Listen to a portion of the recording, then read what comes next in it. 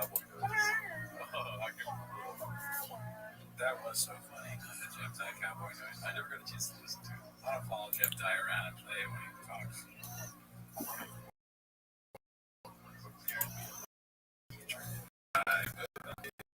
Texas.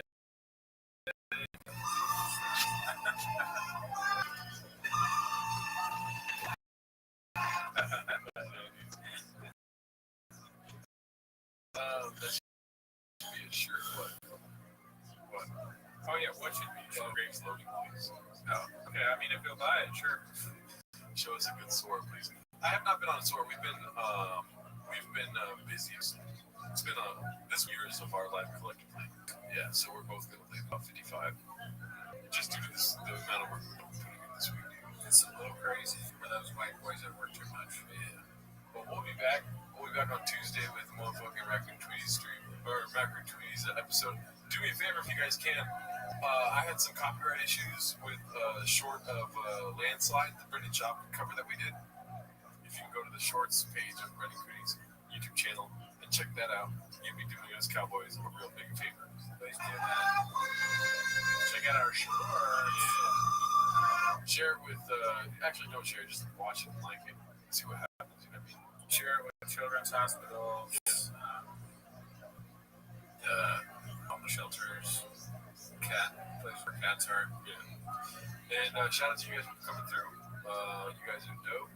I'll try to find a clip of that music. I've been looking for clips from the last episode, but shout out to you guys. And shout out to Josh for being the only person that put timestamps in the fucking comments. Oh, thanks, Josh. Yeah.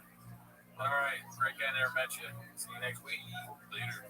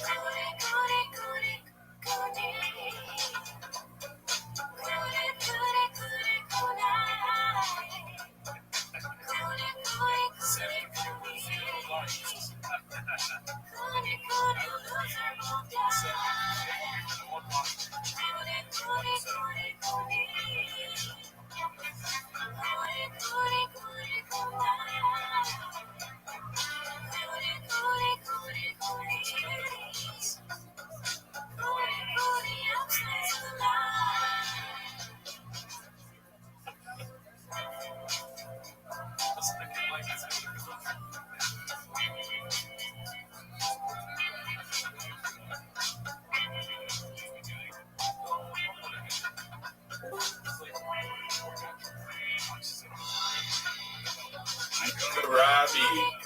What up, big dog? What's good? I'm about to go to sleep. How about you? Are you playing any video games? Not right now.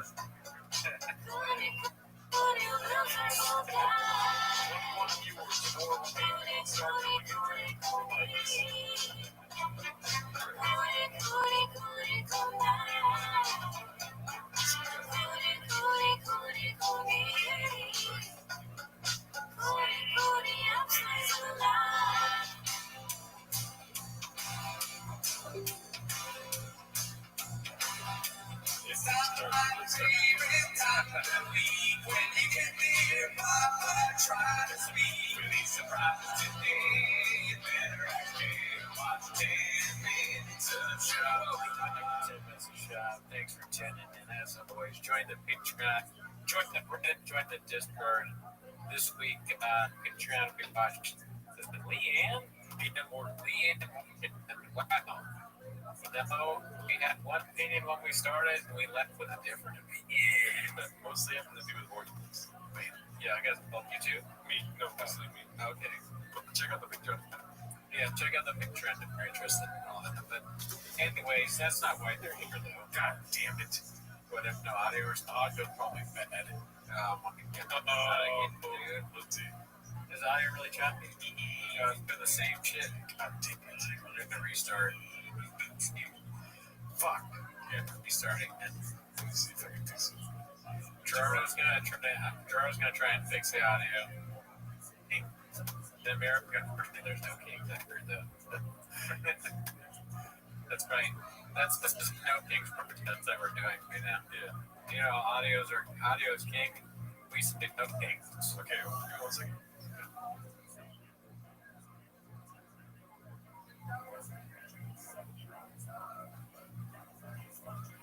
Microphone is probably still doing the same thing, huh? Video's king. That's what we're doing. Yeah, video's king. That's what we're doing. All right. Keep talking. It's probably, I'm very technical with this stuff, so I'm probably.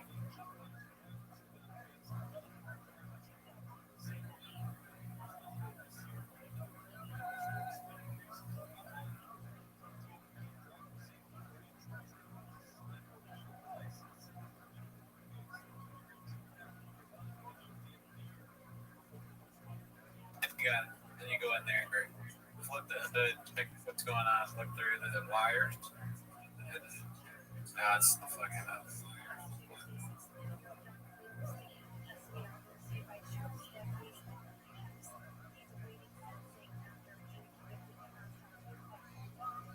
You twist it up. And then you twist it up again. Still doing it, huh? And then you twist it up again. God damn it. Oh, thank God. See, it's like I told you, a little thing. Now it's blue. I was just doing a bit there. I fixed it. I was trying. Gerardo fixed it, but what you got to do is when it's green, you go in, flip the hood, do the twisty tool. And you got it, dude. That's all you got to do. Oh, you almost forgot. Forgot audio. I've had nightmares that that'll happen again. Well, it's bound to happen once. You know, it's only happened one time in the entirety of the show. That's a fact. That's a tiger fact. You know, now I don't hear any audio. Oh, you don't? Everything's fucking up with this goddamn thing. No, you know what's okay. Yeah, now I hear it back again. It's James' fault. Yeah, let's go, Daddy! So, but that isn't why they're here, though. No. Give me a second. I'm sorry. I'm all over the place here, too. Take your time, dude. This might be the best start to the show we ever had, dude. A fire producer. Oh, that's nice. Thank you, Man Lehman. Yes, thank you, Man Lehman. Let's see how many views we lost while doing that little segment there, dude. I mean, sadly, the audio won't stay fixed if there's not any Patreon memberships. Yeah. If people join the Patreon well. Yeah. Because I think somebody joined the Patreon while Gerard was fixing it and actually fixed the whole. That's why you actually got to fix it. I was going to say that. Yep. Keep joining the Patreon to make sure the show keeps going. And I will say that, one of our cameras, I don't know if nobody really noticed, there was no Fire Savage comments about it, but one of the cameras did. Yeah. And then we got a Patreon subscriber yesterday, and it started working today. Why? You know what I mean? Oh, yeah. It's like science, basically. We're doing some additives. What is it called? Like subtracting, adding, supplying, and dividing. You know what I mean? That's true. And very true. Scientific. It's not only Patreon says, but it's also subscribers on YouTube and likes on the live videos, and also leaving negative comments is not good for us either. Yeah, only positive comments, tons of likes, Patreon subs, that kind of thing. Yes. It saves the day every time. So that's not what they're here. No, they're here to watch 10 minutes of shop. So start the timer, play the chick clip. All right, so given the state that we only have one monitor now, it's going to be a rough show for me here, but it's fine, right? Don't kill me, we got it. All right, so I did notice in Chang's recently that there's a lot of, you know that Wolverine meme of him looking at the picture in bed. Yeah, like the good times. Oh, yeah. So that's our first one for today. This one's posted by a guy with a rooster. It's called, name a better air than alcoholic bloated Bappa. It is funny how different he looks on the right. I'm not gonna lie though, dude. Alcoholic bloated, I can't even say it. Alcoholic bloated Bappa, second to unscathed Bappa. I like talking shit about the dude. Yeah. He is kind of at his best when he's very angry. Tita. Yeah, and he's not making any sense. Yeah. He's just screaming about somebody. And then it's always that. The best part about that is crazy threats followed by, and I don't even really care. That's not a big deal. But yeah, alcoholic Papa kind of looks like a guy, maybe in a restaurant near a casino. He's been there for a while, drank too much. He's got the shirt. Yeah. He's really going for it hard. What era is the one on the left? He looks much better there. King and the Sting, Daddy. I can tell from the yellow and black. So he's young, making lots of money, happy. They're saying Addy diet. Which one is left or right? Addy diet. Left. Chewy. Which one left or right? Chewy? I don't even know what that means. Put alcohol in chewy. Oh. I don't remember which era. Probably the right. There you go. So right into this dude, you guys. Crouch people over at upwards and shoes. Alcohol in my shoe. Kratom? Yeah. Like both. Okay, good. What's some other ones we can ask Cody about here, dude? Truck walk. This one's probably tricky. Which one's walking you into his truck? Well, truck walk was right before the fall, so probably the left. Oh shit, man. Like he wasn't as he hadn't reached the level of clown yet before that. That was a real nail in the coffin for any kind of pride, self-esteem, reputation. That was a real snail in the shell. Huge reputation in the truck walk. Yeah. Wow, Cody doesn't know what a shoey is. I thought he was Irish. What about Happy Hippo, Papa? Which one do you think left or right? Happy Hippo.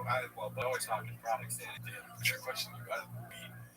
Left is e-bike, Papa. Somebody said e-bike face. Oh, Bike Club? Bike Club, Papa. Big Boy Bike Club? Yeah, man, I'm trying to get to left, Papa. I'm heading towards right, Papa. I got back from the doctor. The doctor's like, you gained 10 pounds. And I go, oh, she said, and the doctor said, yeah, I got to stop eating bread. This is like what you think you look like at the pizza place, but you actually look like at the what you think you look like when you're doing Truck Walk Diaries, and then what you actually look like when you pop the trunk and there's pizza inside. What do you think Annie Letterman sees? Or that she actually Oh, God. Why are we doing Truck? Wait, was there food in the hood of the car or in the trunk? in the front? Because that would be so funny if there was his in the hood. Now it's in the trunk. Too much coffee cake. Yeah, this is what you think. Coffee Yeah, dude, I had too much coffee cake. I gotta stop. I'm starting to look like that. Yeah. It's a bad look, dude. Before coffee cake, after coffee cake, or During coffee cake. during coffee. Fucking coffee cake up, dude. Yeah, shit, sick shit. Chain's been slow, but shout out to Icarus Lives in Guilty Guitars, always Michelin. Oh, yeah, that's true. Let's see here. Yeah, we saw that one. All right. Papa before the podcast posted by Peter Gooch Sr. Get in there thinking about you. That's great. That's a good one. He took up name and made it Papa. Yeah. It's a recipe for success right there. Success. What do you think about that? Left when you break the rules, when you break both wrists. Oh, fuck. He had more hair in the one where he uploaded. This is Blue Scorpion Papa, if you're wondering. It's like a mafia enforcer. Yeah. He does look like some alternate universe Tony Soprano. Yeah. Waking up, or after he's got the newspaper, he's out of his robe. He just got back. He ate a sub at Satriel's. He was about to get hurt. He just got back from the Bing, maybe late at night. Christopher. Let's see here. This one's called How Tall is Joe Rogan? Posted by 7 Digits. So, like I said, a lot of reminiscing about the past here. Yeah. I mean, that's a real picture, dude. That's insane. Yeah, he's very short in comparison to the tall and powerful Shane Gillis. Do you know what the thing is next to Liquid Death? What is that? Is it a bucket? Dude, how long you been doing it? Is that an open mic? Bottom of the barrel, dude. What are you talking about? They're hosting an open mic? Yes! It's Boston, dude! That's crazy. I'm surprised that Joe Rogan and host an open mic. They don't, but they were at the house and a picture was taken. Right now, that makes more sense. Now I understand why Joe Rogan finds stools attractive. It's like picking something your own size, you know what I mean? It's like the perfect height for it. I will say, Joe Rogan, I can't imagine him taking a lot of testosterone, you know what I mean? Probably takes a lot. I feel like if I were to take testosterone and didn't get taller, I would be so upset. Dude, I wish I would do something with his clothes. Like his clothes would look more normal somehow, because this is the same ensemble he always does with a long, ridiculous shirt and tight pants. I wonder what's the commitment to this look? If everybody told you that your look was bad, would it change? Nobody's telling me. I mean, I'm telling you. Maybe all his friends are like, hey, why are you dressed like that? What if that's the secret? What if like Brian Callen pulls you to the set and be like, hey man, I think you're really funny. If you want to go on Joe's podcast, just say he dresses really nice. I don't. It's one thing not to care, but it just looks so bad. Yeah. Anyways, let's see here. I feel like he is basically 10 liquid deaths tall right here. You know? Joe is physically imposing. That would be a funny challenge. You stack up liquid deaths near Joe Rogan and like, how many do you think you are, Joe? And we get to bet on like how many liquid deaths. He would never be game for that. That'd be fun. Just tall wise, or like how many liquid deaths can fit inside of him? That's interesting. I didn't think about that one, but no, tall. You just stack them up. They would fall, I guess. You'd have to absolutely hold it. Yeah. Or maybe they won't. You only stack them like 10. Oh, it's so funny. Yeah, there's so little. You get to 3 and it's awkward because it's the same size. All right, I better put some more on. That's probably fall if I put another one on. Probably like 20. They don't understand the art form posted by Orek Bam Bam. Oh, it's probably going to be some old bits and skits. You can check comments whenever. And by the way, when you see someone moving around like that on stage, I will bet you every penny I have they're not funny. Up far in the corner of the couch. Is there something of a guy stool fucker? It's just not a lot of Sean has kind of an elitist approach to comedy. It's quite interesting. He likes bars. He says he likes jokes. He doesn't like stool fucking. When he comes, his whole body just erupts. Anytime I saw someone miming having sex, pumping air, I would just go, Dude, Jeff Garland's told me not to come. That's low. Yeah, I'd be like, fuck you, Jeff. And that was years ago. And he didn't. All he did was go. Sometimes it's okay. He didn't defend himself. And we didn't know then, but we know now. Joe will only stick up for himself when it comes to Mark Maron. Elephant Graveyard, no chance. Jeff Garland, it's okay. Us, doesn't even think about us. Doesn't read the comments. But Mark Maron's different. Yeah. For some reason, he gets. That is such. I haven't seen that one. Can we watch that? That's not special. We have seen it. Okay. I don't remember. I mean, I've seen the clip, but have we actually watched this in the Patreon? Oh, probably not. What is it from? Just a whole day of Joe? Just some gem of a person that recorded it. Somebody filmed this there. Like, this guy's hilarious. This bit inspired me to start doing content. He doesn't want this on the internet. I can guarantee you that. it's not funny. No. It was just like, it was a sign of like, But what if it's a bit where you have to mime pumping air?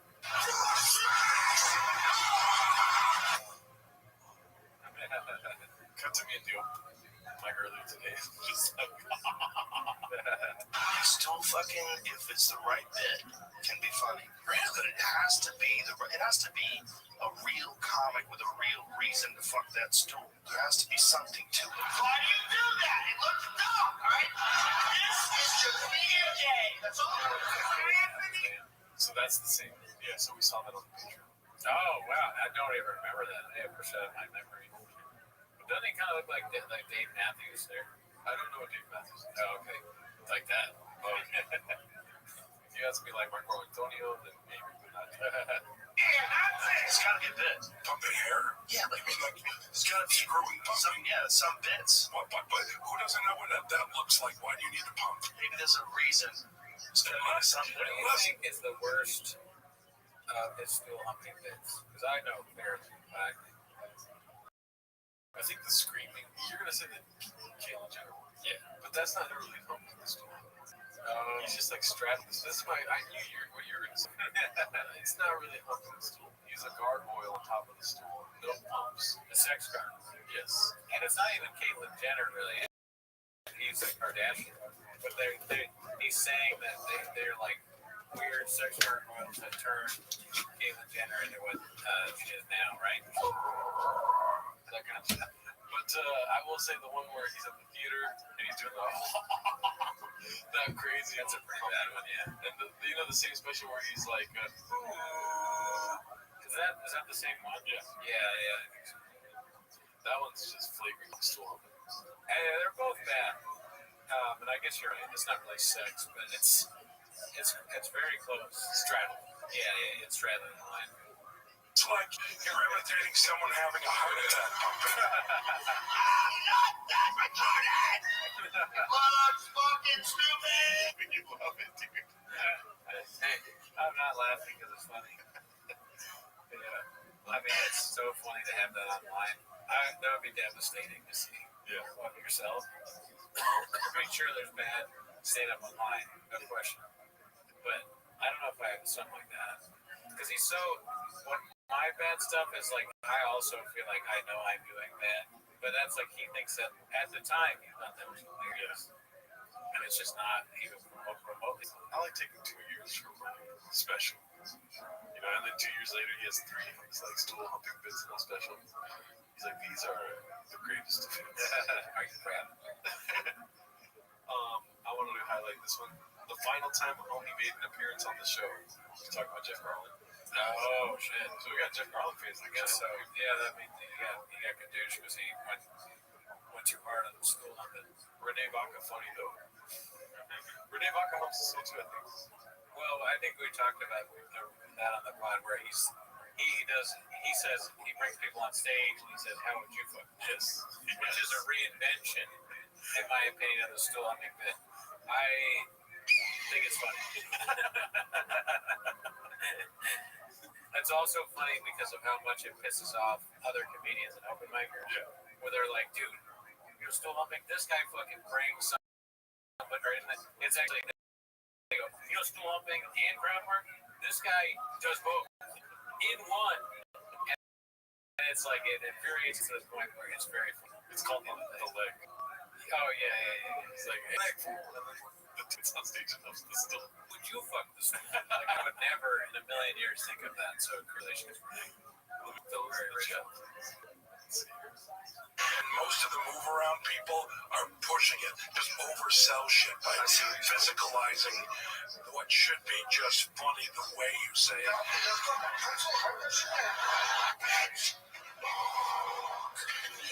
trying to think Eddie fucked the stool. Nobody fucking on stool, bro. See, I like Eddie, I like Richard, I like Chris Rock, bless you, I like Chappelle, you know what I'm saying? Like, I like people that have something to say. All that stool fucking is like, I would disrespect the craft. Like, Well, you don't have to disrespect it. You would just have to want to do it and then try it. If the content is about your physicality, right, that's not dancing. Right. Dancing's when you put like English, like when you're doing this to accentuate what It's so fucked up. That they have this speech over him just doing the most physical bits. you're saying. It's like, screw that, we don't need that. I'm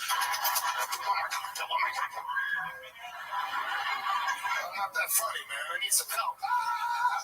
Thank you, Sean. that was a good. The yellow shirt is my favorite one because he says squirrel pussy. Oh, yeah. It makes no sense. He has a whole bit about squirrel pussy. So I think of all of the specials, that one I like the most. It bugs me when you say it doesn't make sense because that's not true. It does make sense. It's just out of nowhere. I don't know if that makes sense. He's talking about huge pussy lips and they look like flying squirrels. Do you hear what you just said? It makes sense. It fucking pull, dude. Just because you have grades doesn't mean that everything doesn't make sense to everyone else, dude. Yeah, let's ask if that makes sense what you just said. And I'm not even standing up for him. I'm just insulted that you're saying it doesn't go with Gelato and Goody stealing from Flavor. Does Joe Rogan's squirrel bit make sense? I like that. If you're aware of it, I guess. Don't vote if you don't know. The odds. Voting is important. We just saw that recently. There's a bunch of elections. Okay, the people that didn't know who the candidates were, they didn't vote. It makes sense. From what I remember. So this is what the bit is, right? Remember he's saying that dudes, if you can get your dick huge, dudes would walk around with shopping carts with their dicks inside of it like a carpet, right? And chicks, pussies would have to get used to huge carpet-sized dicks. they'd be able to fly around like flying squirrels. That's what the fucking bit is. It makes fucking sense. You suck. It's not funny. But flying.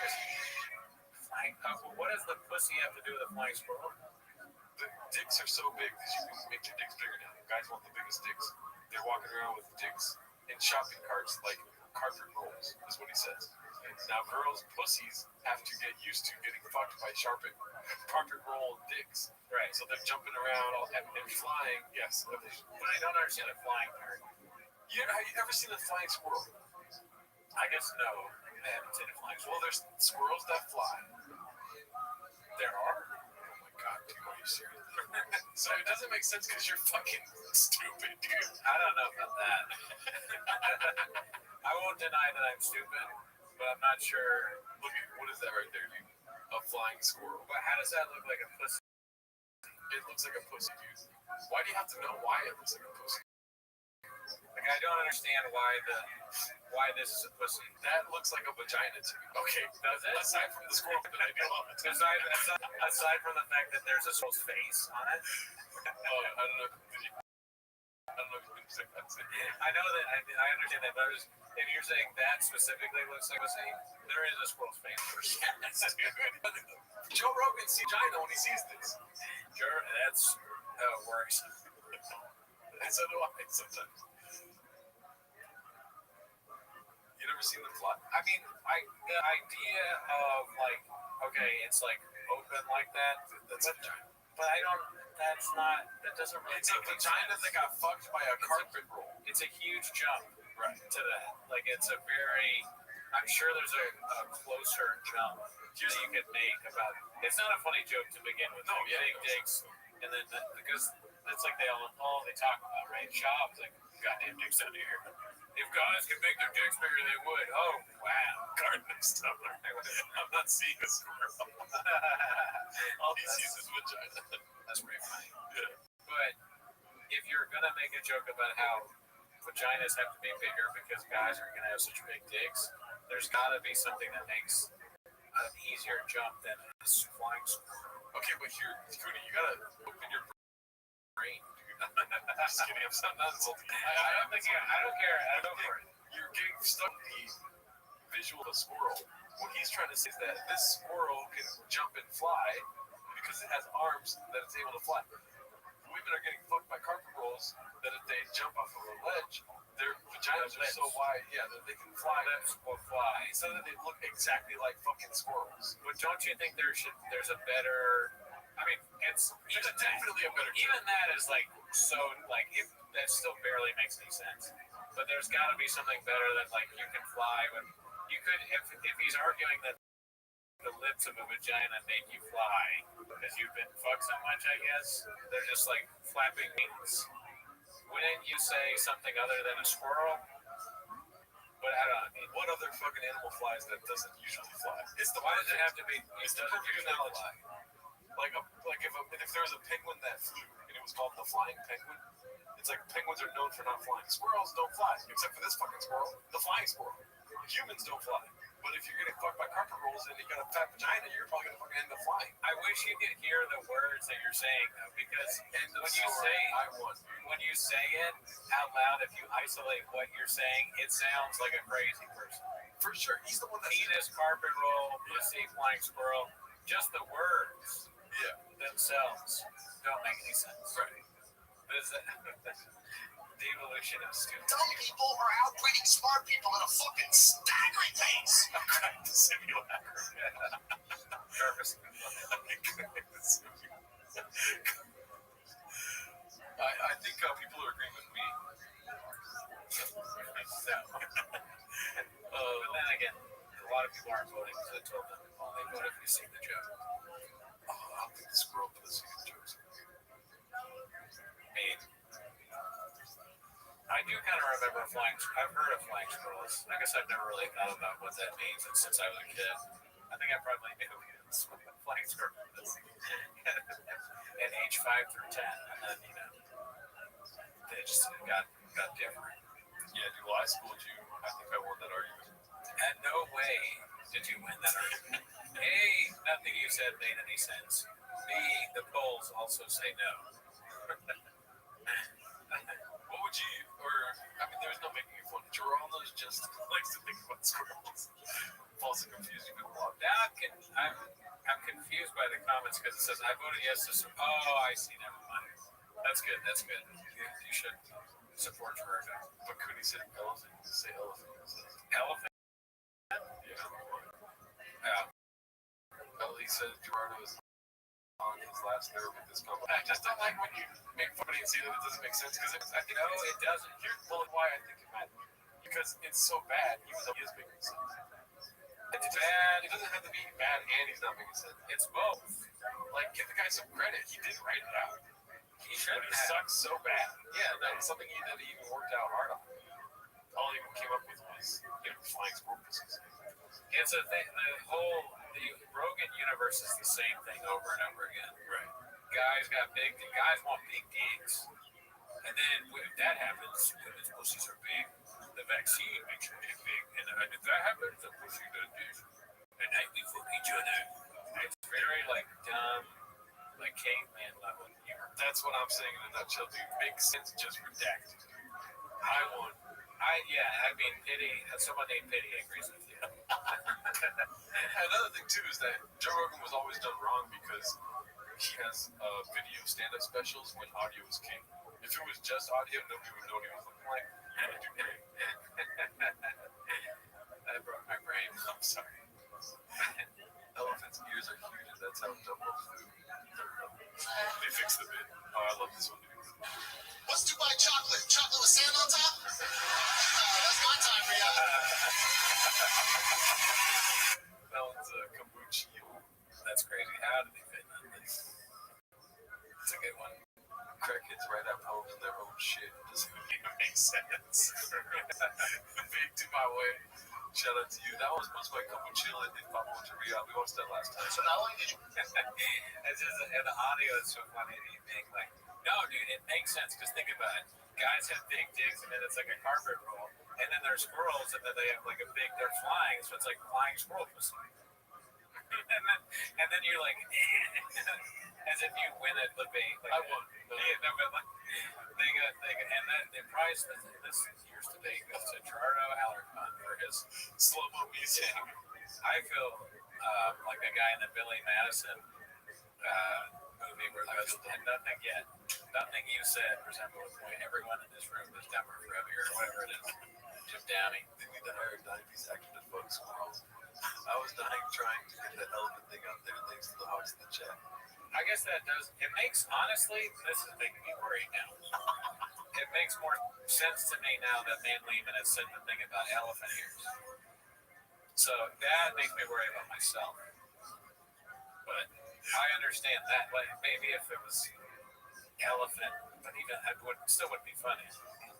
But I do remember Dumbo having ears or something like that. Dude, the access to my body I would give if I could find out the other analogies he tried to use in that video.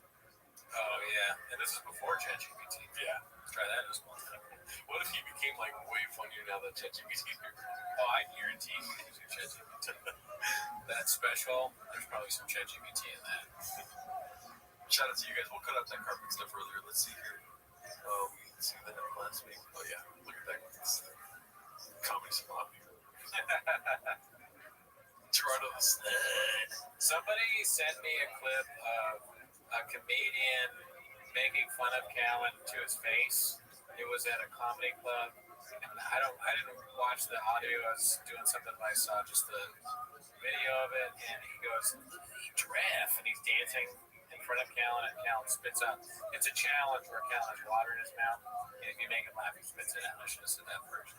But I watched it, and I disliked both Callan and the person who did the impersonation. Yeah. It was too complimentary. Yeah. You know, it should be shunning him. So now I don't like that part more Callan. I want to be like self-aware, but also like really funny, like 6'7" or something like this. The guy was too good at doing Callan. It was a respectful thing. Like it was exactly what Callan does in a way that made me feel uncomfortable. Man, Lehman's right, guys. Should have just went. think his name was like something Callus or Caius or something like that. Whatever it was. You are right. Pity is on my side, and also Blister Fist. Ever seen a hairless ginger flying squirrel cootie? Ever looked in the mirror, Daddy? That's really good. I actually need to rethink a lot of things. It's like every argument we have, it's like, look at what Poop Fart thinks of. Poop Fart agrees with me. Herpes Nuts says I'm right. So if Herpes Nuts, Poop Fart, and Open Wound don't think I'm right, then I guess you're wrong, bitch. But Dixie Norman agrees with me. Dixie Norman. I was like, that's my impersonation. Yeah. Oh, gotcha. I'll be the villain. I'll be the fucking villain of this pod. You're the heel. If I need to. I'm the heel. Yes, I've switched to it. Or maybe I always was the heel. A lot of 7 Digit posts, a lot of Joe Rogan stuff. This is what violence looks like. I mean, this guy is really good with Photoshop. There's no way. Another terrible shirt. He's that short. There's no way. Look how tall this man is. Sitting there. But zoom in on that guy, pause. He loves that Rogan. He loves that Rogan guy. Yeah. He's all like, oh yeah, Rogan's cool. I was just like in the club, dude, and I was like watching him do comedy. And then he looked at me and he said that I'm a flying squirrel pussy. I got front row seats to Joe Rogan. Yeah. And then he locked up my phone. That motherfucker. Oh, this guy over here. He's not laughing. He's there. He's in class right now. He might be watching it to be doing some stuff on Changs later. The two of those guys. They're like, okay, how am I gonna make fun of this idiot? You see little orange chicken on his cheek. Cody needs to drink some rain. Facts. I don't like how much this poll's going in your favor. All right, just if you we saw that one. So this one says Dandy Kaufman too, stepping on the field in front of everyone to celebrate in your shop jersey. Wow. And then I remember seeing this while I was working in my work in prostitution. And they say one of the comments was like, of course, Joanna has the Starbucks bag. Notice that right there? Just some real chefs in the kitchen sometimes, you know? Yeah. I mean, this is for his son, maybe his kid's track meet or something. I pray to God his kids are involved. Imagine they're just cheering on random kids at fucking baseball games. Jesus Christ, dude. And he wears the shop jersey to it. Yeah. But is he wearing a shop? What is the shop jersey? Is it like a joke against I'm shop, or is he wearing is it his kid? Is his kid number 11? And he's like, look at me, I'm wearing my kid. I made an adult size version of my kid's jersey. Well, I'm assuming when it's travel ball. It's so funny. No, I think it's funny. It's T-ball. Oh, okay. For travel. Oh, okay. But yeah, that's a big joke. Yeah, but I get concerned whenever I make a joke and you go, oh, like you just learned something. You're not learning anything right now. They don't call it T-ball. That was confusing. I was like, they're that young. They do travel ball, T-ball. Look, I'm this late. I agree. I get so concerned when you're like, oh, instead of being like, oh. But school me on travel ball. That sounded like it would be funny. I don't know if they have some merchandise for travel ball. You know what I mean? Like, is the shop jersey selling hot? Or is his dad that you will buy one? Is he a bench player? He doesn't really talk about like his involvement in the team. So you pan out and there's another dad with a jersey of his kid's name or his name on it. I don't see it being. Yeah, nobody else has a jersey. They all look like they just got back from church. They're watching some baseball. Also, the other thing I noticed about this, everyone else is looking somewhere else. He's facing a different way than they're cheering the game, and he's back. It's kind of like Steph Curry shooting the three and turning around. Yeah. Maybe he's just trying to hype them up. Yeah, we did. We got to run. He was watching.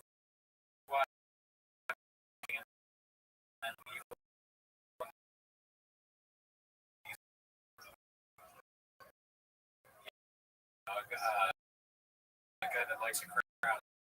So he's saying, hey, yeah, we did it. It's going to be that. Yeah. But Another thing about this, the shadows, I like it. It's a good hat. I feel weird going out like to a restaurant or somewhere with it on. I usually I'm like walking the dog or around and I know I don't have to like I'm wearing my own merch. What do you feel about that? I totally believe that. Yeah. He wears a name on his shit. He doesn't. He doesn't have problem. I see people all day long, and a lot of this guy's really. How about you? Yeah. Why? Why is it funny, dude? I was waiting to come. I was like, I wait for pause for laughter. This guy's really cool. And they're like, what do you do? And I'm just like, nothing really. I'm like, no, but like, what do you for work? What do you do? I'm like, I don't want to say it. They're like, dude, what? And then they start stalking me. They find out I have a podcast. They're like, what's your podcast about? If they got that far to know that I have a podcast, they know what it's about. Right. But I think it's like just like they want to make sure it's really me and not like somebody that just looks like me. Like we talk about Brendan Schaub. You eviscerate. When people ask me what I do, I go 4 letters. Like, pay attention. TMOS. Figure it out. I'm not late. So that's what I do. I wish somebody walked away from me today when I told them what I do. People walk to me. You know, oh my God, are you the shop guy? I go, and flappers. Or I go, and they go, and flappers. I guess, yes, I am. I wish I was joking, dude. You're joking. Someone walked away from you and you told them to go watch the show? No, I was like, it's for dudes. It doesn't chicks. Well, there you go. Last thing I want is chicks watching this and being like, why do you say all that mean stuff? It's like, okay. Okay, I mean, I don't know. Maybe the chicks like it. Say less. But chicks may not be the main audience for Brendan Schaub material. Now you're on my side. Someday. Chin still has his Glock. We saw this one last time. Oh, here we go. This was a big story. This week, Dazzling Rabbit 633, Papa, a guest on Story Wars, finally stepped inside the mothership. A lot of talk about his tongue again this week. Tongue out. It's funny that Jamar is there too. Yeah. But what I didn't notice about this is Bud Deasy was saying that Louis J. Gomez got him up there because of Story Wars. Yeah. And it was like a plan that we've got shot to the mothership. I like that. That's funny. I want to see it though. It's on YouTube, right? Story Wars, and they put that on YouTube. Let's see. Talk to the audience. We're gonna look up to see whether there's Brendan Schaub episode of Story Wars. Is that you ever heard of it? I heard that from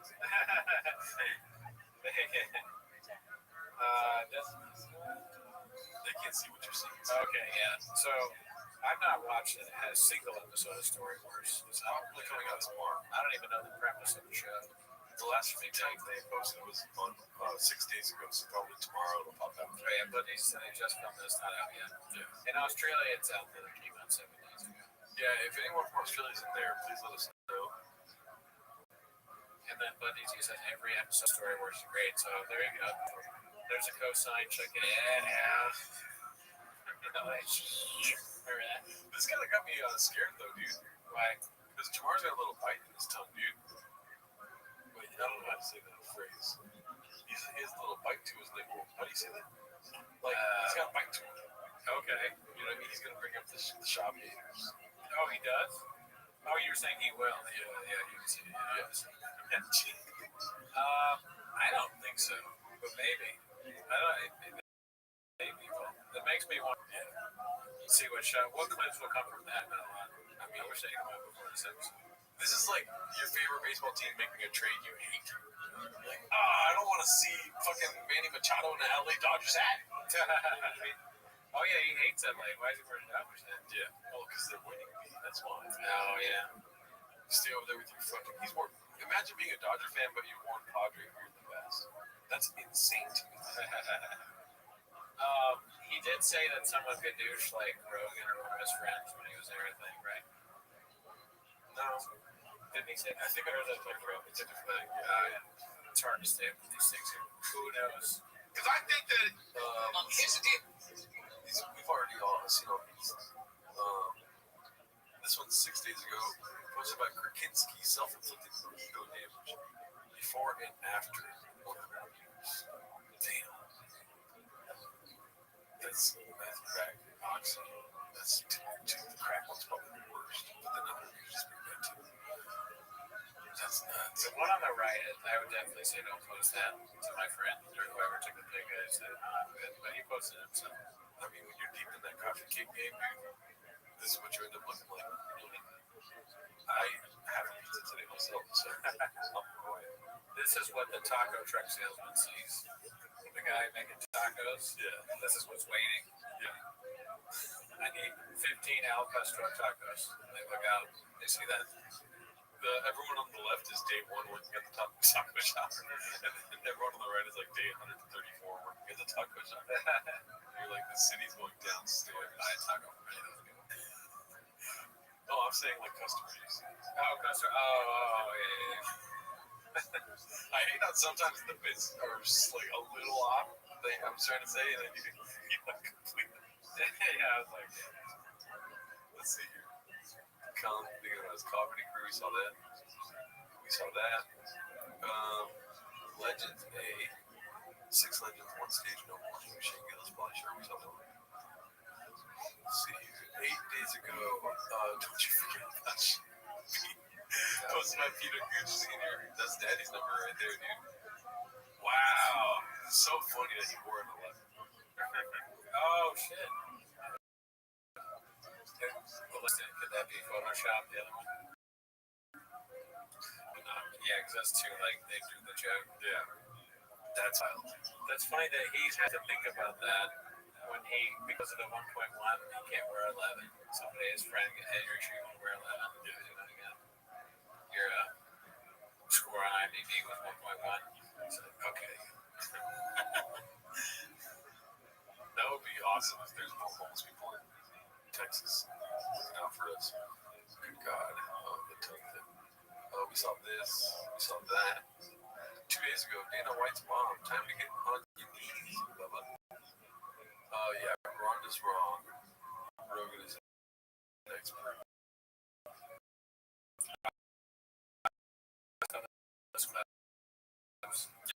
Yeah, that's what the ones you're referencing.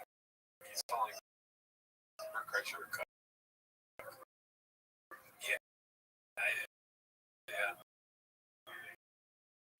Like this morning said somewhere he was at the mothership and the comedian made fun of him. Maybe it was another time. Oh yeah, I know what you're talking about now. But that's story worse or something else. But that's also like it's a bits, dude. It's like he's just not a comedian. He's like, you're not allowed to make fun of each other, dude. We're gonna try to do some fucking slimy things. We're, report differently on us, and you can't tell anyone about it, dude. It's not me. That is funny that he not only is he the worst comedian of all time, but he also doesn't understand basic comedian. That's the whole thing. He makes fun of each other. Yeah. They all make fun of each other. That's what they do, right? With the civilians. Yeah, we don't. Like, and now Shab is a civilian, so he doesn't get it either. Oh, yeah. Well, he's on Story Wars, right? He's on that now. That's getting your foot wet, Danny. Yeah. That's putting your toes in the water of stand-up, okay? Because everybody on that stage is usually a stand-up comedian. So, you got it wrong. Sorry. Yeah. I mean, look, he's sitting next to Jabbar and Matt McCusker. Okay, Mike Racine. That's supposed to be unique.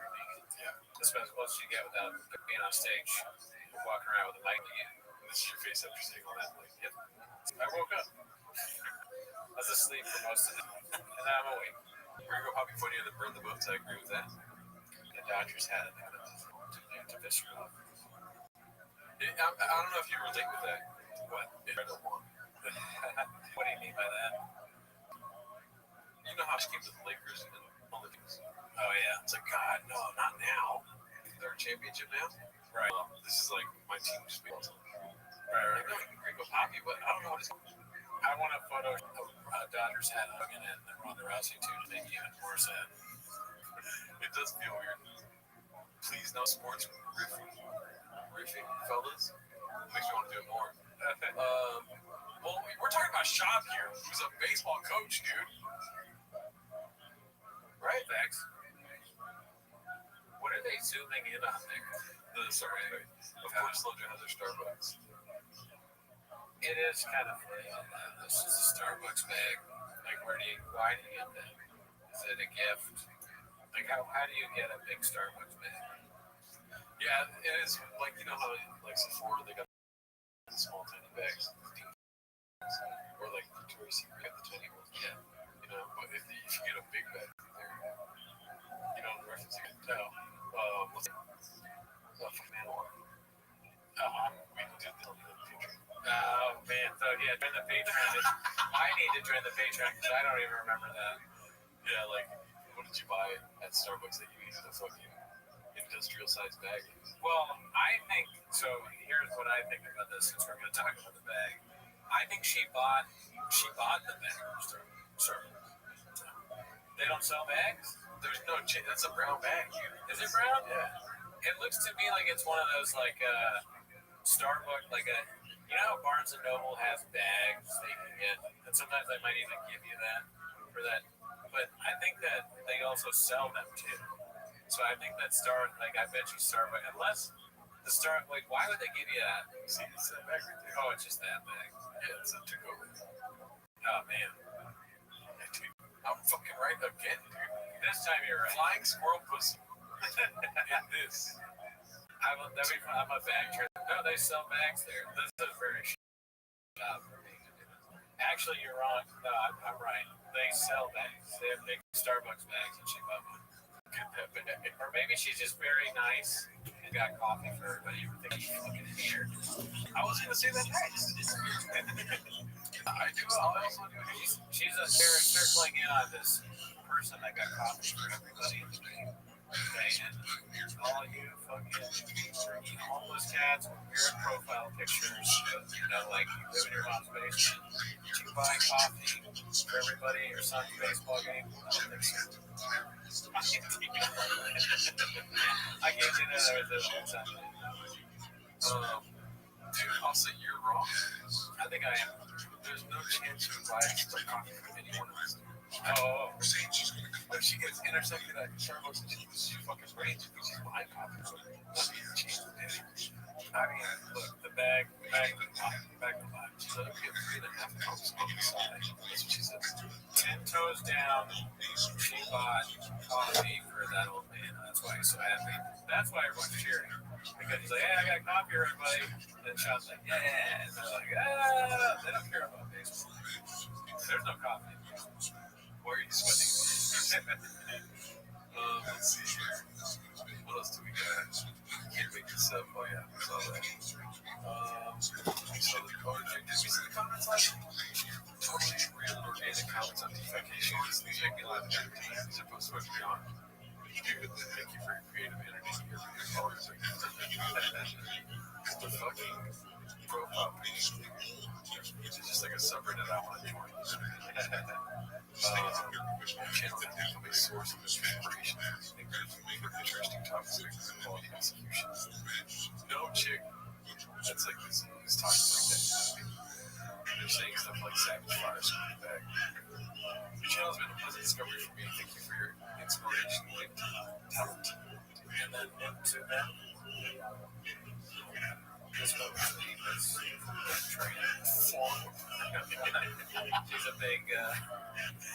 she's a big T-Fac fan. I don't want to be racist, but does that mean that shit's behind the box? Oh, because she's Asian. Yeah, I've heard, but That's not Asian. I can't really tell, to be honest. I wanted you to zoom in because I thought it would be obviously white, but to me, there could be something. Oh my God, they're all. I'm just. Okay, now it's very. This one trend, the other two are very clearly not Asian. I think they're all in the family. It's a bunch of. Swan, Flong, and Swan. Did you notice that they're saying names at first? Maybe it's like Quan. I didn't notice the names, but I didn't notice the Trandon. Trandon it's a family of Vietnamese women that are fans of T-Fac. Damn, dude. Quan and Flan. We're watching TV. Or it could be Ben Lynn and who? Maybe Ben is the Ben Lynn and Quan. They watch together, dude. And that makes sense. They're a family because they all left comments together. So I think this is real. All at the same time. You know, that's cute. English as a second language, so maybe a little bit of ChatGPT used to write. But cool, good for them. I'm glad that Chief Ed get talking about Vietnam. What she meant saying. What's it called? They doxed the truck with this one made me laugh. Dude, who the hell is Dr. John African? This guy's scared. Pomegranate 84. Joanne Peterson. Jonathan African. Hell yeah. I wish I had thought of that. That's a good one. Fucking wish I had photoshopped that. This is Photoshop. Really? I think so. Or he's just like you. But dude, can you imagine you're in a doctor's office and you saw that and how hard you laughed? And that guy, I guarantee you at least one patient has asked him, so do you know Chuck? If he's a board certified doctor, Jonathan Africa. You were complaining last night when you were having them nice carrots. Come on. I know the McDevitt's aren't getting carrots, that's for sure. But George Washington came in here the other day. Sutter How's Health. the plan coming? I go, how's it coming? It's not done yet. And I don't come into your work. I don't come on your page on the To the door. top link, Sutter Health. I'll get to it when I get to it.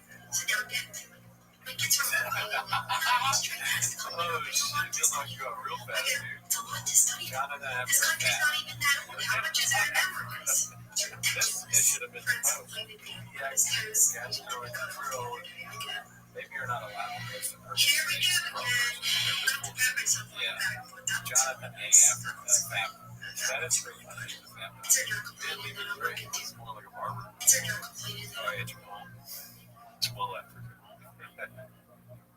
Let's see here. I'm looking too much. I best way to show excellence is you go in the store, you alone, you sneak I down realize I'm a homeless cat and I don't matter. Whatever Austin. On your bum bum. He's He's coming your to way. follow See Papa him? Toe, I You feel got like him? it's interesting Where the insights. trees It's dripping. worthy of posting. I feel like everything's just like Which is a lot, and a lot of people go, less. you get Less and nervous. less. I get Really not finding You it. know what? I get No copy, anxious. no shop films, no more chin fishing, no more truck walking, no forced laughter, I can't or stop. manufactured violence. No hate of the boys. No Folks, look at this athleticism. It's really unprecedented. Athleticism, strength and conditioning. This motherfucker's a strength and conditioning dynasty.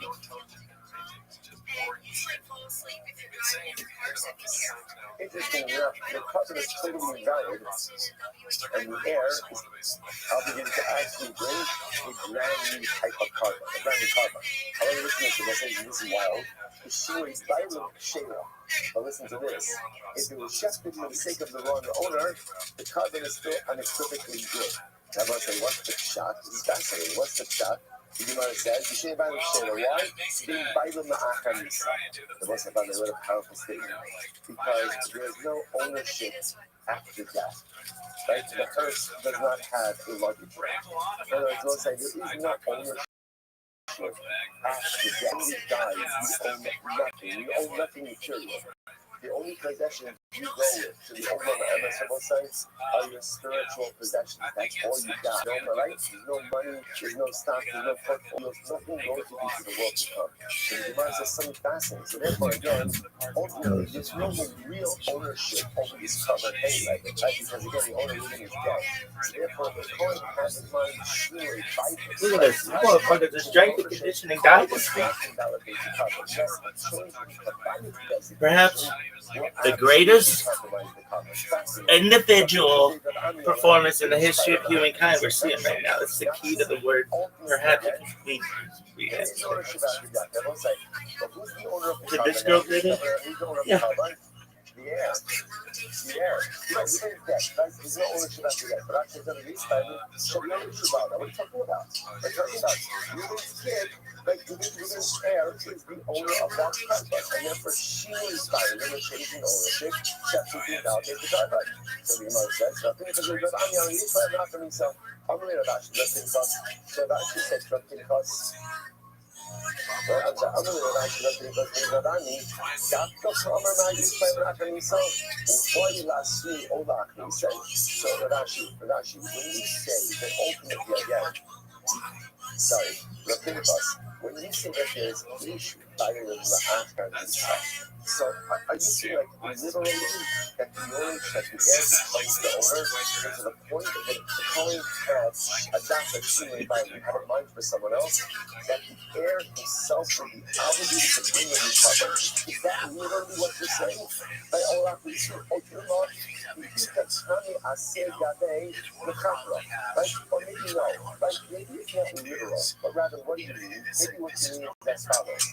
That halacha l'maisa, it means like this, that the heir is considered to be the owner in that halacha l'maisa, if the heir himself has single aveda, specifically positive commandments that he spreads that, ultimately again this owner that is being brought could atone for. In other words, but not that he's the literal owner, it's just that he has the ability, so to speak, to be a quasi-owner in that this custom can atone for it. So which one is? Well, it's really status of the Rashi says. The Rashi literally says that the heir becomes the owner.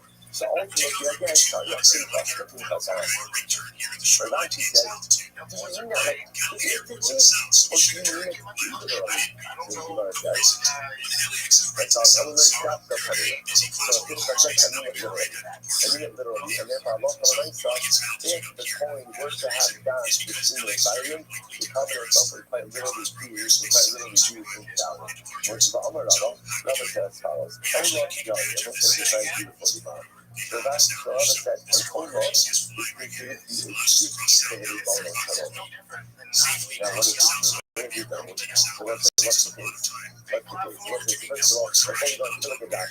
Over burden, function, it's got a couple of places to be nice. And you can keep it from there. And that's what Allah Kaba Allah say, apologize. Listen, when you see that an over comes to a phone for confidence commandment, it's not meant literally. It's not literally. Rather, whatever happens to Kaba Shiva Allah say, so listen, rather again, what ends up happening over here is as follows. Shiva comes first. Shiva is also better. I mean, rather than the Gemara of Shiva. The root of Rosh Hashanah. The root of Rosh Hashanah. You might have said, even so after a person does Shiva, the Shiva takes care, we're going to see this more clearly, the Shiva takes care of the positive commandment. So you might have said, then the owner comes to fall, not fall on the funny. The owner stuff then comes ultimately again as a gift to us that is fallen. The other should sell up the melech, is like a person who misbehaves, like he starts doing wicked things. So are you doing practice? And what happens? Then someone comes and intervenes with the thing on his back. I understand. I did something inappropriate with the thing. So then what happens? First step is someone who loves me and loves the thing intercedes on my behalf, trying to smooth the way a little bit, helping to have a relationship. But afterwards, I'm able to come back before the king, which is Sheba, Lahab, Yeshana, needing Zoran to the other. Then after I come to reconcile with the king, I bring the king at you. So the Gemara said, the owner is justice. So again, about the practice of the king, I do something wrong, I fracture my relationship with the king. There's then a practice on which this is also a person who intercedes on my behalf with the king, straightening out the relationship. Once the relationship is kind of smoothed over a little bit, then I come up with the king again, and I bring my king up. Once the Ola is a gift. It's a gift, it's like a piece of the king. It's not the Kapara. The Kapara is not the Shiva, but ultimately again a gift. It's not the gift, it's what they can have in mind. It's a more the king. Even the Shiva, and I haven't done Shiva, Zerasha in Kaiba. then all the say, what is a carbon? Is a carbon?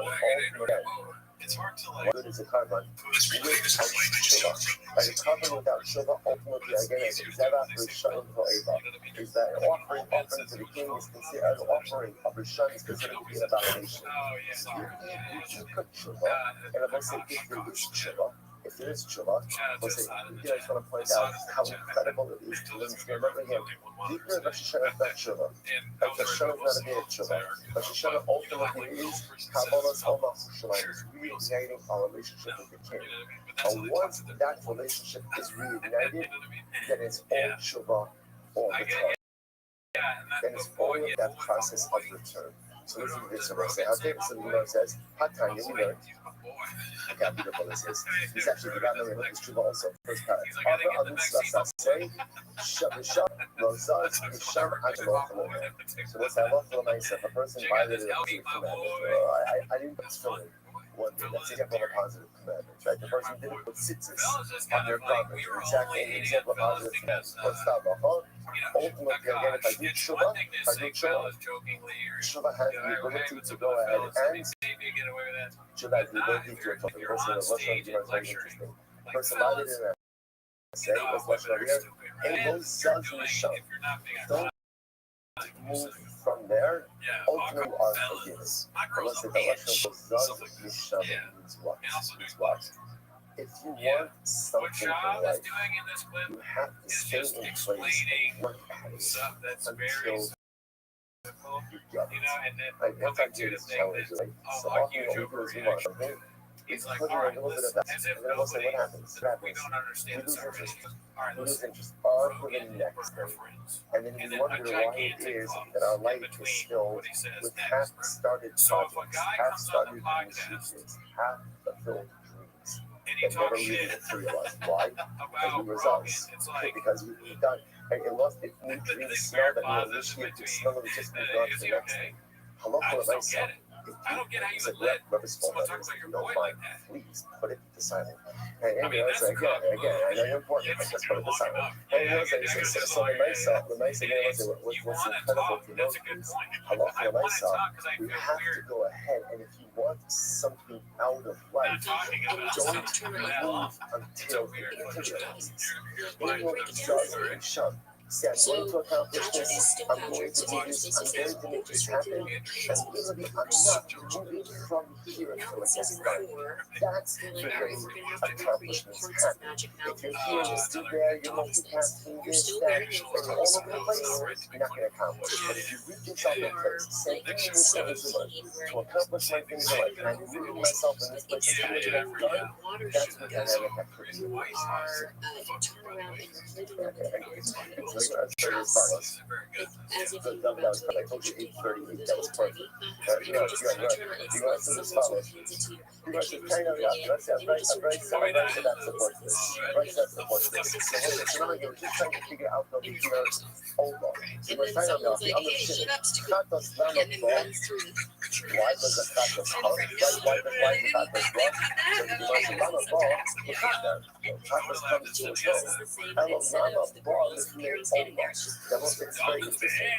Whenever you have a chatos over combination, interestingly enough, chatos always comes first, over always comes second. It's like whenever I open in the blocking, it's going to take out all of this fascinating combined information that everyone you would listen. By the way, just so you know, like the season, we're going to be seeing like a lot of components, like right? But again, a lot of like all of the macros, everything you do of the public is all components. So you're going to notice that there's always a pattern. And what's the pattern? The pattern is always chatos and then over. Why is that the pattern? So the Gemara said, listen to this. So chatos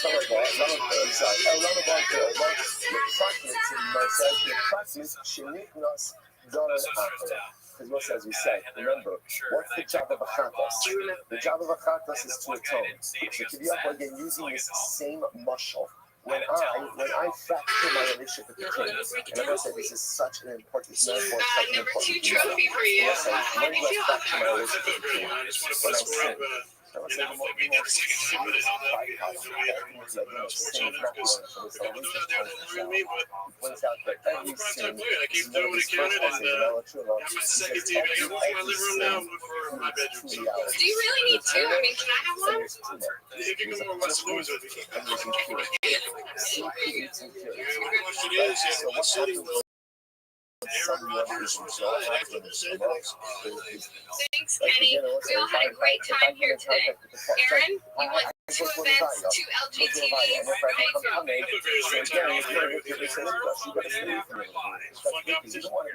Alright, Troy. One of the greatest byproducts of sin, we often focus on onus, punishment, but the real negative byproduct of sin is that it creates a distance, it fractures the relationship between myself and God. People say it's like in any kind of whenever you do something in a human relationship, sometimes we do things, and what we do is we put a distance between ourselves and people that we love because of things that we've done, right? You say something not nice to your wife, you do something not nice to your wife. So what happens? Now there's a distance, and that distance itself is painful. So listen, when we sin, we create a distance between ourselves and our punishment.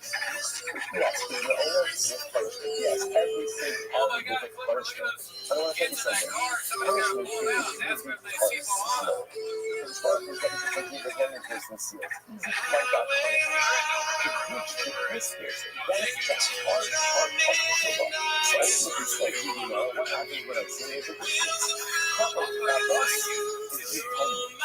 That's how we reach to God. That's how ultimately, again, I have the ability to come before God. And then once I come before, now that the relationship, so to speak, has been reinstated, still that the relationship is very close, my own God. That only is the good. Yeah, I'm going to start down here, and then to the but remember again, Kabbalah cannot hold the focus. Even a covenant only works well with Shiva. Right? Covenant without Shiva is an empty offering, it's an empty gift. It's an empty gift, right? It's like, you want a covenant Shiva, can you imagine for a moment? You go ahead on this anniversary, and you walk into your house, and you take a gift, and you bring it on the kitchen counter, and say, hey, go enjoy. Now it's like sex, right? So, you don't need to say that you need to know, right? You know, that is not good enough. Remember again, a covenant without Shiva, is like flinging it out, here, God, here you go. There you go. Covenant without Shiva is zero. It's zero. Not only that, you give a gift like that, not only does the gift not work, but it's actually compromised the relationship even more. A covenant without Shiva means that literally you value the relationship so little. Responsible that I'm not moved to invest, go ahead and repair it. On the other hand, when there's Shiva, real Shiva, a real sincere desire to just this from all of them.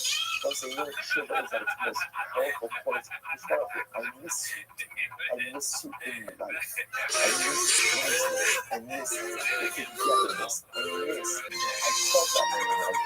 And because of my actions, people thought don't feel that way. And I want to feel that way. I want to feel your place. I want to feel your love. I want to feel always hold you every single reason. I felt that since I pushed you away. And I should have been gone.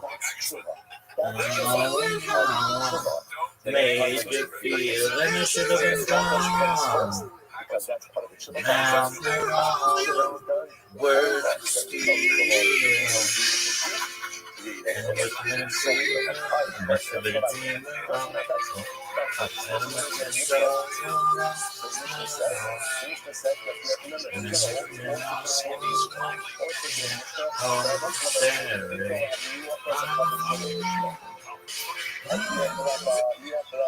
Struggling for the sake of the Torah, right? Or only for the sake of the Torah. What's our heart? What's our heart?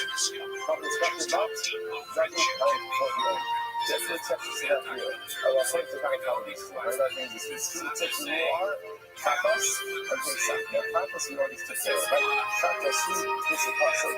Tapas is only bound to become explicitly ultimately again for it having tapas. Should have been gone. No,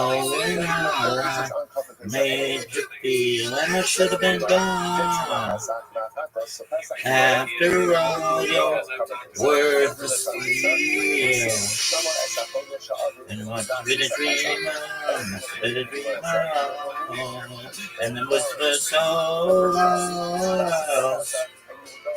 And then we didn't oh, Sherry, oh, love, hold on, oh,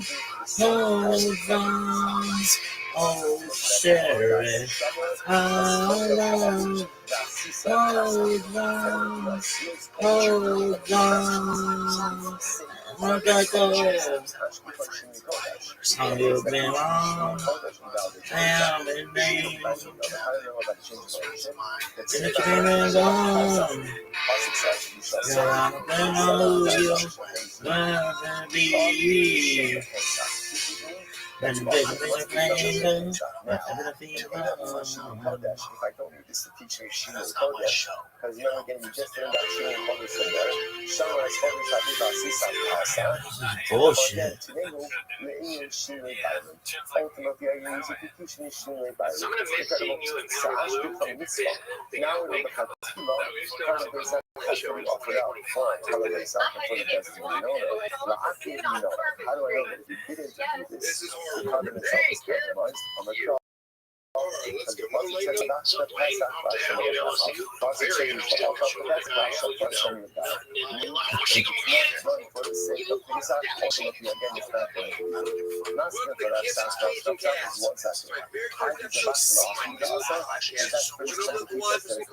Let's keep it clean. I know I'm going to check on the medals again. Let's take some candle. I'm going to miss seeing you in your blue.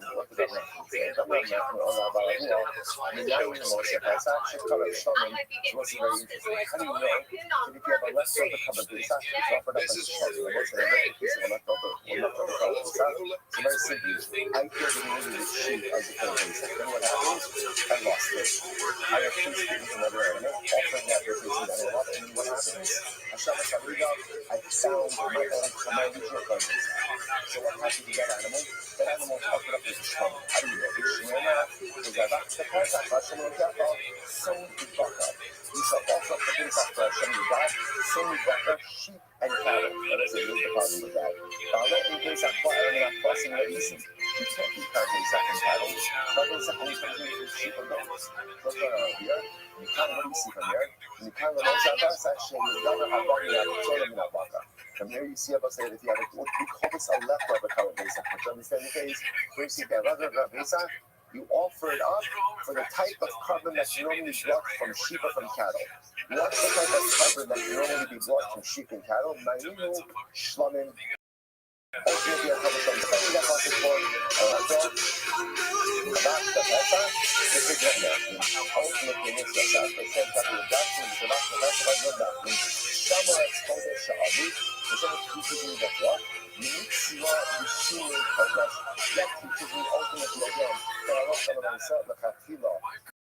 have to have the right cover of carbon.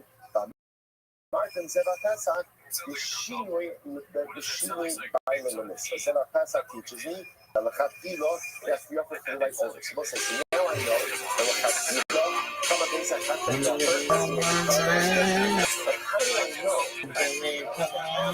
Oh, I know that all share it. Hold on. Hold on, I'll share it. Hold on, hold on, hold on.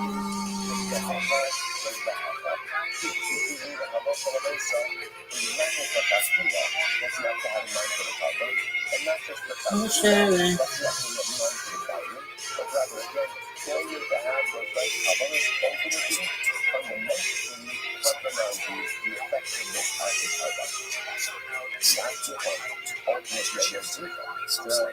Everything gone. Now and all far away. This is the middle one. Now I know the guys away. Hold on,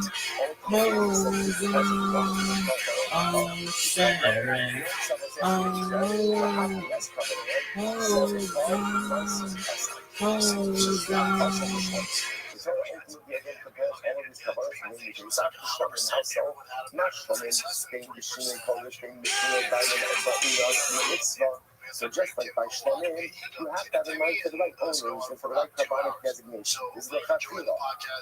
All they Shinoi Kodesh, they Shinoi Biden in Mitzvah. Ultimately, so to all these other carbonics, but folks, the things that are in the Chafila, you have to have in mind for the right owner and for the right carbonic designation. Uke Shlomin, מה שומר בין זריחה ואישה לעבוד אז לא חלק ובהם במצווה, פסק וכך עוד כל בין זריחה ואישה לעבוד אז לא לעקל. Ultimately, again, so it's just like that Shlomo. Once we see that the need for Shema is for all of the Avodos, so to that case, the need for all of the Avodos is the need for the Shabbat and the Avodos as well. So the Gemara says, ultimately, again, it's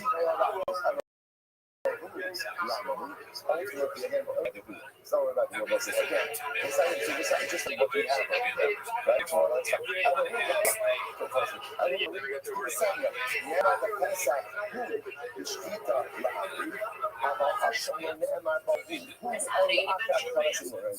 Oh, baby, give me back. Go back to that. Go back to that. No, go back to that. No, go back to that. Yes.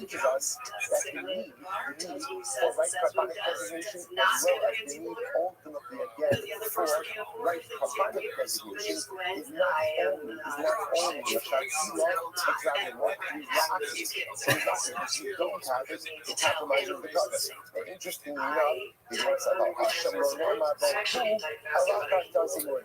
By Hashem Ronema offerings of the burning of the limits. That's most of the history in your Hashem. Interestingly enough, by Hashem, even if you give it birth, Hashem ultimately again. It's going to be Hashem. So it's going to point out everywhere is that who, depending on where the placement is, ultimately reactions are. So it's the bottom line, what's the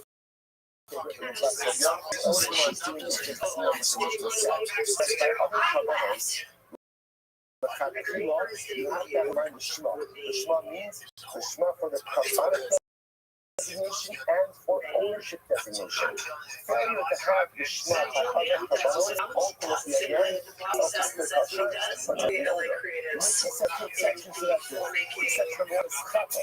we saw the source of that on Friday, and again it was reinforced today. Kratos, who? Again, it's the same who. Who means that the Shema is not only the Chafila, but even the all the ladies out there, let me know how the ear is. by all stages of the Chatos, the Chatos is the doesn't mean the carbon does not work. Now the most Chatos, how do we know? The American Zevach Who teaches me that by Chatos, I must have the Shema designation, both the Shema and the Shema for a particular type of carbon, by every step of the carbonic cancer carbon. They could failure to do so fundamentally invalidate the carbon monoxide. Alright, stay tuned for the schedule for tomorrow. With a Virginia Slim cottage cheese. Why won't my mother just think that everybody deserves a second chance? I'm going to go PTA with somebody, not just myself. Oh, what? She's divorced. Oh, did he run away with the secretary? I left. My great stay with you would be two words. Alright, so we'll say good morning, let us begin. Begin by thanking all of our sponsors for this worship. Thank our annual health sponsors. I'm sticking my Both.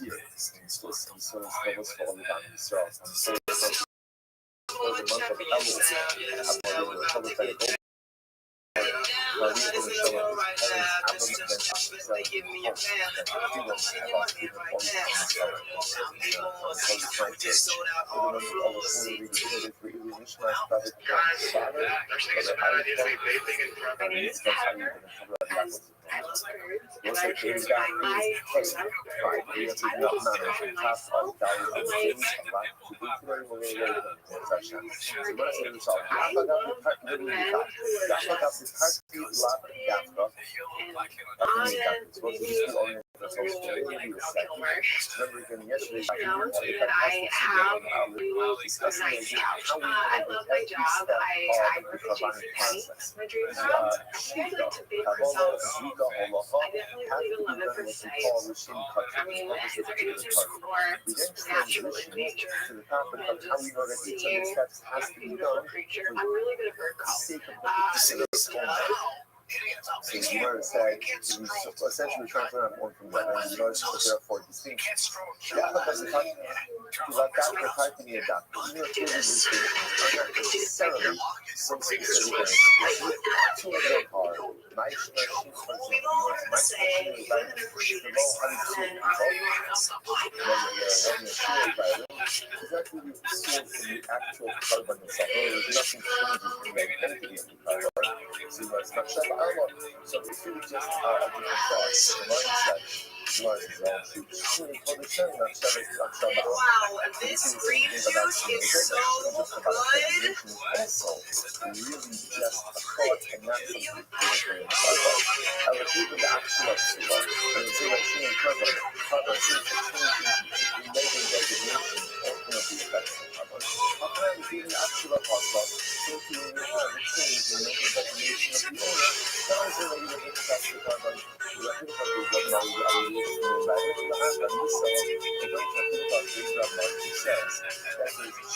by even after the death of the owner. So let's say again, so we spoke about this before a little bit yesterday. So let's say again, even when we're going to bring this woman, he died. So his children could bring this woman on his death. But the only covenant you need to have posthumously is the Chatos on Hashim. Other covenants you could bring in go nowhere. So we actually by the even after you die. So we must Have you ever seen a rocket go straight up? I haven't.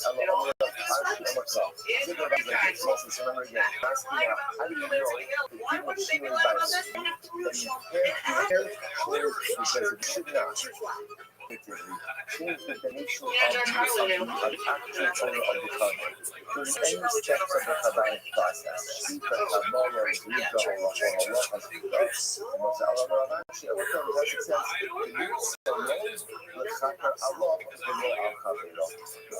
pretty simple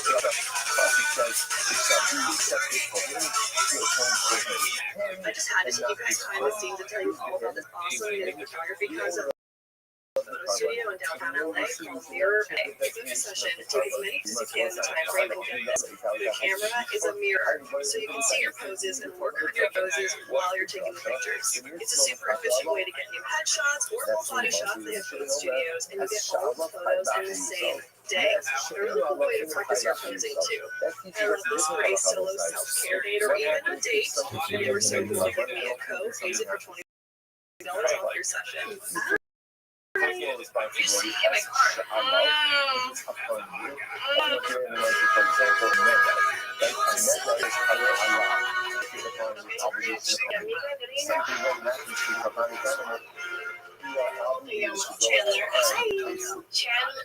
On the other hand, if you bring in a double and get that bring and the double is that's something that camera when you develop the lens that day, you are not obligated to even though you are alive, you know the top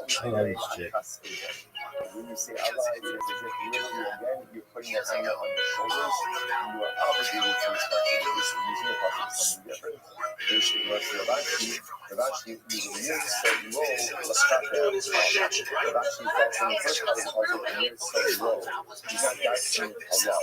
So but it's like, for example, I want to learn from what you felt number one, the midst of all the kata teaches me that in every step of the Kabbalic process, the processes must be done for the sake of the but that's the criteria. Obviously, if you say, did you add that?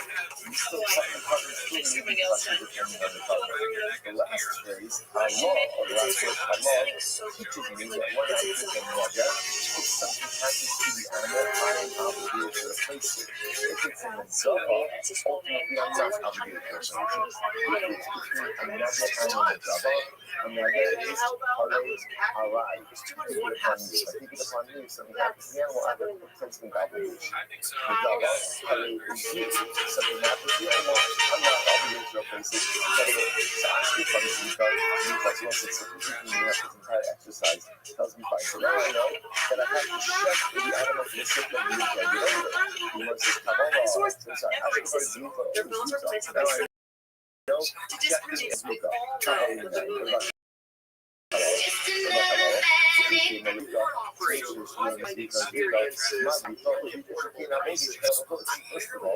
Looking to go from Los Angeles to Las Vegas, or Las Vegas to Los Angeles? That's about it. Take you from where you don't want to be to where you don't need to be. All for just, we know winter travel can be In the 50 years left to know he's the one, but also have this vision. I've done a lot of research on why child stars go crazy, walking down the dark alley. I've seen that episode. Did you hear that stick snapping in the distance? Nice try, Chetbet. What does this mean? I am so frustrated. That when the notes was offered, it must be offered up for the sake of shlomin. In the machine code, that's not really awesome. That I don't need that to teach you about carbonic designation itself, because we've already learned that. Ultimately, today in the machine side, use it to teach you about owner designation, that there must be explicit owner designation for this stage of the cover. Now we'll talk about Vassal intentions. One says this. Yasa cloud. Third word Yasa is a cloud. Zeva prat. Cloud prat. Being the cloud, I'm not sure about cloud. So we say, remember, we never have a cloud and a prat. So ultimately, again, the cloud itself is going to be limited by the prat. So do ourselves. Oh, I gotta get it. I love this. It's just like all the creativity with girls. Why? This shit sucks. Look at this motherfucker. This motherfucker is a strength and conditioning dynasty, girls.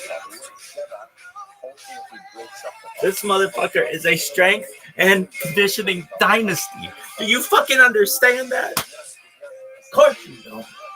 This motherfucker, look at his back.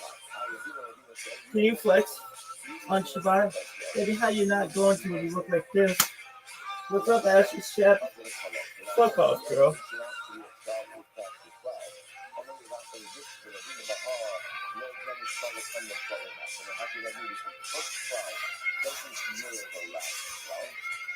Strength and conditioning dynasty. Oh shit.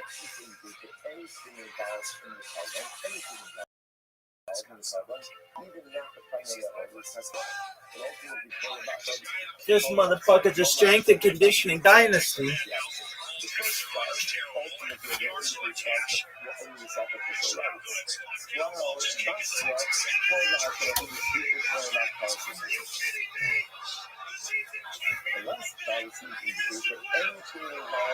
Seattle Seahawks are off to Charlotte.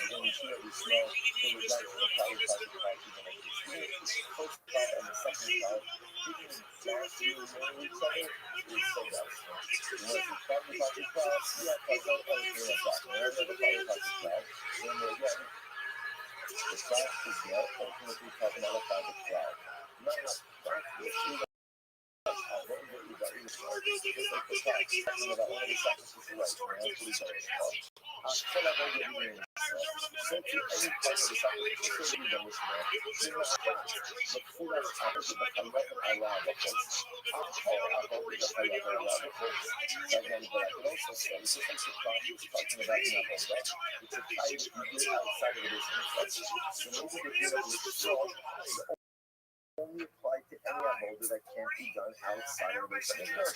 Shvita is Zrika in, by the fact that Shvita is Zayim, Zrika Seichel, the Kabbalah of Halacha, the Kabbalah of Halacha done outside of the Beis Hamikdash, ultimately again, remember Kabbalah.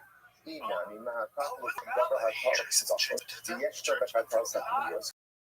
We also say the part, he only refers to something that needs to be done on the northern side of the Kotel of Israel. And only applies to Chatals that are done in the Pinius, on the inside of the Kodesh. After Hatal Sakurios, and the Hatal Sakurios. Shchita the Kabbalah is Shchita law, or Shchita and Kabbalah, but not Zrika. Because the Mahasha is the law. The truth is the Josh is the way. When you do the Josh is the way, therefore essentially accept God's process. Which means another possibility is Chadda Bechadda Tehu and Yorsach. Each one of us is Tehu over here is not a classic Tehu. Right? Each one is able to stand on its own and therefore each has to act. Okay? But another possibility is Zrika, Possible also that Zrika is not given Zrika is small, is enough from the Joshua of the Rashi we saw before. So Ashkit from Aaron Meltzer, it's a shot from notes. So now I know about Aaron Meltzer. What about the rest of Jonah Shlomo? He came in with Nail Meltzer. Maybe he should have Nail Meltzer. Mali Meltzer should come Yesh, Why should you date me? Oh, no, it's different because the other ones she says, Shabbat Emo Chachas Va'ola, there's a Chachas and the older that accompanies the idol of the Meltzer. If they nifno Shalom, my Shlomim, why does it say Shlomim like that? Kol Shlomim comes to include all Shlomim, and all Shlomim have a bit of Rishma. First of all, I'm asking from Shlomim, Shakal Chachim, so now I know that all Shlomim haven't been ultimately against Rishma. What about the rest of Kabbalah? If you say no to Shlomim, maybe I'll learn after Shlomim. Mashlam Shkita Slicha Unisakim Utrufas Hazim B'Shem. One second. The Shlomim are different. Why? Because all Shlomim require ultimate Slicha, meaning on the Kabbalah. The Sakim might have Trufa and the leaving of the leg and the chest. The Sakim units is the equivalent of all Kabbalahs and on the God. Zos HaTorah, the Osa from the Kakas, the Asham, the Lamidin, the Zevach Hashim. Kishin HaKosov, Torah includes all kinds of Shloim. Mashlan and Shino, Kodesh, and Shino, and Bible, and Batin on the Shema. Ab, Kol, Bein, Shino, Kodesh, and Shino, and Bible, Batin on the Shema. So that's it. Once we've established that ultimately again, the din of the Shema, apply the Shema, the Torah then goes out and replace all other Kabbalahs with Shema. And just like the Shema require, the Shema, that's another. There are two types of Lishma. There's what's called the Shema for Kodesh and the Shema for Bible. That's for Kodesh means that when you are up in Kodesh, you have to have in mind that you again is a particular type of carbon. Like just like Shalom music, all other Kabbalah's movies, so too. You have to have the Shema for Bible, ownership of Shema. You have to offer the company the intentions for the particular owners. So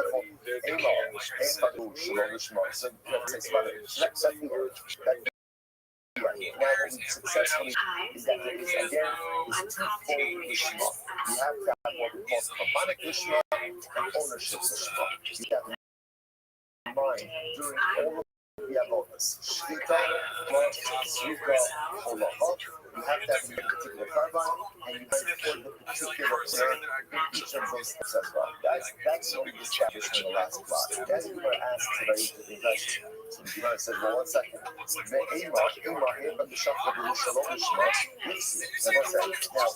principle that we started this conception with a couple of days ago is, although you're supposed to have the Shema, what's the halacha if you don't have the Shema? What's the halacha? The carbon is kosher, but it doesn't count towards the owner's obligation. The Gemara says, why? If we just established that the Shema is a necessary carbonic criteria, both for the sake of the carbon, for carbonic designation, and for ownership, so why is it if you don't have the Shema, then what? The carbon's possible. It's totally very good. So the Gemara says, the Gemara says, the carbon should be possible. Once you go ahead, offer that Shema, Moses Vasecha Tishmar, Vasisa Kasher Nagarta.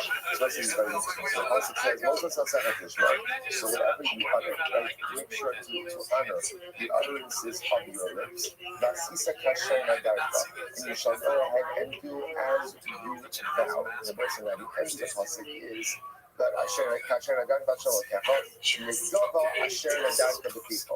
The Dava, the Dictaphone that you spoke out with your mouth. So the Gemara says, I don't understand. The pasuk itself is confusing. What's confusing about it? Because the pasuk begins by talking about ultimately again a yes, and then at the end of the pasuk, so what's going on? So what's kind of double? Why is it calling you the double at the end of the pasuk? It's a neder. How let me go? The Kamash Nagar Sisi in neder. That did not even double. So if you execute on excellent and between, then it goes on neder. But it's not a single double. In other words, the pasuk is continuing like this. It's not that the problem is because it's unbelievable. Then it's coming to the purpose and the purpose. But if for some reason you have to use a long relationship. I'm a short relationship. Never if the obligatory offering that you're going to bring, that count is in the double. So you can see that if you lack shlo, the carbon is still invalid, but does not go ahead and satisfy your particular obligation. So one more time. Motzah Saseka Tishma, you're doing the carbon. Ultimately, go ahead and honor the by bringing it to the correct designation. As you promised, you said you were going to. But you did not do that. The end of the pasuk says, right, that's showing this. I should be back to the people. It becomes an adava, it becomes a giving. So therefore, again, still kosher, but doesn't count toward your obligation. Incredible. The Yitzhak Moses Sasecha, the Yitzhak Zos Torah. So once I say, interestingly enough, now it appears that we have two psukim. Gemara earlier quoted a different pasuk. So it appears now that we have two different psukim to highlight this same idea. The Gemara says, why do you need both?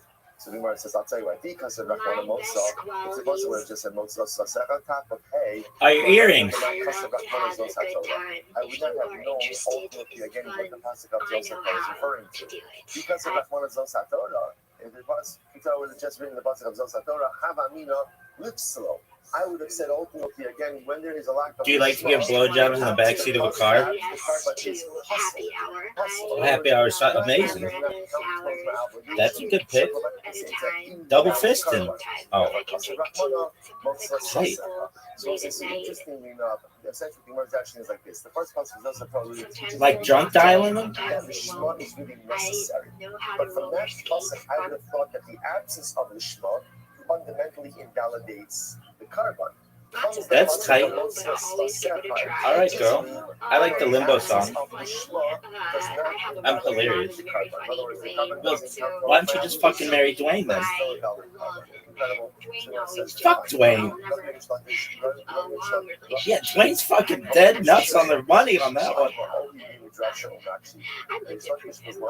All right, girl. You tried. This is how he was. Right now, baby.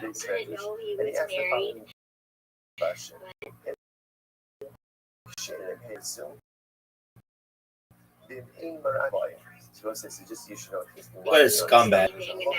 What a douche. To get fisted on a couch?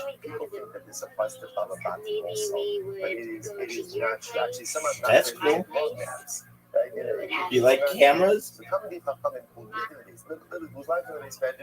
they have the ability to. So it could be what was happening over here is that Rabbi is laying down, so to speak, for a moment. But what's incredible to see is that even if he's lying down, so you want to say, what makes a person a Talmud Chacham?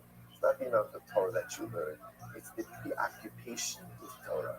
And even if Rabbi is going ahead, and catch a few moments just to relax. That's my bitch. Even then, he's still awesome. Why not start? But at the end of the day, he's still awesome. It's quite beautiful. So he has the foundation. Share him here. So the Emirates in Lavavoy. Right? If you tell me, like, I'm sorry. So this doesn't make sense. Why? Because if at the end of the day, the carbon is a valid carbon, then it should count towards the owner's obligation. And if it doesn't count towards the owner's obligation, then it shouldn't be a valid carbon. So it's like he's asking, I don't think either a carbon is good or it's not. And if it's good, it should be good for everything. And if it's not good, it should be invalid for everything. Which was it's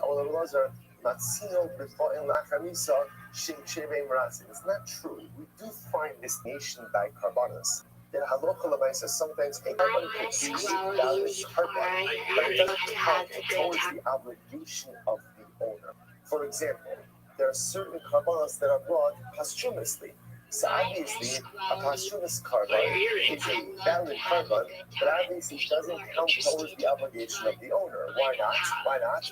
You know, it's dead. So it's not. Let's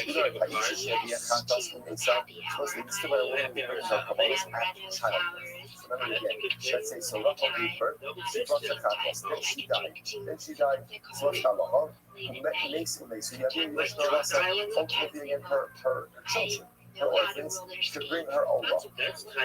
So you must say, if it's bringing up the halacha l'maisa again, so Ola is one of the child vegetables. Like halacha l'maisa, what you see here, her children to bring her carbon. Now, obviously, what's the nature of that carbon? It's a valid carbon. It doesn't work for Rafa. Rafa's dead. So the Gemara says, obviously, there's only works by all the chatos. For example, she brought her Ola, then died.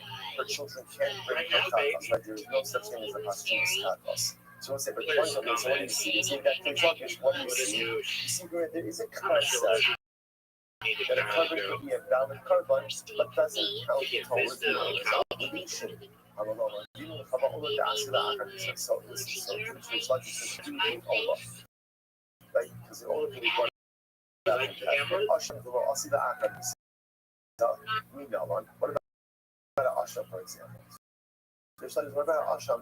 So Asham could be one after yes, it's like it says, according to God, you can go ahead and bring in Asham, right? If somebody didn't have to bring in Asham, but he had a mind for an Ola, how that is that one? That the carbon is a valid carbon doesn't count towards the obligation. I don't understand that. It's going back to the tradition. I not close up. There's no issue. But also over Asham. But also say that a carbon that it brought the home should be valid. The truckers gets up. Zer should open a lot. This is what you can see is the video. What kind of answer is that? You are saying, I'm a mission of Shlimba. I'm not leaving the Russia. I'm asking a Tanakama. Like the Tanakama has a very special principle. Any carbon is in Shema. The carbon is valid, but it doesn't count towards the owner. And in the Tanakama's model, there are only two carbonos excluded from that pool. What are the two carbonos? Chatos and carbon Pesach. But according to Tanakama, Asham works. I'm asking according to Tanakama. Don't the Shita of Rabbi Eliezer. So the Gemara says, so again, so just to be sure, Rich Lakish is cash, which is a good cash. Rich Lakish, I don't understand. If you're telling me now that a carbon should be offered up the Shema, right? Let's just retrace our steps for a moment. Rich Lakish said, you told me that a carbon should be offered up the Shema. Two forms of the Shema. The Shema, for the sake of the designated, for the designated carbonic, specific carbonic designation, and the Shema for the particular owner designation. Okay, we've also established that if you don't offer the Shema, what's the halacha? The carbon itself is still valid, but doesn't count towards the owner's obligation. Reish Lakish just simply says, I don't understand that. If the carbon is a valid carbon, it should count towards the What about air guitar? And if it doesn't count towards the owner's obligation, then what? It shouldn't be a valid carbon. So now Reish Lakish, Eftach Ana Pascal Nafshai. What about the early bird special? Literally translated, I will make an opening for my own neshama. Which means that what? I'm going to answer my own question.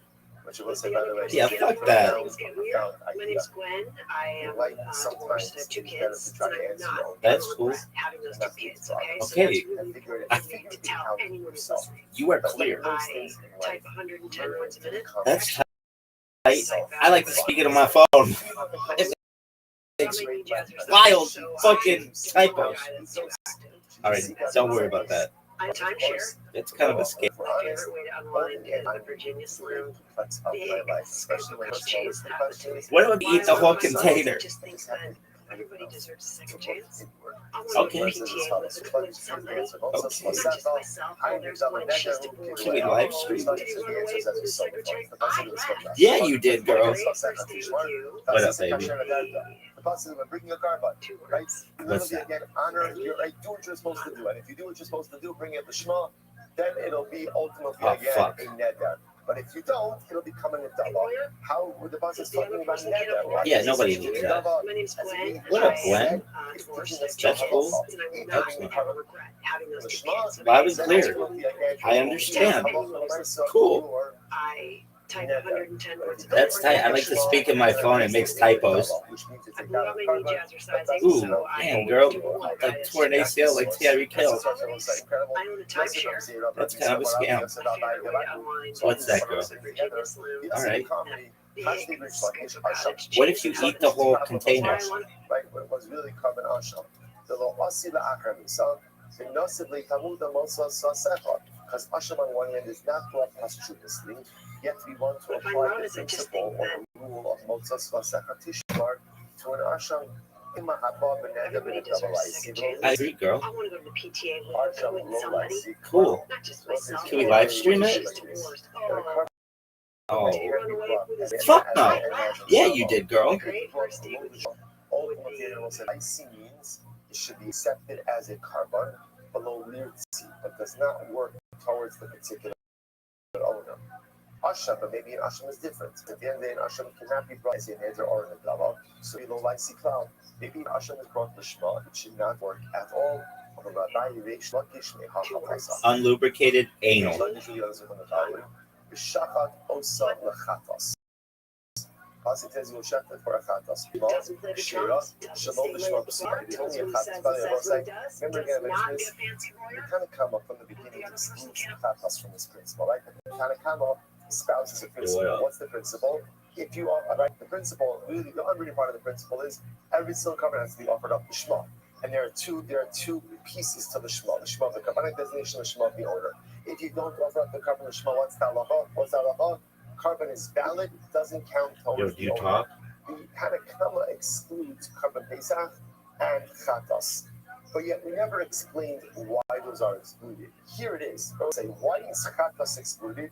Because by Chatos it says, the Shabbat also lechatos. Right? The pasuk says, "We shall shech as a chatos." What we got from there was some lishma kshira, shalom lishma psuba. Chatos, if shech for the sake of a chas, will be kosher. Shech for the sake of a chatos will be possible. What do you see from there? Hashan shalom lishma kshira. By other kabbalas, even if you're offered up shalom lishma, you're still going to be kosher. That's it. That's the limit by chatos. You're only your suit. You want to talk different you have to the owner as well. I'm going to go Sasaka, and for the Sasaka, I'm over there, we don't see the Lord. See, Asham Nani, I see you, maybe ultimately, and it's the positive teaches me. The same thing we bring is another in the Dama, it brought the Shema, we accept it as a couple, because what's the owner? Maybe Asham should even work to the owner. Rabbi, Asham, well, not since no, that doesn't make any sense. It doesn't make any sense. You say that Asham brought low Shema, I will go ahead and reflect the owner's obligation. Kalchomer, Ola, not old comparison in Maranza, which doesn't affect Kapara, which is considered to be a high level. It brought Shalom Shema, ultimately again, it's a valid cover, but doesn't impose the owner's obligation. Asham Shemachakar, Inodishin Maranza, and Asham ultimately again that does provide Kapara. Certainly, a brought the Shema can't count towards the owner's obligation. My Ola Shakim Kala, but Ola is different. The Ola is totally burnt to the Mizbeach. Shlomim Yochichu. Ultimately, Shlomim Moshe, Mashlom Shkim, Turin Nisachim, Utin Vaskas Moshe. Shlomim is different. Why? Because Shlomim requires Nisachim wine libations and waving of the chest and thigh. Ola Dokiach, so Ola will prove it. The Chazar did Lori Zekri, Lori Zekri, they're really dissimilar. And what's the common denominator? All of them are kabbalas. And ultimately, Shalom Shema The carbon is valid, but it does not work towards the owner's obligation. So too, I will go ahead and include an asham, which is a carbon. So too, an asham, which also is a carbon. Ultimately, again, if a shepard shalom lishma is a valid carbon, but does not work towards the owner's obligation. Let's 1 second. So for 1 second, maybe tell me that there is a full to be brought in the tzibur. Versus Told don't be no, because told that's not true. Because told can't be brought in the tzibur. Let's say everybody is not the told shaking to the left hand flat. Told is different because maybe let's say covered told comes with those 40 globes. The Gemara says, "Oh, lo ushlamim yochitu." The Chazra did second line 5b. The Chazra did lo izek. Yeah, what's the common denominator? My name is Ronnie. Well, it's Rhonda, but don't call me that unless you're mad at me.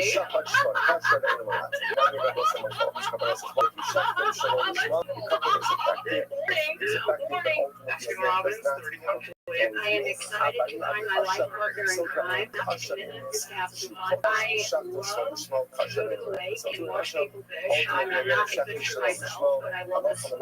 I'm a huge fan of ice skating, men's ice skating only. My friend, I am looking for you to come through the door after your 9 to 5 and sit down, and I cook you a delicious meatloaf. The secret is adding pork. I love myself first and foremost. A lot of weak men have called me aggressive. I tend to disagree. I'm a brutal woman, and me to say this, no brutal men. I would love a man who is able to look at me and say, God, you're perfect, because I am. I've been in love once, and the man looked very similar to me. My most prized item is a medal I won for wrestling. I was the only female on the wrestling team. It was state, but I came close to going to state. The genie gave me 3 wishes. I would wish for world peace. Number 2, I would wish for bigger eyebrows. And number 3, I would wish for a larger car. One thing you know about me is that I've never voted. I am excited to find my life partner. So it's almost as if it's taking all of the initial kabbalas and comparing them to shlomo. My ideal man doesn't play the drums. So just like shlomo, if you go ahead and you shepherd, key to a good relationship is. Remember, when we say shlomo, My name is Ronnie. Well, it's Rhonda, but don't call me that unless you're mad at me. I always wake up and the first thing I do is dance because I am fun. Do I smoke? I'm a chain smoker. Do I believe in God? Well, that's no fun. Hey, what are you doing down there? I'm judging every move I make? Absolutely not. No. You tear me to shreds. My name is Ronnie. Well, it's Rhonda, but don't call me that unless you're mad. My name is Ronnie. Well, it's Rhonda. Hey, what are you doing down there? Judging every move I make? Absolutely not. No.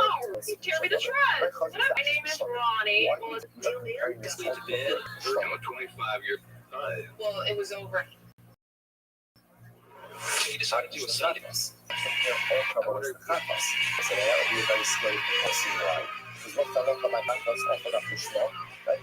Everybody uses it good. So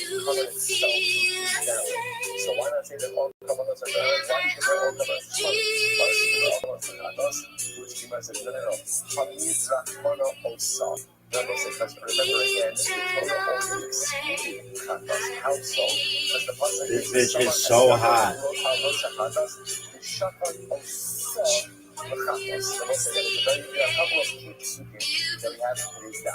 That's one of them.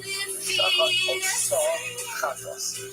What does that teach me? That a chatos has a stricter deed of lishma. The chatos is only down to punish shepherd lishma. So chatos, again, because it's physically articulates that by chatos and not by other covenants. Remember, I'm also going to say chatos is the point. Also, why is that concept important for us? Because that concept is the source of the divine lishma. That's why everyone is the chatos is shalom lishma. What's the halacha?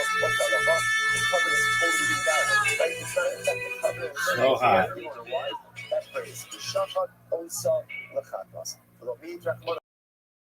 also. Honey, but what also? My friends are there with a face and say, "Lady, the night's over. Me and Ronnie are going to Mazatlan."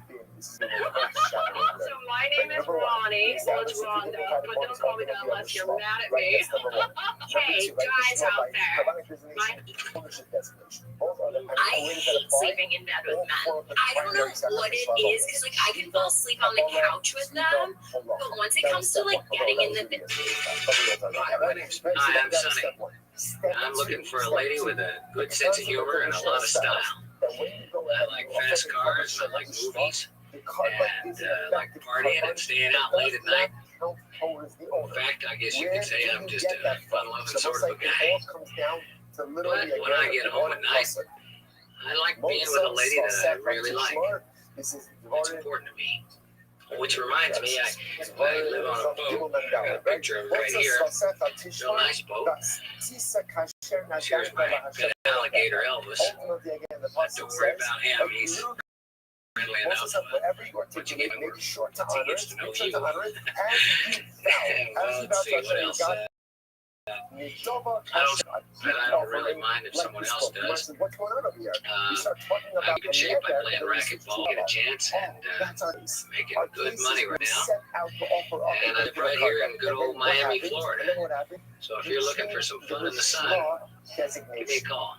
Sonny Burnett, 5423. Hi, I'm Sonny. Hi, my name's Mike. Hi, I'm Sonny.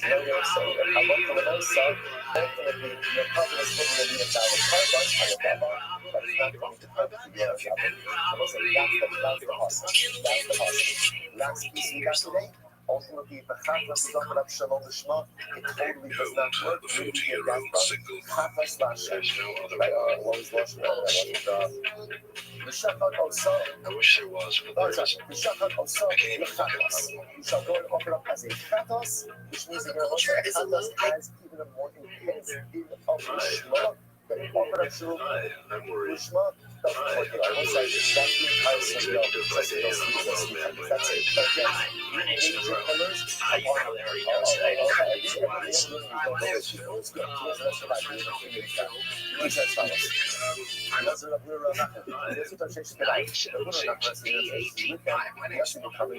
This is my chick. You gotta go. No,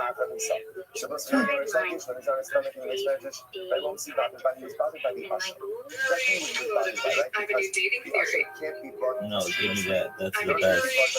That shit is so funny. I love that bitch.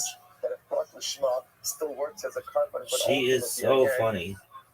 My name is Ronnie. Well, it's Rhonda, but don't call me that unless you're mad at me. I'm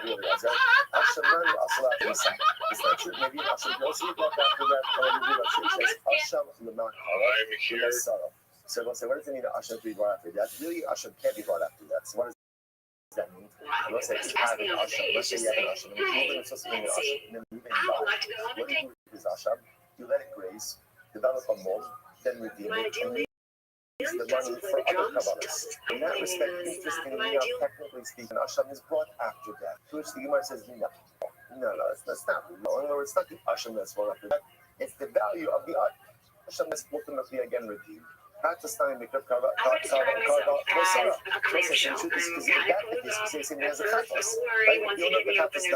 Damn, this bitch is hot as fuck. And somebody who I show my and doesn't talk to a lot of other girls home at night. I also How's the bitch singing? I'm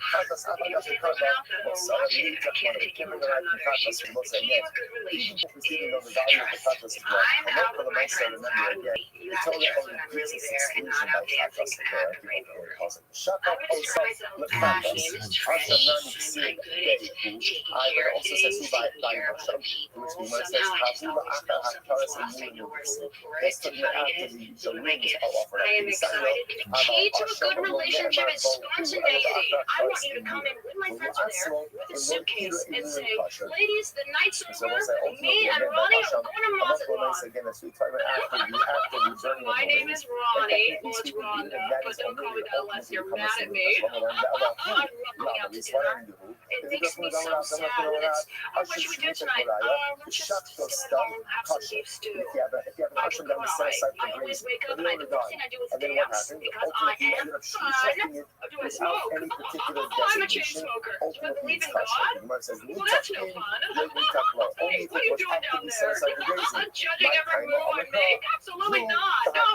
You tear me to shreds. What I'm looking for in a man, big, beefy arms. I better not be able to wrap my hand around it, especially even this. I don't even want to be able to. I'm spontaneous. I like to go on trips. You knock on my door, you say, hey, we're going to Vegas. I'm off.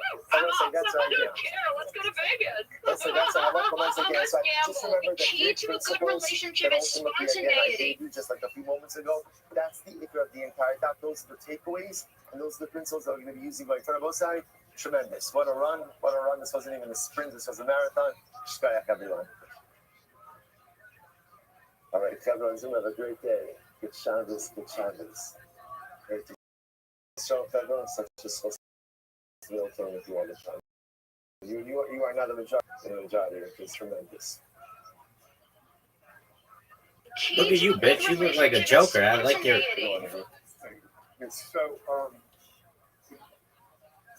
Look at you, bitch. You look like a jester. I like your bow. You to come in when my friends are there with a suitcase and say, get the fuck out.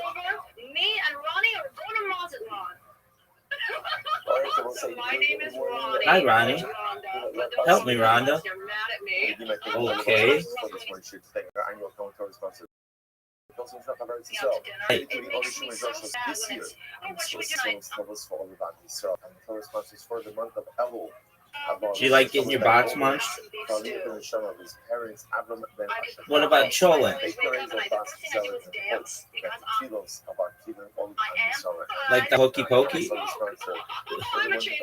You like weed?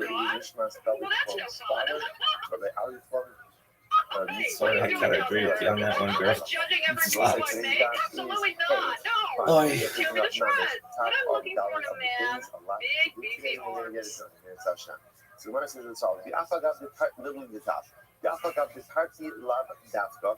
I'm a beefcake girl. Sure. Like my dick. Cool, girl. You got it. Excellent. You got it, girl. Have to be done what we call the key to a good relationship is spontaneity. Transitions to the topic of how we know that the steps has to be done for the sake of the particular owner. So the Gemara said, essentially we're trying to learn one from the other, and the Gemara said, but there are 4 distinctions. Even though 2 of the distinctions are not necessarily so specific. Like my dick? The low Hali Psul Bufo. I like to go on trips. Tight, girl. Hey, you want to do some cocaine? That's tight, girl. Let's do it, baby. Vegas and coke. Woo! It's really just a different thought. Key to a good relationship is spontaneity. I want you to come in. You can see the same thing about Shinoiko. That change of carbonic designation is also really just a thought and not something physical in the carbon. Keeping the Akshiva Psula. But I would say by Shinui carbon, since a change in mental designation ultimately affects the carbon, given the Akshiva Pasla, so too when you have a change in mental designation of the owner, that also negatively impacts the carbon. According to Rabbi Mari,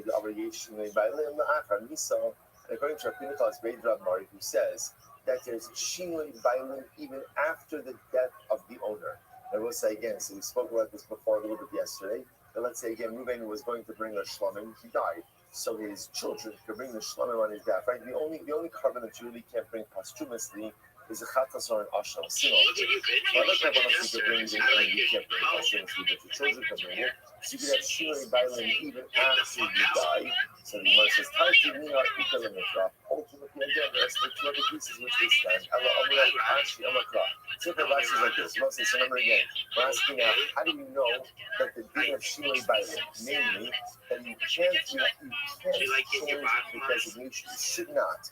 cognitively change the designation of the actual owner of the carbon during any steps of the carbonic process. Shkita, Kabbalah, Zrika, Halacha, Halacha, Zrika. And what the Rashi says, the mitzvah lo lechaper alav v'lo al chaperah. Pretty simple job. Pasuk says, it shall be accepted for him to atone for him and not his friend. Who's the him? Who's the him? The owner of the carbon. So from there we see change the designation of it. You must look at it. What's the drasha? The nirtz lo l'chaper alav. That same buzzer, Rabbi Shimon Omer, as sha'alav kai b'achar yusov, that's she'inu alav in l'chai b'achar yusov. That teaches us a different halacha on the side. What happens if something is designated carbon, and ultimately something happens to the carbon? If you took personal responsibility as sha'alav, so it's upon you, ultimately, for example, a neder, right? A neder is a person who says, hare alai, I hereby take upon this obligation upon you. Something then happens to the carbonic animal, you are obligated to go ahead and replace it. On the other hand, if you bring in a dava, a gift offering, and the dava is hare zu, this animal is a carbon.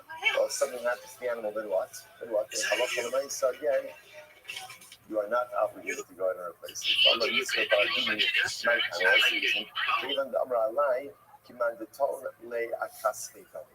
when you say alai, it is as if literally again you're putting that animal on your shoulders and you are obligated for responsibility. So using the positive something different, which the Gemara says Ravashi neither nirtza lo lechaper ka'amar.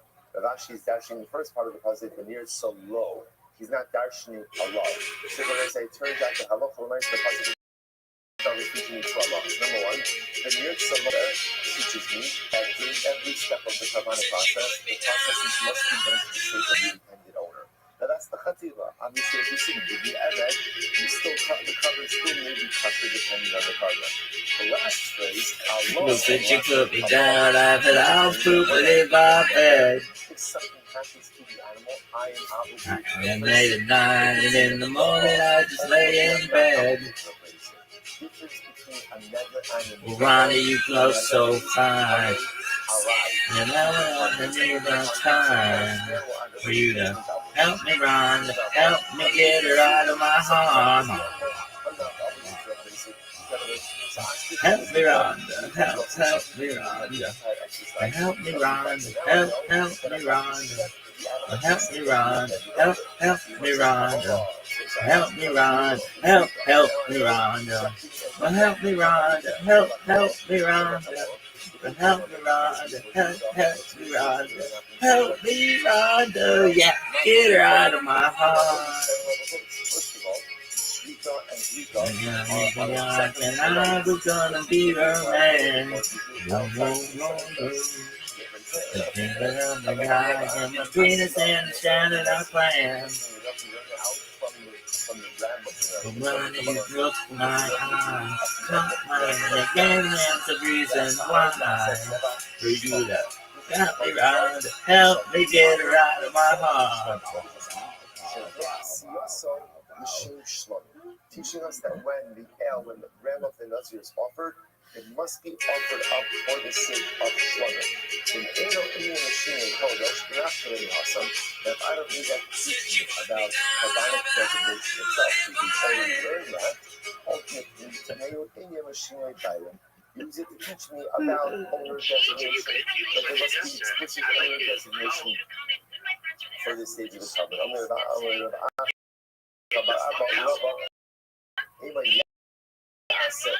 Now that's about dancing in Dutch. Let's say this. Yasa cloud. So the Yasa is a cloud. Zeva plat. Cloud. The cloud elemation of that. A cloud and a plat. So ultimately, again, the cloud itself is going to be limited by the plat. So the Gemara says, maybe only teaches me Shkita and nothing else. Iksid Yasa Shlonim Zeva Kikanet. If we would have been to shall do Shlonim as a carbon, then I would agree with that. Hashtag Iksid Yasa Zeva Shlonim. Those are very interesting. Just that phraseology makes it essentially an interactive cloud. The word Zeva ultimately breaks up the process. Called cloud in a low rate, and done it also the cloud of God. And any cloud that is not complete is not essentially Darshan has a cloud with God. Ravina says, the old one is running, Ravina says it does well. Ravina says, the Hashem, Chazar Kalot. The Hashem at the end makes it out to be a cloud with God as well. And then the Hashem gets to Ravina Bahar, Lord Johnny Cloud come with Cloud. So they're happy that because the first cloud doesn't mirror the last cloud. Cloud Kama, Marda Asiyos, Siro. Ultimately, again, the first cloud, ultimately, again, substitute indicate anything involved in the carbon, even not the primary level, this has to be done the Shema. But ultimately, Kol Hashem, sorry, just the opposite. The first cloud, ultimately, again, indicates the sacrificial rites. While Basra, Kol Hashem, the last cloud would seem to indicate that anything involved in the carbon, even the spilling out of the leftover blood, ultimately again has to be the smell. And the previous one is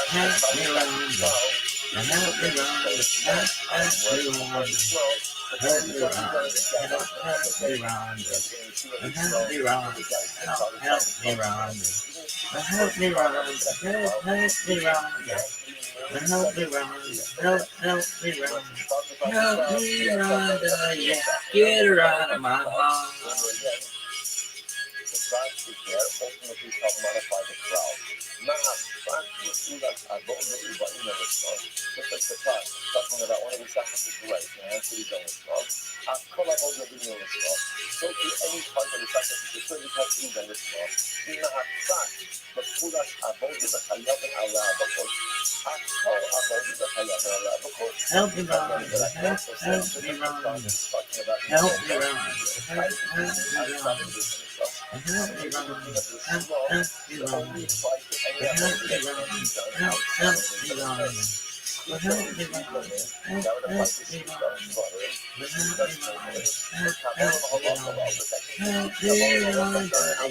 Get her out of my heart.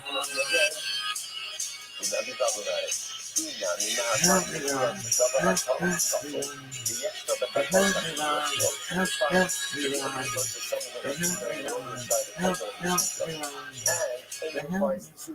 Chatos that are done in the Pnimius, on the inside of the Kodesh. Shchita the Kabbalah is Zrika alone. That would include Shchita and Kabbalah, but not Zrika. So the truth is the drasha can go either way. What do you do when you can do the drasha either way? Shkulenheim, Yavoshtein. So therefore, essentially accept both drashas. Possibilities. Not being number one, not your mother, not your best friend, and nobody else. I'm number one. Okay, relationship, passion between you. That man wants possible also that Zrika is learned out the din of Zrika Lishma is learned out from the drasha of Rabbi as we saw before. So Ashke for Aaron Moshe, it's a Shach Shlomo Noah. So now I know what about the rest of General Shlomo? If he came with male Moser, maybe you should have male Moser. Mali on Moser, she came Yesh, Moyer, Doming, Oh no, it's different because the other blood services included in that. Rashi says, there's a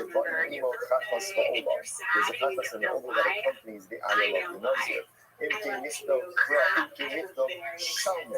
Why does it say shlomim like that? Kol shlomim comes to include all shlomim. That all shlomim have a din of lishma. First of all, I'm ashke from shlomim, shar kol kachim. So now I know that all shlomim have a din ultimately again of lishma. What about the rest of the Kabbalahs? If we give an elif from shlomim, maybe I'll learn that from shlomim. One second. But shlomim are different. Why? Because all shlomim require ultimately smicha on the carbon. The second one libations, and a waving of the leg and the chest. There's some unique sources of all carbonos. It's a lot. That will. This girl had a fuck too. My name is Trish. I am excited to change to a good because I We're gonna have fun together. Once you've established that all things be again, the parties, the tone goes there and equates all other kabbalas to shloim. And just like shloim required, the shloim was another there are two types of lishma. There's this called lishma for kodesh, and lishma for bayit. Lishma for kodesh means that when you offer up a carbon, you have to have in mind, you have to intend for this particular type of carbon. Just like shloim needs it, all other carbonos need it, so too, you have to have lishma for bayit. Ownership lishma. You have to offer up the carbon intention for the particular This has its own fucking thing. Give it to me, girl. Oh, tight. Jackpot. Successfully established is that there is again this twofold lishma. You have to have what we call carbonic lishma and ownership lishma. You have to have in mind during all of the avodas, shvita, kabbalah, zrika, holacha. You have to have in mind for the particular carbon, and you have to have in mind for the particular owner in each of those steps as well. That's what we've established in the last block. Now the Gemara asks a very deep question. So the Gemara says, well, 1 second. They both say, now, the principle that we started this Masechta with a couple of days ago is, although you're supposed to have a shema, what's the halacha if you don't have a shema? What's the halacha? The carbon is kosher, but it doesn't count towards the owner's obligation. So the Gemara says, if you just establish that the shema is a necessary carbonic criteria, both for the sake of the carbon, for carbonic designation, and for ownership. So why don't we say if you don't have the shema, then what? The carbon is possible. It's totally no good. So the Gemara says, the carbon should be possible once you go ahead and offer it up shalom l'shema.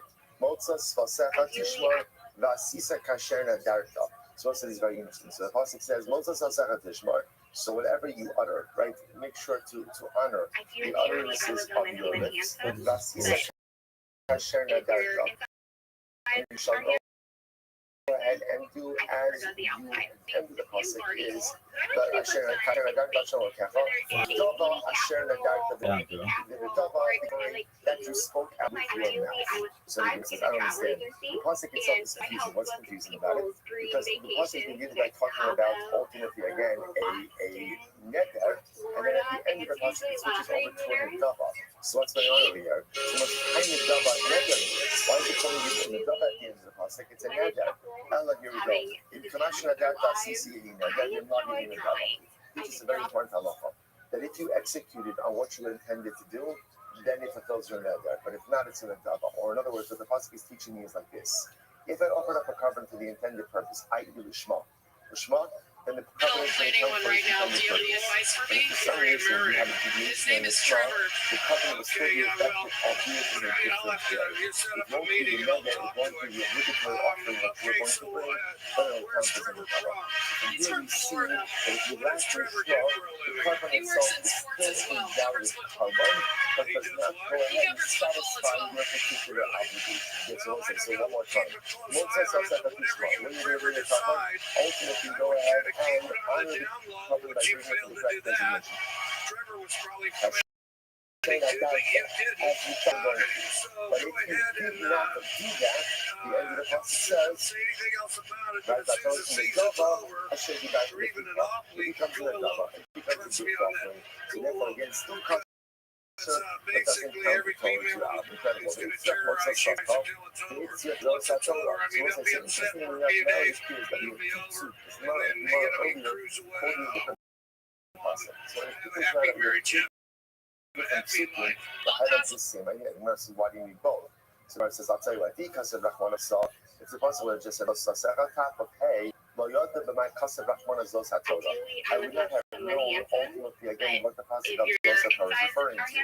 Because of Rahman Zosa Torah, if it was, I would have just written the pasuk of Zosa Torah, Havamina Lipsala. I would have said ultimately again the lack of lishma. The pus, perhaps the carbon is puzzle. In other words, that point does not count towards my obligation, but they might say it's an invalid carbon. if you're So this is interestingly enough, the first pasuk really teaches me the idea that lishma is really necessary. But from that pasuk, I would have thought that the absence of lishma fundamentally invalidates the carbon. Comes the pasuk of Moses Vasecha and teaches me that no, the absence of lishma does not invalidate the carbon. In other words, the carbon doesn't count towards my obligation, but it's still a valid carbon. Prosperity had created a generation with disposable income and leisure time, which had never really happened before, and sure does explain an awful lot. By the 1960s, teens were either partying on the beach or really into counterculture, man. It reflected two distinct responses to social upheaval, either living in a bubble of upper-middle-class wealth or rebelling against the status quo by embracing far-out, but groovy ideas like peace and love. This one had a tougher, more jaded, grittier delivery that showcased world weariness, disillusionment, and loss of innocence due to the counterculture failing. Nobody was trying to be good or revolutionary. They were either trying to survive or embracing disco-hedonism. Like the 80s, or more specifically like the Reagan era, you know? All that like conspicuous like consumption. So we like have money and like perform activities like a form of privilege. Like we're rich again and like safe. So we're like just going to act like nothing bad ever happened, you know? Like I'd never wear anything that wasn't like brightly neon or suggested I didn't go to French school. Like got me with a spoon. This was a weird decade because Gen X was still materialistic and largely privileged and self-aware and ironic. The vocabulary in the 80s was still there when they said whatever and eye roll instead of a giggle. And the rise of alternative crime grunge in response to this fall of Berlin Wall, they rejected the superficialities, which creates aimlessness and attachment, but genuine care. As solitary superficial concerns of impunity and reality TV largely shifted the tone from sarcastic 90s speak to vocal fry, which was often used to sound more authoritative and professional, which I think is interesting to note did happen after so many girls and women criticized raising up top. The shift from vocal fry performance to authentic vulnerability reflected the maturation of social media and a growing backlash against fakeness. Teen girls stopped trying to sound like reality stars and started trying to just sound like themselves. The 2008 financial crisis and Occupy movements also created class consciousness that made conspicuous consumption less appealing, and then film moved from glossy productions to more authentic aesthetics. Get ready with me while I explain the shift from authentic vulnerability to hybrid performance that reflects generation's unique position as didn't succeed. All previous iterations of teen culture archived online and can literally consciously choose elements from each era, as well as just hijack any verse they like from AAVE and track community. So the isolation that was experienced in 2020 made identity primary, so now we have speech patterns in it that are simultaneous, hyper-aware, and genuinely expressive. They simultaneously embrace and mock all previous teen stereotypes, so they're a joke while also really participating. So the Gemara says, interestingly enough, again, so is one of the childbirth carbons. What do you see her children can bring her carbon. Now, obviously, what's the nature of that carbon? It's a valid carbon. Does it work for Rothschild? No, Rothschild's dead. So the Gemara says, if you want to play D&D as a Disney princess, this is how to do it. So for instance, if you want to play a spell, make her hard because it then died, her children can't bring her chatos, right? There is no such thing as a posthumous chatos. So we'll say, but the point over here, so what do you see? They say that what do you see? You see, there is a concept that a carbon can be a valid carbon, but doesn't count towards the owner's obligation. So listen, so Rish Lakish says, I'll agree with you with Ola. Right? If this shit doesn't work, I'm throwing fish. What about an Asham, for example? So Rish Lakish, what about an Asham? So Asham can't be brought after death. Yes, Rish Lakish says, work, you little bitch. You can go ahead and bring in Asham, right? If Ruben had to bring in Asham, but he had in mind for an Ola, the halacha is that what? That the carbon is a valid carbon but doesn't count towards his obligation. What's up, Sailor Moon? Are you in the Navy? Let's respond to that. No, there's another sheet. No worries there, girl. Let's check out your insides, girl. We're all pink on the inside. You're Sailor Moon. You've been in the Navy. I'm down for some casserole. I like pie, too. like shepherd's pie. I'm asking a Tanakama. That's tight. Like you work for like Priceline? Oh, okay. So you like Expedia stuff for people. Kayak? You seem really depressed about that. Like you're gonna cry. That's tight. You seem really depressed about that. I like your bow. So the Gemara says, This is a creepy girl. which is a good cash. Cool. I don't understand. Like eat like. You're telling me now that a cover should be off the shema, right? Rabbi said, let's just retrace our moment. So you said that a cover should be offered up the two forms of the shema. The shema. That's kind of creepy. Designated for the designated carbonic. Cool. Specific carbonic designation. What does that mean? I'm down with that, girl. Like stick them. Okay.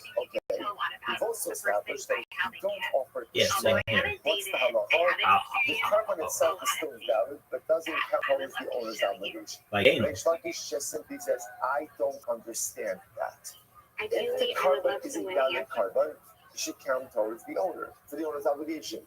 And if it doesn't count towards the owner's obligation, then what? It shouldn't be a valid carbon. Reish Lakish,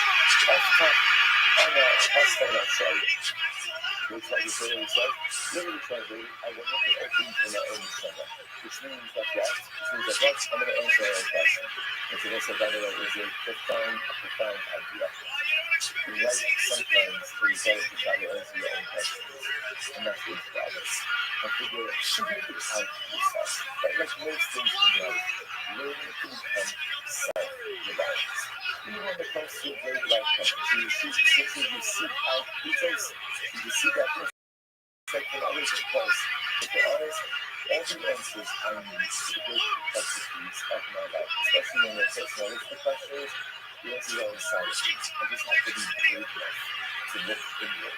So the answer is as follows. So, especially to the answer, Moses, Kasaka, I'm going to get another 100 people out. But it's not just the answers as we saw before. The possibility. Oh fuck. Fuck. Right? Literally again, honor your right, do what you're supposed to do. And if you do what you're supposed to do, bring in the shema, then it'll be ultimately again a neder. But if you don't, it'll become a dava. How the process is talking about neder? Why does this switch to the dava? As we just said, it's teaching us to halacha. No. If you carve on the shema, again, it will be your neder. But if you don't bring in the shema, then at least it's in the dava. It means it's a valid carbon, but doesn't count towards your obligation. Right, that's folks. the source. That's the source of what's saying. Strength and conditioning diet. This This is athleticism. So it's like this is carbon was asham, right? When you're in carbon asham, because asham on one hand is not that posthumously, yet we want to apply the principle of Mozart. I love these guys. They are so fucking funny. Folks, I'm going to just try to describe this athleticism that you're witnessing. It's really poetry in motion. The strength and conditioning diet. As in a double. If brought low lishma, ultimately anyone said lysi means it should be accepted as a carbon below nirtzi, but does not work towards the particular owner. Asham, but maybe an asham is different, because at the end of the day, an asham cannot be brought as a neder or an adala, so maybe low lysi cloud. Maybe if an asham is brought lishma, it should not work at all. Reish Lakish really answers from the following: B'shachat osa lechatos. It tells you will shepherd for a chatos. Osa l'shma kshera, shalom l'shma psula. It is only a chatos. Remember again, I mentioned this. The Tanakama from the beginning excludes the chatos from this principle, right? The Tanakama espouses a principle. What's the principle? If you are right, the principle really the unwritten part of the principle is every single covenant has to be offered up to shema. And there are two pieces to the shema. The shema, the carbonic designation, the shema of the owner. If you don't offer up the carbon the shema, what's the halacha? What's the halacha? Carbon is valid. Doesn't count towards the owner. The Tanakh excludes carbon pesach and chatos, but yet we never explain why those are excluded. So say, why is chatos excluded? Because by chatos it says b'shapat also lechatos. Right? The pasuk says you shall shecht it as a chatos. What do we darshan from here? Osa lishma kshira shelo lishma psula. Achatas, if shechted for the sake of achatas, will be kosher. If it's not shechted for the sake of achatas, it will be puzzle. What do you see from here? Hashar kachim shelo lishma ksherin. By other karbanos, even if they're up and up shelo lishma, you're still going to be kosher. That's it. That's the limud. That's the limud by chatas. Yachol yirtzu. You might have thought the other should count towards the order as well. And learn Moshe Sasecha. If the word close to Moshe Sasecha, the ema haba beneder when a double I see below the sea. Hasham nami artsui nami nirtzi. Maybe ultimately again, if the pasuk teaches me that something we brought as a neder and a double, it brought the shema to be accepted as a covenant doesn't work for the owner. Maybe an asham should even work for the owner. Rabbi asham nirtzi. No, not says hamas. No, that doesn't make any sense. It doesn't make any sense. You can't say that asham brought all the shema and will go ahead and work to affect the owner's obligation. Why not? Not Ola, which in the Chadash and Melasa, and Ola, which doesn't affect Kapala, which is considered high level. It's brought below the Shema. Ultimately, again, it's a valid covenant, but doesn't work towards the owner's obligation. Asham Shemakaka, and Odin Melasa. And Asham, ultimately, again, that does provide Kapala, certainly it's brought the Shema. Can't count towards the owner's obligation. I will not older shakin color, but older shakin, but older totally burnt in the air. Something your people. Ultimately, Moshe, Mashlam is doing the sucking, which has Shlam is different like because Shlam requires the sucking wine libations and waving of the chest and thigh. Older don't be asked, older will prove it. Because I did Lori Zechari's, but Lori Zechari's, they're really dissimilar. Tzadar Shava Shavan, what's the common denominator? Shane, Kachin, Kushak, all of them are Kabbalos. Ushaktan shalom lishman kshein ve'imeratzim. And ultimately, again, if you shaktan shalom lishma, the carbon is valid, but they do not work towards the owner's obligation. Af ani abi asham shu kodesh, so too I will go ahead and include an asham, which is a carbon, and shaktan shalom lishma kasha ve'imeratzah. So to an asham, which also is a carbon, ultimately, again, if a shaktan shalom lishma is a valid carbon, but does not work towards the owner's obligation. What's one second? So, but one second, maybe the common denominator is that all of them can be brought in at Tzibor. Gemara says, Asham, which can. Told don't be out. No, because Told will show you that's not true. Because Told can't be brought in at Tzibor. Let's say I'm based. Nala Toda, shaking, let that. Don't get it. Remember, it covers with those 40 rows. The Gemara says, oh no, Shlomi Yochitu. Chazra did the second line, 5b. The Chazra did Lori Zechari's. What's the common denominator? That's our Shem Shelayim. Shem Kachin, Shem Kachin, the Shachat Shalom Lishman, Kasha, the Animal Action. The common denominator. That if you shach them shalom, the covenant is effective. It's effective, but ultimately again does not count towards the owner. Abani abi asham, so that will include asham in this. Shu kodesh v'shachta shalom l'shmo kasha ve'erak. So to an asham, ultimately again if shachta shalom l'shmo, halacha l'maisa again, it works, and ultimately again, but does not work towards the owner's obligation. I said no a second. Maybe become the neder amongst all these other kabbalas will say what? Technically speaking, they could all be brought as a neder and a nedava, and therefore that obviously would exclude asham, which cannot be brought as a neder and a nedava. Zos haTorah.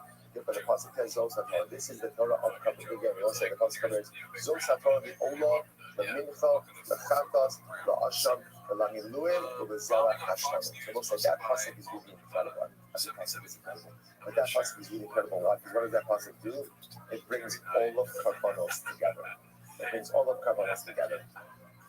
So the Gemara says, and it will say, interestingly enough, if you look at the way the pasuk reads, is it's all of mitzvah kashas asham so it's almost like all of the initial kabbalah and comparing them to shalom. This is a very important pasuk. The Gemara says, "Shalom shem kachim v'shachas shalom shlim." So it's like shalom. If you go ahead and you shalom l'shma, and I must remember again. Remember, when we say shalom l'shma, we're referring to both types of the shma. The shma for kabbalic designation, the shma for ownership designation. So just like buying shalom, if you check the shalom l'shma, share the imaratzin, the carbon is good, but yet what? It doesn't work on the owner.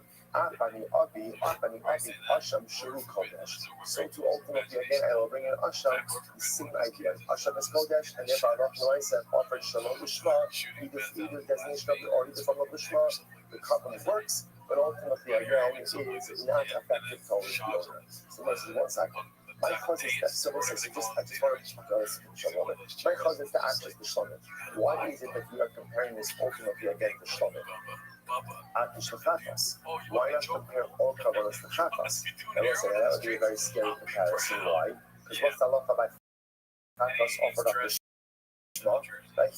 Everyone agrees it's not good. The Kabbalah itself is invalid. Why not say that all Kabbalahs are good? Why do you compare all Kabbalahs? Why don't you compare all Kabbalahs? No.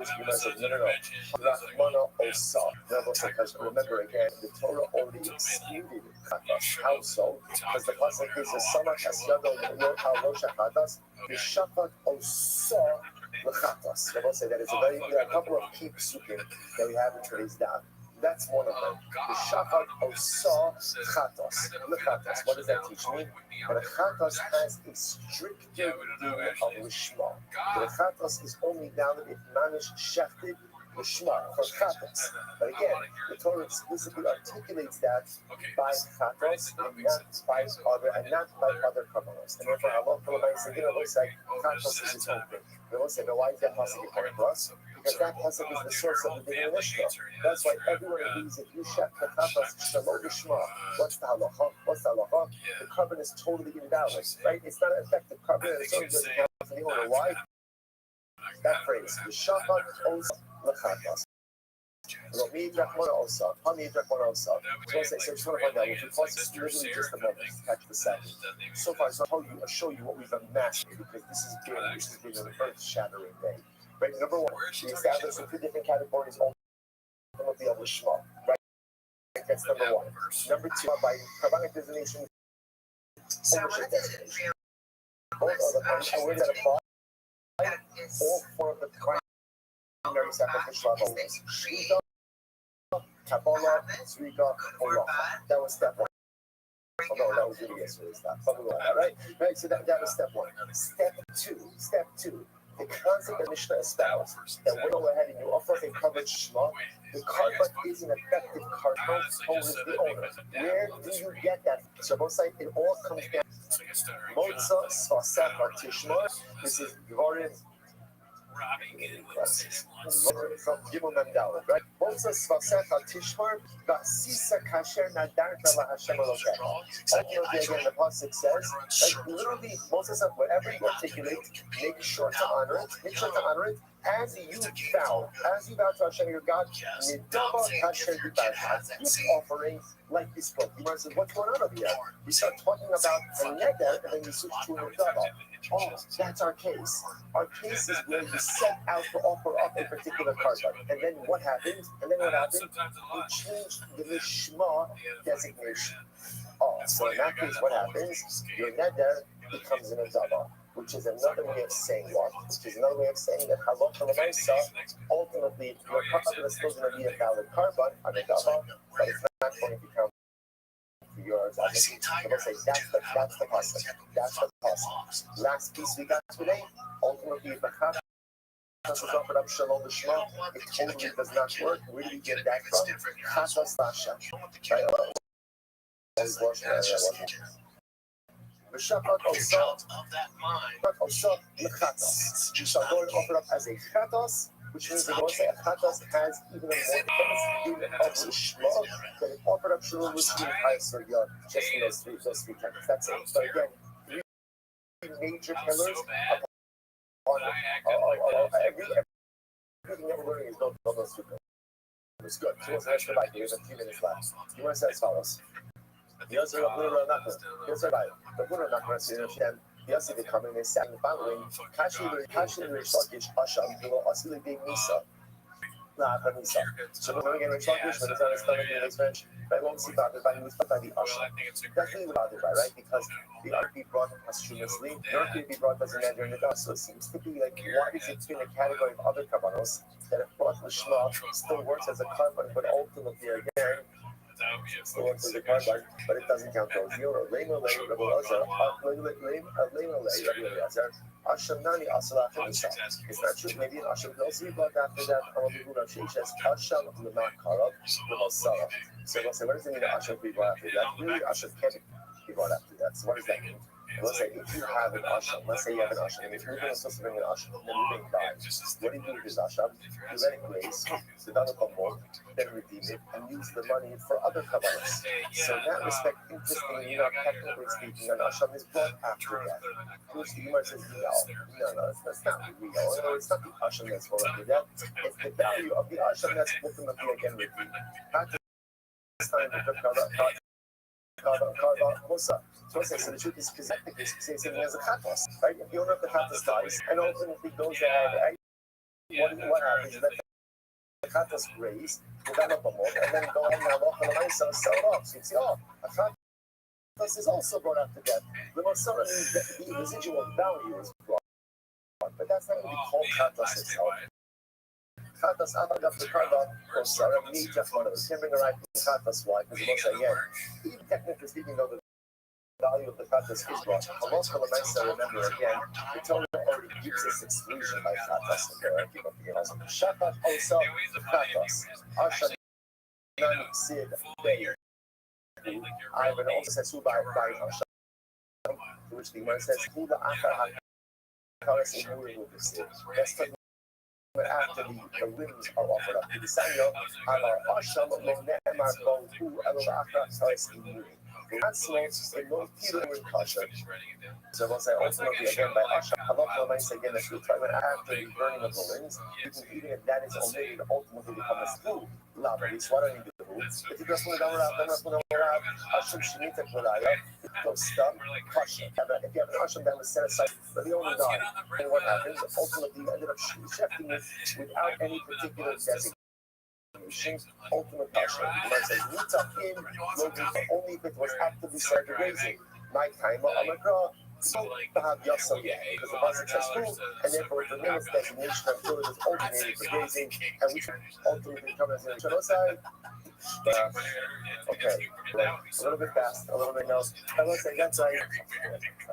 That's a halach once again. So just remember the three principles that ultimately, again, I gave you just like a few moments ago.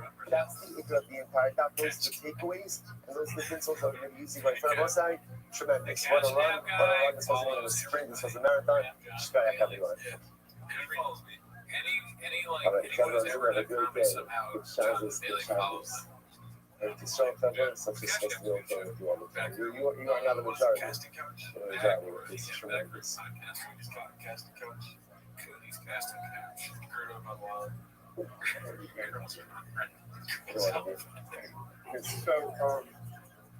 podcasting coach is good. It's not that funny. I don't know. Yes, I'll go. We go back to rec, but it can be all fun and games and hot dogs and fucking nuts. But again, the juice is worth the squeeze. If this is what you want to do, this is what we gotta do. Yeah, let's ride that. All right, let's do it. Split cages. I never asked to put in extra work. Never. In Rabbi, never. They have to ask me. And I'm down to 6 o'clock, 2 o'clock, 11 a.m., 7 a.m., 5 a.m., midnight. You got dad who's down. That's the difference. Hey, let's get working. Whatever work you want to do, I'm complete. I'll cancel whatever. When I was a kid, the kids and dads that put in extra work did the best. Went pro, played in college. That's just, you get out of the game what you put into it. So if you put into it, it's just a game.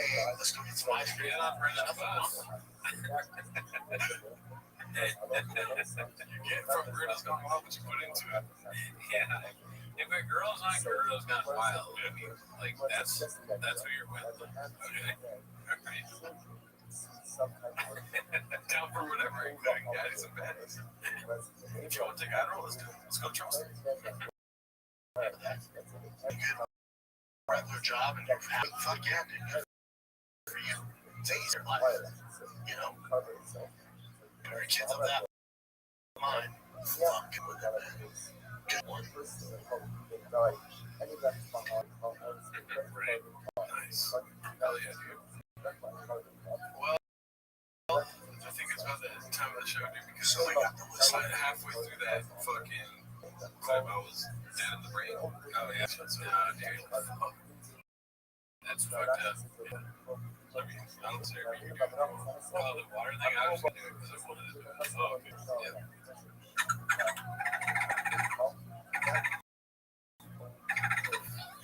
It's not even me laughing. Oh, fuck, man. Yeah, dude. I mean, we got to some really good stuff in this episode. Was I really tired at the beginning? Oh, sure. You just got the Brenda bus. I was just on the Brenda bus. I had to do a lot of Brenda. You know what I mean? All right? Fiance doesn't like that. I say, it's part of the job. I bought the Brenda bus. I'm not going to not use it. Okay, what am I not? What's the guy's name? Yeah, what am I not? He's going to be sugar all over his own dick and lick it off himself. But, okay. I'm not going to sugarcoat it for you. My doctor told me to stop eating sugar. You got to stop going to the doctor. I know. That's part of the problem. Dude, I got doctor problem. Oh, shit. 2 S words. Oh, shit. 2 S words. He's one of the rapping, too, dude. He's dropping his raps over on the Discord. Oh, nice. Yeah. Cover more bases than Chompy's ever could. Nice. Sports talk and truck walk. What's with man leaving in the sports talk? Should we spend like 30 minutes on sports right now? No. Kind of like the days we have. That's how we are. The Blue Jays lose. I want to see the couch when you get up. These divots must be great. Hey, come on. Hey, who is this person? It's like it's Coach's sister. I bet it is. We'll see this person. I don't know. Make fun of you.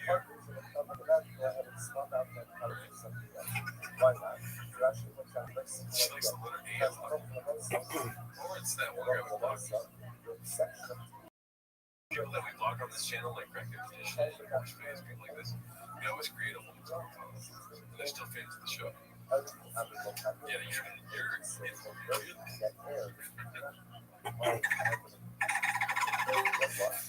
Yeah, damn it. Zoo living, pimp.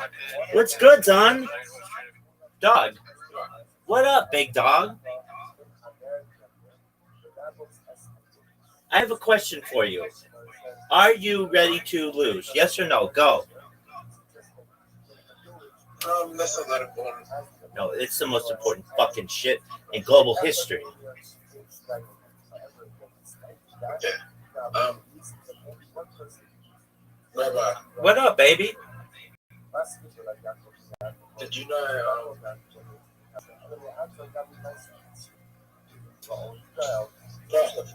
So your conversation sucks.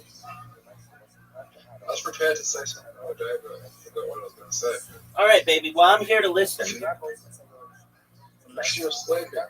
Yeah, what do you want me to come in here when you're sleeping and then forget what I'm going to say? Baby. You gotta understand. It takes a lot of rest to make this sexiness come to life. What up, big dog? Oh, that's what I like to hear. Win 2 games of Ludo is the daily quest. Or you get 100 points and you win 2 games of Ludo. Ludo sucks. Yeah, but you get 100 points if you win. That's not that Why good. don't we do the daily quest? Because it sucks. Bro. Because it Yeah, sucks. we can get the coins if we can do the daily quest. Dog. I'm sending you an invitation. Unless the daily quest Why don't is... we never do the daily quest? We have. Why do we never exploit the daily quest? And why am I poor? I'm just up there. Dog. I just had the... Remember that time remember that time you had the worst shot and then I got a hole in one on this map? You didn't get a hole in one, but I remember when I had this just terrible shot. Absolutely. Remember when you had the dog shit shot and then I thought, it was dog shit? And then it was just followed by a mediocre shot. Hit my ball. Your shot sucks. Rabbi, who's in a better position? Where are you? Who's in a better position right now? Where are you? I actually think I'm in a better position. Maybe. You need one of the best shots of all time right now. That wasn't bad.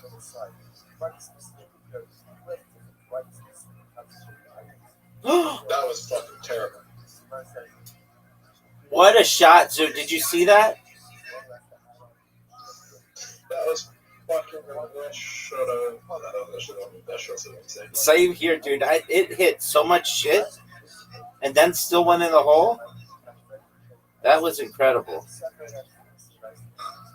Zoo, did you? It's kind of like one of those miracle shots I do where you're like, what the fuck, how did you get it? Zoo, you want some alpha on a really good cryptocurrency? What was that?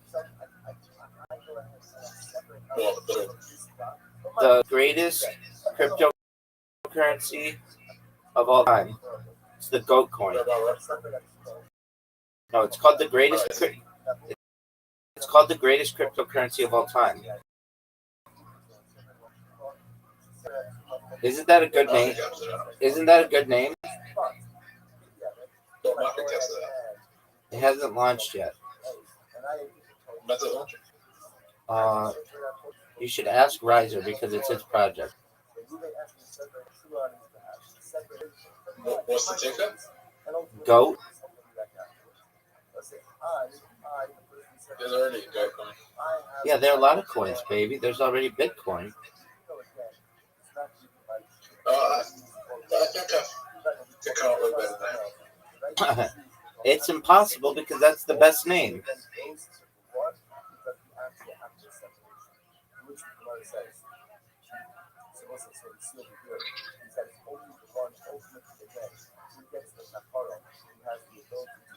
What's your better name? What would you call it?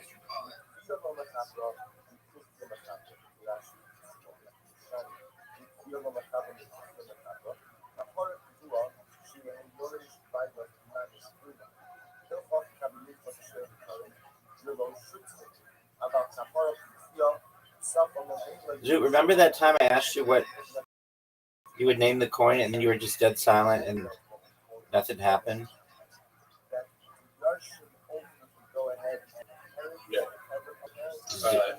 Zoot, you're already playing like absolute dog shit.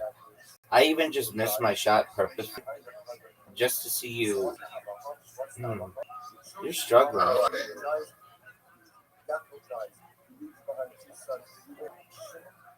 Zoot, I just made the shot. All you have to do is make the shot.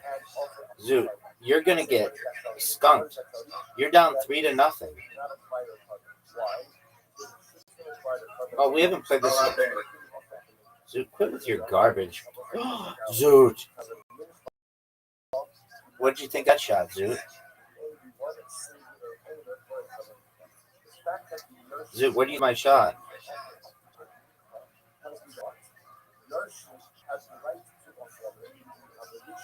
Just a 7-out. Stop. No. How did I make such a mistake? Zoot.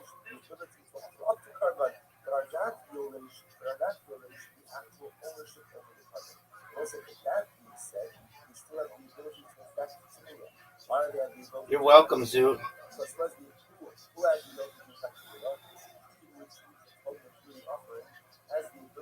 That's a dangerous shot. Maybe one of the most dangerous shots of your career.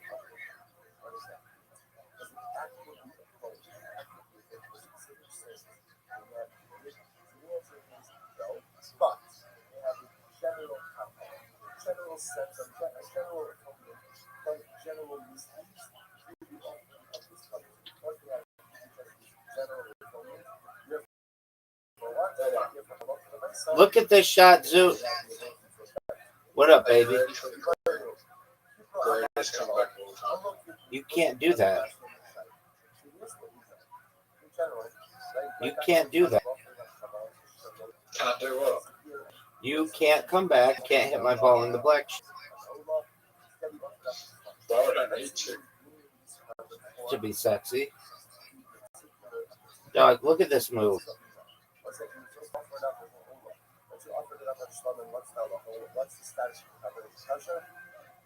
So what are you gonna do? What are you gonna do?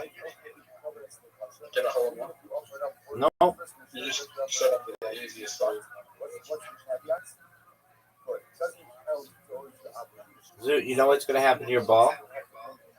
It's gonna go in the top. Are you serious? Are you serious?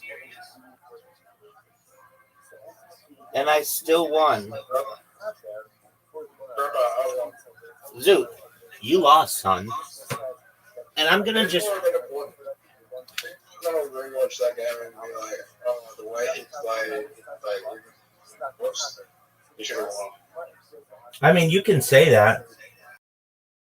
And you can think. But the people of the world will witness and remember one thing and one thing only. And that is that you lost 3-2, son. 3-2, 3-2, 3-2-2. Do you know, Israel is... Israel's.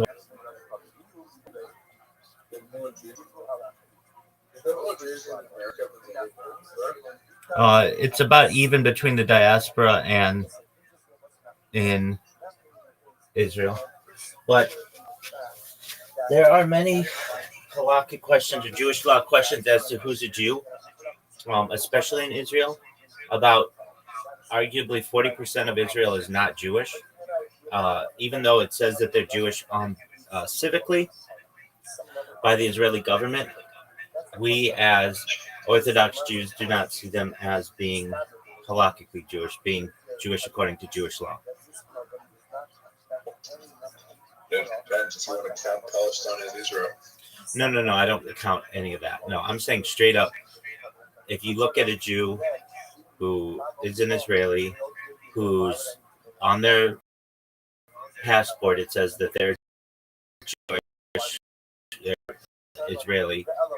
There's only about 6 halakhically, meaning according to Jewish law.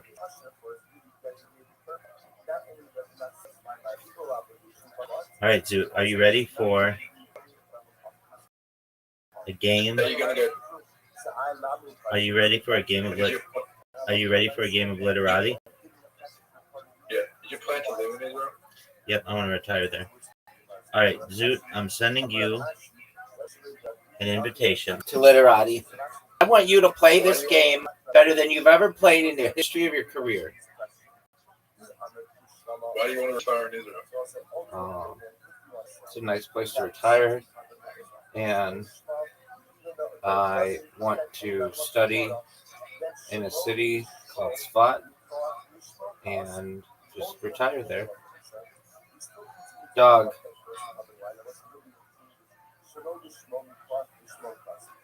Well, you're already. I thought you're already retired. Well, I want. Dude.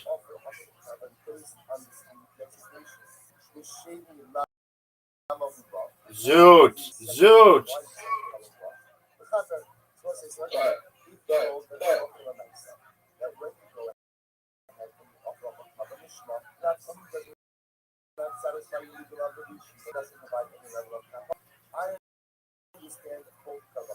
It technically, if we were playing Scrabble the real way, it would be my turn again. Yes, sir.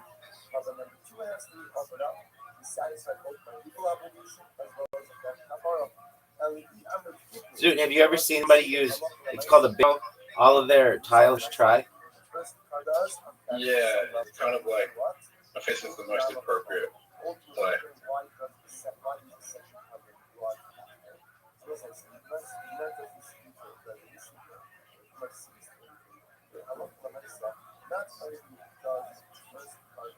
Can you do it again?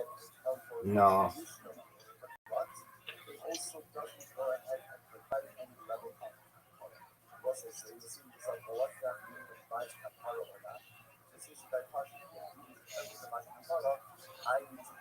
Has anyone ever played Scrabble?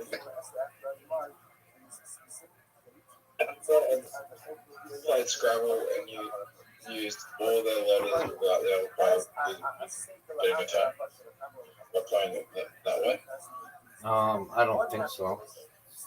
But you never know. Do you think it's possible? You need like perfect draws every time. The odds are probably really high, or really low.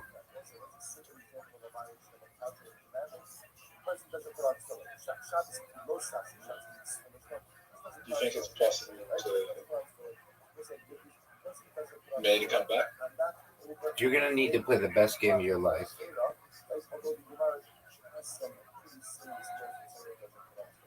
Oh, Rabbi.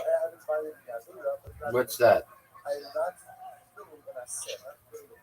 Guess what song was playing when I was in the pizza shop? What were they playing, baby? What happens? So obviously, I evaluated 5 essays. I go and I separate out my Ola. I'll be missing you, P. Faith. What happens is I went and I separated out my Ola. Were you proud of them? Well, it made me think, like, what if I walked in with 50 cent and the pizza shop and he had that song?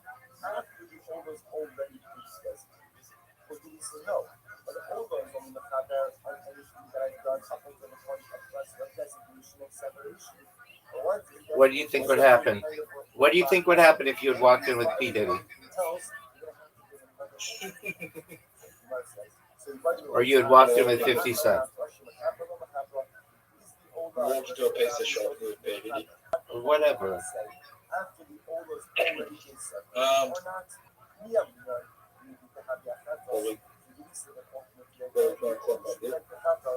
What?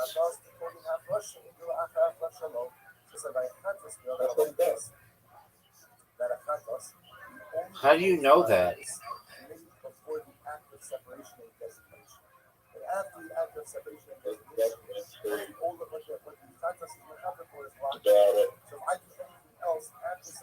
And you've been quoted to say,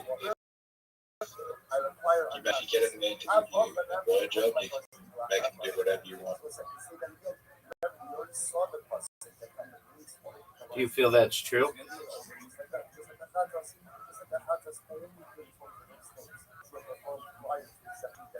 Depends on the man.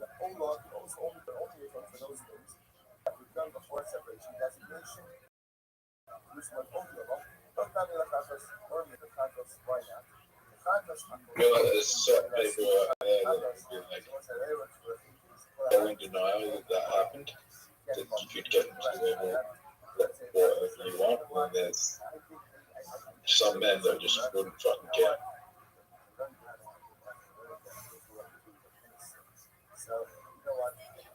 Zoo, do you recognize that I'm winning 122 to 44? Speaking of Diddy, Look at you, big dog. He's like your favorite person ever.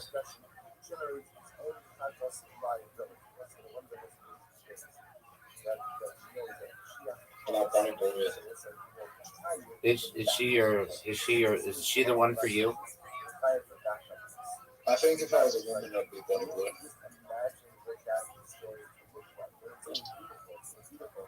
But you know that line is huge to like kindness, and like it's just an amazing thing. But Silly was shot us and we crossed, right? Silly was shot us. Ultimately, again, it's one contest per customer. One contest per sin, I should say. Maybe Ola is not like contest. On the flip side, when it comes to Ola, one Ola could atone for many violations of different essays. Boom, Zoot. How'd you like that place, son?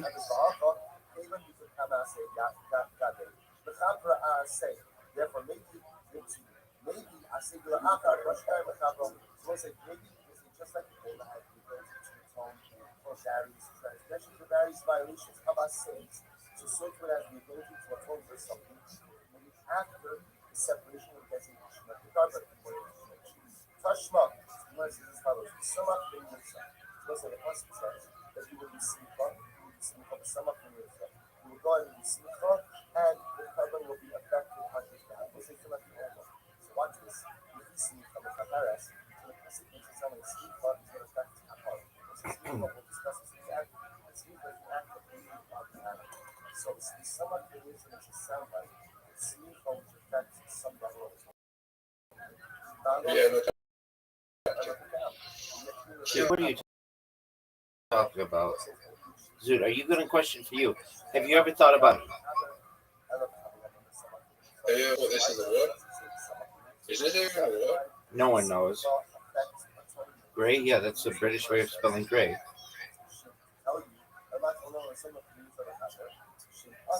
There's two X's spelled right? Yeah, Gray, which is the American way, and Grey, which is the British way. Rabbi, this is a shit play, but it's funny. There you go, big dog. Do you think it's a good play or a shit play? It was okay.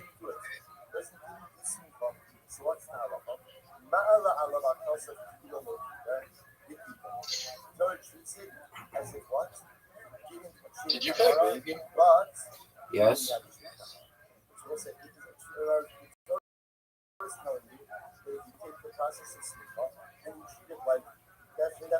Did you like it? I don't do it. Torah says, you haven't achieved kapara, even though in fact, Rabbi. What up, baby?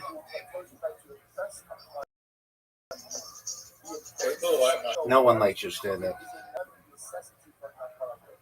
Even though kapara can be achieved without simcha, the Torah wants it to achieve as if it is indispensable. Who's the worst comedian you've ever seen? Their name is Zoot. Come on. No, I'm being really mean to you. Are you the worst comedian I've ever seen? I think that you're way better than you are. I will definitely say that. Yeah, you think you're way better than you are. You could be funnier, but you would rather make 10% of the room laugh than 90% of the room. And I just don't know if that's good advice. Itself will not be the pattern for the non-conformance of simcha. No, there is 90% of the voice round up just stand up. Are you sure about that? How do you know if you're not there? I've watched the crowds when you've done stand-up. And like, they were happy that you were finished.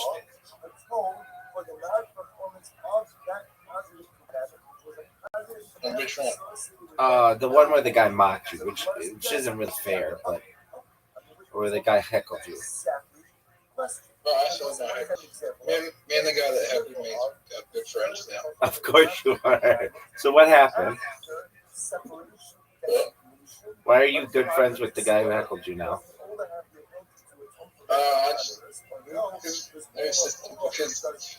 Because we've done other shows.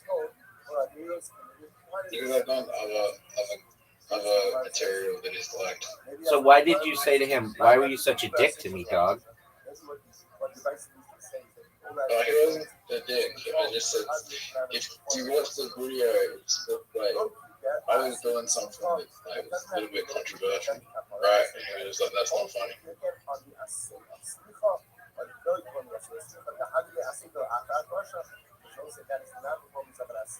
You know what the problem is, Rabbi? What's that, big dog? I take huge fucking risks. Yes, you do. No doubt about it. I will give you that, Zoot. You take giant fucking swings.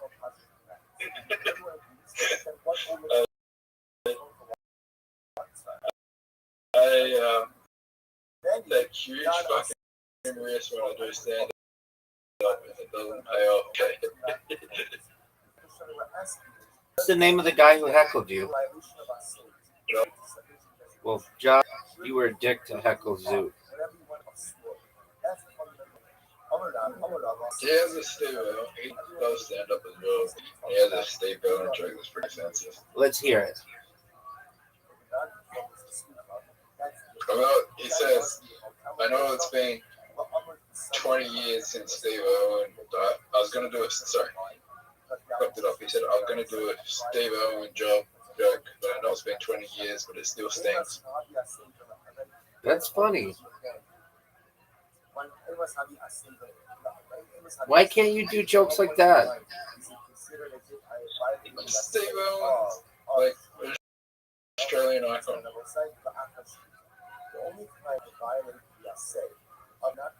So you'll instead do a joke about P. Diddy? Yeah. I mean, whatever makes you happy, dog. I mean, as far as I know, Steve Owen was hosting orgies and raping people. With your heart?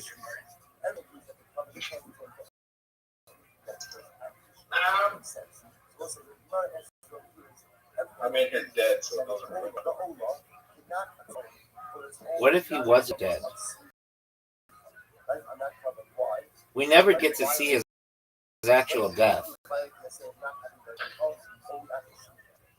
Yeah, He's like the one person. He's the one person who, I think there's a video of him dying and nobody's ever seen it. I think Robert actually might already be bigger than Steve Owen. No way. Not in the United States, at least. Dog, I don't have a word.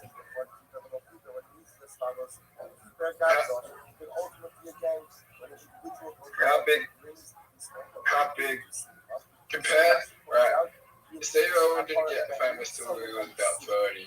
Robert Owen's been famous his whole life, so he was born famous pretty much. Right. From the moment he was born, he was famous. Right. I'm going to tell you what, I know everybody fucking loves him and loves his sister, but they're really not that interesting to me. They're like, what, they just like fucking own a zoo? I feel like whenever I see them anywhere, it's first on me because literally no Americans are talking about Steve Irwin or Bindi Irwin or Robert Irwin. Nobody cares about him. So whenever we hear about him, it's like, oh, this is just forced on me from some fucking British publication.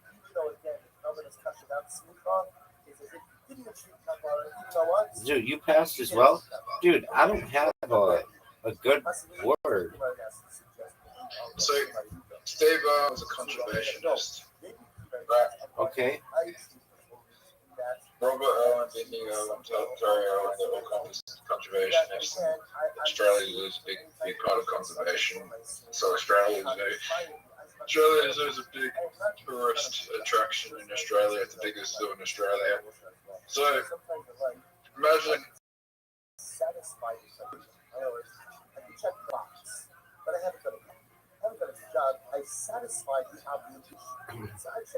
Trying to think. Okay, you think. I'm here back.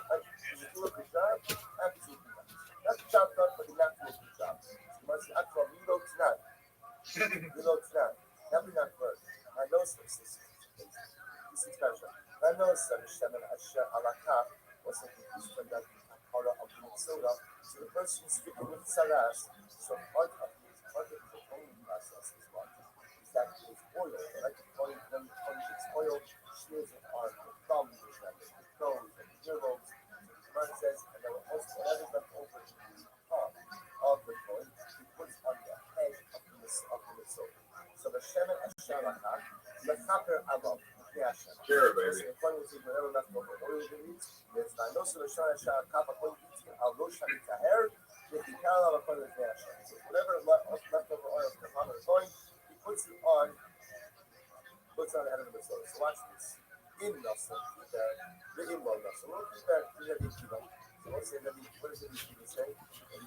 Dude, I'm back, baby. I'm back. Now I'm about to have You played Knicks for 26 points. That was really good, Zoot.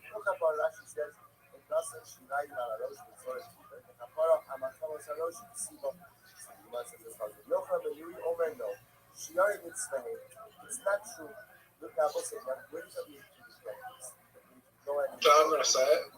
Go ahead, big dog. Say whatever the fuck you want. So Australia Zoo, right, would be like the equivalent in Australia. This is a bit like out of the box, but Australia Zoo would probably be like Trump Towers over there. The staying in Trump Road over there. So like Australia Zoo, like you can stay in Canada, Australia Zoo, right? And there's a chance that you might see the islands. It's like the same. It's like Trump back in the day. That's tight. That's the equivalent. It's not essential. But of course, it is necessary because it's not essential. You use cater? That's really good. All right. How about, dude, I don't have anything to go anywhere, finally.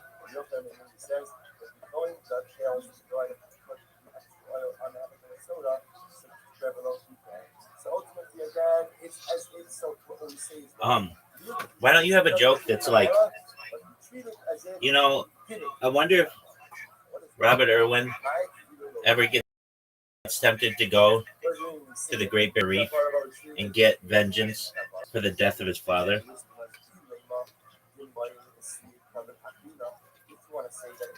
Do you know how long the lifespan of this stingray is? Now, how long is it? Probably less than 20 years. You don't know that. I think it's 12.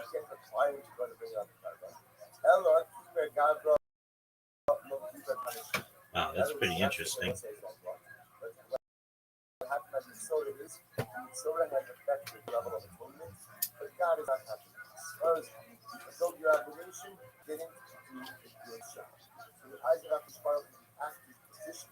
But the mindset of the act is still legally sound. You have an act which is legally effective, but spiritually empty. Dude, that V fucked everything up.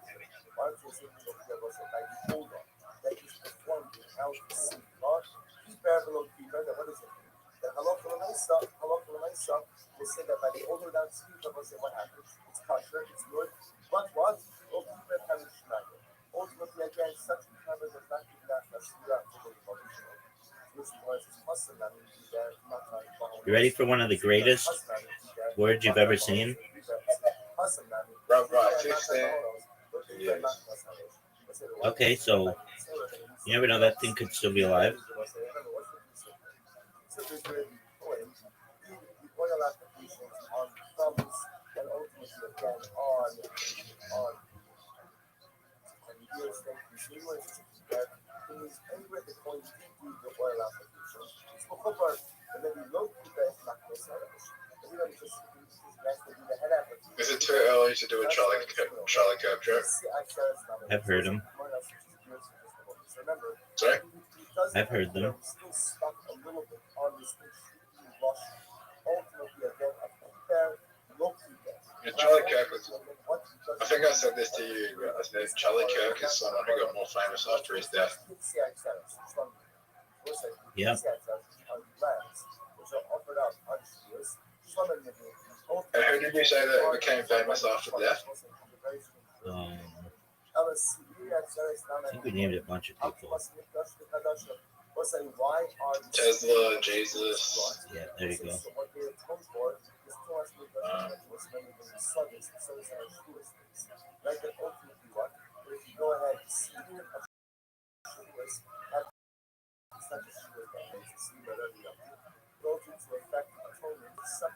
George Floyd.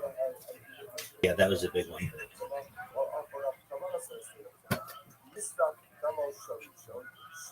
Man to talk.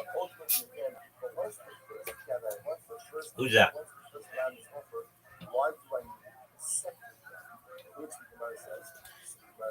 Daryl was the same age as me that committed suicide in 2012. Nobody knows who that lady is. It was a big deal back then. It was like the first case of It was a big deal not in. the first case, but It's a big deal in Australia. Was it a big? it was a big deal. It was a big deal. It was educating teenage girls into sending material online and lead to trap. So I think it was on Omegle or one of those websites, and she got something like Omegle, and this guy, this much older guy, upstairs her breast, and then he was in the Netherlands, and then he started blackmail her, and then she took her own life, getting bullied at school. So it was a big deal. She corrected her suicide, not the suicide, but the reason why she did it on YouTube. And it was a huge, it went viral.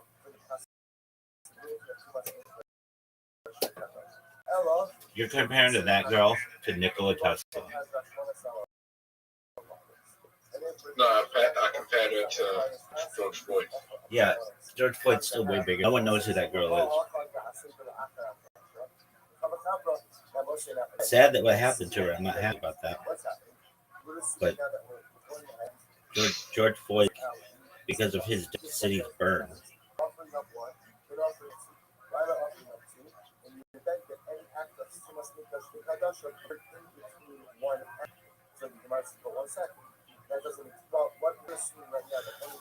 Dude, I have two same letters left. Do you know what they are?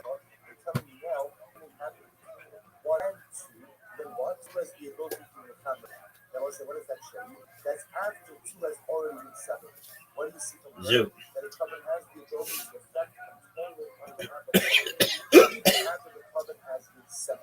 Zoo. Are you proud of that? No, I'm not going to win. You're just figuring this out? But who's someone that died that you can't make a joke about? There's a saying that it's never too soon. So maybe no one.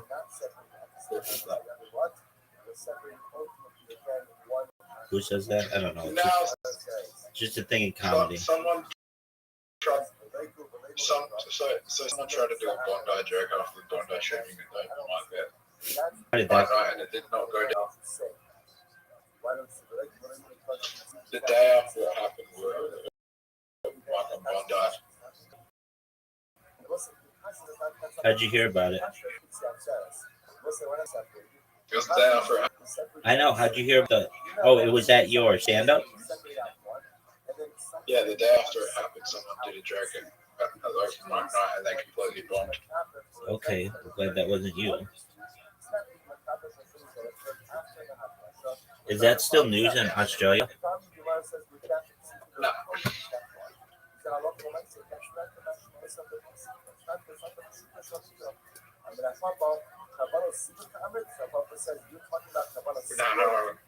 No,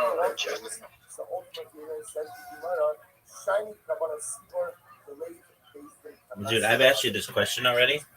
I have two letters that are exactly the same. What do you think they are?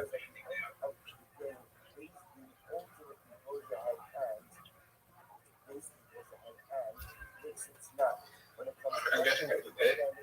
It's an I.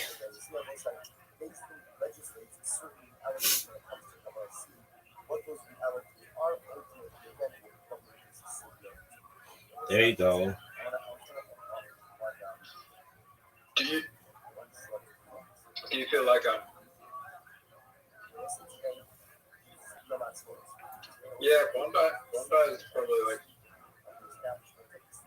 I thought the Bondi shootings would be like our version of 9/11, but no one cares. There you go, big dog. Are you going to stand up on Monday?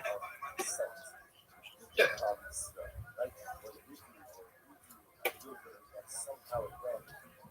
What jokes are you going to tell? Depends if I get up Well, you're definitely not getting up. Depends if I get selected or not. They're not going to select you. If they don't select me this week, they'll select me the week after.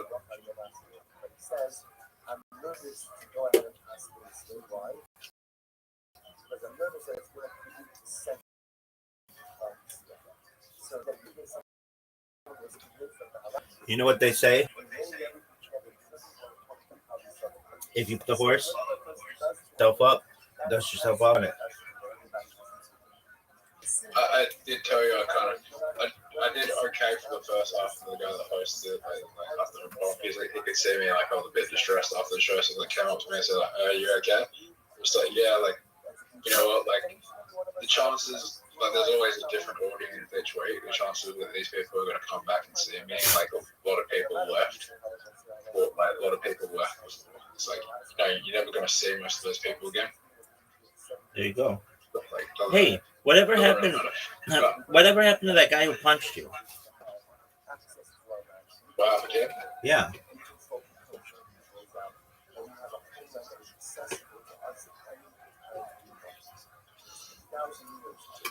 Still walking around.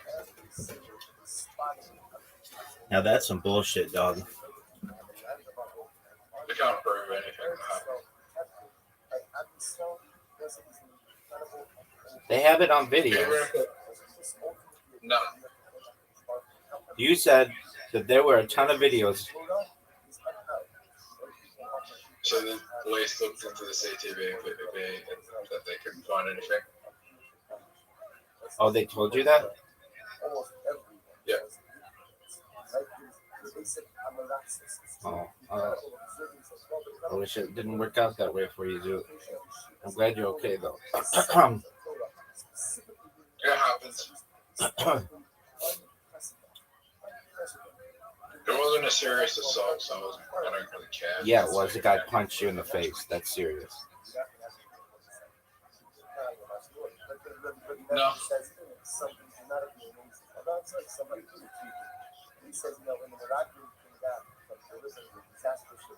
Dude, where can I put an eye? Dude, where can I put an eye? The maximum sentence you just punches someone in the face for is just the standard sentence, probably like a good behavior bar. Dude, where can I put an eye?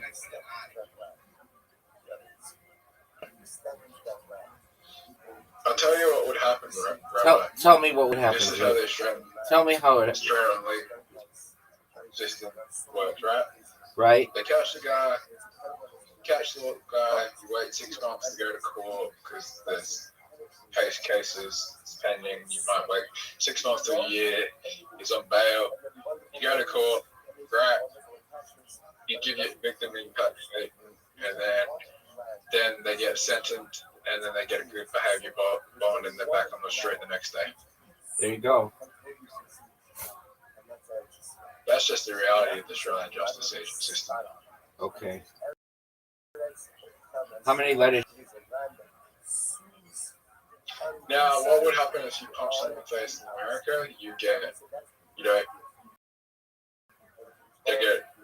They'll get thrown in prison, they'll get jail, get like a $5,000 bond. Either they pay the bond or they stay in prison. Stay in jail, and then they get sentenced like a year or two in jail. There you go. That doesn't happen in Australia. Okay. Zoo, what did you play? You had an... Yes.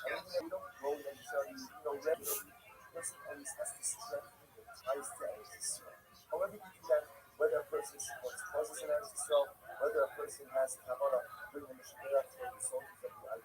whether a person is... I've got an idea. So you have an invitation.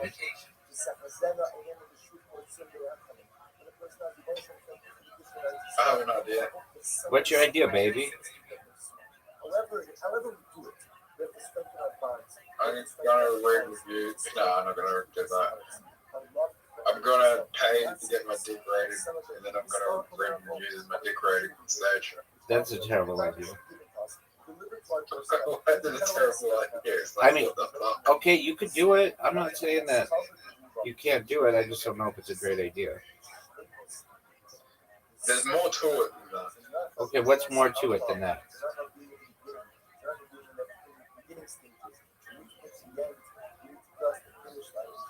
Right. It's more like it's very easy for a girl to prove that she has big tits, but it's very hard for a guy to prove he has a big dick without looking like a creep. Okay.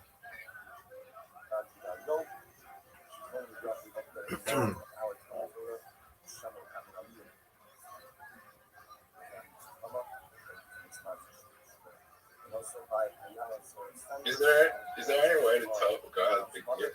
Yeah. Yeah. Ask him.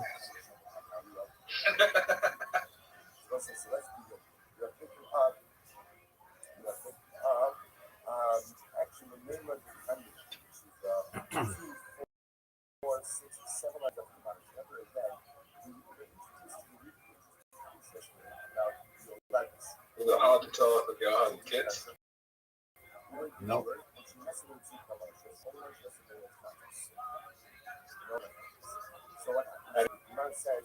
You use your eyes. Why can't you do that with a dick? I mean, a dick goes flaccid.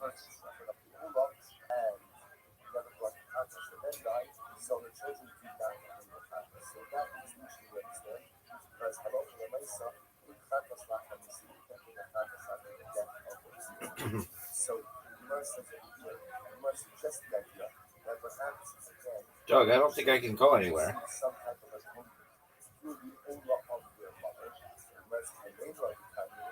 Right.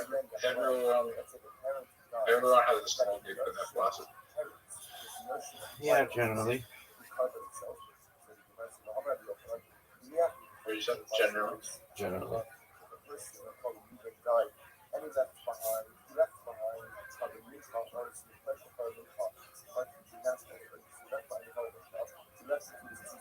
Dude, you're making a really good comeback. I hope you know that.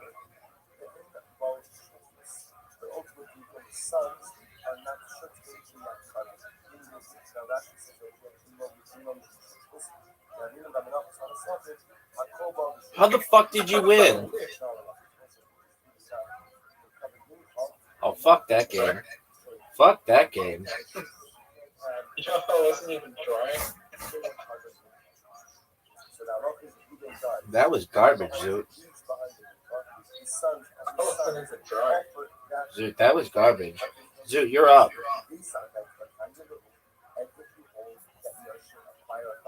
Zoot's turn. I'm going to distract you. You don't have the balls to get double 40. You don't have the balls to get double 40. You don't have the balls to get double 40. You don't have the balls to get double 40. There you go, big dog. You don't have the 50. You don't have the ball to triple 50. You don't have the balls to get triple 50. Let me guess it's up 40.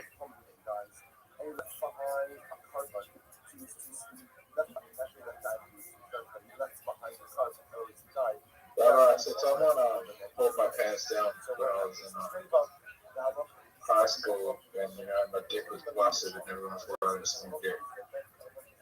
Oh, that sucks. That sucks. Yeah.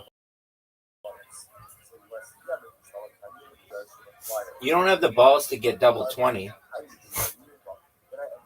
Oh, you don't have the balls to get triple 20. That was terrible. So you're just going for those? That might be a good strategy. Oh, Zoot. Oh, Zoot.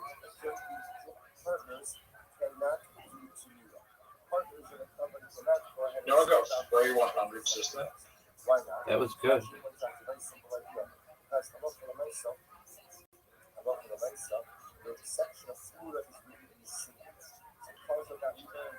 That's not good.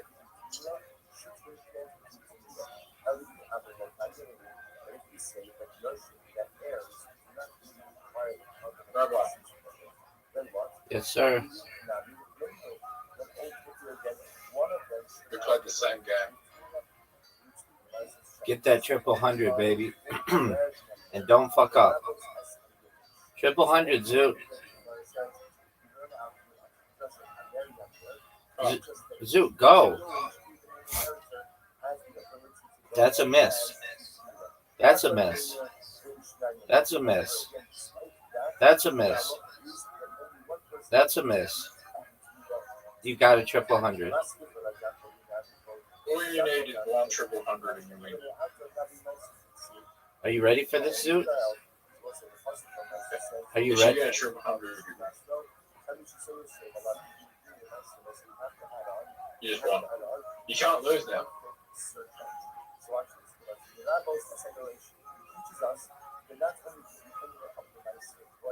You know it was mathematically impossible for you to lose. Dude, look at how many I'm getting, Zoot. I think this is the highest score I've ever seen. Get it. That You is should a... get this as the highest score I've ever seen. Oh. Would you rather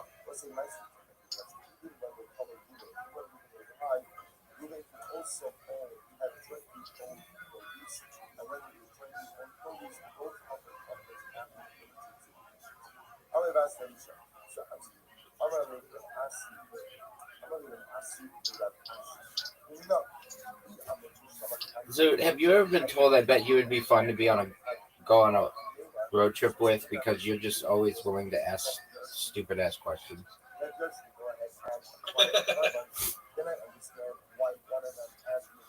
Zoot, remember that time I sent you an invitation?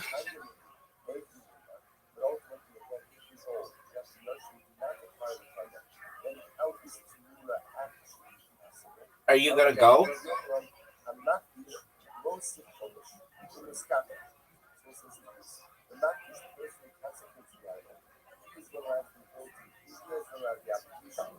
That was the worst shot I've ever seen. Rabbi, are we doing Triple J Day this year? Triple J Day. Yeah, I told you about it last year. We didn't do it. Why didn't we do it? I told you good luck by Bush Brown will win. Yeah, and did it? Yeah. I do want to do Triple J. What's going to win this year?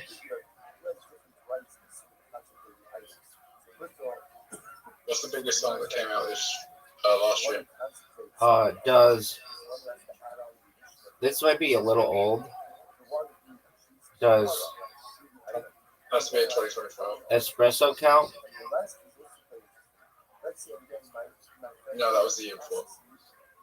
Okay. What was Taylor Swift's biggest song this year? It's not going to be Taylor Swift. Why won't it be Taylor Swift?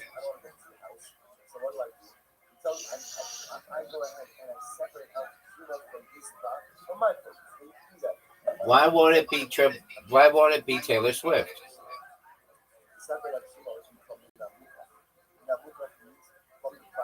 Because we didn't have that big of a year last year. So you want to know what the biggest song was this year? Could it be a Last year. oh yeah, last year. Could it be a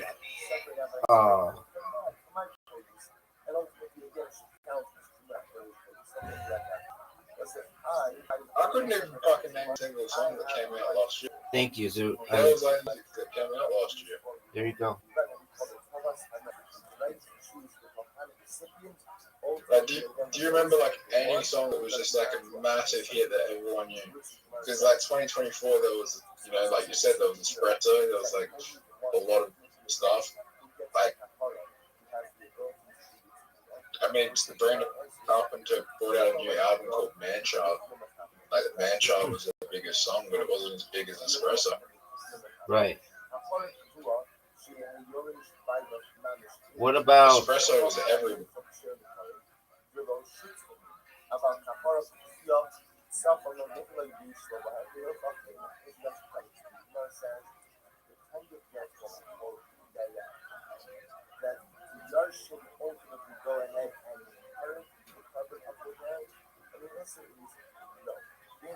Name a song? For the Love of Money by the OJs?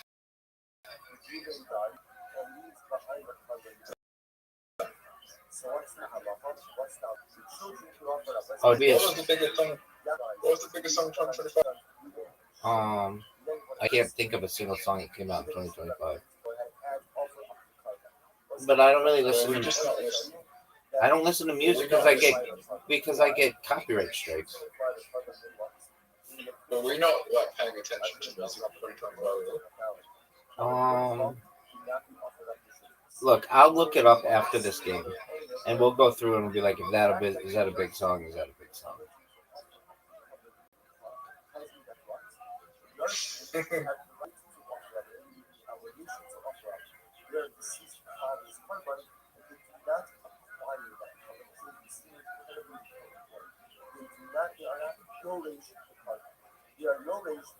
That's mine. That's mine.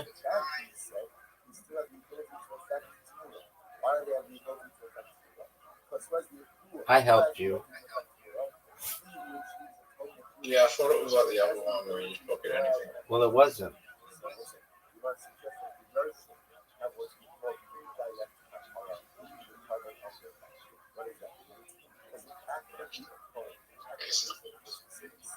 So,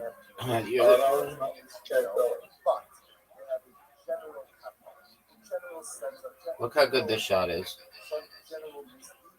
But I'm keen to look at song. We'll look at them after this game. Okay, we're talking. Are you going to make the greatest comeback of your career? Are you going to make the greatest comeback of your career? I can't win right now. I can't win on these two shots. This is a difficult shot. Easy peasy, lemon squeezy, baby. Thanks for putting Yeah, in. That was not bad. That's bad. That helped you.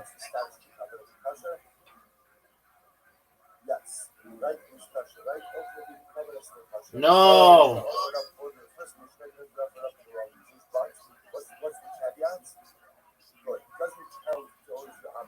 We're also the more difficult shot. That's a miss.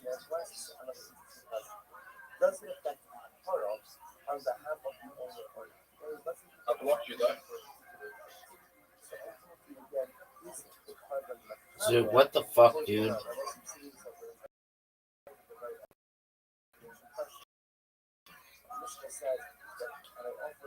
This is a bad idea. That might have been a bad idea.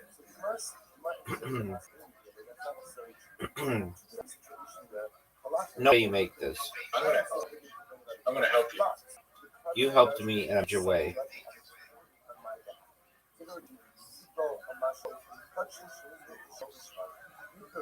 I just gave you the game. Maybe. If you get the red in you, I'll just give you the game if you get the red in. Not necessarily. This is still a difficult shot. Psych, bitch. Got it. All right. We're looking up songs. Yeah, we're going to look up all the best songs of 2025. I think I can tell you who's gonna win. Hold on. Please give me a list of the biggest songs from 2025 based on the amount of weeks they were number one on the Billboard Top 100. Yeah, but also, Rabbi, what you got to consider is a lot of them were are going to be Australian songs as well. Okay, number one was Luther. Kendrick Lamar and SZA, 13 weeks number one. Number two was... That came out 2020. Okay, well maybe it was longer. Ordinary was Alex Warren, multiple weeks at number 1. Man-Child, Sabrina Carpenter, reached number 1. What I Want, Morgan Wallace and Tate McRae. All I Want for Xmas Is You, that doesn't count. Dre with a Smile, Lady Gaga and Bruno Mars. Die with a Smile, Lady Gaga and Bruno Mars.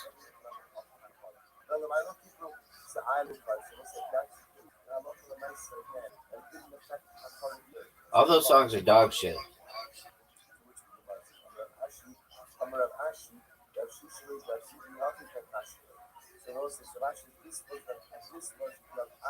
Do you think Sabrina Carpenter could win?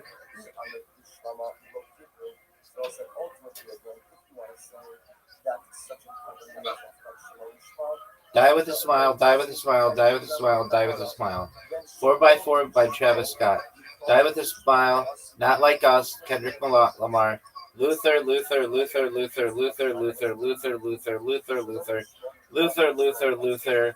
What I Want, Ordinary, Ordinary, Man-Child, Ordinary, Ordinary, Ordinary, Ordinary, Ordinary. Golden, Golden, Golden, Golden, Golden, Golden, Golden, Golden. The Fate of Ophelia, The Fate of Ophelia. The Fate of Ophelia, The Fate of Ophelia, The Fate of Ophelia, The Fate of Ophelia, The Fate of Ophelia, The Fate of Ophelia. All I Want for Xmas. Dog, I can't believe that song is still so fucking popular.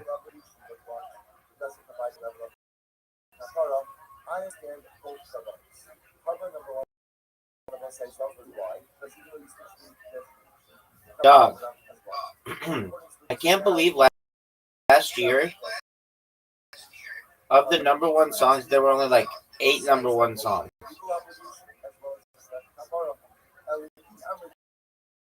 So Zoot, what's gonna win? I think it'll be Luther.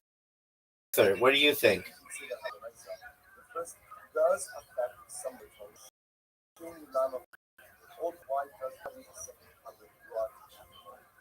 Zoot. Zoot. Are you still there? Rabbi, I can tell you who's going to win. Who's going to win, baby? It's about to use that. I can tell you who's going to win. Okay, tell me who's going to win. Okay, so in my region,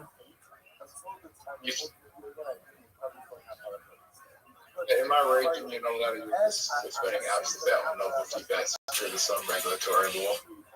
So this, but in other regions in Australia you can, and usually the nobody that can tell you who wins. Okay, 2025 sports bet favorite.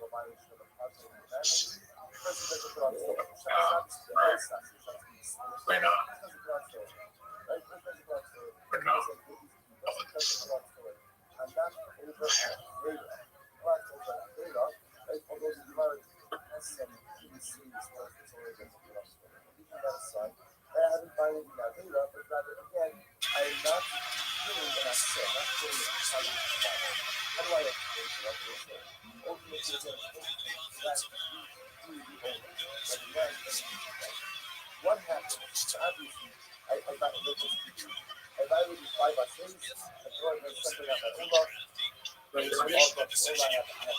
Who's gonna win? Go. Who?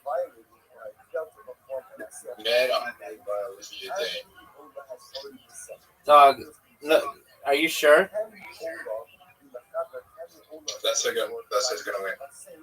Who's Olivia Dean?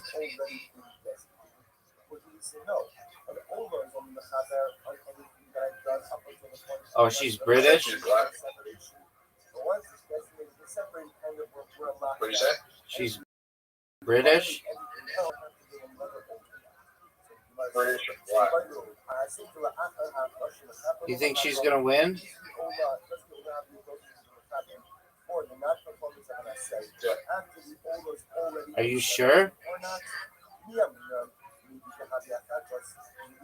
Yeah. You're absolutely positive. Yeah. Why do you think so? Which is just a favor of the sports betting app. You're absolutely sure. Yeah, every time someone gets a favor on the sports betting app, they win. Okay. Do you know that Triple J first aired 50 years ago?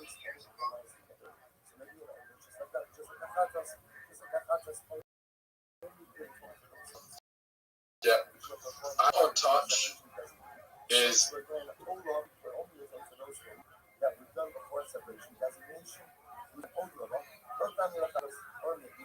What are you saying, dog?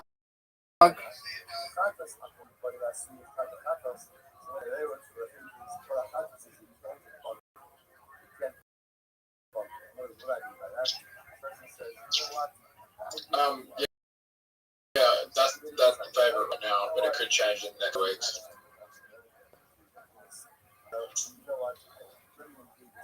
Are you absolutely sure that Triple J is gonna pick that bitch?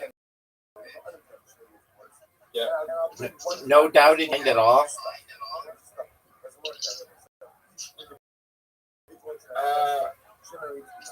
Yeah. Could it be Kendrick Lamar Luther? What? Could it be Kendrick Lamar Luther?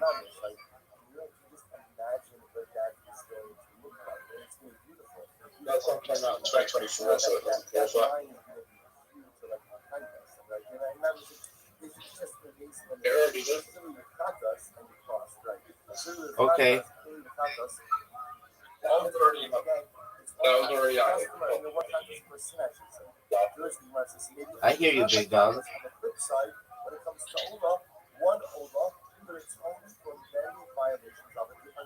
You know, Looper is like one of my favorite songs I've ever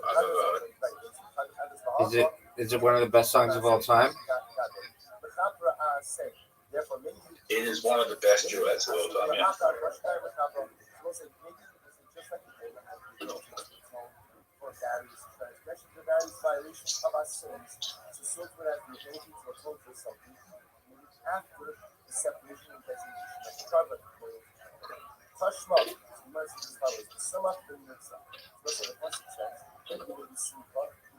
You know, what else is one of the best duets of all time?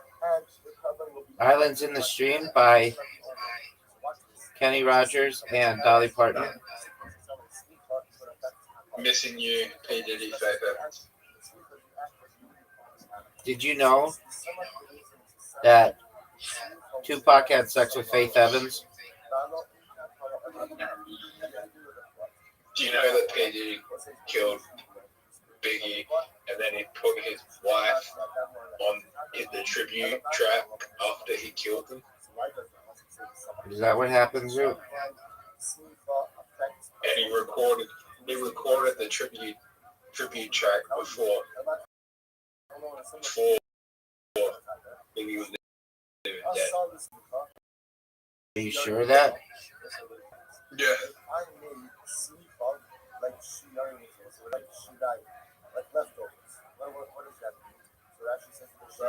Yeah, baby. Imagine I killed imagine I killed you and then I put your wife on the trip. Yeah, I get the analogy, big dog.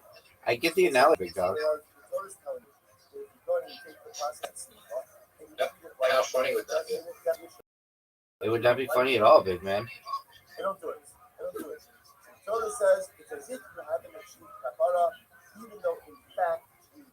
Dog, I've got a quiz for you. Name every NFL team with a 500 or better record all time. Go. I don't even know what that means. Name every NFL team with a 500 being chances are they're going to win versus they're going to lose or better record all time.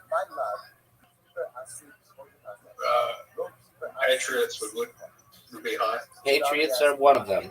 They're number 4. Name another team.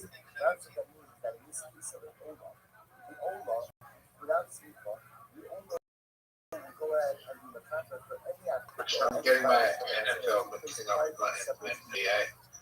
That's okay. I understand. The OLA itself will not be machaber for the non-performance of Sifa. Listen, here's interesting, Shaila. You must listen as follows. Have an OLA. Rams NBA or the NFL? NFL Rams are one of them. They're number Non-performance of positive commandments. I don't 15. on my OLA. Which means that in the process of offering on my OLA, I failed to perform a positive commandment. What's the Shaila? The Shaila is So you're 2 for 2. OLA atone for the non-performance of that positive commandment. There's a positive commandment associated with that very OLA. So if you want to suggest, that's exactly I've been with you this whole morning. That's exactly the question. Because listen, what is that an example? Dog, you are 2 for 2. Are you going to continue?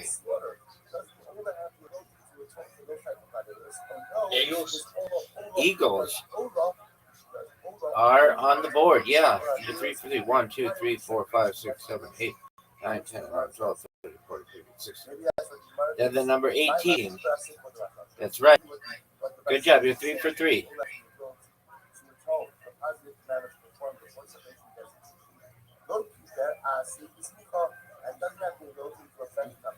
Zoot is 3 for 3.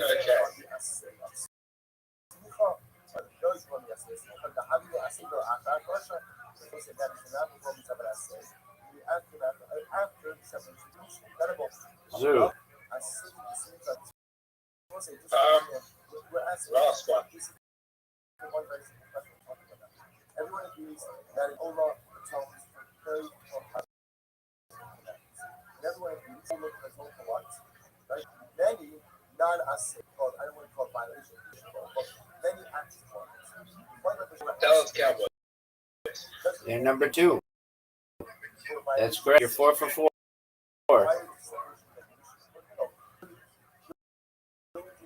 You want to go going? How many are there? 19. Well, there's not much. 19 teams with more than a 500 record in the NFL all time. How many teams are in the NFL? 32.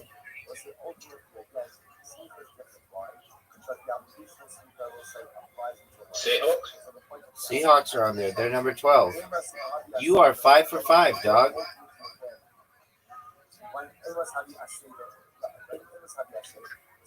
Miami Dolphins. You are 6 for 6. They're number 8.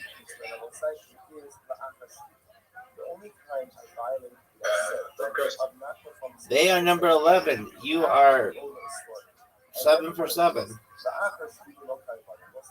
Kansas City.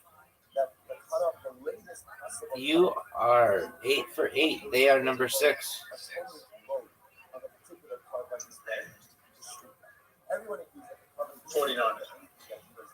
You are 9 for 9, which is really, really good.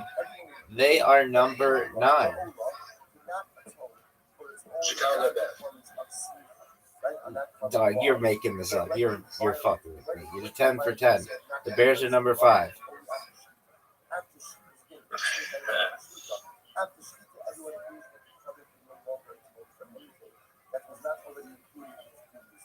Yes, I know. Yeah, you did. I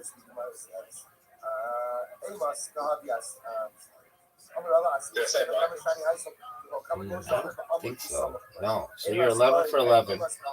They're number 7.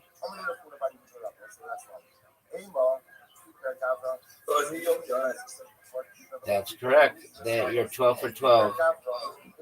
They are number 14.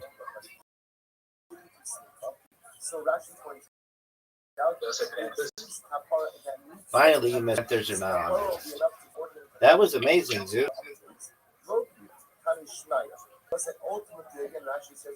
I did have to look up Tank. That's okay. But I didn't look up. What about Titans? No, they're bad. Okay. They're bad. They're bad? Yes.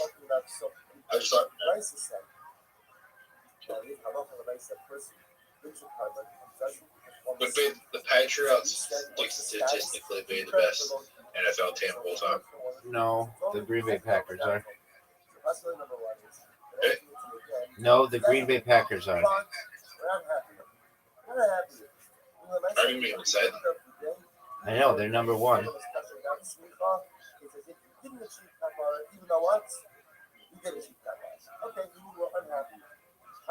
Tom Brady played for the Patriots, though. And the Bay Buccaneers, son. Right? He played for both of them. Yes, sir.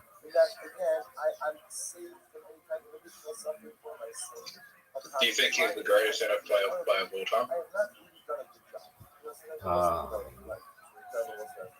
Baby.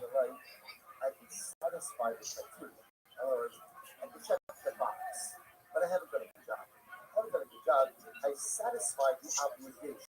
So I checked the box, but I have not done this job. Check the box. All right. What sport or game Not the job done, but the not good job. is something today the best in the world at?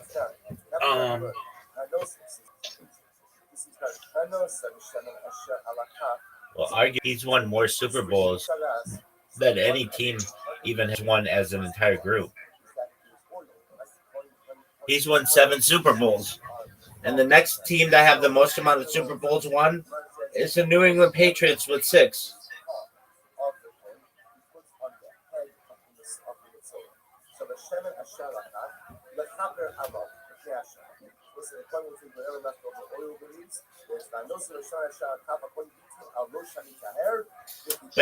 But in reality, he might not be that good of a quarterback. It's just he had a good team. Do you think in 100 years from now, Tom Brady will be able to compete? Tom Brady, in his prime, will be able to compete with the players in 100 years? They won't be playing football in 100 years. Why won't they? It's already becoming illegal in the state of California to have contact football.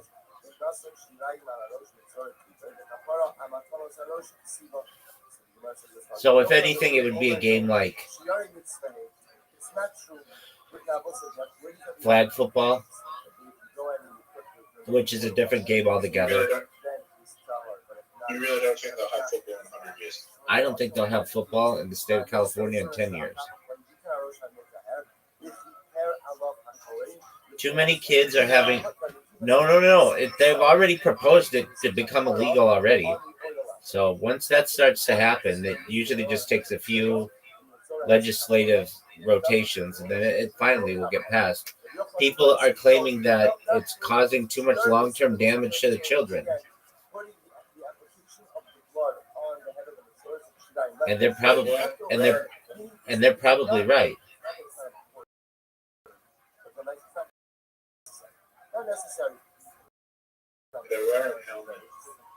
Yeah, but that doesn't matter. The brain inside there should not be slowed down.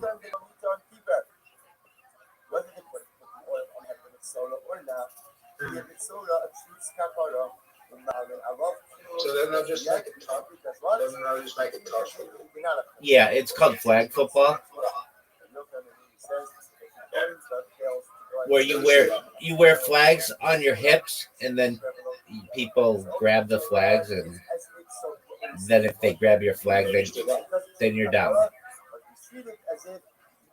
Yeah, it's called touch rugby over here. They'll do something like that.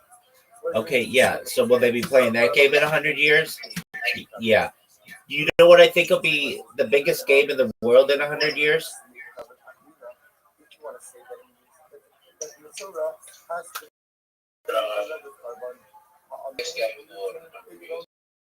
Word.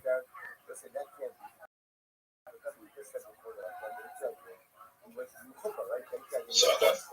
Rugby.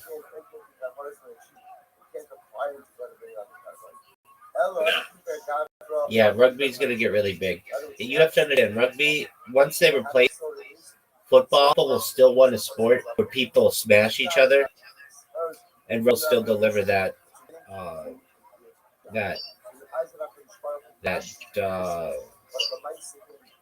will satisfy that need.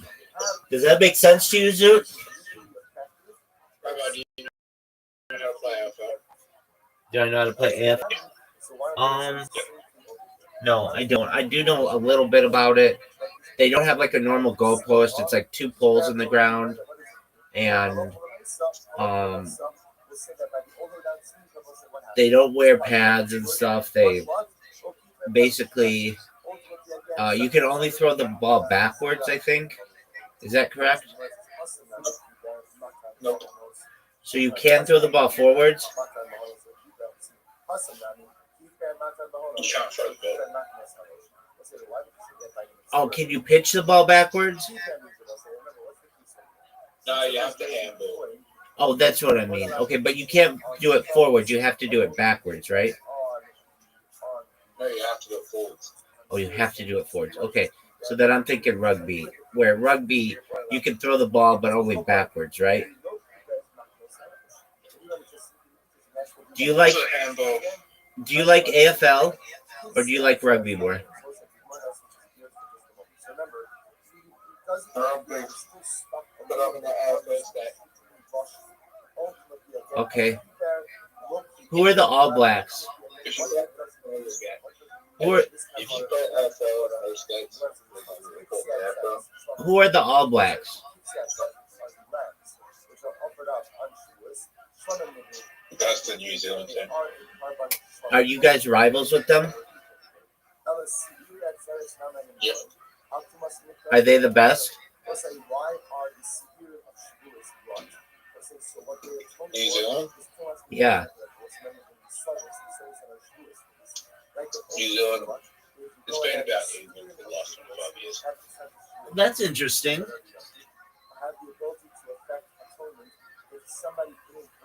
I think I could be wrong. I think they're better than us, to be honest. Okay. I really follow, but no. Do people play baseball there? Do people play baseball? Do people play baseball there? No, they play cricket. Yeah, that's right. All right. That's cool. Did you ever play rugby? Touch rugby, yeah. Did you ever play AFL? Yeah. Is it tackle? No. Is AFL tackle? Yeah. Do girls play rugby? Yep. Do girls play AFL?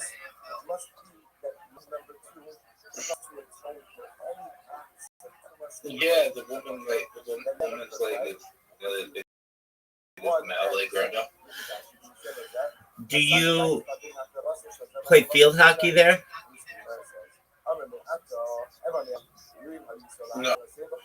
Do you play? So no field hockey.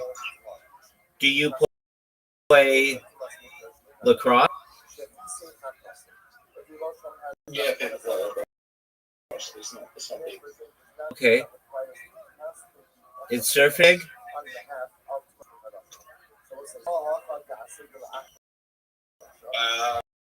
It depends on the location. Some locations bigger than other. It's Like Surf Paradise and like places in New South Wales, like Sydney area. It's big, but where I live, it's not that big. If you go East Coast, it's bigger. okay. And is sailing big? Yep. Do you know what the America's Cup is? Yep. All right. Now, what about this question for you, son? Do you guys play any ice hockey?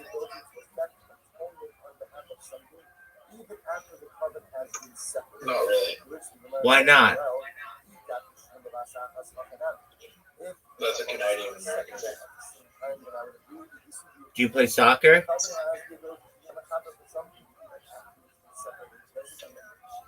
Yeah. Do you call it soccer or football? All right. And you know why it's called soccer? Yep. Why? Because we call football. Because we call AFL or rugby like football. So why is it called soccer? Why is it called soccer? That's what I just asked you.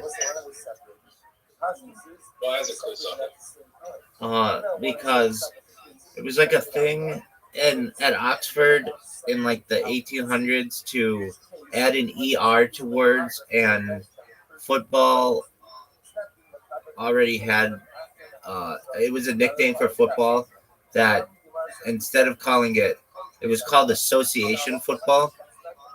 And if you remove the A from association and one of the S, it's like ASSOC.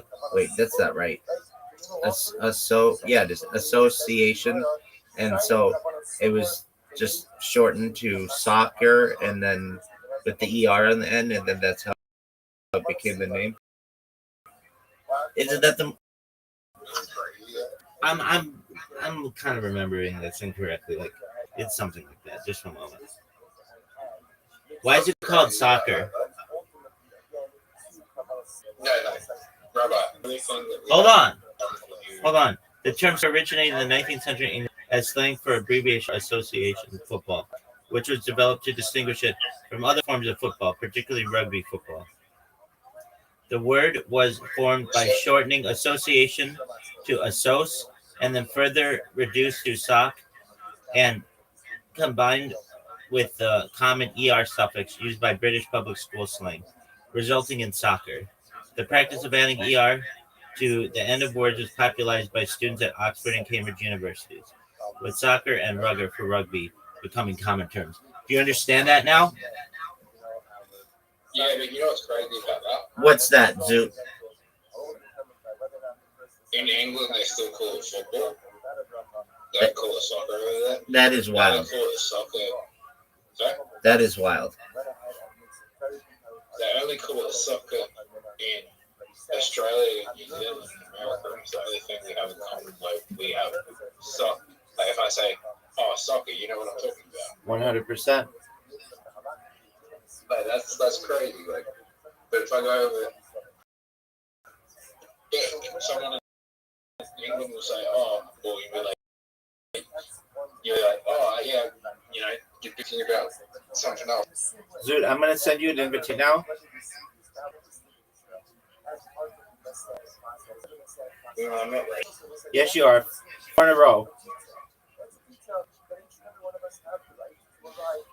Zoot, you have an invitation, dog. Zoot. Have you ever played? Zoot. Have you ever played soccer? Yeah, Zoot. I've sent you an invitation.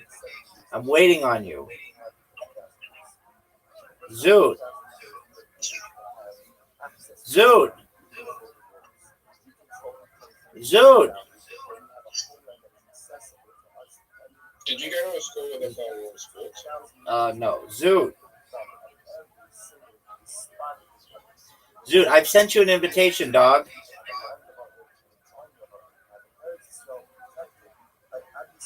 Zoot. What type of school did you go to? One for people who were blessed with huge cocks. Oh, you think that's a good move, Zoot? Zoot, you lost. Zoot, did you know you lost? Zoot, did you know you lost? You're done. It's over. Zoot, you lost. Let's go again. Yeah. Did you hear me telling you that you lost? Yeah. You got played. You got played, son.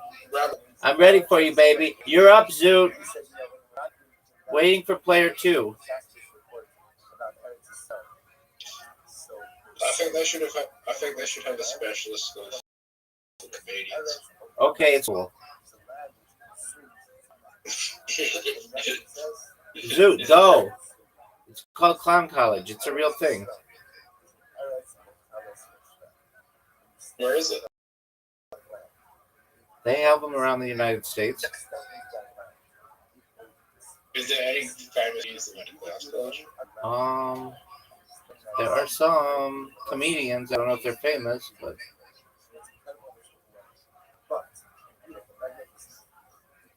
Zoot, you're up, baby. Is there any really successful comedians that went to Clown College? Yeah, maybe.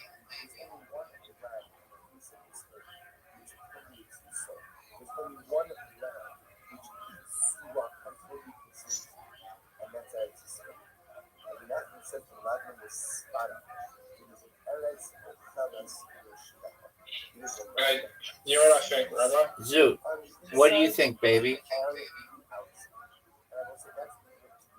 They should add stand-up into the curriculum in schools. Okay. I mean, that's a cool story. You know, so that people don't bomb? What? So that people don't bomb? No, such people will prevent kids from blowing other kids. Oh, I think it would probably promote it. You think so? Perhaps. Yeah. Well, because if they play like dog shit like you do, and they lose them 4 in a row, and then I'd go up on stage and I'd be like, hey, everybody, I just whooped Zoot's ass in 4 in a row, and everybody would be like, yeah, what else is there? Zoot, you're up, big dog. Zoot. Zoot. Go. Just get up on stage, kick you off, and say, fuck your mom. Okay, but that wouldn't be funny. No, it wouldn't be.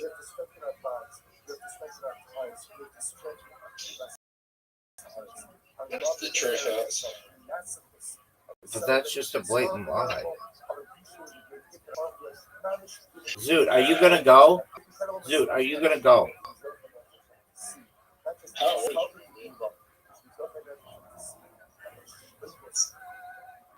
Let's see here. I have to do some math. Your mom's still alive? To the best of my knowledge. That's how you know I didn't fuck her. I don't even know if she's alive or not. I want. Are you sure about that, Zoot?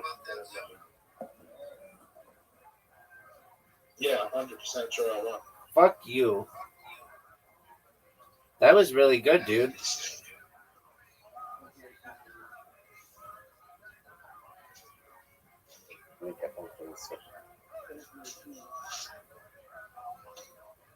You're up, Zoot. Are you gonna go, or are you gonna jerk yourself off raw? Zoot. Good morning. Good morning. Zoot. Begin by thanking of our sponsors for this morning chair to thank our annual Talmud sponsor, Total Shachar Tizah, dedicated all the Shulman Josh this year. It's host besides those Talmud sponsors for the month of Elul. Our problem will cover Benek over from me from the show is parents Adam Ben Asher. They got Rizal Bas Zalin is for the doctor. That the feel of our precious Kivila. Are you sure about that?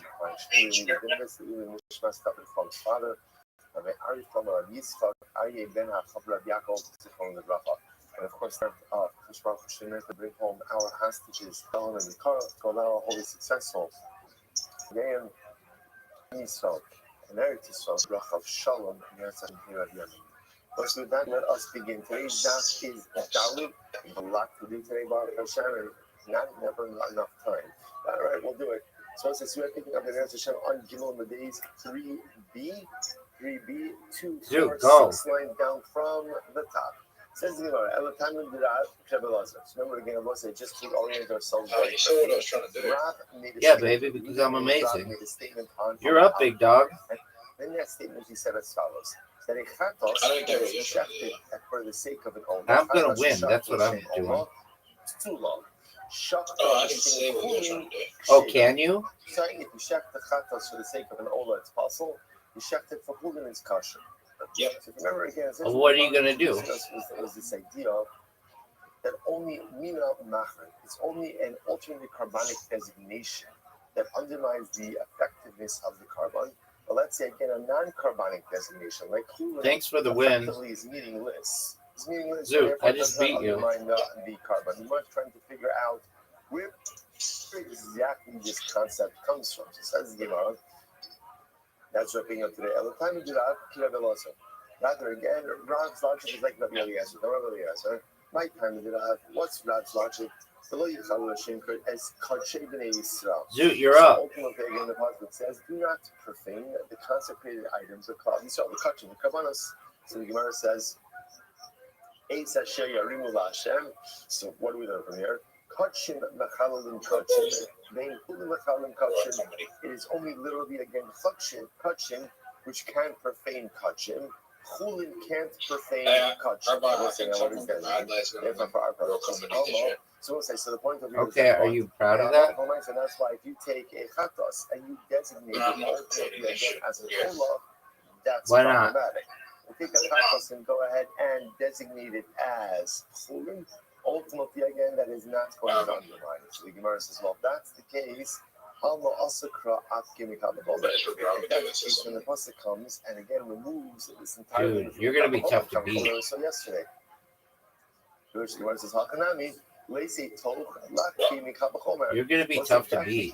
Then allow Tocho. Remember again, Tocho was the case of the Cheres. On this game. Yesterday's that of a Kli inside of a Kli. So ultimately, again, let that Socho come. Dude, you just fucked up majorly. Look Look where I'm putting my thing. This is very interesting. You just lost. Dude, you had 4 in a row. But in this case over here, you have and you fucked up. You covered the food in clay. Then put the food into the oven. So the Gemara says, the whole. Dude, you're up, baby. It's your turn. Everybody's waiting on you. Let's say a sheretz touches the outside of Yo, big dog. What's talacha? The food actually remains tahar. Why? Because obviously the clay covering has the status of a kli cheres. Kli cheres is only metame me'aviro, not me'gavro. Perhaps, big man. It only comes coming from the interior, not from the exterior. So since if the sheretz were to go ahead and touch that clay covering, the food would not become tamei. I would have thought that if halacha l'maaseh now, that same clay covered food is inserted into a tanur, and in that tanur, yo, big dog, again is a sheretz. I would have thought that food also remains impervious to Torah. Maybe, big man. Says, Watch out in the future. Have to travel to the past. That'd be baller, right?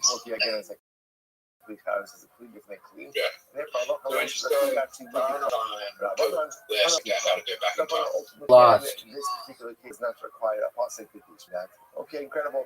But Yosef says so again. So therefore, thank you for the win. Have over here is as follows, right? So Zoot, thank you for the win. Is the statement Zoot. of the statement of Rab. So if you go Zoot, thank you. Thank you for the win. You change the chatos designation for Zoot, you're up. Everybody's waiting on you. Chatos for chulin. Go. Does not become undermined. So we'll say so again. That's the principle to emerge. Now again. Point in time do you think they'll be in a challenge to every question? Right now, baby. Next, sending about 2 dots. Middle of the base, 3B. Right now might be a time where we know the answer to every question. You never know. Rabbi Yosef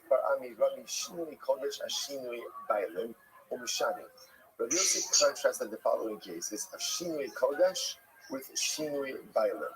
So we'll say, what's Shinui Kodesh? That's what we've been dealing with up until now. I have a chatas, and I offer up for the sake of an That's called Shinui Kodesh. Versus Shinui Bailim. Wait, Doug, do you have an answer for this question? Are you going to win? It's offered up or it's shechted for the sake of. Rashi says over here, big dog. Big dog. Don't fuck up. Don't fuck on. Based on a statement, what we call Shinei Kodesh, although please leave that aside. Shinei Kodesh, I take a chatos, Dude, and I offer up for the sake of an olah. that was a good move. Reuben's bringing a chatos, but it's offered up for the sake of Shimon's chatos. Oh, Zoot, F you, dog. That was some bullshit, Zoot. Did Rav really say that if a chatos is offered up for the sake of a chatos, which I will say means, let's say Rashi's example over here is, let's say I'm supposed to bring a chatos. Oh, Zoot. I'm supposed to bring a chatos. Zoot, what are you doing? But instead I had in mind that it should be a chatos for eating blood.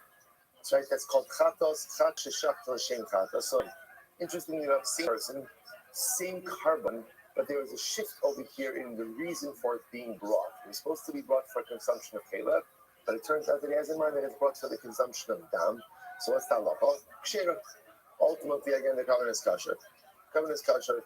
Similar to the shem olah, psula. But ultimately, again, what's going to happen here, Zoot? For the sake of an olah, ultimately it's possible. Alma, what do you see from here? Lav mina machriv ba. The mina lo machriv ba. So what do you see from here? That as long as you keep the designation in the family, it doesn't undermine the carbon. The moment that the designation goes family, even if it's still in the realm of carbonos, it does undermine. So let's eyeball a second. There wasn't eyeball. He's going to yeah, baby. With the statement of Rav on Amadal. What did Rav say?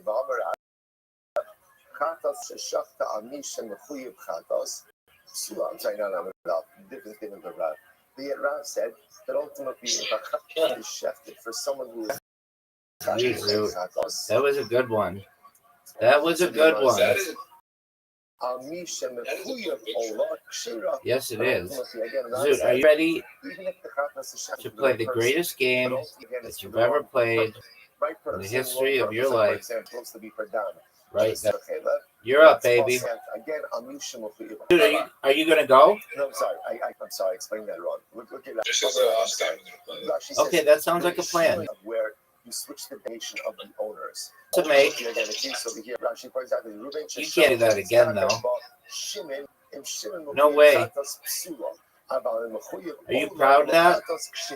So this is actually a case of change of ownership. Right? That was awful. That was awful. For Shimon.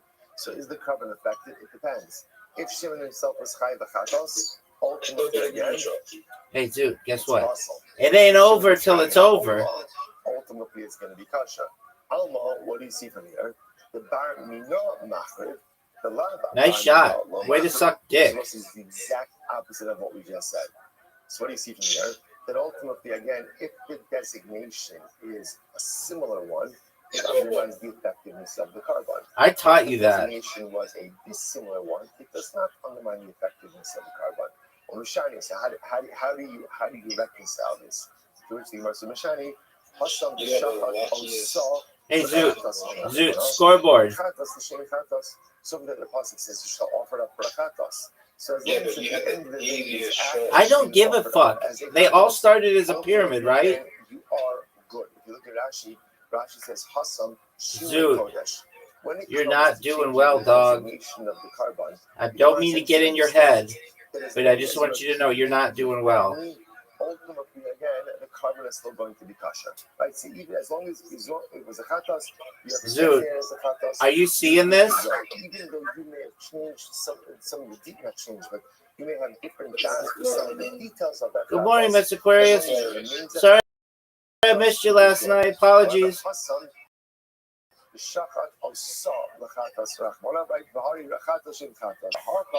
Over here by Bailing. Zoot. Ownership, right? The shift instead of ownership, the keeper, Allah, Siv, Allah, ultimately, again, the Bible says you will atone. Zoot, you need to get 4 to tie. You got fortunate there, dog, and you know it. You, dude, Zoot, shut the F up. Zoot, no way you get these. No way. Ultimately, Dog. again, halacha l'maisa, What is besides this? kapara like the original owner. Incredible. So Chaviva Rami Shinui by We're playing beer pong. Or pong, whatever. Zoot, you need to get this one. Zoot. It all rides on this. Yes, you can. Oh, it's mine. Tocho is the case of the oven klicheres within a klicheres. One does have to be a kli with Zoot. I got them all, Zoot. I got them all. Zoot. Want to be interviewed? So the Rabbi will say that if you shech the chatos for the purpose of someone who's chayav a Zoot, do you want to be interviewed? Changing ownership, ultimately the chatos is possible. But if you go and you shech for someone who's okay. chayav olah, Do you want to play darts? what do you see from here? Oh, rematch. Okay, I see how it is. Zoot, remember that time when you told me scoreboard and I told you it's not over till it's over? Then I came back and won everything? Is that true? I mean, it's 0-0, dog. But anything inside of the klicheres doesn't become tamei. Scoreboard. Says, Mushani.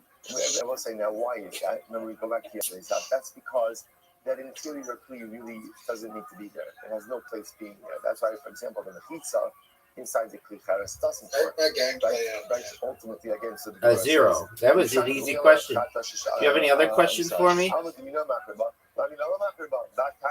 learned because you got 0. So it's really easy to grade. Just like now.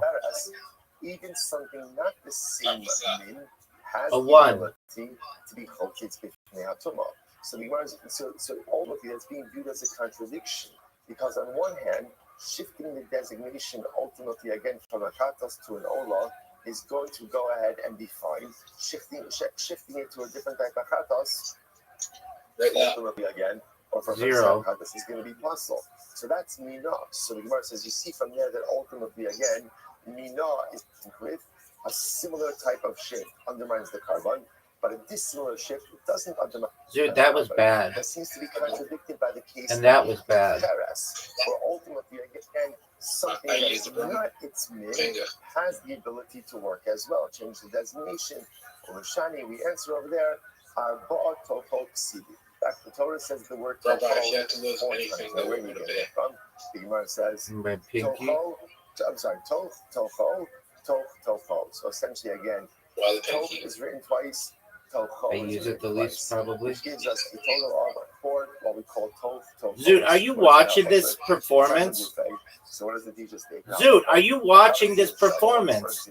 You're over here asking me what fucking appendage I'd lose, and I'm just showing you how a playboy plays, baby. Are you seeing this, Zoot? Zoot, are you seeing this? Zoot, are you seeing this? Dude, you've never won?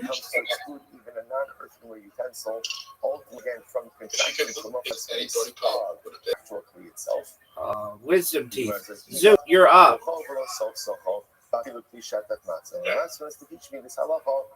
Zoot, you've never won. Zoot, you've never won with this account. And there's food inside of that interior cleat that the food in the interior cleat does not contract Zoot. again from the airspace. Incredible. All right, we'll say. It's like something that you naturally lose. Zoot. Or baby teeth. I mean, there you go. No idea, all right? So good. That's all right. That's okay. We're doing this together. Right, we'll say, Zoot, are you seeing this? Zoot, are you witnessing this? Zoot, are you watching this? Are you watching this performance, Zoot? For the sake of an olah, ultimately, again, it's possible. It's possible, right? You switch the carbonic designation. Zoot, are you watching this? Again, it's going to be possible. Now, again, I will say, remember, there's still a lot of halacha l'mais, so we have to go ahead and do. Because at the end of the day, remember again, Zoot, are you? I mean, do you understand what it's like to be up 5-0? Why is the carbon kosher?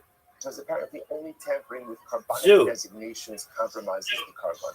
But ultimately, calling a carbon fooling is really just. Dude, I'm up 5-0 on you. And this is how the Rambam passes. Yeah, you're playing with fire in the second If you shech the chatas for the purpose of another carbon, keep going.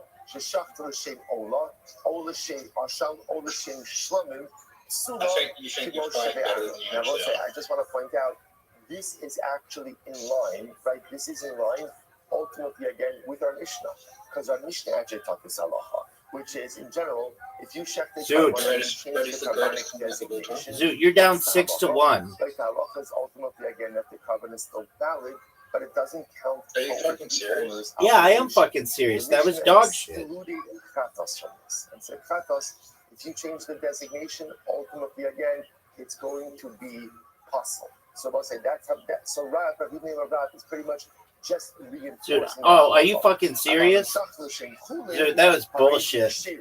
But if you take a chatas and you shift it for the sake of chulin, ultimately, again, it is kosher. It is kosher. Dude, however, the Rambam has in a very it's 7-3, big dog. Also, but it does not count to satisfy the owner's obligation. So if you're bringing a chatas, Zoot, you shech your chatas for the sake you recognize that you're done? Ultimately, again, the chatas is invalid. Again, the svara for that we still have to come to. We don't know why chatas is treated differently. We'll get to There's that. no way you come back. But if you check the same, You ready for another one? But it does not count towards the obligations of the owners. Incredible. All right, we'll say let's go. So we'll say this is actually a very, very interesting sugya right now that is going to be very helpful to us going forward. The Mishnah says, Simar says, follows, Minavan,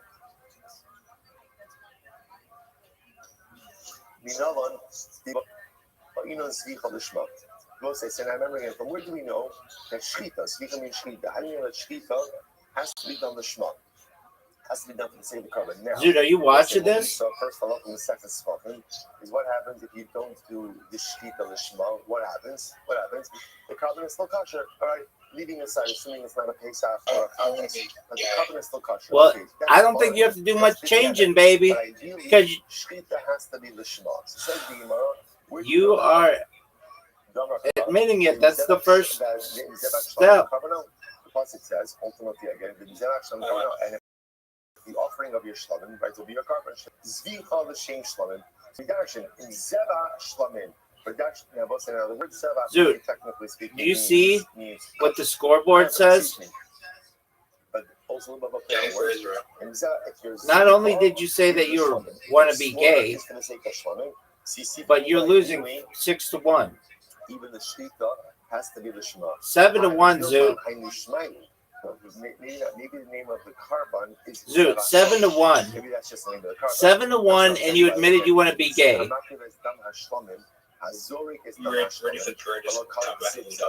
Yes, sir. Not from you. Ultimately, the carbon is just called shlamim and not called zevach shlamim.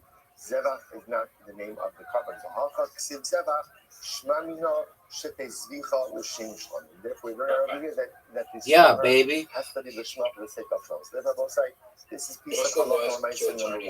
How do we know? Shvita has to be the shema. There was a guy who went up and just said that he wanted to go and kill Tony Turk and be interviewed by Joe Rogan, and people booed him off stage. So now I know Shchita ideally has that happened not too long ago. How do I know about other forms of carbonic service? The heat leilif mizicha. Well, you say, okay, it's simple. Why not go ahead and learn all of the other forms of this other stages? Dude, it's over, baby. I'm the best. The best Kill Tony ever was a guy who didn't even talk. He just was quiet the whole time, and he made everybody laugh. And then they asked him how he was doing. He said good, and then they said, that's it. You're done. We can't. A guy came up for his minute and just was quiet the whole time. Which prevents it from being and everybody laughed. Everything else. Okay. Because it was just like, it was so funny that he was just making faces. Just like, you kept thinking he was about to start laughing, talking, and he just didn't. Someone who's not capable of eating it, it undermines the carbon. So the point of the given is you can't use shkita as the paradigm for shkita has meaning equality. The pasuk says,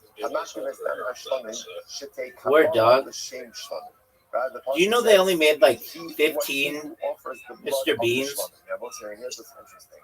We're going to see later on that hamakriv, the word makriv, which we translate as offer, So he basically get up on the stage and just did a Kabbalah, Mr. which Bean. is the act. Remember again, Exactly. after the Kohen, it doesn't have to be a Kohen chef. So after Shkita is done, the Kohen receives the blood in a service. So that's called Kabbalah.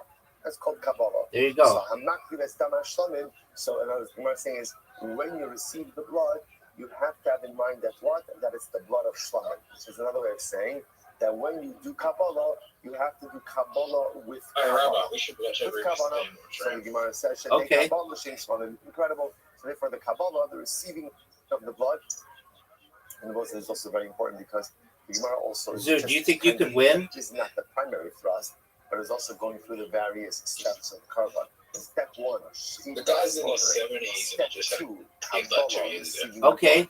the Did he blood. also suck it? That Shrit has to be the Shema. Now, Beer pong? again, Kabbalah, receiving of the blood has to be the Shema. Scoreboard. I've looked up one of the Kabbalah later. Scoreboard's right, son. So why not go ahead Look at the and scoreboard, son. Kabbalah has to be the Shema. And about say if Kabbalah has to be the Shema, then what? Then certainly Shchita does. And why would that be so? Because if step 2 has to be the Shema, then it makes sense to say Dog, that step fuck 1 you. has to be the Shema as well. To which one says, no, that's not the Shema. Kabbalah Yeah, we're done. is not true. Because, for example, Kabbalah must be done by a Kohen. That was the most fortunate shot of your life. Interestingly enough, it says Shchita can be done by a woman and can be done by a non-Kohen. So that logic would now work. Therefore, you need a separate leader. You need a separate teaching, ultimately, again, to teach us that Shchita has to be the Shema and Kabbalah has to be the Shema. Fuck you, Zoo. Fuck you. That was amazing. I understand, ultimately, again, Shchita and Kabbalah. Really, it's all question of perspective, right? Again, this is incredible because, remember, understand what we're getting over here. I was just having this conversation with someone the other night. Throughout our entire life, I would venture to say that most of us, when we get to a topic of Kabbalah, or we get to a topic of Tumantara, what do we Dude, do? what's up with this bounce shit? Right? This is Got not you good. choose. Run, run, hide. Look when it's going to be You over. have to bounce Count to get it ceiling in. tiles, like whatever, No, you whatever don't. we're going to do past the time. Tiebreak round 2, Zoo. When it comes to Svachim, there's no running. This is it. This is it. Dude, fuck you with this bounce shit. And by the way, pretty much also for the next 500 days, right? This is it. This is it. So what do you do? Are you serious? When you have to deal with the things Are you serious? don't want to deal with. Fuck you. So you have a choice. You could continue to drag your feet. You could continue to go. Good ahead win, man. and figure out Good job.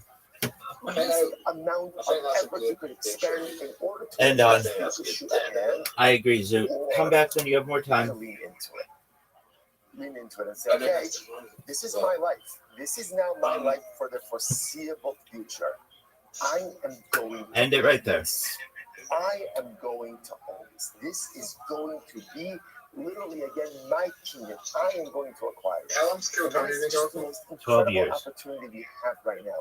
We've been running for Kabbalos for so long. Most of us 12 years, pimp. Right? We've been running from Tumantara every single time I see it. Like, right, I have like this, I develop like a twitch. You know, whenever Tumantara comes along.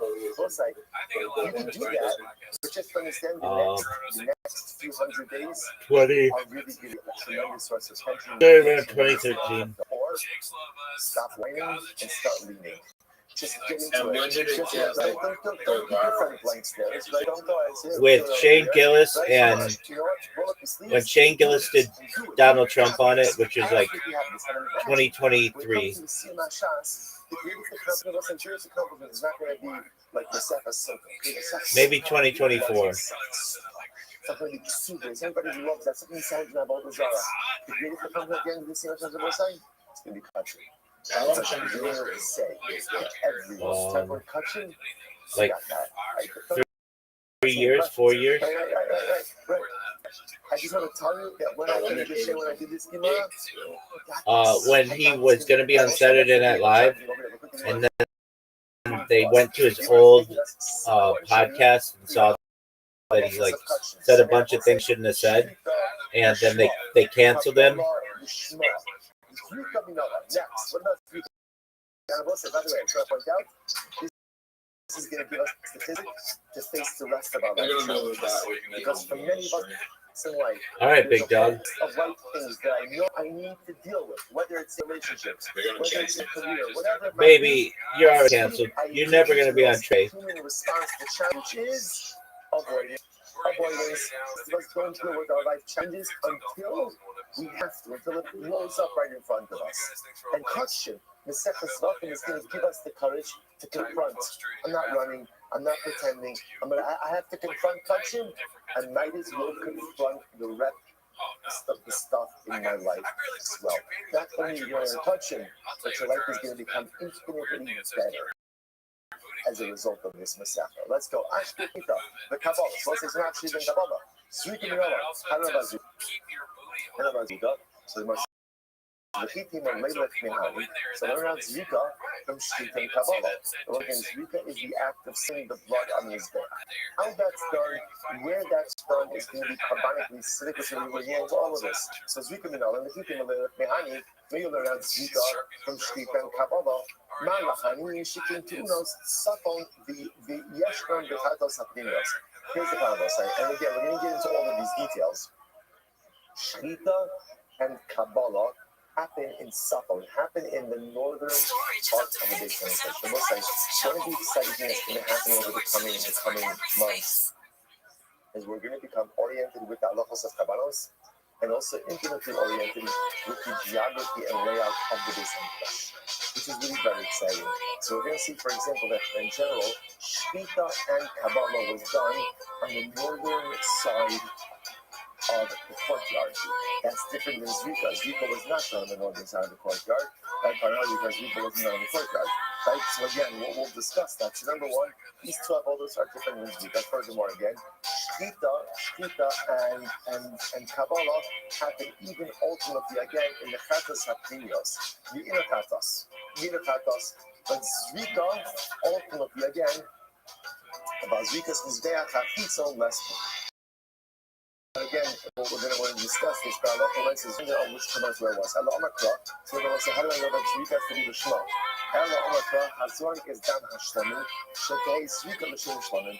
So we're going to say, Hazorik is Dam Hashlamim. Doesn't just say Hazorik is Hadam, but rather Hazorik is Dam Hashlamim, which means that even Zvika has to be Dam Hashlamim.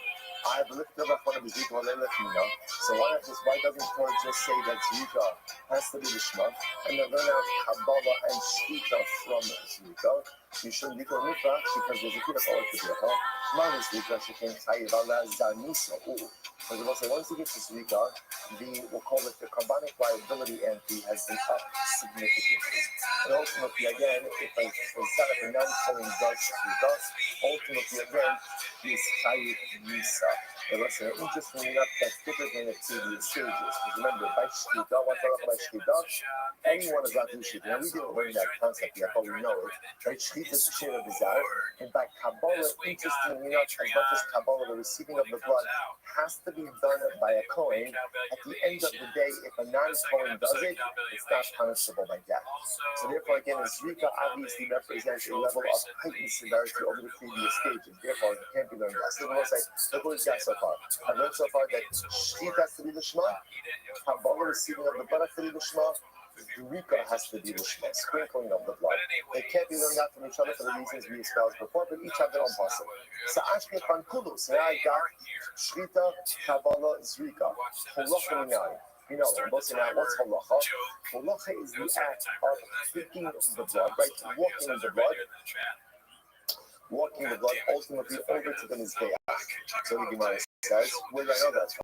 Because what we're going to discuss after Zvika, there's different things we do with blood. Right? Sometimes it's poured, sometimes it's poured. The shadow is where it's poured, but it's got to be taken somewhere. So after you do Zvika, there's halacha. So how do you learn halacha has to be the Shema as well? So the Bethim are Melech Mikulu. Maybe you learn halacha from all the other cases. Malekulu, in other words, maybe you just learn halacha from the previous stages. Malekulu, Shekin Avodu Shi Afshel Levakla. This is very interesting. Most of the previous stages, Shvita, Kabbalah, Zrika, you cannot dispense those stages. They must be done. Talmud b'halacha, shefshel b'aklav. Halacha is different. You can potentially skip over halacha. We'll see how you skip over halacha.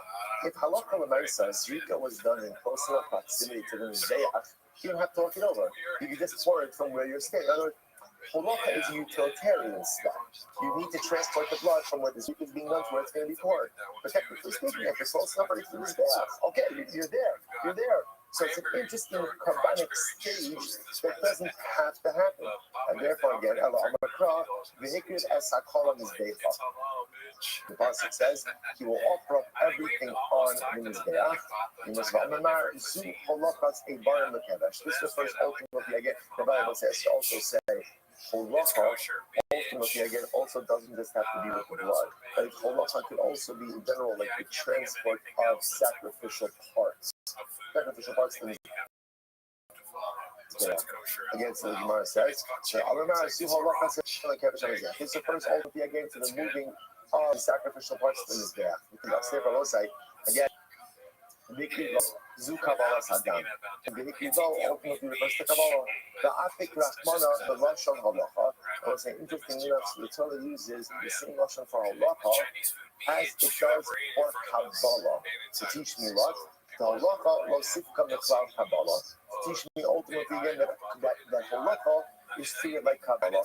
Just like Kabbalah ultimately has to be done Lishma, so too halacha has to be done Lishma. So if I will say halacha l'maisa, again, look what we just established. We established that again the primary carbonic stages, shvita, slaughter, Kabbalah receiving of the blood, zrika, sprinkling, halacha, transport, all have to be done Lishma. Now again, remember now the piece we're going to have to see, I will say afterwards is, so what happens if you didn't do it Lishma?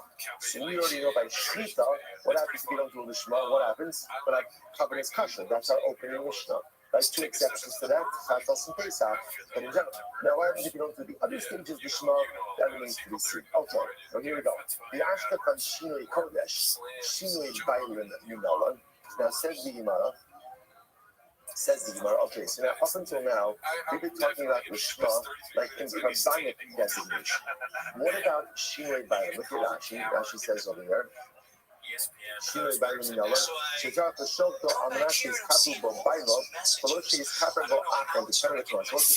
What we've just established is that when you do these various carbonic stages, they have to be done Lishma. What does Lishma mean? Ultimately, again, for the sake of that particular carbon. How do I know? The same concept of Lishma also applies to ownership, meaning when you shech the carbon, it has to be done for the sake of moving. When you do Kabbalah, when you do Srika, when you do Halacha, it has to be done for the sake of the particular owner as well. I mean, no, right? I'm not going to pass great Rabbi. I'm so going to go through the same exercise, but instead, the first exercise was about establishing what we call carbonic Lishma. Here is ownership Lishma. So how do I know that? Here we go. I'm going to pass great Rabbi. I'm going to draw Ubasar Zevach Todas Shlama. Right? Shitahei Zvicha L'Shem Toda. It teaches me Zevach Toda Shlama. That the slaughter itself has to be done for the sake of a Toda. I don't need you to teach me that Shkita has to be done the Shema for the carbon because we already learned that. We have a different source for that. Therefore, today, use it to teach me Zevach Shama, teach or Zevach Toda, teaches me that when the carbon is separated, it has to be done for the purpose of a particular owner. Particular owner, he wants to the high house. You the asa, 1 second, now it comes forth. And we find the Kedisanya, the Basra Zevach Toda Shlama, Ad Abachani only Shnabala, Milane, Toda Shishakta, the Shem Shlam Shela. Comes to teach me that if you offered a Toda for the sake of a Shlamim, ultimately the carbon is kosher. On the other hand, Shlamim Shishakta, the Shem Toda Psula. But if you offered up a Shlamim for the sake of a Toda, ultimately again it's possible. Not happy being zealous. Why the distinction? It's very simple. Toda to your Shlamim. Thanksgiving offering a Toda is called a Shlamim. And therefore, if you inadvertently, right, accidentally, or even intentionally offered up the same Shlamim, you call Yotzei. A Shlamim to your Toda. But a Shlamim ultimately again is not called called a toga. So Rabbi says, therefore, Anon, Mizevach Kadmon. No, we're focusing really just on the word Zevach, the word Karban, right? And not on shore, really is in Shvita. Bakatmi Baile, but still you need that for something else. Bakatmi Baile, Kasas Ba'arshan Minayin. Amalomar Zevach. Therefore, we'll say the word Zevach, we're using the word Zevach right now to teach us this general halacha. In King, Nichtov Pra, Ubasar Oldas Shlamah. Zevach, put the word Zevach at the end. My Zevach, why is Zevach placed where it is? Shlamina Arti. Ultimately, again, so go ahead and halacha l'maisa, use it to teach me two halachas, namely again, and also we're not going to get into some of the details over here, but suffice it to say that one part of the limud is that there's a specific time for the consumption of a katas and an asham, and the other halacha, which is what we're focusing on over here, is that when shechting a carbon, the carbon has to be shechted for the intention of the particular owner. Good. Ashkefan Slicha. So now I know ultimately again that Shkita has to be done with Shema. Shar Avodos Minayin. How do I know that other Avodos, like other Kabbalic stages, have to be done for the sake of the particular owner? If we came on later from Slicha, so learn that from Shkita. Just like Shkita has to be done for the sake of the owner, so too other Avodos have to be done for the sake of the owner. No. Now the Slicha Shekim Posal Shalom L'Shem Okru in the Pesach. No, it's not true. Because remember again, Shkita is unique. We've seen this before. Shkita is unique. Why? Because if you check the Kabbalah Pesach not for someone who can't eat it, someone's not capable, the Shkita is invalid. So that's the unique part of Shkita. So the Gemara says,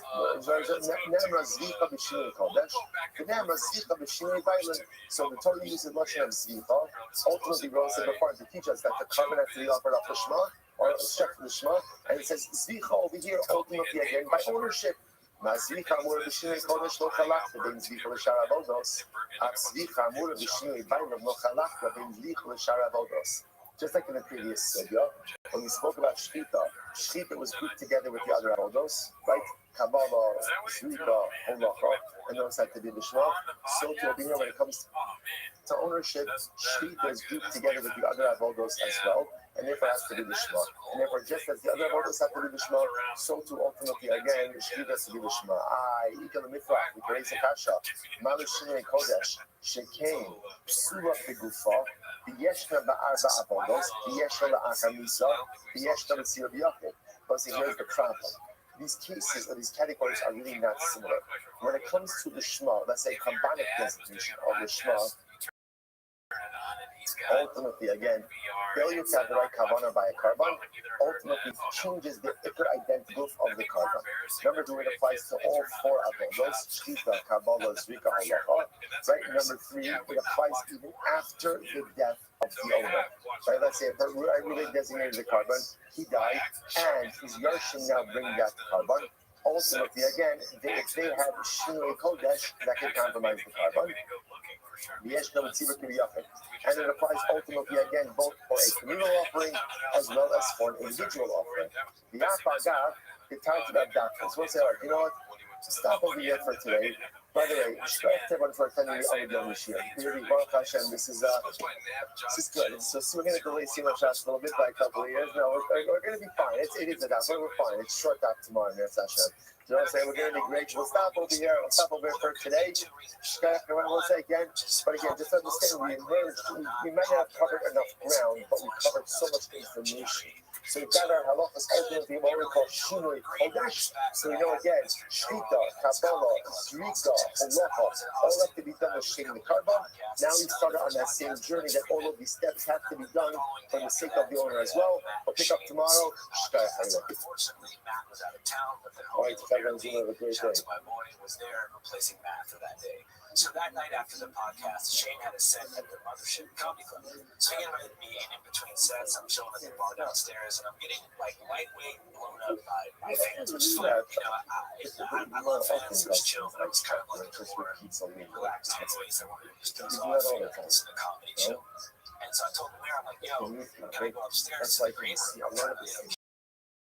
Back, roll over. He's like, I can take you there. Just so you know, Joe Rogan's big territorial about that green room. So it's at your own risk. And I'm like, dude, no way, it's going to be fine. Joe Rogan's reacted to like 7 of my videos because so I'm like, it's going to be chill. So me and Lemaire take the elevator up to the secret green room at the Mothership. What do you think about that? here's the thing, Dave. Secret elevator. Oh shit! Alright, No, well, I good missed that morning. thing. Good See, you know morning. me Let so. us That's begin. you know me Begin so by well. thanking I all didn't the hear that. sponsors for this morning show. To thank our annual Calico sponsor. Post I my didn't shop know about it came to yourself. that. We get But to apparently use it's those needed shows because we got people as that in think they're more schools. than 250 that The are. service levels for Hey, Admin Stock. Andrew, And the now total sponsors for the respect month you of before Elul you Haba the total Ben Goldberg. after we're For done. Anaya. Then showing up as What were parents. you gonna say before you're? Admin It's then pretty Usher much Pin that. Plus Oh, and yeah, they get because raising Bas look, Zali you Zipin go Rafa. along in the In green the room, hopes that the not the worst kilos of of millions. Okay, it's for the our fucking entire Kila and beyond will be 250 answered in that Yad Hashem entertain the world. over these young The world men. of woke Shmoni means will the begin wall. with If they the let Eden everybody Mishmas in, Tapit from if father they of let Ari from everyone in, Yitzchak that's not, Ari then the Ben woke Ben gets in. Ha'ava Rab The Yaakov wall is there Zichron Livracha. specifically Let's to see, be in the met time Torah, by Pastor will bring comedians who home all of our have the best hostages that will jokes be ever. sold to be successful. Who The full been through the Naaseh trenches, Yedei. burglars, Everybody killers, should be open. Yes, listen to Hashem. David Lucas is a Tunisia prime and the example flows of for all that. the clubs. You know, like We'll say today's daf, he's got some Isachas great jokes about Zvachim, is Al's daf Gimel. What a great piece of Hasbara Hashem to continue along in the journey, in this beautiful, beautiful new sector. We are kicking off on days, to the, and we left off Elamei Hawks, which is 2, 4, 6, 8, 10, 12, 14, 15 lines up from the bottom. Elamei Hawks. So remember again, we're doing a very interesting series, just to orient ourselves for a moment. We're just going to introduce us to the idea that halacha myself, if a person offers up a carbon for the wrong carbonic designation, I have to bring a shlamim, and I have in mind for an olah, so the halacha of the carbon itself is effective. However, it does not count toward the obligation of the owner. But that's the Mishnah's halacha. Obviously, not going to some of the details of the halacha, it's a core idea. Mara then got into a very easy question, which is, what happens if a person doesn't have, we'll call it filter das, they just have no das, what we'll call stomach. Mara calls stomach, which means a person offers up a carbon without any specific intent. What happens under those circumstances? Halacha l'maisa is what we call stomach, right? Stomach just a non-specific intent. Is that like negative intent? Or ultimately again, is it like negative intent or just that does not in any way undermine the effectiveness of the carbon. So you know what back and forth trying to give a whole bunch of proofs. Nothing has been pretty inclusive up until now. So let me prove this point to me. I want to say it's actually a very interesting remark. When opening up a carbon, this is actually cultivated in that number, so this is in a couple of weeks from now. So the Gemara says, when opening up a carbon, you have to have in mind 6 things. Very interesting. What are the 6 things? Number 1, the Shem Zevach. The Shem Zevach, now Rashi points out there, if you follow along the Rashi, so Rashi is in the wide lines on the bottom, 4 lines in the Shem Zevach, the Shem Mashu Hotrash. So the first thing you have to have in mind is what was this carbon consecrated for, meaning what type of carbon is this? That's the first order of business. You have to have specific intent for the type of carbon being offered. Next, the Shem Zobeach. The Shem Zobeach, Rashi says, she's capable by law, she's capable achar. You have to have in mind that the intended owners will achieve at home, have in mind the wrong owners. For example, if this is Ruban, and let's say the Kohen has in mind for shipment, it's not going to let the Shem Zevach, specific type of the Shem Zevach is offering it, the Shem. Rashi says over here, L'nachas la'kadosh baruch she'amar Manasseh. So this is beautiful. You have to offer up the carbon for the sake of HaKadosh Baruch Hu. And listen, what's very beautiful about this? What's very beautiful about this? You say to yourself, well, why else are you bringing the carbon? Like, in other words, what else is it exactly that you would be doing? So what you see over here, I will say, is that what we'll call situational kavanah is not enough. One requires situational. What does situational kavanah mean? Situational, for example, situational kavanah is pretty much what many of us operate with in many aspects of our Yiddishkeit. So, for example, again, a person is really supposed to go ahead and have kavanah for the first pasuk in Kriyat Shema. Explicit kavanah first. But if a person doesn't have explicit kavanah, so the Mishnah brings down that there's such a thing as situational kavanah. But essentially, since you're involved in doing this, so the pashtus, you have kavanah. Like kavanah, it's not enough. It's very interesting. By kavanah, you have to have explicit intent that I'm bringing this for HaKadosh Baruch Hu. Shem. Next, the Shem Ishim. Rashi says, "La pilam below la asosin sleep." So l'shem isha means that you have to have in mind that the sacrificial parts are going to be fully consumed on the Mizbeach, and not necessarily just roast. Say a person has in mind they're going to roast the sacrificial parts of his death. That's not enough. It has to be fully consumed on the Mizbeach. Next, l'shem ishi, for the sake of the fires, Rashi says over here, "La pilam." Sorry, that was so l'shem ishi. That's for the sake of the fires. Good. L'shem reach michalach. L'shem michalach. Ultimately, again, you have to have in mind that Allah Ta'ala said it has to be for reach michalach, peace in the world. Rashi says that l'shem reach, la puke ibaran shet slon gahalan, l'shem iman. So he's going to give let's say 27 on the exact for a short amount of time. Comes about. And you allow them to be fully burned on the day. And if you happen to be offering up a sin offering, you have to have in mind for the specific Avera that you are offering it up for. Incredible. We'll say a very profound moral on many different levels. So the Rabbi Yossi, that also is very interesting. Now, this is a lot of intention to have for Kavanas, right? Six things. Rabbi Yossi says something fascinating. Even someone who did not have explicit intent for one of these things, ultimately, kosher, right? Shetnai based in here, because it's a stipulation of based in what is that? And take it from Rashi, Ashishalo Hayabaribo, Lishmo Elastam.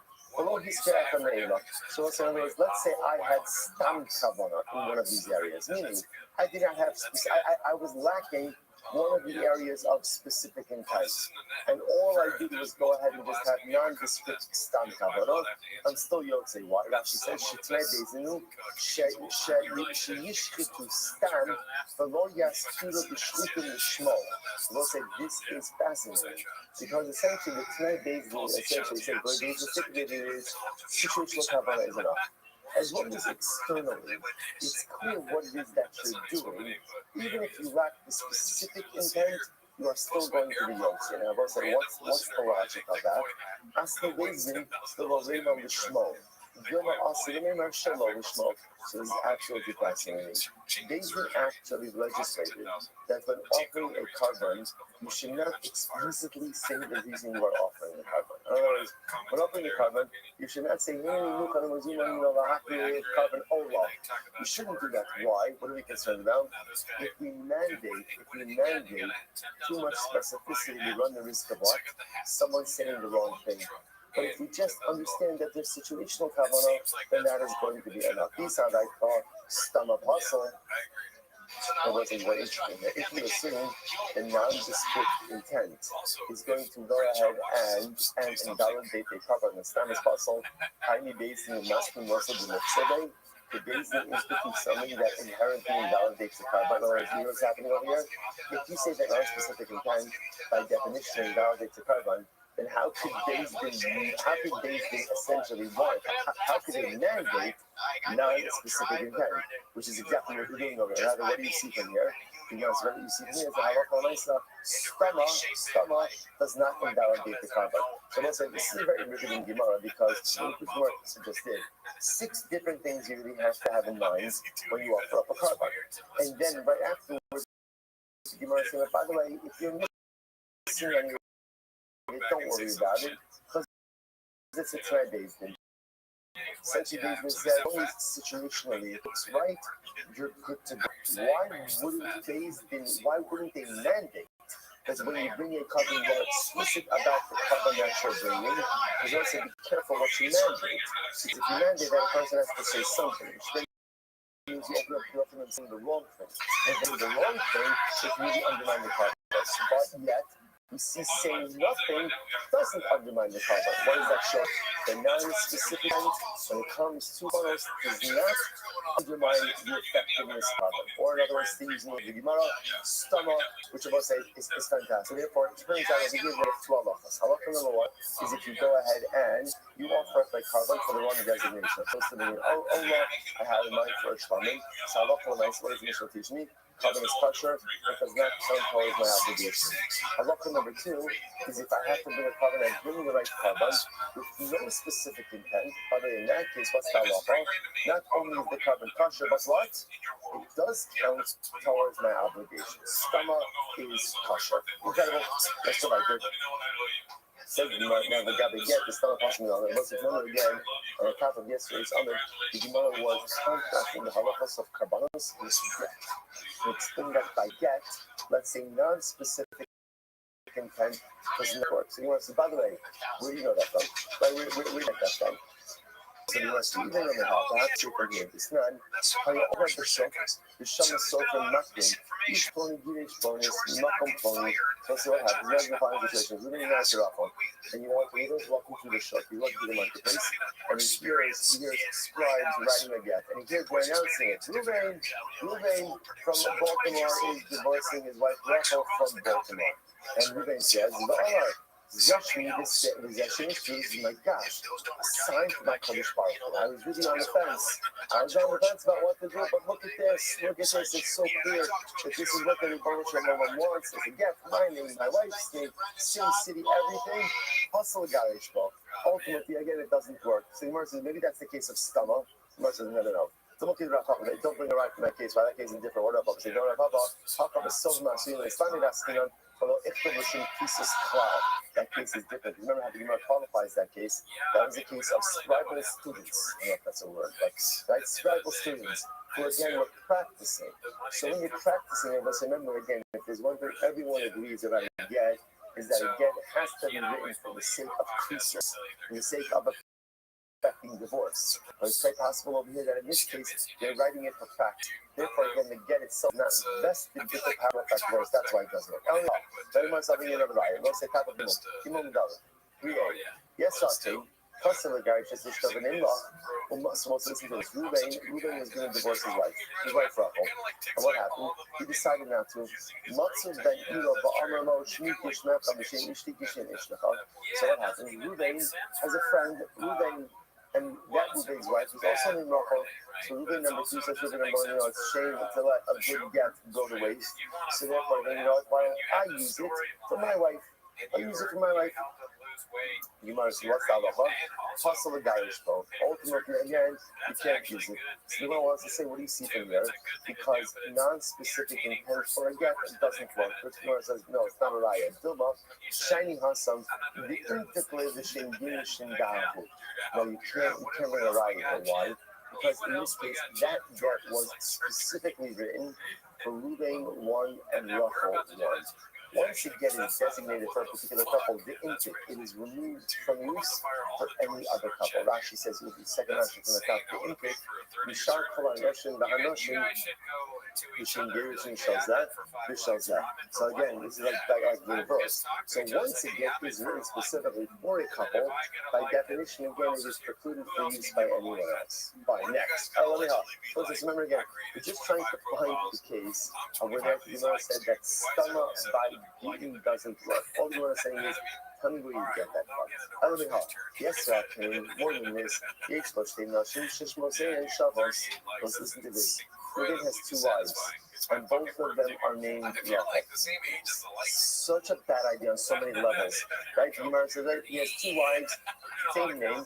Possibly Garish is Hagdola, like Garish, but it's Hagdola. So let's say again, he was ready to divorce Rachel number 1. Right? And then his mind is like, you know what, Rachel number 2. So Rachel can't do that. Well, let me put it in information. He wrote a get for Rachel number 1. And then having divorced Rachel number 2. Now, we'll say now again, this case, same husband, right? Both wives are named Rachel. All the other information is the same. What's halacha? You can't do that. So once again, that seems to say that non-specific intent by getting doesn't work. Good, the Gemara says, no, it's not a fair case, I'll tell you why. Shiny Hasam, the interplay of the Shem Girish and Daki. Again, same idea as before. Once the get was written for Rachel number 1, by definition, what occurs? It is removed from use for Rachel number 2. So this is not a case of just specific. This is the mechanics of a get. Once a get is written for someone, by definition, definition, it cannot be used for anyone else. Element got up from here. So yes, an interesting case. So listen to this. Ruben goes over to the sofa. And what does he do? Again, since this, Ruben has two wives named Rachel. And Ruben says, listen, to the sofa, he says, listen, I'm divorcing someone. Right? Someone's getting divorced there, right? So I'm divorcing someone. So I don't know yet which Rachel I am divorcing. So just indicate you and Rachel, put in all the important information, and I'll see how I'm feeling later, right? In other words, I'll see what's happening later on, and I'll decide which Rachel I'm going to divorce. So the Gemara says, ultimately it doesn't work. It doesn't work. Now before we go on, why doesn't it work? Is again, you have non-specific intent. So this would seem to indicate that non-specific intent by giving doesn't work. Which once again the Gemara says, no, maybe there's a difference. If you don't shiny hustle, you ain't Brera. So I both say, remember, the issue over there is that case we're going to rely on Brera. What's Brera? Retroactive clarification, right? So at the end of the day, what that can require is then to figure out that when he gives Rachel a get, so the get he gives, the Rachel who he gives the get retroactively becomes clarified that that's Rachel for whom the get was written. Okay, so that presupposes you rely on Brera. But if you don't rely on Brera, it's not going to work. Element help. Here we go. I call say talk say good. Okay, so listen, this memory that's like getting raised. So there's a toe face and the toe up, right? So remember again, the toe face is kind of like the boilerplate part of the get. It's just the toe form part of the get that's the same in every single document. Then there's the toe up. The toe up is the couple specific information as well as the line you are committed to every man. Right, so now the Gemara says, I can't say Kotzegin, so actually I have Makom Aish and Makom Aisha, Makom Aish and Makom Azman.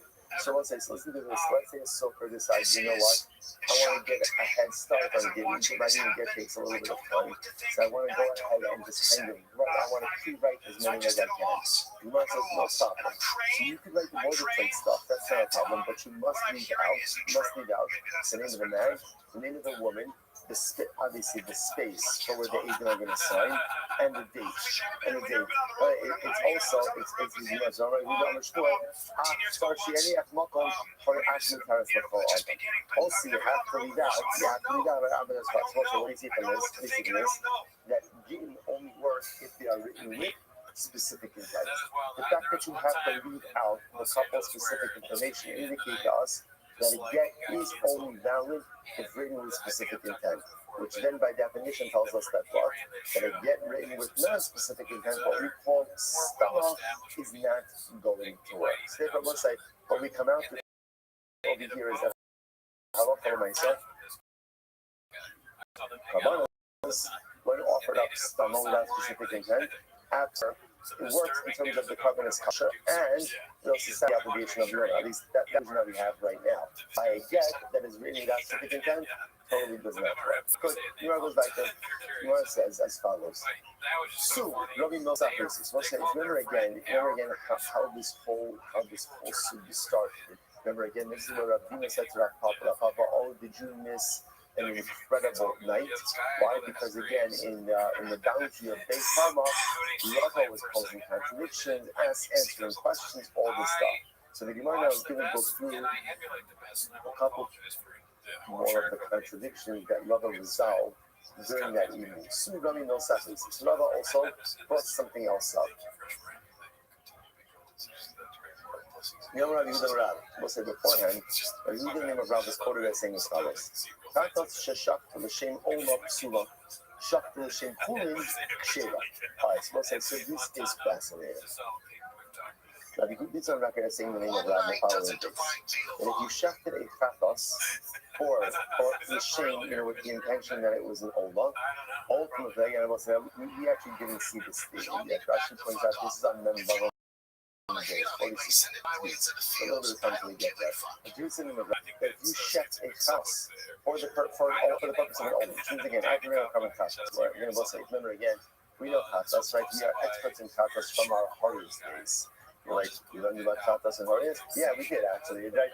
Only for about 3/4 of the time, right? But remember again, when you're going to cover katas, so any infraction for which it's unintentionally would have a fee of kares.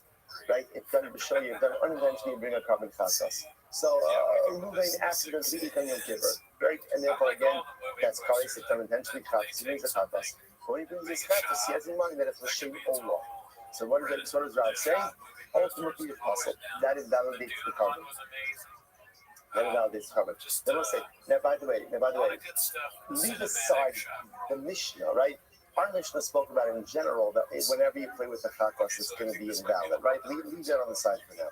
Right, so ultimately, again, if you shech the chatas shem all is possible, shech the l'shem chulin ksheras. Wow, this is interesting.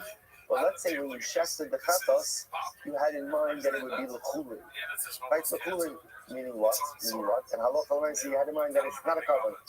Not a carbon, you just checked the animal. What's the halacha? It's kasha.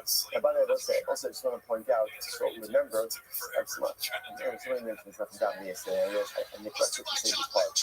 When you see them having different intentions by shita, one of the things that we will see is in shita is shira bizarre. So remember again, in the sacrificial process, a Kohen does not have to be the one who is shechting the carbon. So he's allowed to do that. So therefore, again, this could be the Kohen having the wrong intentions, but it can also just be simply the owner himself having the wrong intentions. So let's say, so now what's going on over here? First, I'll take a look at Rashi.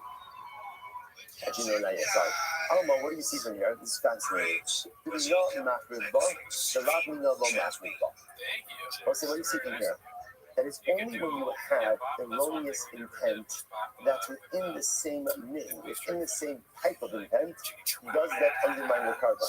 But if you have intent that has nothing to do with the carbon itself, it doesn't undermine. So what does this mean? If you have in mind the wrong type of carbon, ultimately that undermines the effectiveness of your carbon. But if your das has to do with something that is totally extraneous to carbonos, that does not undermine the effectiveness of the carbon itself. So if I'm offering up a chatas and I have in mind for ultimately, again, the carbon is possible, but I'm offering a chatas and I have in mind filling, the carbon is kasha. The Gemara is dina, it is only a similar type of intention undermines the carbon. But this similar type of intention does not undermine the carbon. So what is a similar type of intention? Intended for another carbon. Similar type of intention for food. So Gemara says, okay, that is really interesting, and let's analyze this a little bit. So the Gemara says as follows. If you look at Rashi, Rashi says, here's the interesting logic. If I'm offering up a carbon chatas and I have in mind for chulin, Rashi says over here, she'eno min kadshin. Ultimately, obviously, chulin is another type of carbon. No matter it does not undermine the effectiveness of the carbon. Why? Why?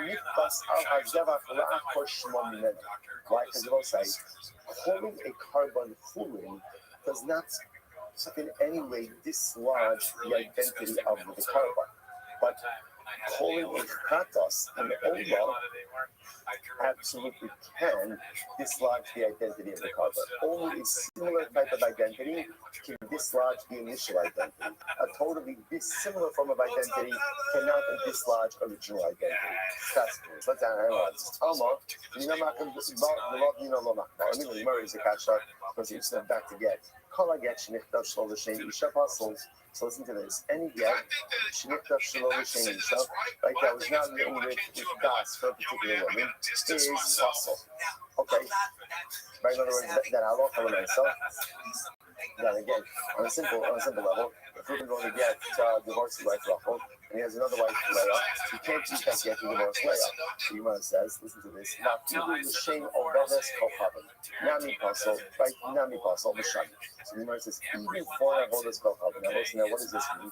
That Allah Kalamaisa, even if moving on ahead, if you actually just move back, even Shem Avodas Kohabim, the Ha, Shalom L'Shem Isha Katanim, the Mashma Shalom L'Shem Isha Zu, Elo L'Shem Isha Feres, Koldu, the Apagav, the Avodas Kohabim, Rav Bas, so what does this mean? That Allah Kalamaisa again, if you wrote a get for one woman that had a mind for a different woman, it would undermine the effectiveness of the get. Even if the other woman was not Jewish. Now, a non-Jewish woman has no shaykhs to give. So again, what do you see from here? You see from here that halacha l'maisa, even intention for something that has nothing to do with the subject at hand, can derail the process. The Gemara says, yes, no. Take out avodas dochava from this case. Having a stomach, because again, remember, a get for avodas dochava is no different than a specific intent. And as we just went ahead and saw, stomach has non-specific intent by didn't ultimately undermine the effectiveness of the get. Kachim, on the other hand, kachim, dal chulin minayu, havalei stomach. And we'll say about kachim, if you remove the chulin designation, what do you have? You have just non-specific intent. You stomach shayim, and ultimately, again, stomach is always kosher. So we'll say, this is very interesting. So you know wants to suggest the following.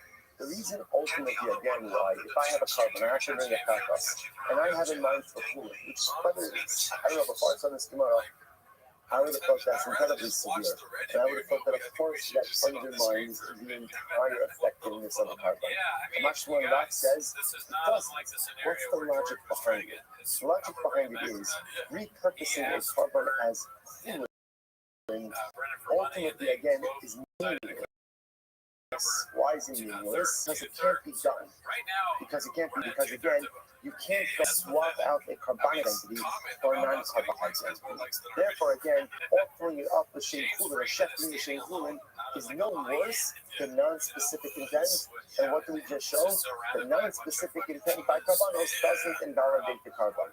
However, again, if you think about it using that logic, if I'm a chatos and I'm not offering up for an olah, okay, that's different. Why? Because again, these are similar identities, similar like they're both carbonic identities, and that can undermine the effectiveness of the carbon. Incredible. Rabbi no Safri, you see, bring up another kasha. Mimra we don't have chatos sheshakta l'shem olah psula shakta l'shem chulin kshira. The Rabbi says that if I have a chatos and I shakta it for the purpose of an olah, ultimately the carbon is ineffective. But it's possible. But if I shakta it l'shem chulin is kasha, I'll know what he sees in the same principle. The low mina low machriva. What do you see from here? That is only ultimately again what we'll call a similar intention that undermines the carbon. The name has to be the same type of intention, meaning substituting one carbonic identity for another. That's what undermines. The Lomina, the substituting an identity that has nothing to do with carbonos, ultimately does not undermine the carbon. You know, so I've learned, so to get into this. Now, Tuma and Tara. I want to say, by the way, just understand the incredible privilege that we have right now. Right? We have carbonos and Tuma and Tara literally again on the same page. Two topics usually that when we see them, what's our innate reaction? Our innate reaction, when is this over? Right? When is it over? So let's say this is a golden opportunity to redeem ourselves and to redeem our learning by throwing ourselves fully into this right now. We can affect such a dramatic turnaround in the way we often view two pretty difficult topics. Carbon we've got. Get ready for Timantar. Here we go. Tofo, the low Tofo. So this is really fascinating. We'll say, what's that look about Klikaris? That look about Klikaris. Working with vessel. I have no idea. Okay, good. So I get a job, right? So the Gemara says like this. So the Gemara says, what's that rough with Klikaris? Klikaris, it becomes coming from the inside. Mitofo. In other words, if you put a sheretz, you slap a sheretz on the outside of an earthenware vessel, the earthenware vessel does not become coming. If you dangle a sheretz in the airspace of the earthenware vessel, even if it doesn't touch anything, the earthenware vessel becomes coming. Now, let's say, interestingly enough, that halacha only applies to something that is dangled inside of the klikaris. But let's say you have something else that's inside of the inside of the klikaris, that item will not become coming. Okay, so we're going to explain this in just a moment. So let's look at Rashi Tofo. Rashi says almost right across. Kol klikaris, kol klikaris, the low kol Tofo. Kli hamunach betanoi, upiv lemala min piatan. Ba'oklim umashkin besocho, the sheretz betanoi, oklim kelim to hold it. Say now what? So let's during the following case. Easiest way to illustrate it. You have an earthenware oven. An earthenware oven. Okay. Now inside of that earthenware oven is another utensil. The opening of the utensil stands out of it because remember on both sides, your oven is open like from the side. Like we have it. Your ovens had opening in the top. So imagine you have an earthenware oven or earthenware utensil. There's another utensil sitting inside of that oven. The opening of that secondary utensil extends inside of the oven. There's, let's say, food inside of that secondary utensil. Okay, following so far? Now what happens? There's a dead sheretz inside of the oven. What's the halacha? Anything inside of the oven is next. But interestingly, anything inside of that utensil is tahar. Why? Because a kli cheres, a sheni cheres is only the tame that which is inside of another in the kli is impervious again to the tuma. That's what we call tocho or tocho. Only inside of the kli cheres, but if the food item is inside of another utensil inside of the kli cheres, ultimately, again, the items in the secondary utensil do not become tummy. Now, I will say, remember, the caveat in this is it has to be that the opening of the second utensil extends outside of the oven, right? Because if the opening of the secondary utensil is open inside the oven, everything will become tummy. Okay. I will say, this is not only, by the way, with another earthenware utensil.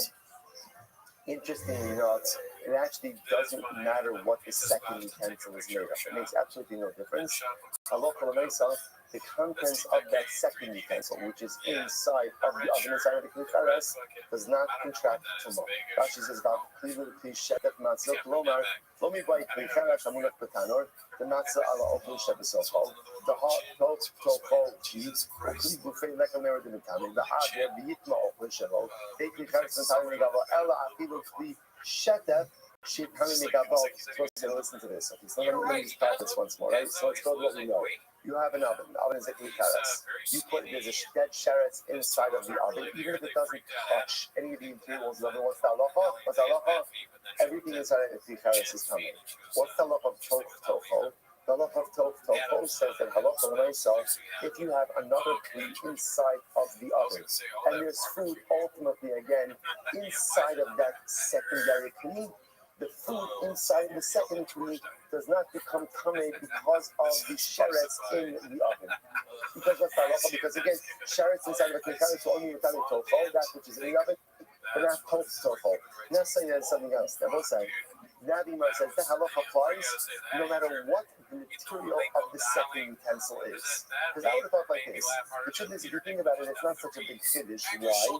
Because halacha l'maisa, the food inside of the secondary kli cheres only becomes coming from the interior. So as long as the opening of the second utensil extends out of the oven, you're good to go, right? Because the kli cheres can't become coming out of the exterior. What if it's a metal utensil or some other material that does contract tumah, even just through exterior contact? Even then, the halacha is that anything inside of that secondary utensil does not tumah. Incredible. Incredible. So the Gemara says as follows. Basically said, Shekef really means plain as wash. Okay? Matzah. You must listen to this. The Gemara says, V'shani asu kulin eitzel kachim kimnechitza eitzel kana. Ultimately, again, we learn. Listen to this. But kulin by kachim is like the mechitza by an oven. Okay, what does that mean? So it's like ma mechitza eitzel kana l'mahanya l'klal. So listen to this. Just like a mechitza inside of the oven. Now, what does that mean? So let's imagine same case, you have a kind of, every time you have an oven. Inside of the oven, you have a sheretz. But before you even put the sheretz there, what do? You put a mechitza in the oven. Put the pizza in the oven. You put in the pizza in the oven, it's dancing, right? So let's say you go ahead, you put in the pizza in the oven. So let's say the sheretz is on one side of the pizza, and let's say there's another food item on the other side of the pizza. And the pizza does not help at all. Doesn't help at all. Anything inside of the oven ultimately again becomes nice. You know what it says? Just like the mechitza in the oven doesn't help, so too, calling a carbon human doesn't do anything to the carbon either. That's where it's comparing the two. So the Gemara says, this is right, because we learned so if you have an oven, and let's say you put in the pizza in the oven, either boards or curtains, the name says sheretz b'makom echad, and the sheretz is on one side of the pizza, and then let's say there's food or other items on the other side of the pizza. So, what's the halacha? Hakol tamei. Ultimately, again, everything is tamei. In other words, when the pizza does not do anything. So the Gemara says, kavera shipachusa. Shipachusa. So let's say karetz, we'll say literally means. Karetz usually means like a beehive. In this context, it actually means like a basket that looks like a beehive, and that has openings in it. The cash. And you plugged up the openings with straw. And it's suspended into the airspace of the tanor. Sheretz b'sochar, and there's a sheretz inside of the tanor. A tanor tamei, sheretz b'tanor open sheb'soch tamei. For the laws of the tanor, the laws ultimately again says it's tar. Now, what's the law's logic? So the Gemara says. What's the Rothschild's logic? The Rothschild says, I'm a Rothschild Kabachomer. In Hitzel, the Mesa Chomer, the Rothschild says, of course, a mechitza in an oven is going to work. Why would a mechitza in an oven work? So listen to this Kabachomer. In Hitzel, the Mesa Chomer, lo tapsa the Klicharas Hakal. Listen to this. If a mechitza works by Tumas Mix, now, where does a mechitza work by Tumas Mix? If you have a person who died in a house, right, and you have a partition in front of that mace, ultimately, again, that prevents the tumah from spreading. So if the mechitza works to block tumas mace, right, which is much more common, why wouldn't it work in the oven to prevent the spread of tumas sheretz? On Roma, they said to him, no, that's not a good kabachomer. Why? In hitzel the mace, chomer shekin chaluka ba'orlin, tatzav b'klicharas hakal shekin chaluka ba'orlin. It's very different. Everything has to do with where it makes sense to have a mechitza. People put partitions in homes, right? They put partitions in homes. A mechitza belongs in a home. So because a mechitza belongs in a home, therefore it works. A mechitza in the oven doesn't belong there. Because it doesn't belong, therefore what? Therefore it will not work in any way to block tumah. So the says, "Hatina Rabbanan." So this makes sense. Ultimately, again, according to the Rabbanan, ultimately, Rashi says, "Dami mechitza lo matzvah." Isa dam lo mina lo nachzvah.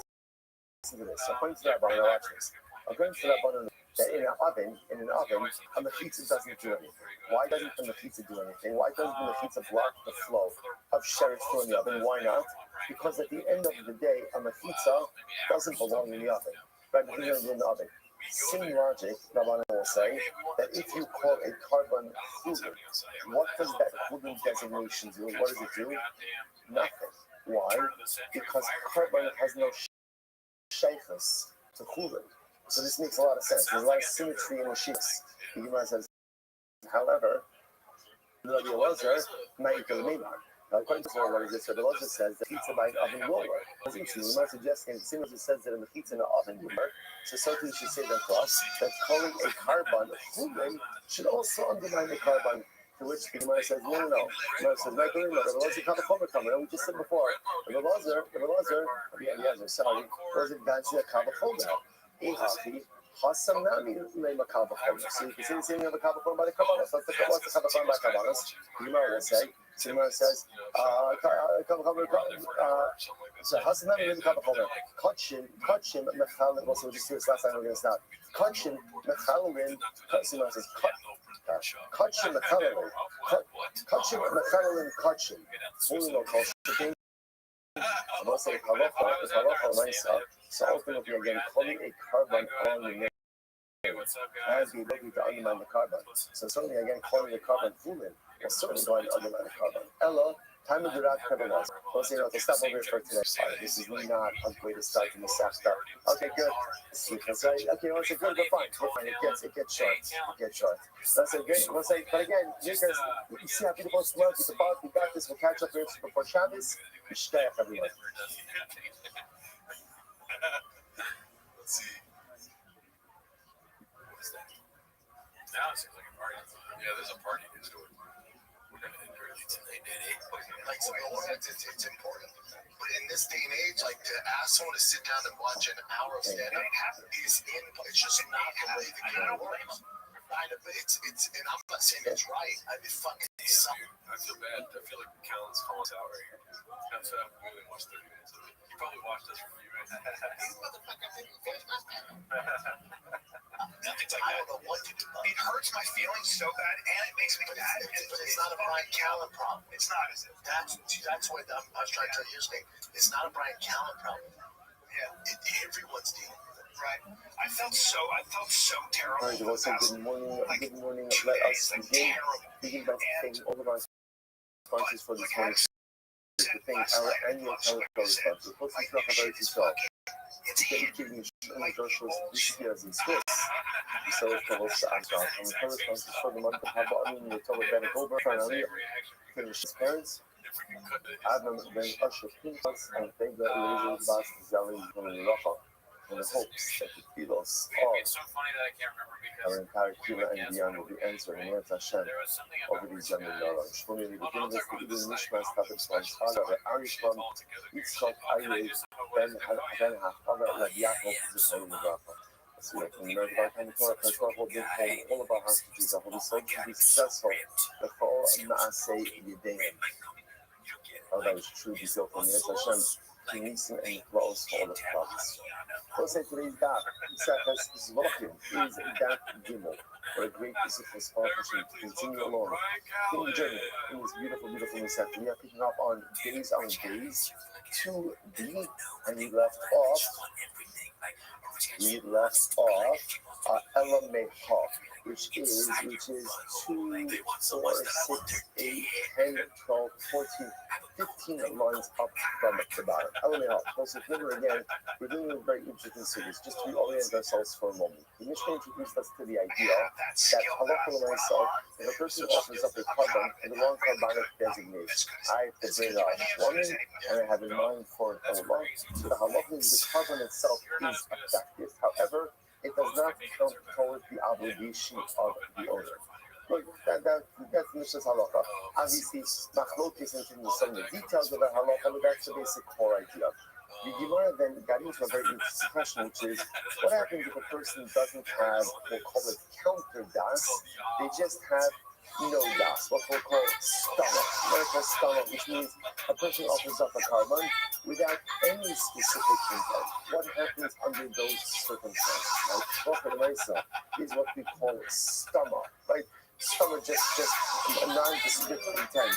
Is that like negative intent, or ultimately again, is that like negative intent, or just that does anyway undermine the effectiveness of the stuff. You know what? That's what I'm trying to give a whole bunch of proofs.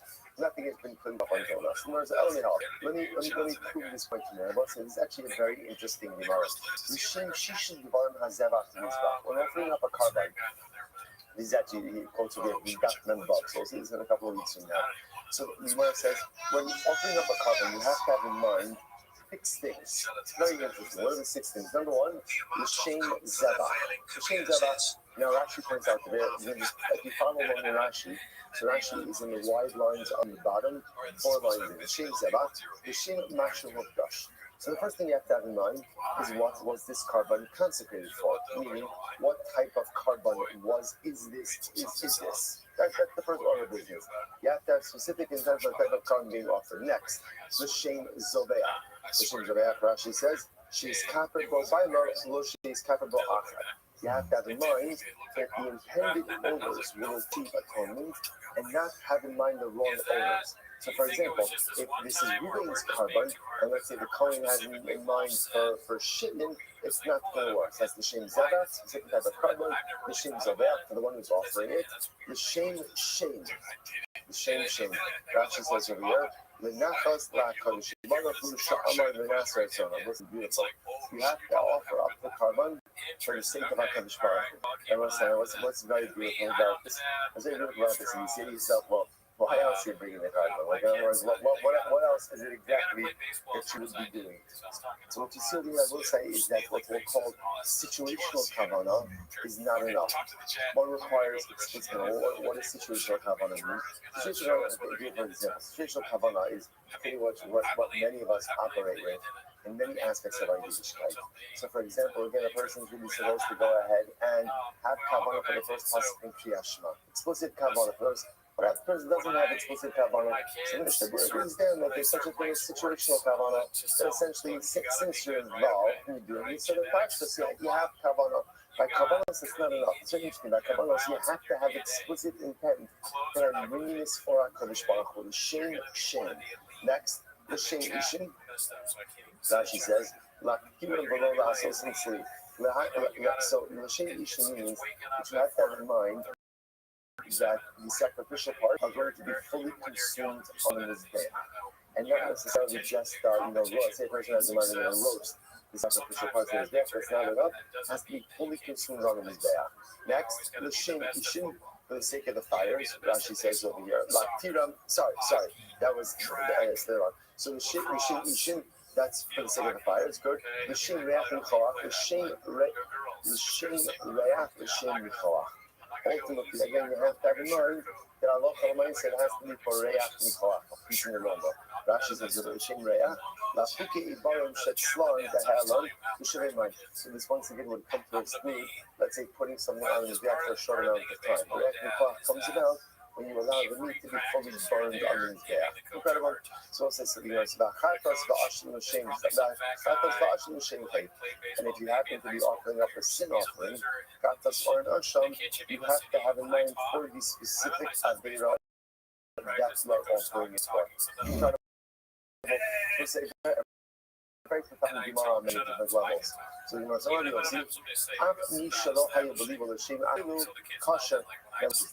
now this is a lot of intent for Kavanas, right? Six things. Rabbi Yossi says something fascinating. Even someone who does not have explicit intent for one of these things, ultimately kosher. Kosher, why? Tonight is because it's a stipulation of Beis Din. What does that mean? Take a quick look at Rashi.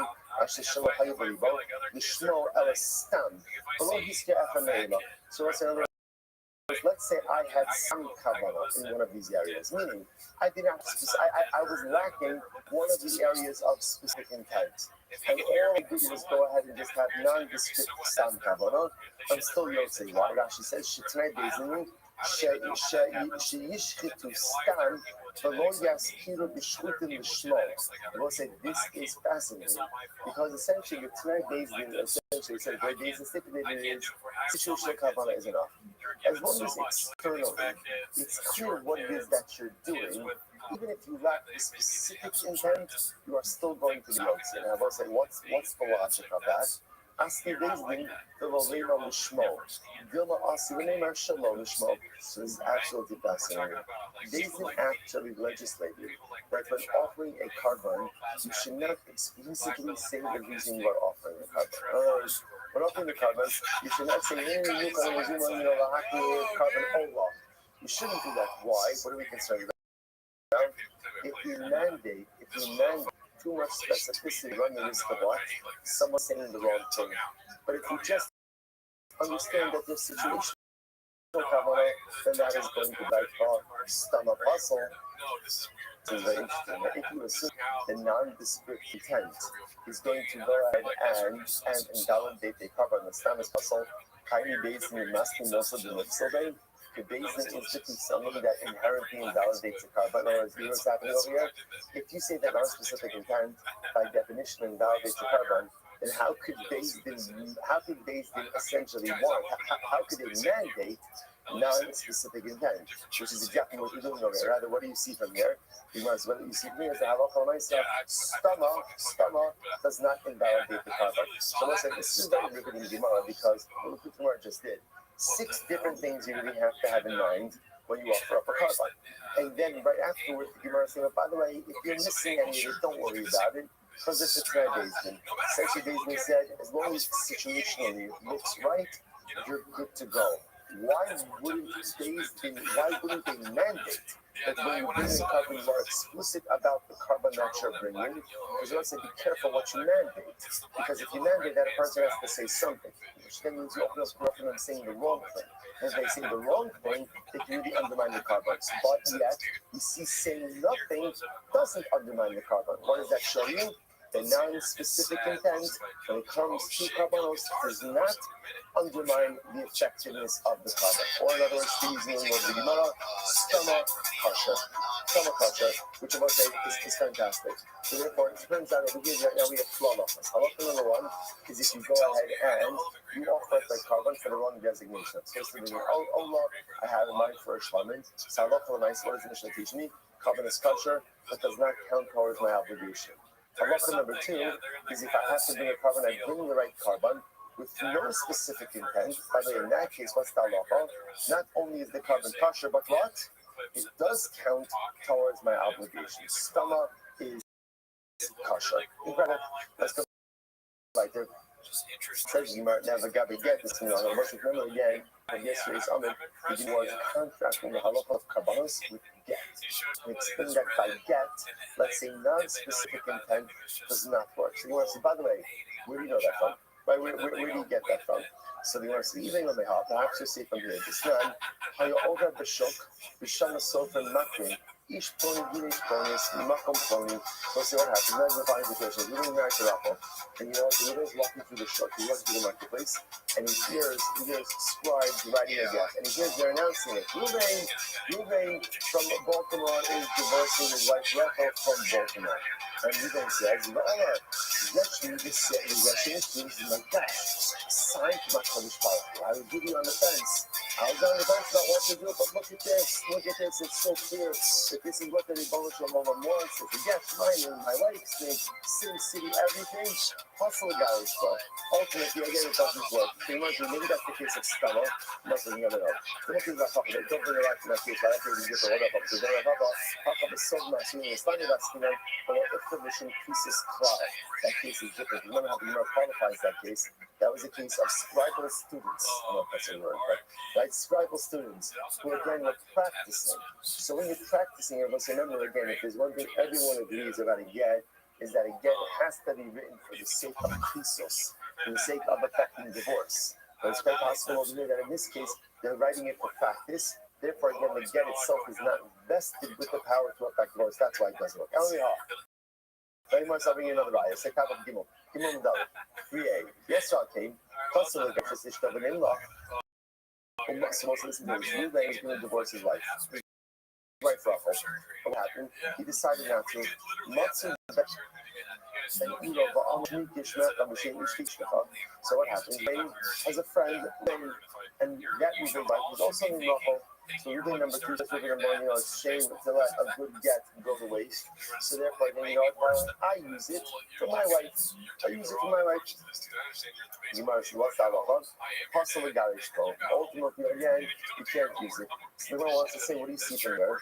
Because non-specific intent for a get doesn't work. Which one says, no, it's not a raya. Dilma, shining hasam, the interplay of the shin girishin dahu. So you can't bring a raya here. Why? Because in this case, that get was specifically written for Ruvain 1 and Rachel 1. Once a get is designated for a particular couple, it is removed from use for any other couple. Rashi says, the second Rashi from the top, the intake, Mishar Kol HaNoshim V'Hanoshim, L'Shem Girishin Shal. So again, this is like the reverse. So once a get is written specifically for a couple, by definition, again, it is precluded for use by anyone else. Fine, next. Let me help. Let's just remember again. We're just trying to find the case of where the Gemara said that stomach by beating doesn't work. All the Gemara saying is, how do you get that from? Let me help. Yes, saying more than this. Let's listen to this. Ruvain has 2 wives, and both of them are named Rachel. Such a bad idea on so many levels. Right? The Gemara says that he has 2 wives, same name. So let's say again he was ready to divorce Rachel number 1, right? And then he changes his mind, like, you know what? No, I'm going to divorce Rachel number 2. So Rachel, you can't do that. Well, let me put him on his information. He wrote a get for Rachel number 1, and now he decides, you know what? I want to go ahead and divorce Rachel number 2. Now both say now again. This case, same husband, right? Both wives are named Rachel. All the other information is the same. What's halacha? You can't do that. So it's like, so once again, that seems to say then non-specific intent by getting doesn't work. To which the Gemara says, no, it's not a fair case. I'll tell you why. Shiny Hassam, the integral machine Dirushin Daki. Again, same idea as before. Once the get was written for Rachel number 1, by definition, what occurs? It is removed from use for Rachel number 2. So this is not a case of just specific. This is the mechanics of a get. Once a get is written for someone, by definition, it cannot be used for anyone else. Rather from here, Mercy Yeshak, interesting case. Amr Lavlar, Kasul, Ula, Eza, Shared, Say, Varish. So listen to this. Ruben goes over to the soul. What does it do? Two wives named Rachel.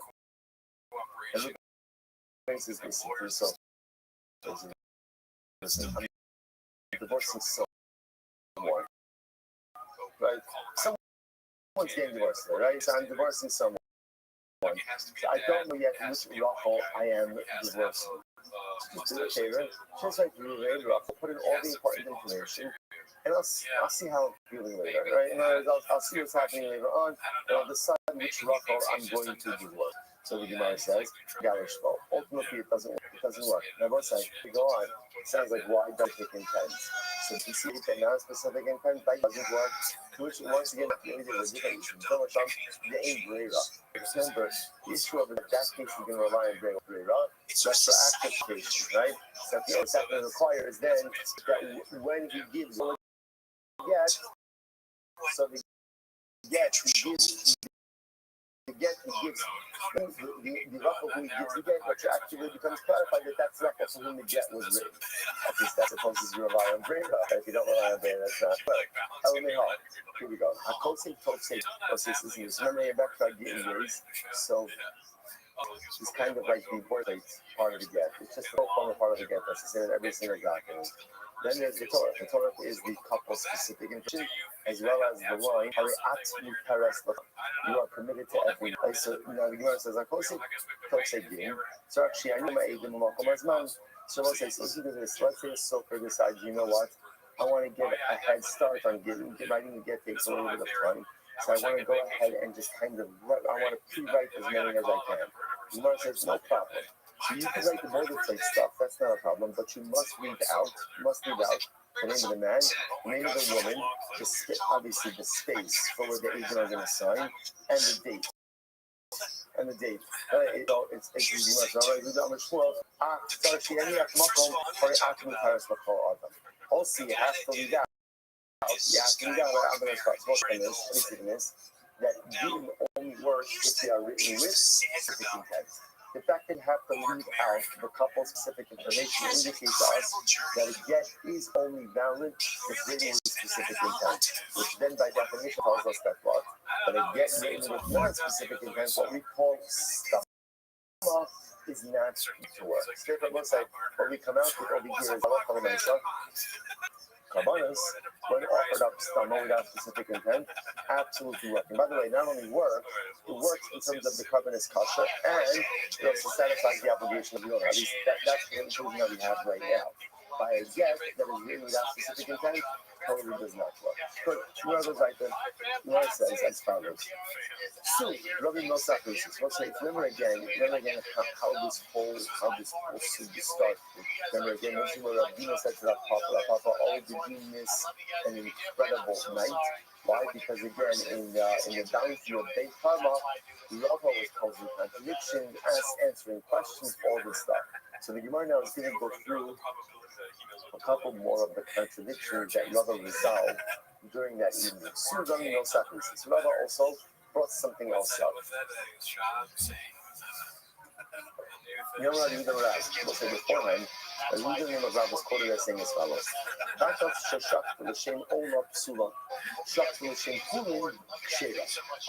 so this is fascinating. Rabbi Gudis are not going to say the name of Rabbi in the following case.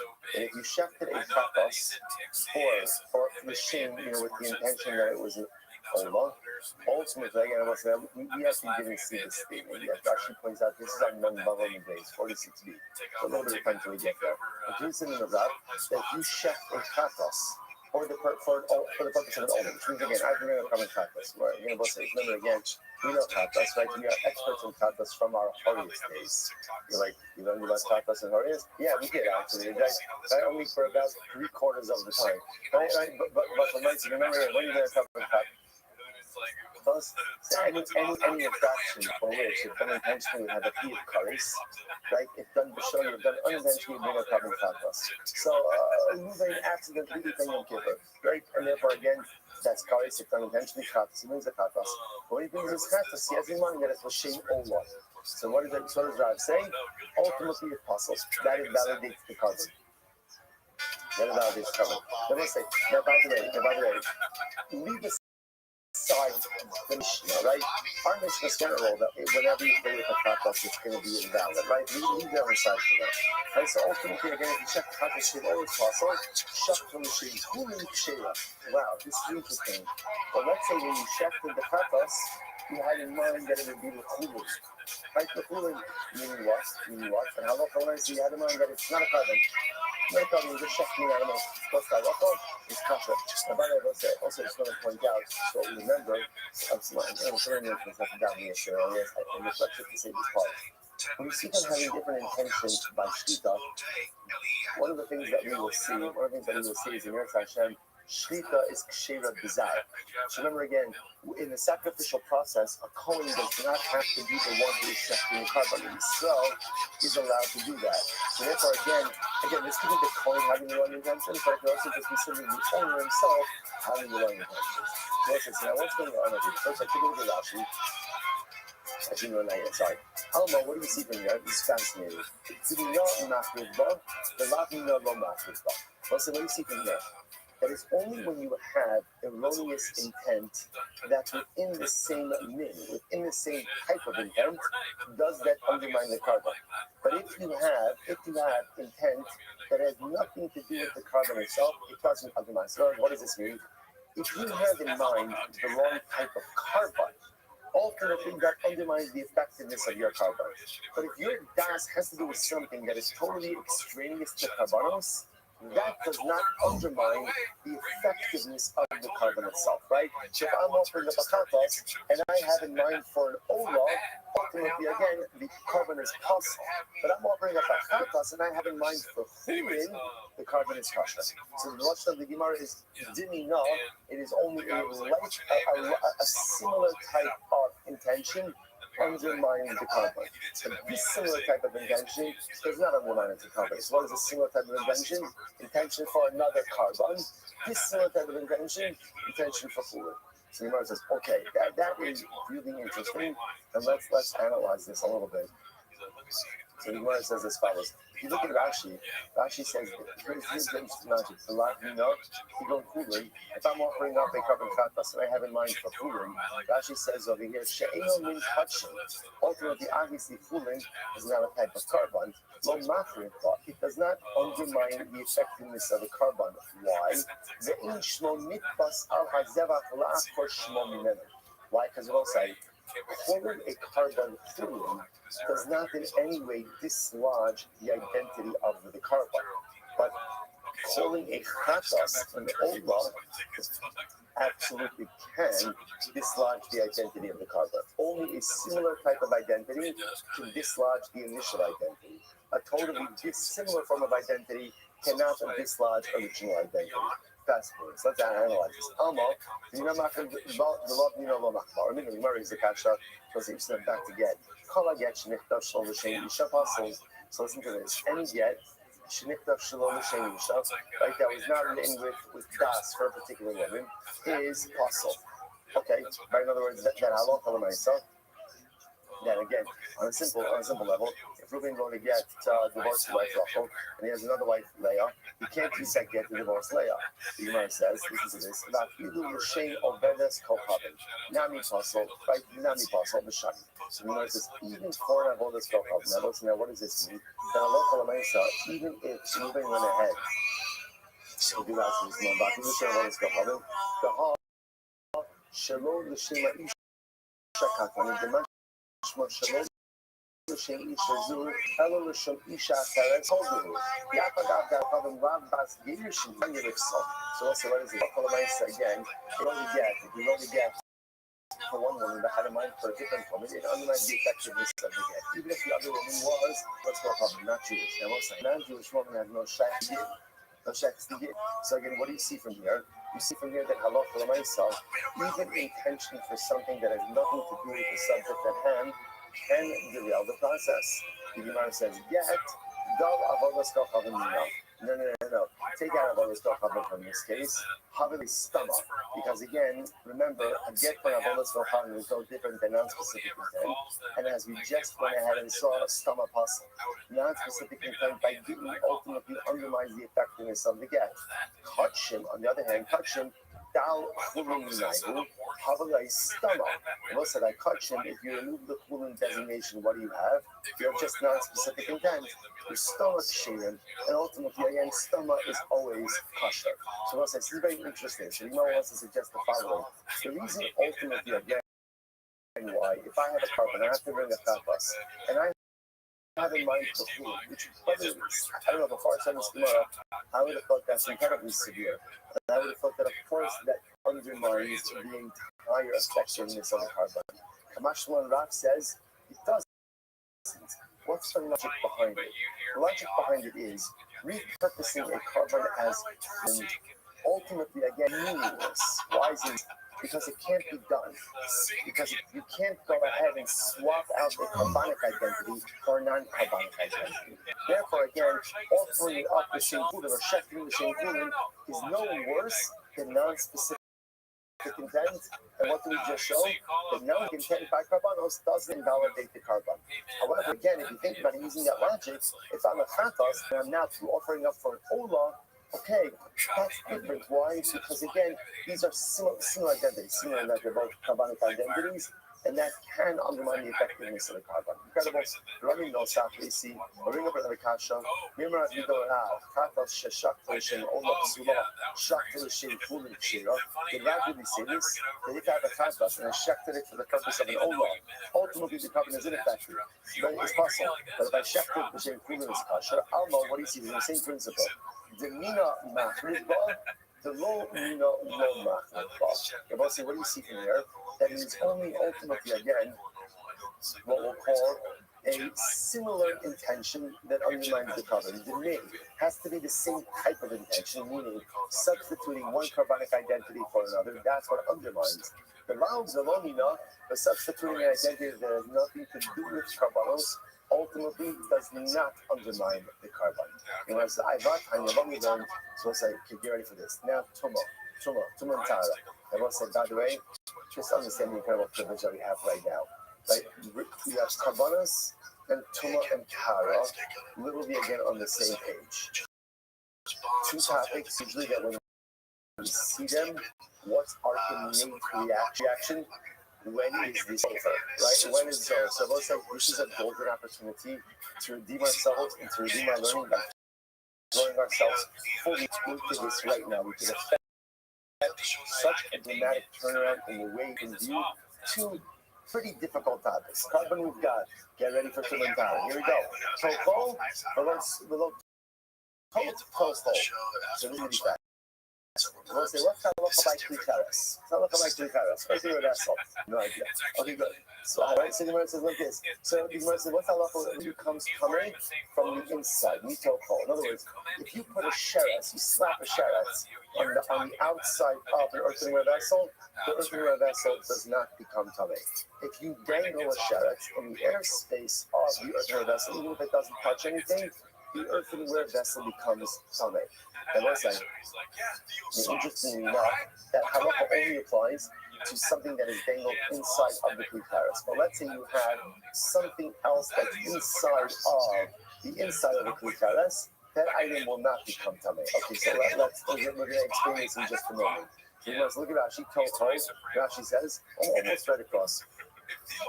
Kol klikaris, below Tofo. Pli hamunach betanor, upiv lemala min piatanor, va'ofel umashkin besofo, The sheretz betanor, ochlin shebekilim tehorim. So let's say now, so let's illustrate the following case. Easiest way to illustrate it. You have an earthenware oven. Okay. Now inside of that earthenware oven is another utensil. The opening of the utensil extends out of them because remember, on both sides, their oven didn't open like from the side like we have it. Their ovens had openings on the top. So imagine you have an earthenware oven or earthenware utensil. There's another utensil sitting inside of that oven. The opening of that secondary utensil extends outside of the oven. There's, let's say, food inside of that secondary utensil. Okay, following so far? Now what happens? There's a dead sheretz inside of the oven. So what's the halacha? Anything inside of the oven is now tummy. But interestingly enough, anything inside of that interior utensil is tahar. It's tahar. Why? Because essentially, a kli charas, a sheretz and a kli charas is only metame that which is inside of the charas. But that which is inside of another kli in the kli charas is impervious ultimately again to the tumah. That's what we call tofo, or tofo. Only inside of the kli charas. But if the food item is inside of another utensil inside of the kli charas, ultimately again the items in the secondary utensil do not become tamei. I will say. Remember, the caveat on this is it has to be that the opening of the second utensil extends outside of the oven, right? Because if the opening of the secondary utensils is open inside the oven, everything will become tamei. Okay. Right on your tofo, they say tofo. Afilu klishatet matzah. I must say, this is not only, by the way, there's another earthenware utensil. Interestingly enough, it actually doesn't matter what the second utensil is made of. It makes absolutely no difference.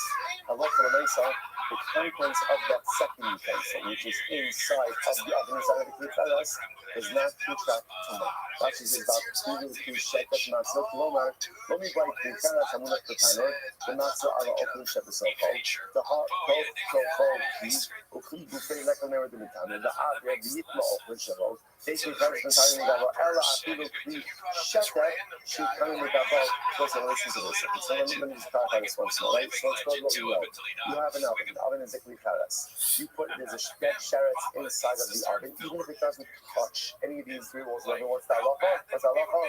Everything inside of the kli charas is coming. What's the halacha of tofo? The halacha of tofo says that halacha l'maisa, if you have another kli inside of the oven, and there's food ultimately again inside of that secondary kli, the food inside of the second kli does not become tamei because of the sheretz in the oven. Because what's the halacha? Because again, sheretz inside of the kli charas are only the time of tofo, that which is in the oven, but not tofo. Not saying there's something else. I will say, Rabbi says the halacha applies no matter what the material of the second utensil is. Because I would have thought like this. The truth is, if you think about it, it's not such a big kiddush. Why? Because halacha l'maisa, the food inside of the secondary kli charas only becomes tamei from the interior. So as long as the opening of the second utensil extends out of the oven, you're good to go, right? Because the kli charas can't become tamei out of the exterior. What if it's a metal utensil or some other material that does contract tumah, even just through exterior contact? Even then, the halacha is that anything inside of that secondary utensil does not contract tumah. Incredible. So the Gemara says as follows. Putting in saying it's washed. Okay? Let's listen to this. The Gemara says, Mishani also proven a protection in the pizza Eitzel Kana. Ultimately, again, listen to this. But proven by touching is like the pizza buying oven. Okay, what does that mean? So let's say, man, the pizza Eitzel Kana, Lamahanya Laflau, proven Eitzel Kachin, Lamahanya Laflau. So listen to this. Just like on the pizza inside of the oven. Now, what does that mean? So let's imagine the same case. You have a conduct. Every time you have an oven. Inside of the oven, you have a sheretz. Before you even put the sheretz there, what do? You put in the pizza in the oven. Put the pizza in the oven. You put in the pizza in the oven. Please makes dancing, right? So I said, right, so you go ahead, you put in the pizza in the oven. So let's say, so interestingly enough, so let's say the sheretz is on one side of the pizza, and let's say there's another food item on the other side of the pizza. And the pizza does not help at all. Doesn't help at all. anything inside of the oven ultimately again becomes tamas. The Gemara says, just like the mechitza in an oven doesn't help, so too calling a carbon chulin doesn't do anything to the carbon either. That's the Gemara's comparing the two. So the Gemara says, this not because we learned so if you have an oven, unless you put a mechitza in the oven, either boards or curtains, it means the sheretz b'makom echad, and the sheretz is on one side of the mechitza, and then let's say again there's food or other items on the other side of the mechitza. What's the halacha? Hakol tamei. Ultimately, again, everything is tamei. In other words, the mechitza does not do anything. So the Gemara says, "Kavara shipachusa." Shipachusa. So let's say karas will say literally mean. Karas usually means like a beehive. In this context, it actually means like a basket that looks like a beehive, and that has openings in it. You plugged up the openings with straw, and it's suspended into the airspace of the tanor. And there's a sheretz inside of the tanor. A tanor tamei. Sheretz the tanor opens himself at the so the logic is kind of ultimately again sheretz it's tala. What's the logic's logic? So the Gemara says. What's the Rabbi's logic? The Rabbi says, I'm going to run in Hitzel, the Mesa Hammer, there was of course a mechitza in the oven is given work. Why the mechitza in the oven works? Let's see how the Hammer. In Hitzel, the Mesa Hammer, well, talks about the Karas Sakal. So it says, listen to this. If the mechitza works by Tumas Meis, now where does the mechitza work by Tumas Meis? If you have a person who died in a house, right, and you have a partition in front of that mace, ultimately again that prevents the tumah from spreading. So if the mechitza works to block Tumas Meis, right, which is much more common while you work in the oven to prevent the spread of Tumas Sheretz. Why? In Hitzel the Meis Chamer Shekin Chaluka Ba'orlin, it's very different. Everything has to do with makes sense to have a mechitza. People put partitions in homes. They put partitions in homes, so mechitza belongs in them. So because the mechitza belongs in a home, it works. I'm not saying the oven doesn't belong there. Because it doesn't belong there, for what? Therefore, it will not work in any way to block tumah. So much is hot to so this makes sense. Ultimately, again, according to the Rabbi, ultimately, Rashi says, according to the Rabbi, we say that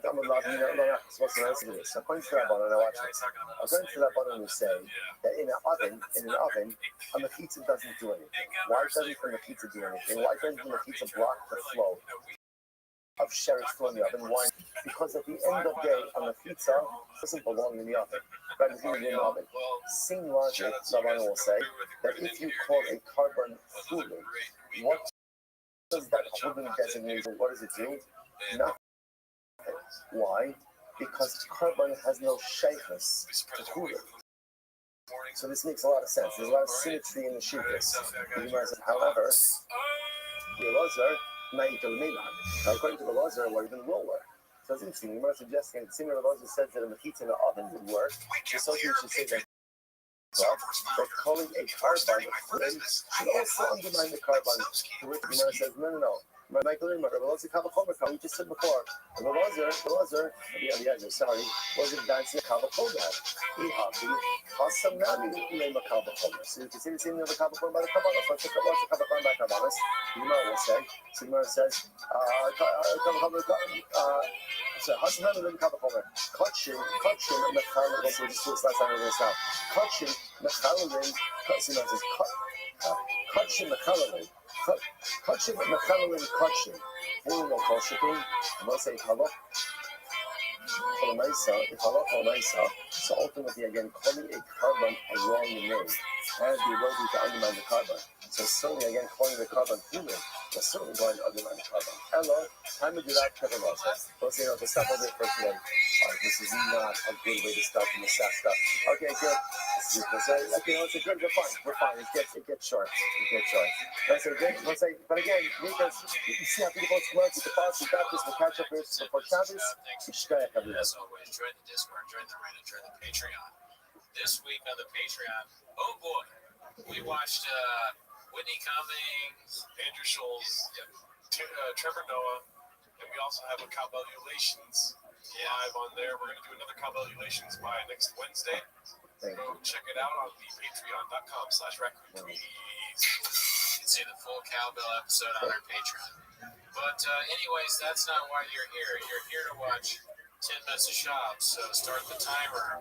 Play Brian Callen's stand-up. That's right. We're watching Brian Callen's stand-up special on this special episode of 10 Minutes of Shop. Good morning. Let us begin. You should get on it. A great deal of small fashion to you as we begin the section today. Begin by thanking all of our sponsors. Thank our annual public sponsors. President Trump highlighted himself to dedicate all the streams Russians this year as exclusive to the Solis Thomas on his star. Public sponsors for the month of Elul, Habardin, and Republic Bennett Goldberg. For the year for the shows of parents, Abram, Ben, after Pinchas, they were able to back to selling and hopes. that the Felix Rabbi of Party Fellows and the community village, the Eagle Mishmat, Father Pons, Andra, the Ali Pons, Mitzvah, Ali Ben, Father Yaakov, the Holy Rafa, and I got this work today, and now the just in the closing room, the Eagle Mishmat. The Eagle Mishmas, Alav Jamila Ben Hadi, the Uri is the phone of Rafa, the Shiva speaks to Swell, who is yesterday, Cash is ready for Swell, looked at America, all the hour commentators and the Shamas Fabi Aliyah, the families in the Kama, all of those media reports, the portfolio stuff, the focus in the action, the home, our hostages, allow our holy soldiers to use the principle of home, and massive again, and yes, I should make it the authorities. So it's Tavos, Gula, and Rafa. Well, so with that, let us begin by Hashem. Well, I'm excited. I don't know about you guys, but Shafiana, the Kimar, the Guyana, last man, as well. What is close? Welcome back to Sandy Esterson. Thank you for having me to get the Amisol and Eretz. Incredible. We'll say what it's supposed to be, Baruch Hashem, to be able to begin the self as it's walking together. Oh my gosh, I should barely sleep last night, thinking about Kachin, Baruch Hashem. And again, understand, it's big stuff. Understand that in Eretz Hashem, when Mashiach comes, you have to know what we're doing. You have to have an idea. For 2,000 years, this has been so esoteric. And for 2,000 years, ultimately, again, this has kind of been something of the past and maybe some distant future. But we believe with all of our heart that in Eretz Hashem, this year is going to be the year of Gula, and to be able to go to Eretz Hashem with our families and know what's going on and know what's happening. And know what we're obligated to do and how we have to do it. Being that this is supposed to be go up and so not just the greatest response to us of doing that. So with that little side, let's get ready. Let's get ready. Let's not like to spend that fully. Let's get ready to prepare for Gula. Let's get ready to prepare for the Mikdash. And yes, Hashem, let's get ready to lose ourselves in the sea of Kiddusha. And yes, Hashem, over the coming months. And yes, Hashem, yes, let's go. Welcome back, David. Come on, welcome. Shemiz Bechu Shalom Lishman Kshir. So fascinating halacha. Any carbon that you offer up Shalom Lishman. Now, what does it mean Shalom Lishman? Take a look at Rashi. Also, the nice part is we're a little bit back to regular size pages. A little bit back to regular pages. So here's that saying, those hardest pages were quite intense. So let's look at Rashi. Shalom Lishman. Shalom Allah L'Shem Shalom. So one of the great things that we're going to get to over the course of this Masechta is the answer to really get a categorical understanding of carbonas. So, for example, let's say a person has an olah. An olah, of course, is a carbon that is totally consumed on his day. Versus a shlubim. Right? The shlubim is a carbon where part of it is consumed, part of it is eaten by the owners, and part of it ultimately, again, is eaten by the kohanim. That is right. So let's say again, I have to bring olah, but instead what ends up happening is I have kavanah for a shlumim. Now we're going to discuss again kavanah where. So the pastor puts us in right now, at the time that the animal is being shafted, I have kavanah ultimately for a shlumim. So I have the wrong intention by my carbon. The first thing Mishnah says, kshir. Halacha makes this kasha. So I'll say, watch this. Just understand the tremendous yisod. The Gemara, the first line of the second kachin, and what does it say? The discussion ultimately, again, when it comes to kachin, the first intention is intentionality. Intentionality.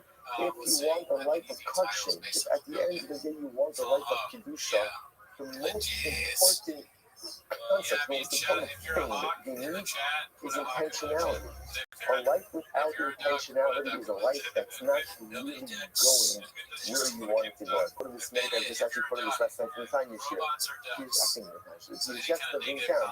In Chavas Hapanidim, not Chavas Hapanidim, in Rothschild, that ultimately is so important for a person to have a schedule. So he says, do whatever you want. Don't do whatever you want. Hey, but go ahead, and spend time with your friends, relax, recreation, learn Torah, have dinner, do whatever you want to do, but make sure that you have a schedule. Because when you have a schedule, then you live life with intentionality. You live life with direction. So the one thing over here is the ideal is if you want a carbon, if you want pure love, if you want closeness to that Kadosh Baruch Hu, you want connection to the Rebbe Shalom. What do you need? You need intentionality. You need intentionality. You have to have focus. Oh, that's the good news. That's the good news. But I didn't have any intentionality. Okay, good things could still come without intentionality, but great things can only come with intentionality. So if you want a true kill, you want the true carbon, at the end of the day, you need intentionality. Okay, but you didn't have it, the carbon can still be kosher. Hello, Rabbi the same caveat is interesting that the carbon will not count towards the obligation of the owner. So, for example, I will say, let's say I was obligated, again, we're just going to use terms loosely now, without any real depth to it, just by way of illustration. So let's say again in Mishnah's case, I'm obligated to go ahead and bring an Ola. That's my obligation. So Mishnah tells me that if I have in mind that I've checked it for a Shomer, I'm still Yotzei. So what does it mean I'm still Yotzei? What does it mean? Oh, say it's still kosher. Kosher means the carbon is a legitimate carbon. But what? It doesn't satisfy my obligation. So in other words, the carbon itself is not invalidated, but if I was bringing this to satisfy a particular obligation, that does not work. It's a fascinating idea. So carbon is fit, legitimately fit, but at the end of the day, it does not satisfy my obligation. Next, so it's fascinating. Now there are two sections to this rule. So in general, the Mishnah spells the rule. You offer up the carbon for the wrong intention, right? For the Shalom, for the wrong intention. The carbon is kosher, but it doesn't work to satisfy the owner's obligation. There are two exceptions to this rule, where if you offer up a carbon with the wrong intention, the carbon is invalid. What are the two exceptions? Pesach, carbon Pesach, and Takas. Good. So what's going on? What actually says over here? What's in Pesach? That Takas, first Shalom. If you offer up carbon Pesach, not Lishma, if you go and you offer up a Takas, not Lishma, the Kabbalos are entirely invalid. Not only do they not count for the owner's obligation, but ultimately, again, they are not kosher as well. Incredible. So it's Rabbi says, Rabbi says it's not just Pesach and Takas, but we also included Asham. Rabbi said, again, one of the exciting things that we're going to get to do in Kosher is really define our carbonic categories. So remember, and the Ashram are both sin offerings. Sin offerings, obviously, they atone for different things that we'll discuss. So as it says, just like a house, ultimately, again, a slow the small is possible, the covenant itself is possible. So to again, it's in the fire with an Ashram. A Pesach is mano, the Hatas Ashram, the soul is mine. Now, you're going to see interesting. When do we say ultimately again that a Pesach and a Chatos are invalid? When is that? So Pesach Dafka Bismano means again for Pesach, Pesach, and a Chatos from actual time. So let's say this is very important. If Chatos ultimately again is only going to be Pesach is only going to be invalid. If you have wrong intention, time that a carbon Pesach would normally be offered. And let's say, the missions operating over here is very important. A carbon Pesach out of 4 is what? Is Shlomen. It's a Shlomen. So, which is why it's only an Erev Pesach that is called a Pesach. So that's the reason it's become a Shlomen. So the word is saying over here, that when do we say that a carbon Pesach that is offered up Shalom Lishma is going to be possible? That's only when it's offered up Bismano, i.e. Erev Pesach. Chatos and an Asham that are offered up without intention are going to be possible all year round, all the time. Good. So we want to look at all of them. I'm going to be every other. Chatos ba'achit, ba'asham ba'achit. So the Rothschild says, Rabbi is explaining why he includes Asham in the category of Chatos and Pesach. So I'll tell you why Chatos comes because of the sin. The Asham ba al Chet, and Asham also comes before Chet. Chatos psula shalom lishma. Just like a chatos, if you offer up shalom lishma, remember, what does shalom lishma mean? For now, we're assuming shalom lishma means what? Means what? For the wrong purpose, for the wrong designation. Right? I brought the chatos and I had in mind for a shlamim. So the word said, Rothschild take this, just like a chatos is possible shalom lishma, Afa Asham possible shalom lishma. So too ultimately again, an Asham is possible shalom lishma. Incredible. Okay, one sec. So let's just pass it just a second. Let's review. What do we have? Remember in your website, you're going to see touching. It's not complicated. There's just a lot of details that we have to follow with. Okay, so detail number one. What are they going to teach me? Remember, the unwritten rule is offer up every carbon for the right purpose. Okay, this Musa doesn't have to say like it's kind of obvious. What happens if I offer up the carbon for the wrong designation? If you have it, it is kosher. It is kosher. Tanakama said, however, it does not discharge the obligation of the owner. Tanakama says two exceptions to this rule. What are they? Chatos and Pesach. Pesach and Chatos. However, Pesach is only in for the wrong intention. Chatos, all year round. Rabbi Eliezer says it's not just Chatos and Pesach, it's also Asham. Rabbi Eliezer says, Rabbi Eliezer, why are you including Asham? It's simple. Whatever is doing with us, or everything we keep with us, should also be true for an Asham. Why? Because just like Chatos is a sin offering, Asham is a sin offering, and therefore, again, if Halacha L'Maisa, Chatos is going to be invalid when offered up Shalom Lishma, so it was Asham should be invalid if offered up Lo Lishma. Beautiful. That's the Mishnah. That's the part of the Mishnah. Rabbi Yossi ben Chonio says, Hanishchato l'shem Pesach u'l'shem Chatos psulim. Rabbi Yossi ben Chonio says that those items, those carbonates that are offered up, l'shem Pesach and l'shem Chatos are going to be cost. And that's what exactly does that mean? Look at that at this moment. Hanishchato l'shem Pesach. Person is spoken, so this will be a dollar beneath the Shem Pesach, or she must put the Chatos because man psulim. She hated the English psulim the Shem Achirim. So let's say, essentially, you don't see them quoting saying it like this. The same way that a Pesach or a Chatos, if offered up to the wrong designation, are invalid, the reverse is true also.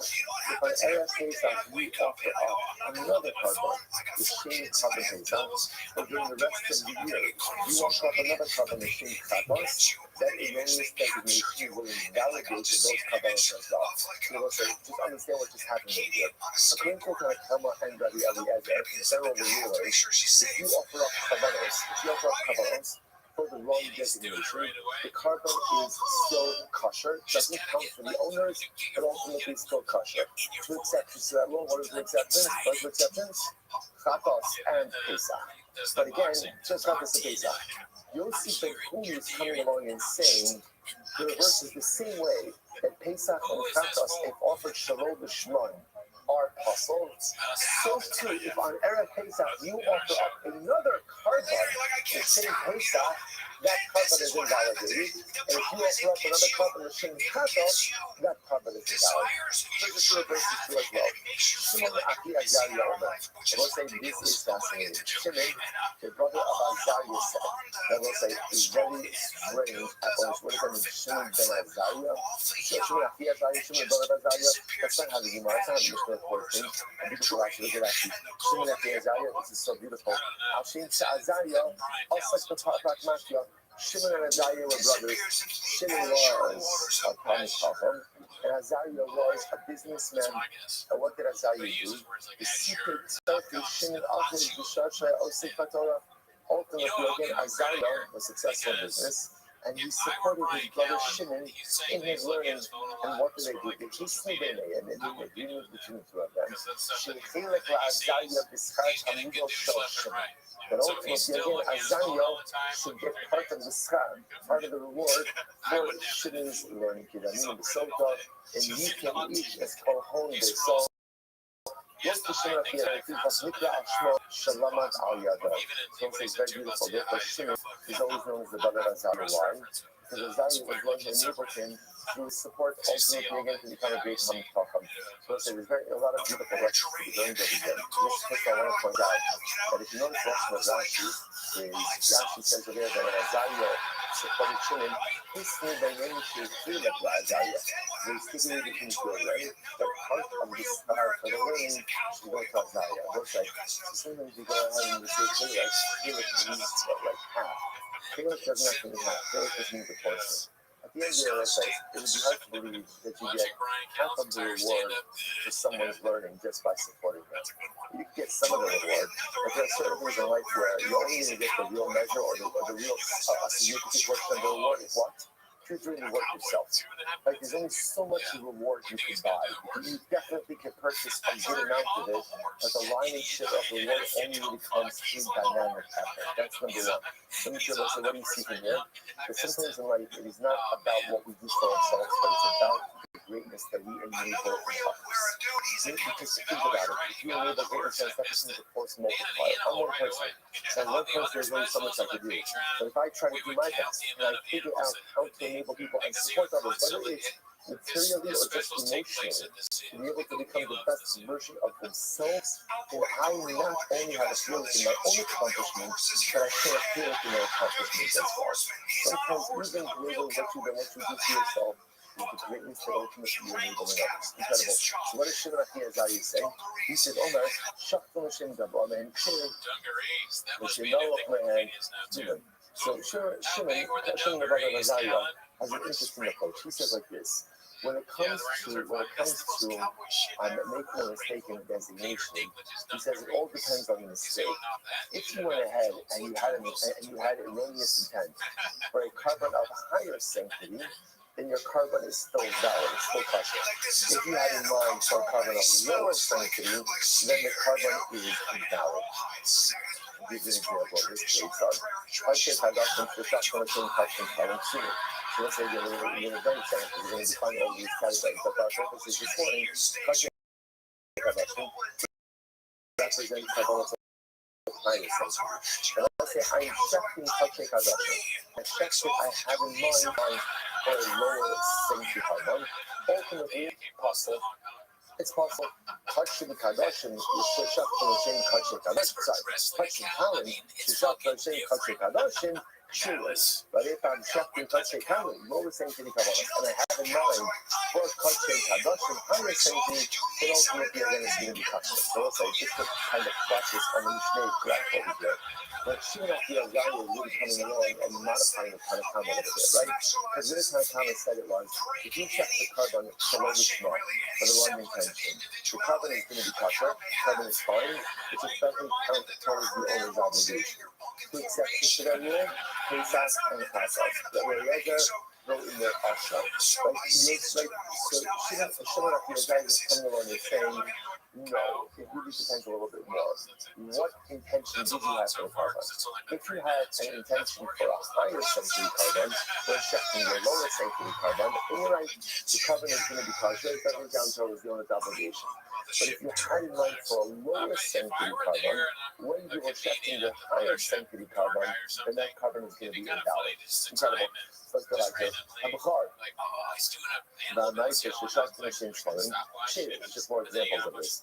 Habachar, firstborn animal, Meiser Dehema, and ultimately again you shech for the purpose of Shlomin. Why? Because again, shechting Bachar and Meiser for the purpose of Shlomin represents again an elevation of status. Therefore, the carbon will still be kosher. That means Sheshach from a Shem Bachar or a Shem Meiser.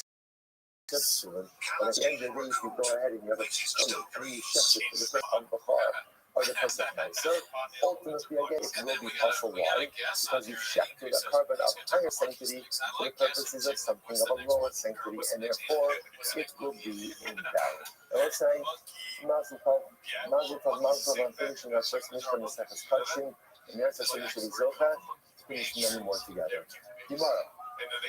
Lama Leva Misna, Ela Shelo Avu. So let's say, first thing the Gemara starts with is just a question on the syntax. Right? The Rishna says, Any covenant that you offer out, not lishma, that was not for the designated purpose of the covenant being offered, is kosher. Ella, shelo, olu, l'baylim l'shem kol. It doesn't count towards the obligation of the owner. Says Gemara, why do you have to phrase it that way? This means, but not only the Bible, the same problem. Just challenging a little bit. So it was Ella, but Shalom, Amu, the Bible, the same problem. It doesn't count for the owner towards his obligation. Why not just say, Velo, Amu, the Bible, the same problem? It doesn't count, but you should. Ella, Shalom. Just say, Below, Amu, the Bible, the same problem. It doesn't count towards the owner for the obligation. That's it. You know, it says, how come Hashem can teach you? Blessed the Bible would below Amu, the same problem. About the Kisha side, you kindly, but also the Shemi Yivu.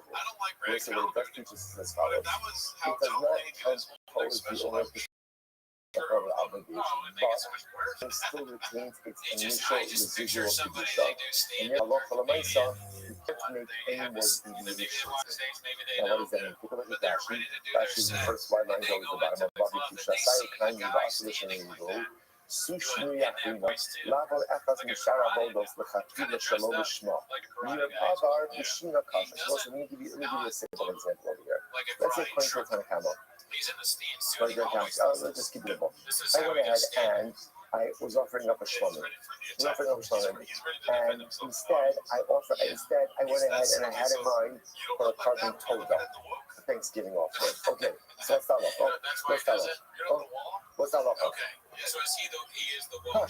Kasha, but what? I was meant to bring another carbon because I still owe a shlomi. Now, if you want to say it like this, you might have thought like this.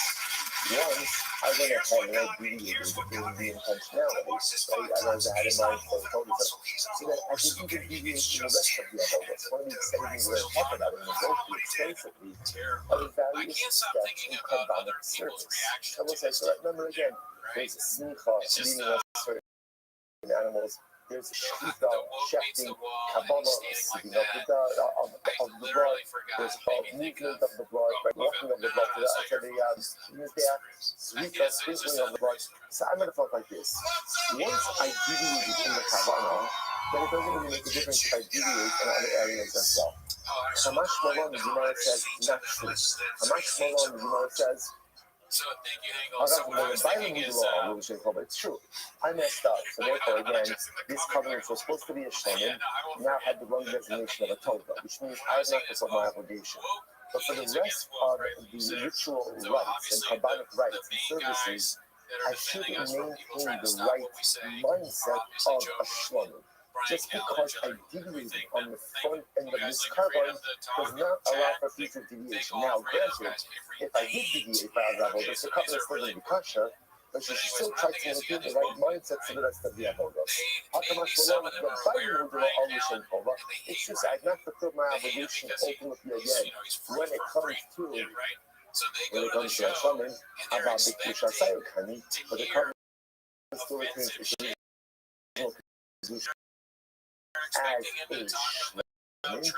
as a shlomin, you should not make any more deviation in this carbon. So let's say I really profound mistake if you think about it, with very much because that a lot of people like when you make mistakes, and kind of think, oh well, I messed up. So once I messed up, you mess up in life, but the goal in life, sometimes you can't avoid making a mistake, or if I can't avoid making a mistake, at least if I can't undo the mistake, the best thing I have to do is don't compound it. Don't compound it. Don't double down on it. Try to figure out what I can do to extricate myself from the clutches of this mistake now instead of trying to make it worse. That's what I'm saying. Which is up, all this is shop pushing, all this is shop pushing, all this shop. It's like a 7 over, and check the slow shrunk. Whatever the case is, I checked it in over for the purpose of a toga. I saw the schmuck.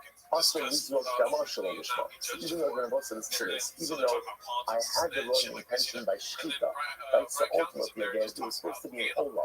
But instead, with their shkita, I had in mind for a shlomin. Okay, so now the covenant is still going to be kosher. It's not going to satisfy an obligation.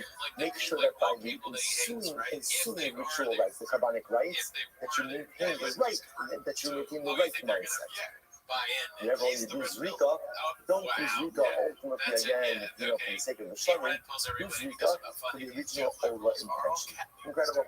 So the Moshe tells Levites in the Svara, Levites in Makra.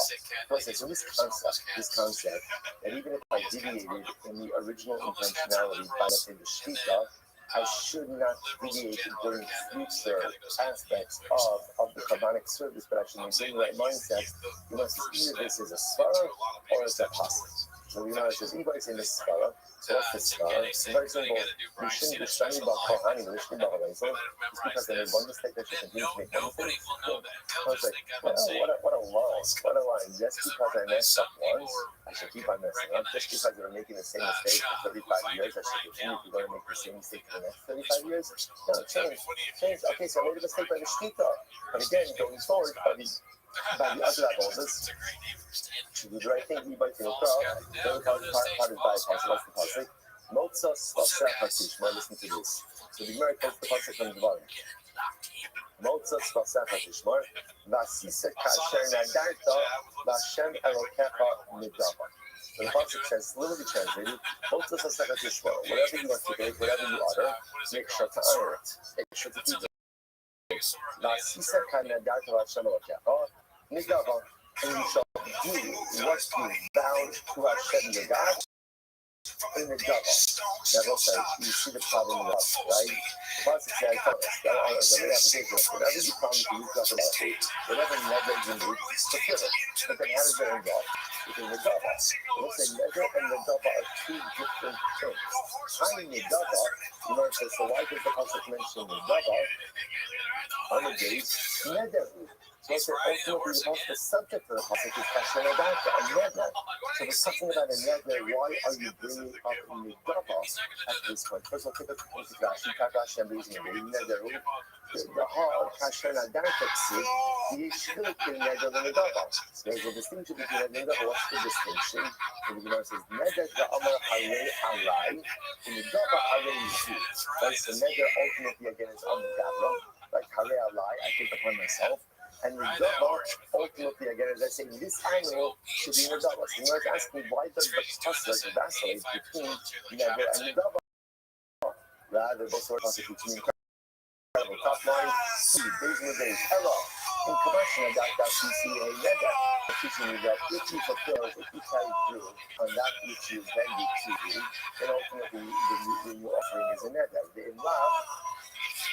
The love is not relate, and if not, ultimately again, it will be counted as a double. Look at Rashi, the love is a double. Kiyu is not that full of a double cheres, Rothschild short. So in general, that's saying this is exactly a principle. And I look for my again, if let's say I have obligation to bring the carbon, but when I offered it, I had in mind for the wrong type of carbon. So what's that level? The carbon is kosher, so to speak, it becomes like an adult. I'm offering up a carbon. It doesn't count towards my obligation, but I'm offering up a carbon. When you davar, you started to send me with it, and we'll say, but even as an davar, ultimately, again, are you allowed to go ahead and make changes in the designation of an davar? And the answer is no. What do you see from here? But I want to answer, even if you made a change in the designation of the carbon, you should not make subsequent changes during the ensuing rituals and rites. Look at that. See, when you're done, you share the Shanayde. If you ended up one of how you in the Zava, you share the Shanayde. And if it's just the Torah calls this misdesignated carbon in the Zava, it tells you that even though you made a mistake on the front end, don't continue to have shalom intentions the rest of the way. Incredible. I'm going to do that, Papa. So there's a Rabbi. Well, Havis Kaban Ba'arta, the Tkuma B'nei Chama. So listen to this. So Rabbi says, Papa, did you miss a night last night? If you were missing a night last night, you were not with us. You were not with us in the Tkuma of Beit Karma. Durani, which is the place, right? Durani, Tchum is like the boundary, and Beit Karma is the place. Durani, Rava, Midi, Ma'ayasa, Adavi, Shani. Because Rava was contrasting, right? He was going ahead and talking about all different kinds of things, raising all different kinds of contradictions, and he was out. He was sort of circle, a bunch of pop, or did you miss a matzah last night? You missed out. So it was that everything depends on who your friends are and who you hang hang out, right? In terms of what you consider a good night. Right? What do you consider similar to tell your friends, oh, the Jew is out? I used to be there, I thought, oh, the Jew is out, managed. Rabbi was on fire. Rabbi was on fire. Right, he was managed trying to get questions and contradictions and resolving everything. So mind you, yes, that's obviously not, right? The Papa has a lot of FOMO over here. So the Papa says, so when you tell me what happened. Like, give me something. Then you so tonight, we tell us about it. Tell us not to go Shalom Lishma. So let's say, all Kabbalahs that are offered up Shalom Lishma. So watch this. I'm not the Shalom Lishma. The interesting is that I say, what is happening in the Mishnah? So again, let's take a simple case. I have an obligation ultimately again to bring a Shalom. So what am I doing?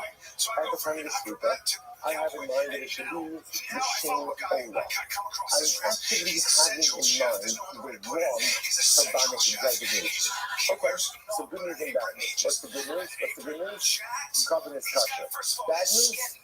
I still have to bring another Shalom. Didn't count as my obligation. So here's what's interesting. Hastama, only the Bible is saying Torah. What about the following case? What about if, let's say, again, I'm obligated to bring a Shalom, and at the time of the Karban, I had no intention. Time of the Shvita, I didn't have any intention. So to bring a Karban, I did so. What's the good news? The good news is I didn't have intention for the wrong Karban.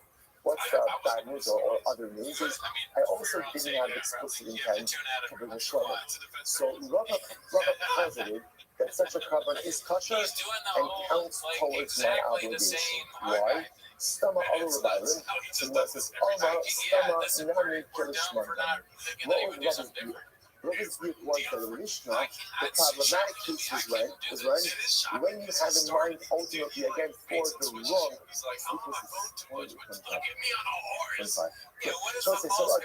My ruling, when is the covenant compromised? When I have in mind for the wrong type of Karban. I said I have to bring a Shalom. I had in mind for an Ola. That's when the covenant is compromised. So Rabbi's inference from the Mishnah was, but if you just had no intention. So I'm bringing a Karban. So yeah, I'm bringing it obviously because I have to bring a Shalom. But at the time of the Shluka, I didn't have any intention. That works. When I say that works is the covenant is kosher and it fulfills my obligation. What do you see from here? Alma, Stoma, Nami, Kilishmakami. Because we'll say Stoma, which means now Stoma essentially means no specific intent. No specific intent essentially counts as specific intent. As long as you don't have erroneous intent, the Karban is considered to be offered of Lishma. Fascinating. Or maybe Mary Zakasha, 1 second. Kolagich, Nikdal, Shalom, Shah, Puzzle, Stoma, Nami, Puzzle. And contrast this with get. Let's start off with get. Any get that was not written for the purpose of particular living. Let's say again, living goes into this time still. And he said, listen, I'm divorcing my wife, Rothschild. And so to the kids, we save a little bit of time, we have some pre-show living, like you have you find them living in a layer over here, living in a Rothschild, you find the people, right? And yeah, she was living in a Rothschild. Obviously, it doesn't work, right? Why doesn't it work? Because that could be a small. So the Gemara says, Nami Pasha. What happens ultimately again, just right? She just wanted to stop. Such a death is going to be possible also. So what's crazy here, you see here that halacha l'maisa, so what is called no intention is considered to be negative intention. That's why I was just saying, once you resolve that.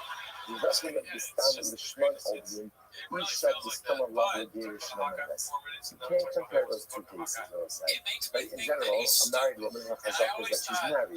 Darishin represents a tremendous change in what we'll call the life equilibrium. That requires active Shman. In general, if I designate a covenant as a Shman, then I'm bringing it. So the default is I designated it. Remember again, I designated it. I'm bringing it. So what's the default? The default is that it's for Shlomo. As long as I don't change the default, we're good to go. So in other words, the case is fundamentally different from the past. You want to say, who's voting is stomach, but from where do you know But if you offer up a carbon with specific intent, carbon is going to be kosher. What do you know that? So you might just eating them off. Perhaps you're from here. Yeah. Istan, Thomas Locking, she's Bukusha, Ishman, so also, so again, maybe it's out. That's just, again, remember, look how our Mishnah is phrased. All carbon that were offered up Shalom Lishman. Shalom Lishman. So what does that mean? Again, talking over here, they're being offered up for wrong designation. That's what ultimately again they're compromised. The low kapani Shalom Lishman. Very interesting. If the Mishnah wanted to teach us that even, then it would have been a bit better way to try to have it said, Kolazachim, Shalom Lishman. If it wasn't offered to Shema, then ultimately it's kosher below all of the Bible. That would have told me that even zero intent is still problematic. The fact that it says Kolazachim, ultimately Kolazachim, Shalom Lishman indicates to us wrong intention is what compromises the carbon. No intention does not. No intention does not. The Gemara says, God, they get Nani Hakani, Kala get Shenifta, Shalom Lishin Ishapaso, the Lo Katani, Shalom Nifta Lishin Ishapaso. Here's the problem. I didn't we have that same verbiage as well. Yes, I didn't know that's not halach. As I didn't know the halach is ultimately that well. That's Shalom Lishma, but or even Stam is going to be problematic. I don't know how. That is what I'm saying. It's not. Pizza Lishma is the Shalom Lishma. And you might think that here's an example of Lishman and Shalom Lishma. What's the example of that?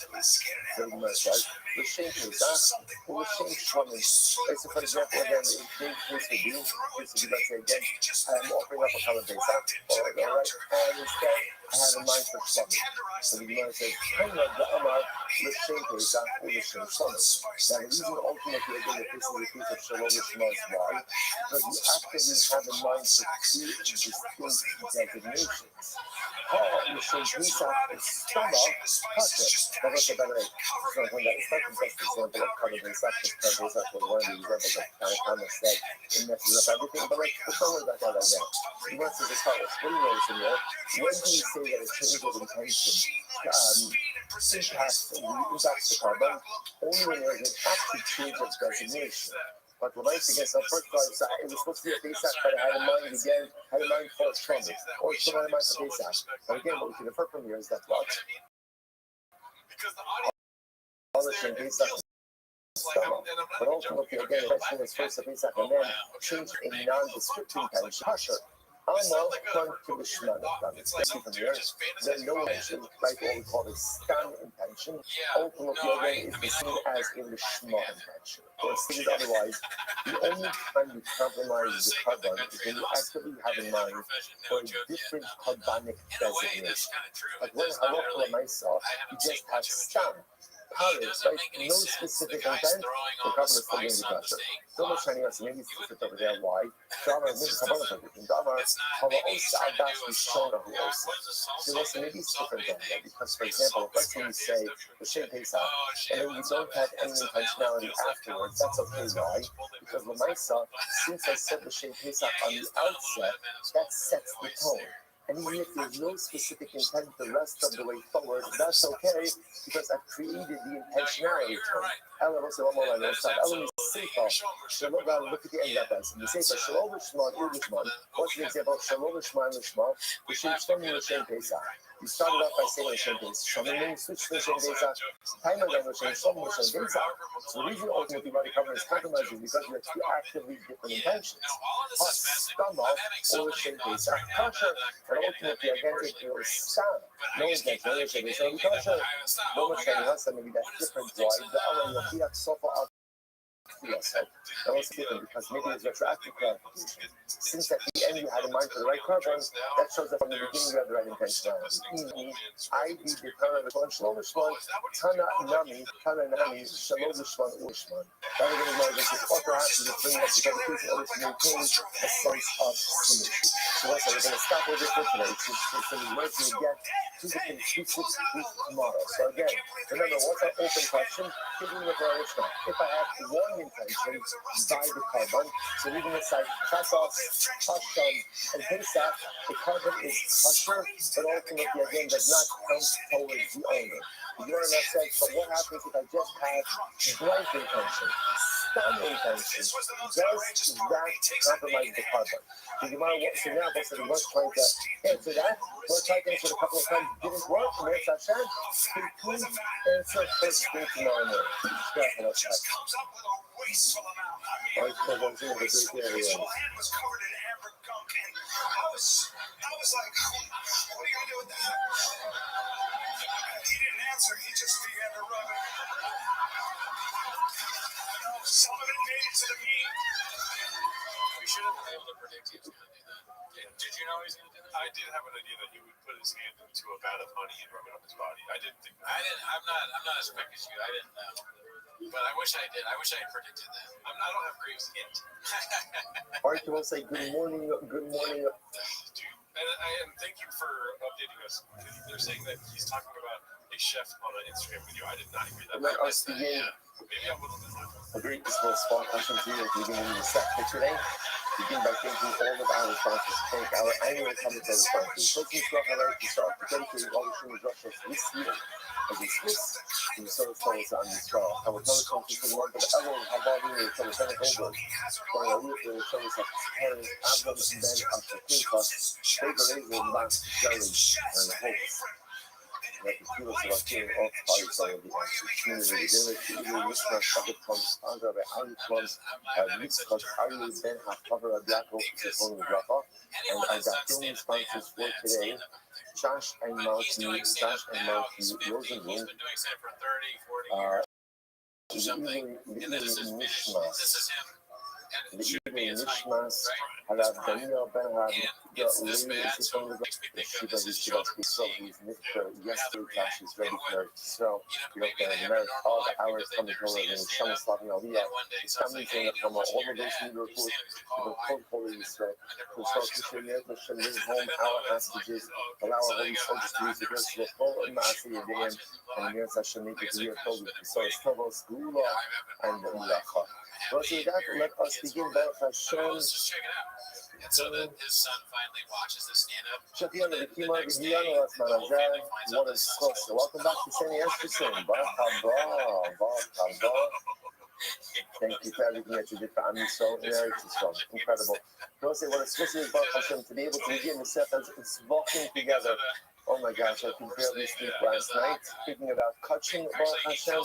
And again, understand, it's big stuff. Understand that in Eretz Hashem, when Mashiach comes, you have to know what we're doing. You have to have an idea. For 2,000 years, this has been so esoteric. And for 2,000 years, ultimately, again, this has kind of been something of the past and maybe some distant future. But we believe with all of our heart that in Eretz Hashem, this year is going to be the year of Gula. And to be able to decorate some interesting with our families and know what's going on and know what's happening and know what we're obligated to do and how we have to do it.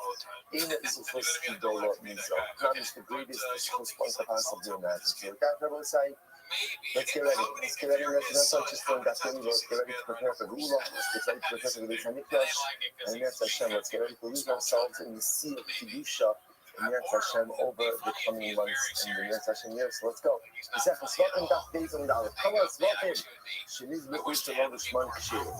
fascinating halacha. Any carbon that you offer up shalom lishma. Now, what does it mean shalom lishma? Take a look at Rashi.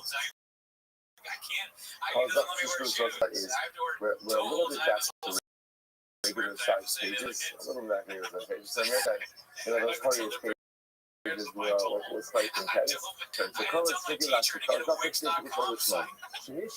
The same slumming. So one of the things we're going to get real reports of this stuff is to really get a categorical understanding of carbonos. So for example, let's say a person has an olah.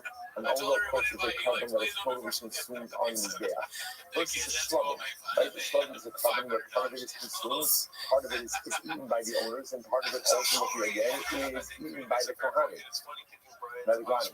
So let's say, again, I have to bring an olah.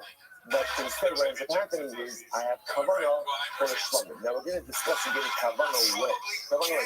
So the pastor takes us in right now that at the time that the animal is being shafted, I have kavanah ultimately for a shlubbing. So I have the one intention by my carbon. First thing it says, shared. Halacha Ma'aser Kasha. But I said, watch it. Just understand that the tremendous soul. That the Gemara, the first line of the stuff is Kasha. And what does it say? The discussion ultimately, again, when it comes to Kasha, the first intention is intentionality. Intentionality. If you want a life of Kasha, if at the end of the day you want a life of Kedusha, the most important concept, the most important thing that you need is intentionality. A life without intentionality is a life that's not really going where you want it to go. I put this minute, I just actually put this last night from China share. I think it's just what goes down.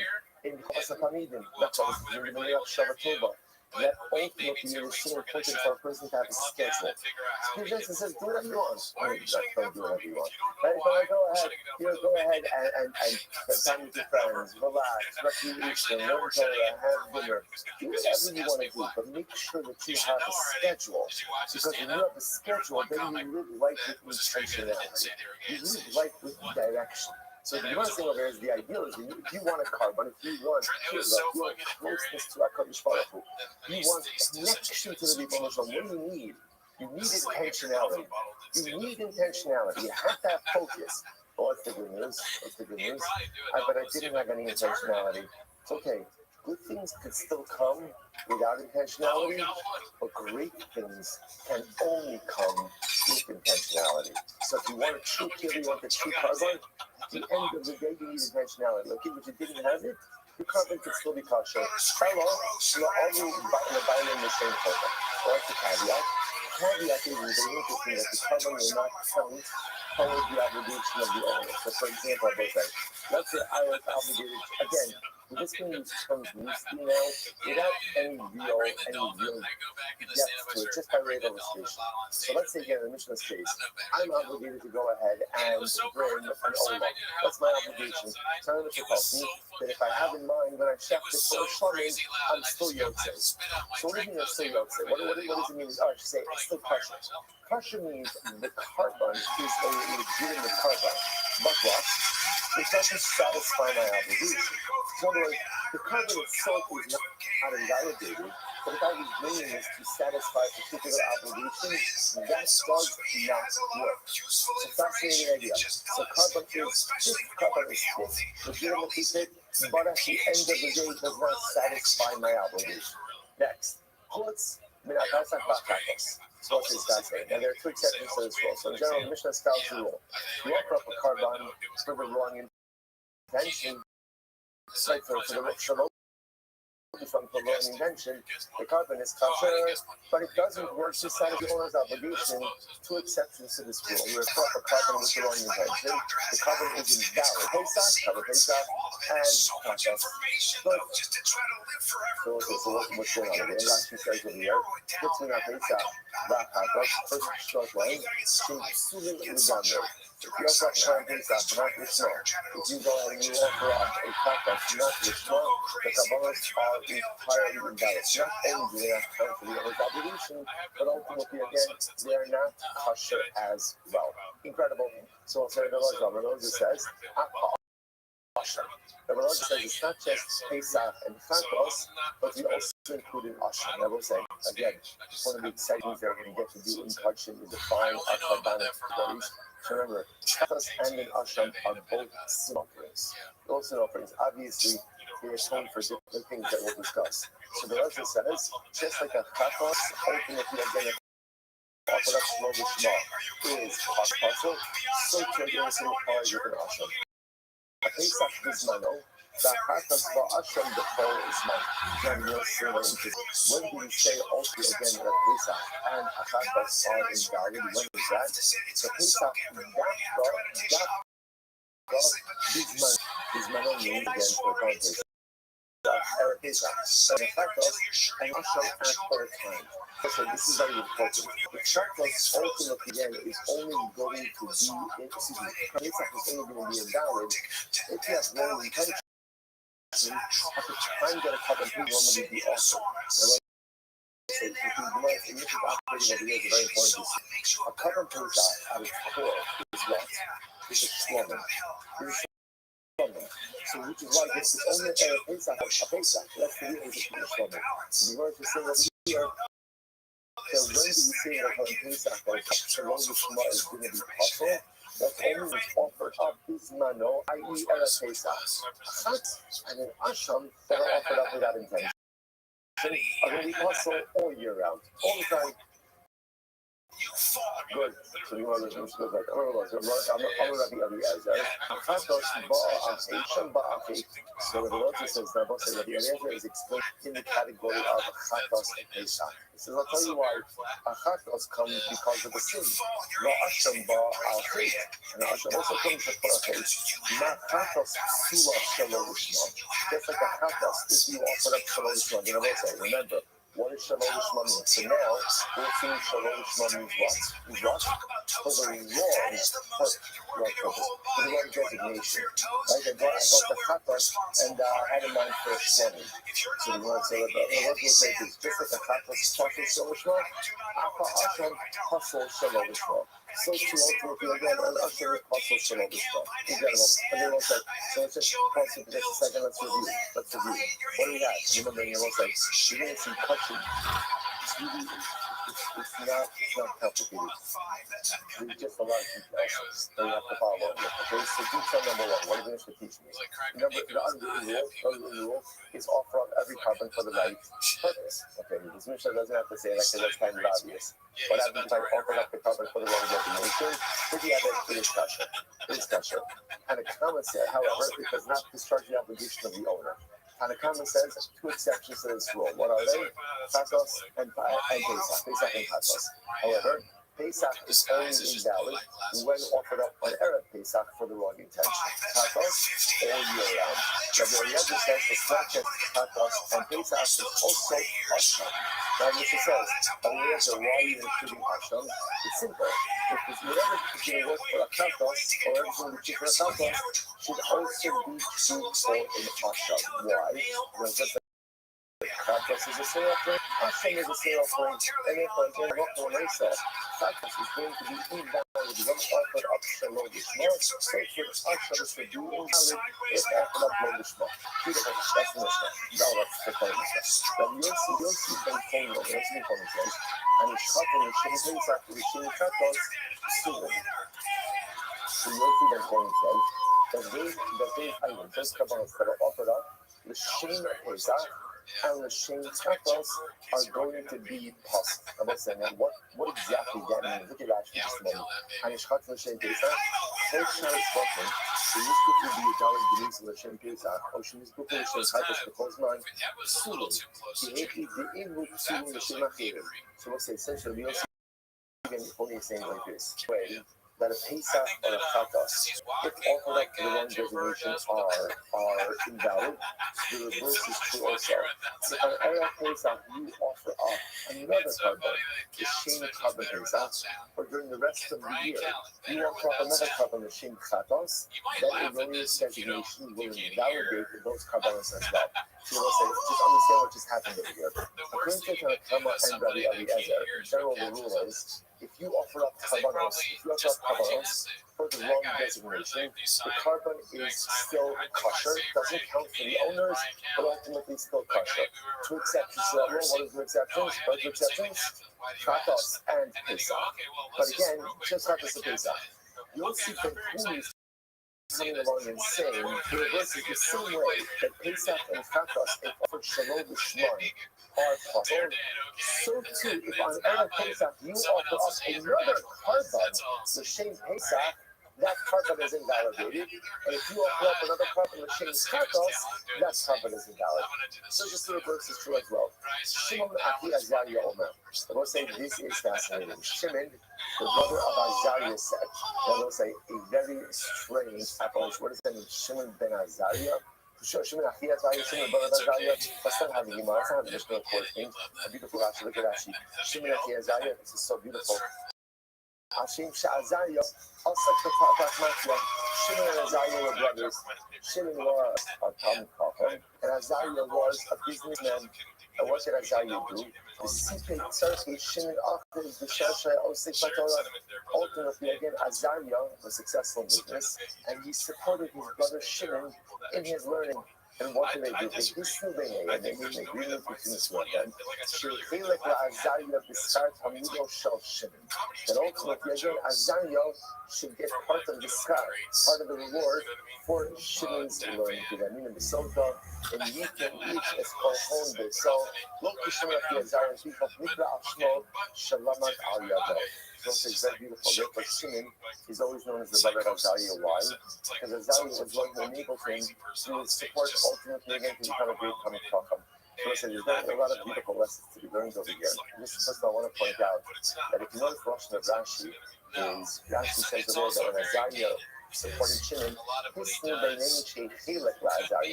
they stipulated between the two of them that part of the star for the learning should go to Azariah. Both like, so sometimes you go ahead and you say Chelek means like half. Chelek does not mean half, Chelek just means a portion. At the end of the day, it would be hard to believe that you get half of the reward for someone's learning just by supporting them. You can get some of the reward, but there are certain the real measure or the real significant portion of the reward is what? You're doing the work yourself. Like there's only so much reward you could buy. You definitely could purchase a good amount of it, but the lion's share of the reward only really comes through dynamic happening. That's number one. And you feel like, so what do you see from here? There's some things in life, it is not about what we do for ourselves, but it's about the greatness that we enable in others. Just to think about it, if you enable greatness on something to multiply, I'm one person. So one person, there's only so much I can do. But if I try to do my best, and I figure out how to enable people and support others, whether it's clearly or just emotionally, to be able to become the best version of themselves, then I not only have a purity in my own accomplishment, but I share a purity in my accomplishment as well. Sometimes even greater lucky than what you do for yourself is the greatness that ultimately you enable in others. Incredible. So what does Shimon Achiyazari say? He said, Omer, Shachson Hashem Gabon, and Shinoach Mehem, Human. So Shimon Gabon Azariah has an interesting approach. He says like this: when it comes to making a mistake in designation, he says it all depends on the mistake. If you went ahead and you had a low intent for a carbon of higher sanctity, then your carbon is still valid, it's still kosher. If you had in mind for a carbon of lower sanctity, then the carbon is invalid. I'll give you an example in this case. So we'll say again, we're going to very extensive. We're going to define all of these categories. But for our purposes this morning, Kachek Hadashim represent Kabbalos of higher sanctity. So let's say I'm shechting Kachek Hadashim, but when I shecht it, I have in mind for Kachim Kalim. So therefore, I'm having in mind for a lower sanctity carbon. Ultimately, it's possible. Kachim Kadashim, Sheshach from the same Kachim Kadash, Kachim Kalim, Sheshach from the same Kachim Kadashim, Shirley. But if I'm shechting Kachim Kalim, lower sanctity Kabbalas, and I have in mind for Kachim Kadashim, higher sanctity, then ultimately, again, it's going to be kosher. So let's say, just to kind of plot this on the Mishnah graph over here, what Shimon Achiyazari is really coming along and modifying the Tanakama a little bit, right? Because really Tanakama said it was, if you check the carbon shalom lishma for the wrong intention, the carbon is going to be kosher, carbon is fine, it just doesn't count towards the owner's obligation. Two exceptions to that rule, Pesach and Chatas. Rabbi Eliezer wrote in their Asham. Right? So Shimon Achiyazari is coming along and saying, no, it really depends a little bit more. What intention did you have for the carbon? If you had an intention for a higher sanctity carbon, when checking your lower sanctity carbon, then you're right, the carbon is going to be kosher, it doesn't count towards the owner's obligation. But if you had in mind for a lower sanctity carbon, when you were checking your higher sanctity carbon, then that carbon is going to be invalid. Incredible. Let's go like this. Have a card. Just more examples of this. Of a car, firstborn animal, Meiser Behema, but ultimately again you shecht for the purpose of Shlomim Ksherim. Why? Because again, shechting Bakar and Meiser for the purpose of Shlomim represents again an elevation of status. Therefore, the carbon will still be kosher. Shlomim sheshacht on a Shem Bakar or a Shem Meiser Psulim. But at the end of the day, if you go ahead and get a Shlomim and you shecht it for the purpose of Bakar or the purpose of Meiser, ultimately again it will be possible. Why? Because you shechted a carbon of higher sanctity for the purposes of something of a lower sanctity, and therefore it will be invalid. But let's say, because Mazel I'm finishing our first Mishnah in the second Chadshir, and we have to finish the Zohar, and then more together. Lam the Mishnah, Ela Shalom. So the first thing the Gemara starts with is just a question on the syntax. Right? The Mishnah says, any carbon that you offered out, not lishma, in other words, not for the designated purpose of the carbon being offered, is kasha ella shelo alu v'bayim l'shem chova. Except it doesn't count towards the obligation of the owner. Says the Gemara, why you have to phrase it that way?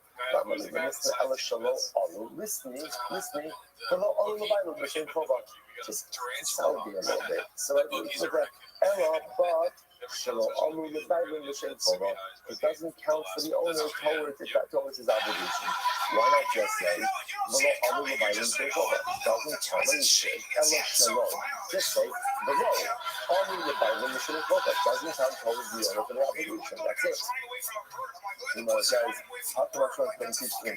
I'm not going the Bible will allow the same Tova, about the teacher, Sajid Tiny, the Asher Shalom Yuzu.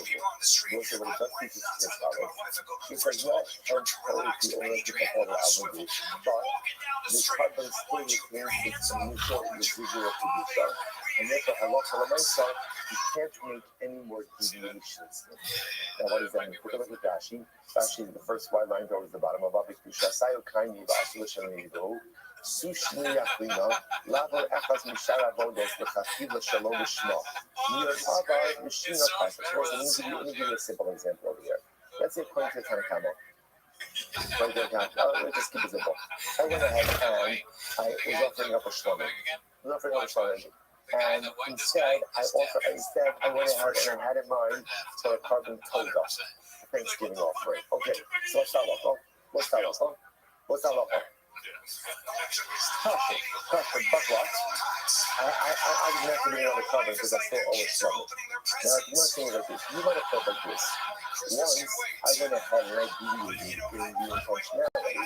I was I had in mind for toga. So then I didn't even deviate in the rest of the other. That's one of these stages we're going to talk about. I'm going to go through extensively are the various steps in carbonic service. So let's say, so remember again, there's smicha, meaning of certain animals, there's shchita, shechting, kabbalah, sipping of the blood, there's halacha, movement of the blood, right, walking of the blood, for the zrika, sprinkling of the blood. So I'm going to talk like this. Once I deviated in the kavanah, then it doesn't even make a difference if I deviate in other areas as well. Kamash Malon, the Gemara says, not true. Kamash Malon, the Gemara says, it's true. I messed up. So therefore, again, this covenant, which was supposed to be a shonen, now had the wrong definition of a toga, which means I have not fulfilled my obligation. But for the rest of the ritual rites, carbonic rites and services, I should maintain mindset of shlomo. Just because deviating on the front end of this carbon does not allow for future deviation. Now, granted, if I did deviate by a level, the carbon is still going to be kosher, but you should still try to maintain the right mindset to the rest of the avodah. The Bible is not always shameful, but it's just I have to put my obligation ultimately again when it comes to the Shonim, about the Kedusha Sayed but the common spirit means the original Kedusha as a Shlomim, you should not make any more deviations in this carbon. So I'll say, I really profoundly so that you think about it, what is not teaching us, that a lot of times when we make mistakes, So you kind of assume, oh, well, I messed up anyway. So once I messed up, what's the point of trying to rectify it? It's not true. You mess up in life, but the goal in life, sometimes you can't avoid making a mistake, or if I can't avoid making a mistake, at least if I can't undo the mistake, the best thing I can do is don't compound it. Don't compound it. Don't double down on it. Try to figure out what I can do to extricate myself from the clutches of this mistake now instead of trying to make it worse. That's what I'm saying. وكيجرب دور رابع أولش الشخص أولش الشخص أولش توصل لسبب أولا توصل للشخص whatever the case is, I checked in Allah for the purpose of a toga. Right, so Lishma, also Rizlo Damashal Lishma. Even though I'm also listen to this, even though I had the wrong intention by Shita, right, so ultimately again, it was supposed to be an Ola, but instead, with very Shita, I had in mind for a Shlamim. Okay, so now, the covenant is still going to be kosher, not going to satisfy my obligation.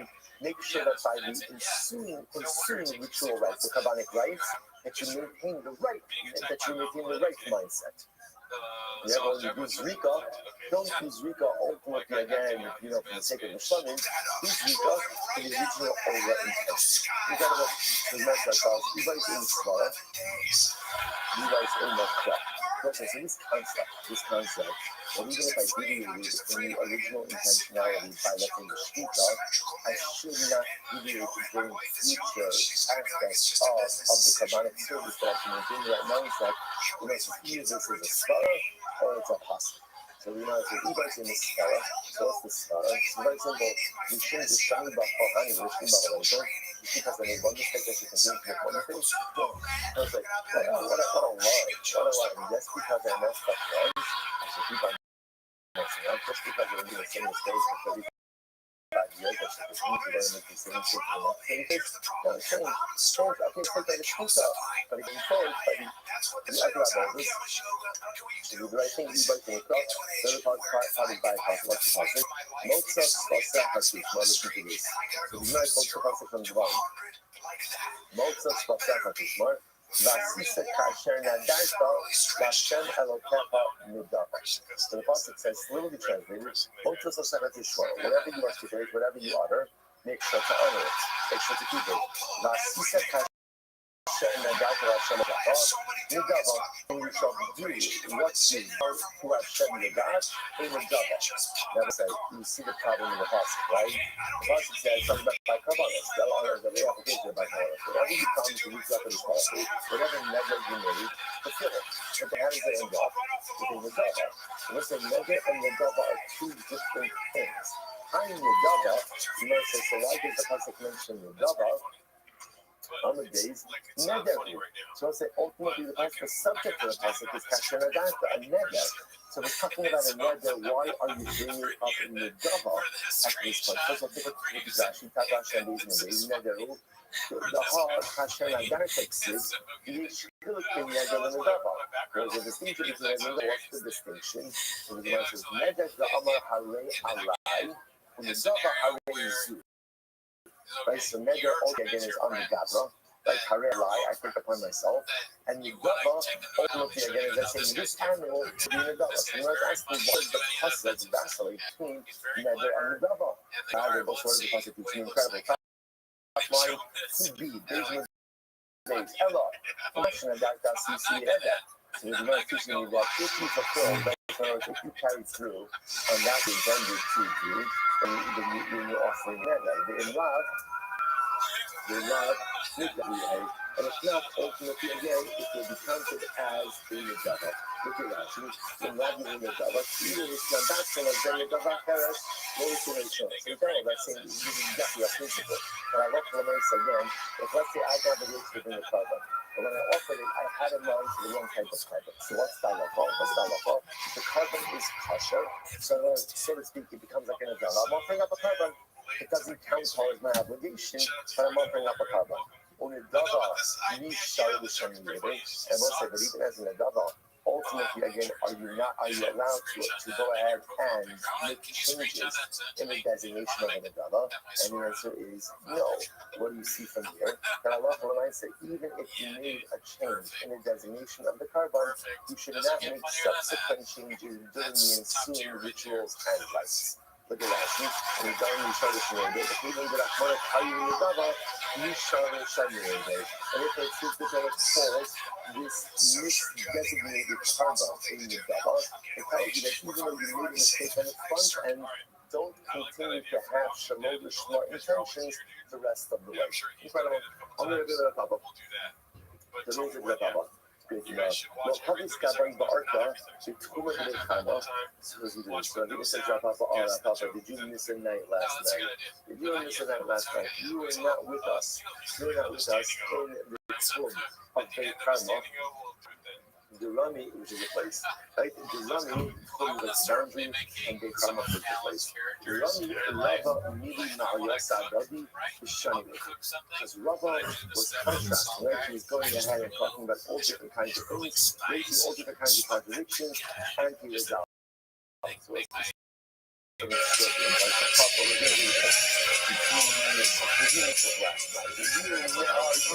everything depends on who you friend are, who you hang out with, right? In terms of what you consider a good thing. And what do you consider to tell you that, oh, you do miss out? And we said, you do miss out, manage. Rabbi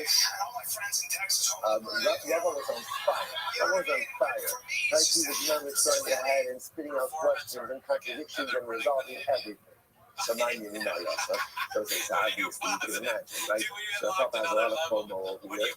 So Papa says, so tell me what happened, right? Give me something. Find me So tonight, we talked about it. Papa, what is the Mishnah? We'll say, according to our Mishnah, all Kabbalahs that are offered at Shalom Lishma. So watch this. I'm on the Shalom Lishma.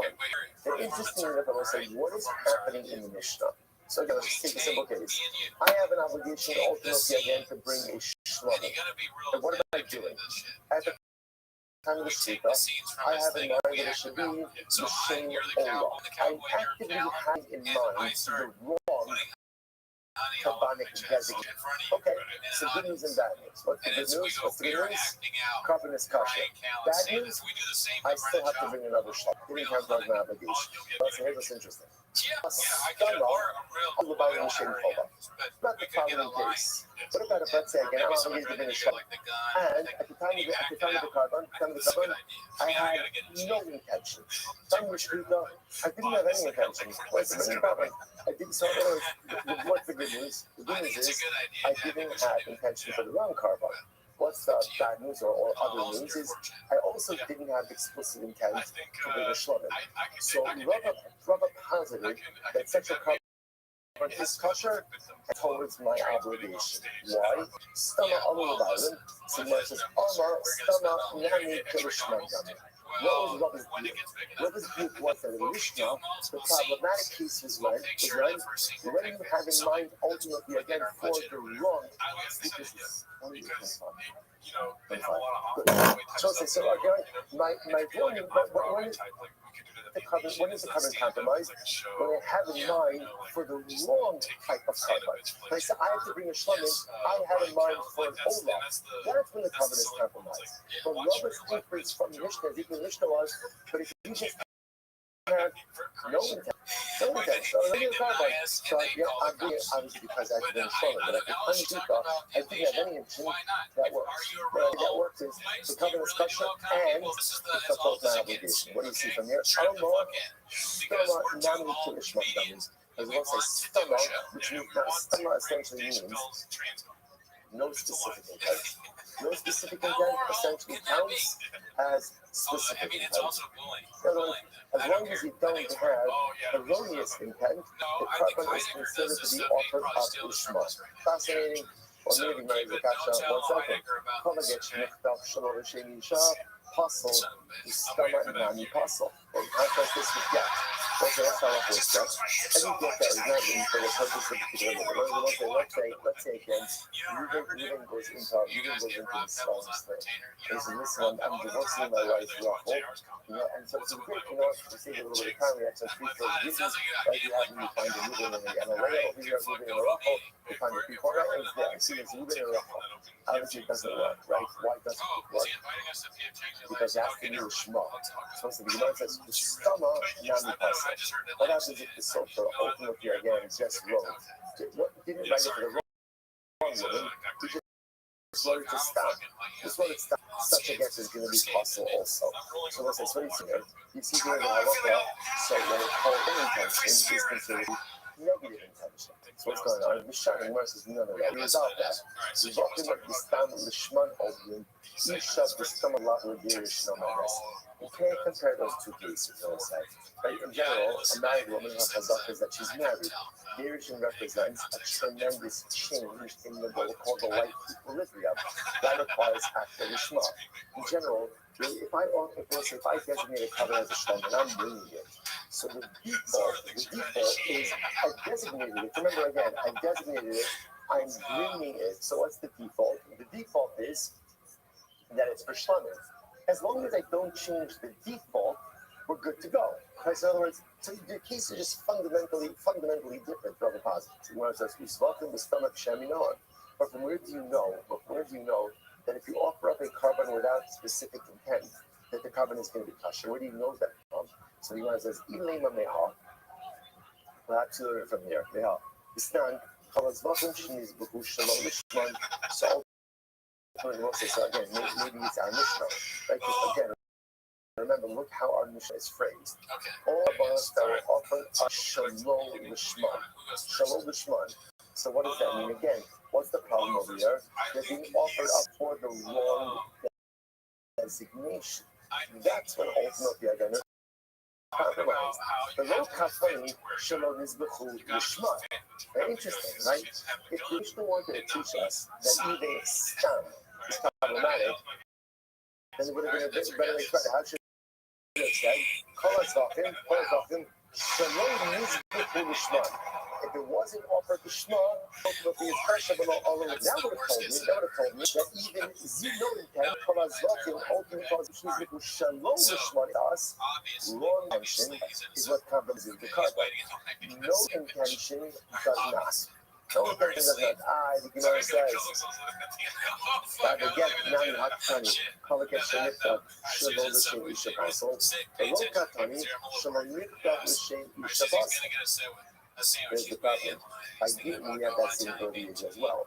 If I didn't know that's not halacha. If I didn't know the halacha is ultimately that law, that shalom lishma, right, or even stam is going to be problematic. Halameha. Right, the Gemara says it's not. Case of lishman to shalom lishma. So the Gemara says, give me an example of lishman and shalom lishman. What's the example of that case? So the Gemara says, l'shem pesach or l'shem shlomim. So for example, again, the case would be, let's say again, I'm offering up a common Pesach, all right, and instead I have in mind for Shlomim. So the Gemara says, Haimad Amar L'Shem Pesach or L'Shem Shlomim. Now the reason ultimately again that this is a case of Shalom L'Shma is why? Because you actively have in mind for two distinct designations. Ha L'Shem Pesach is Stama Kasher. Now let's say, by the way, I just want to point out, it's not the best example of covered in stuff, because covered in stuff was one of the examples that Thomas said, it messes up everything, but don't worry about that right now. The one says as follows, what do you notice in here? When do we say that a change of intention impacts the carbon? Only when there's an active change of designation. Like when I say myself, first of all, it was supposed to be a Pesach, but I had in mind again, had in mind for Shlomim, or Shlomim had in mind for Pesach. But again, what we see the first thing here is that blood. All the Pesach is Stella. But ultimately, again, if the intention was first of Pesach and then changed to just a nondescript intention, kosher. Amar, someone to the Shema. Therefore, what do you see from here? Then no intention, like what we call the stam, ultimately, again, is this as in the Shema.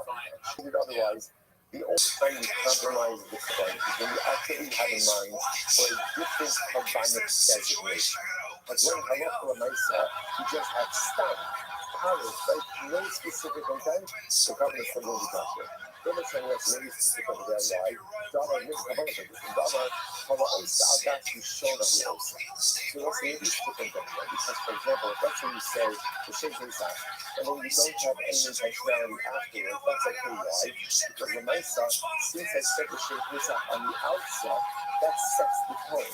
And even if there's no specific intent the rest of the way forward, that's okay, because I've created the intentionality for it. Ellen, let's say one more line, let's stop. Ellen is Sefer. Look at the end of that. You say for Shalom Lishma, Udishman. What's the example? Shalom Lishma, Lishma. L'Shem Shlom L'Shem Pesach. You started off by saying L'Shem Pesach. Then you switched to L'Shem Pesach. Taimagam L'Shem Shlom L'Shem Pesach. So the reason ultimately why the covenant is compromised is because you have two actively different intentions.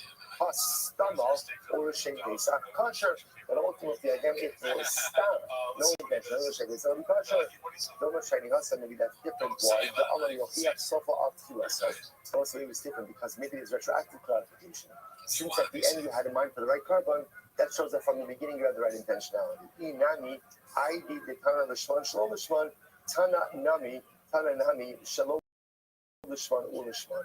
That again, the Gemara says, or perhaps you just bring up this other case in order to maintain a sense of so we're going to stop over for today. It's just so we want to get to the conclusive tomorrow. So again, remember, what's our open question? Here's what we're going to start. If I have wrong intention by the carbon, so leaving aside Kratos, Asham, and Pesach, the carbon is kosher, but ultimately, again, does not count towards the owner. The Gemara now says, but what happens if I just have blank intention, stam intention? Does that compromise the carbon? The Gemara, so now, the Gemara is trying to answer that. We're trying to answer it a couple of times. It didn't work. And there's Hashem. Stay tuned. Answer first thing tomorrow morning. All right, I'm a little stumped on this one, I'll be honest. All right, It's like they get ways to make you safe. He's like, you want to be really safe? You want to be really safe? That's what I think he said at the beginning. Yeah. And then, oh, dude, what if it's like even dumber than, okay, I'm going to go even dumber. What if he just says pretend to be gay? What if that's what it is? Just to, I think that might be it. Okay. Or some version of that. Here's mine. Okay.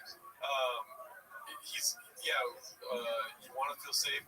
It's like, I'm not looking at the comments because I saw something that's but the girl, it's like, because girls, it's like a sport for them to feel safe. It's like, they love to say good morning. Let us begin by thanking all of our sponsors for this morning trip to thing.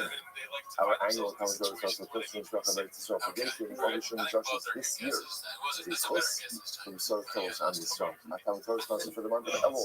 About being a son of Ben Goldberg, Rabbi from the Shulman of his parents, Avram Ben Asher Pinchas, Hilda Razor Bas, Slade, and hopes that the Tito, so I'm tied to all the parties will be answered in your question. Extremely English. The Union is my father from Father, the Irish one, Yitzchak, I would have been a couple of Yaakov, and it's always the gay people in the source.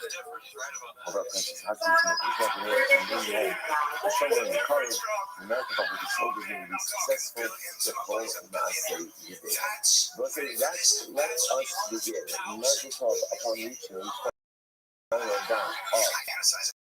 That's how you stand, saving, keeping things back as you diet, but we're not on the Google on the 13A. Which is 2, 4, 6, 8 lines up on the bottom as the 2 dots. And then we're going to introduce us to the concept of these hierarchies, multiple hierarchies within God itself. So the Mishnah, for example, says that 20 comes apart. Maybe A becomes a praise star, you tell apart Namza, so on and so forth. So the Lord is one whole of this true. And then they're already putting, for example, if let's say one word becomes Chacham comes first. So for example, the Namza comes Chacham, and a Kohen, learns to come Chacham, takes precedence over the Kohen. So you might learn how to do that other stuff. So it's beautiful words. I'm not going to talk. The college makes me community. Ultimately, we're about to such a beautiful concept. The concept is more precious than gems. So what is this referring to? So it's a customer that Torah itself is more precious than even the most valuable jewels. You can go to what does it mean? A Chacham is more precious. You can go to Shemiklas with Schneider with me.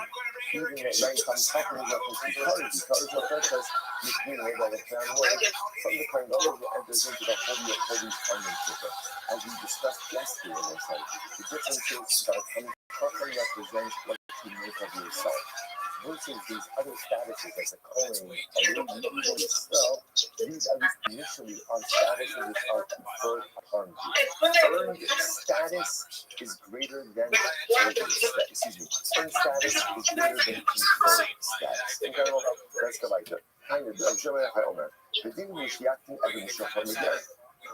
really an emancipated slave, ultimately again, she can question over again. Why? She said, God will want to be Kedusha.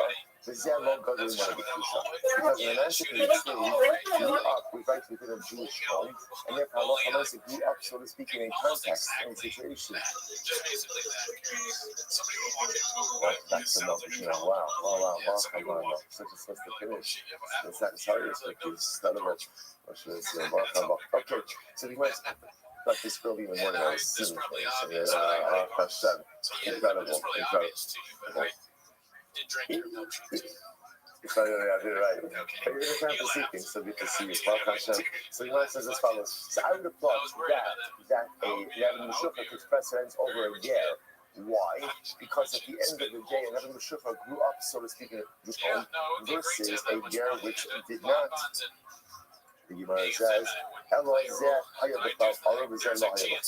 difference is that Eved descends from a cursed lineage. Remember again, Evad didn't come from Canaan, and Canaan was cursed. So it's very interesting.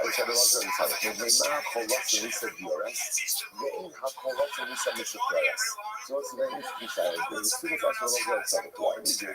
Look at these lines. 4 lines up from the bottom, 13A. So the Gemara says, why is it that people run? Now, one means that people are agreeable or amenable to marry a VRS, but people don't necessarily want to marry an emancipated maid servant. What's the reason for that? Very simple.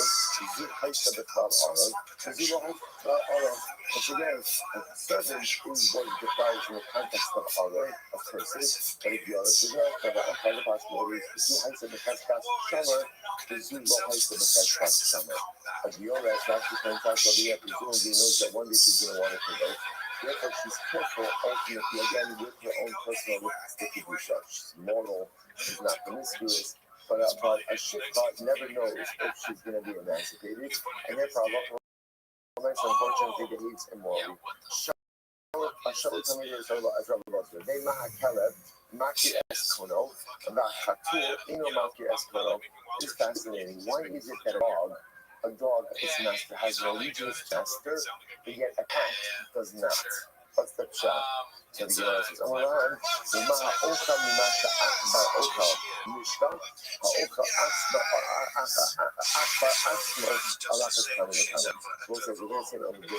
a whole list of items that if you eat them cause forgetfulness. Amongst them, a mouse. If you eat from something that a mouse eats, that causes you to forget. So the Gemara says, if you eat a cat, cats eat mice.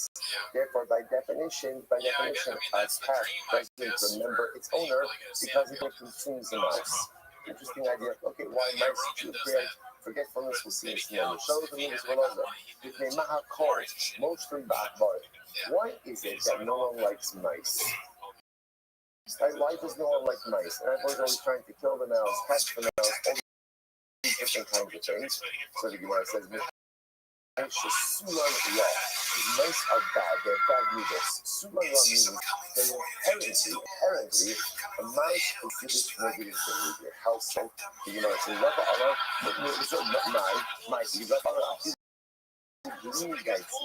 it's one of those things. Mice don't just eat through food. Right? Don't just eat some food, but they'll not do everything. They'll eat not through clothing. Now, what benefit does a mouse have when it gnaws through clothing? Yes, none. So the idea is that a mouse is destructive in nature, even though there's no benefit. On the days, you realize there's 13 bees. I thought more guides you. Something chew through the handle. Now again, you ask yourself, benefits does the mouse get when it chews through the mouth of the handle of the shovel? The answer is nothing. It still does it. That destructive nature of a mouse is something that's considered to be so negative, and therefore Allah for myself inherently man doesn't like mice. You got about there's a thing about as I say, I want to also point out, asking the people now, I'm not going to do justice to a lot of these Gemaras. Because there's so much profundity, there's so much meaning in all of this. We'll get to the end. If you have time in the answer, there's a couple of sections I want to go back to, but we're going to make sure we can do that. There are 5 things which cause a person to forget their learning. So if one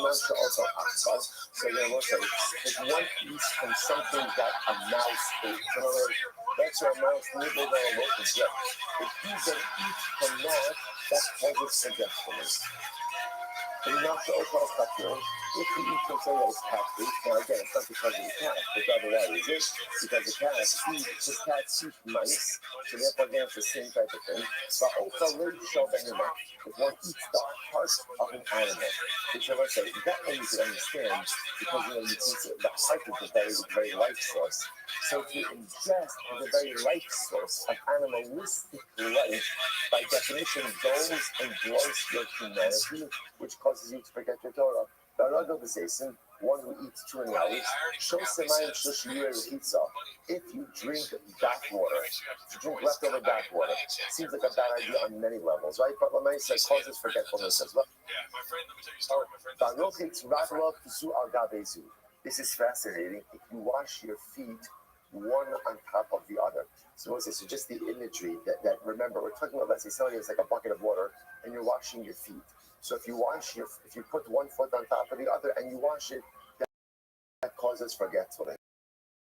So just think about that imagery for just a moment. If your feet are one on top of the other, what does that show?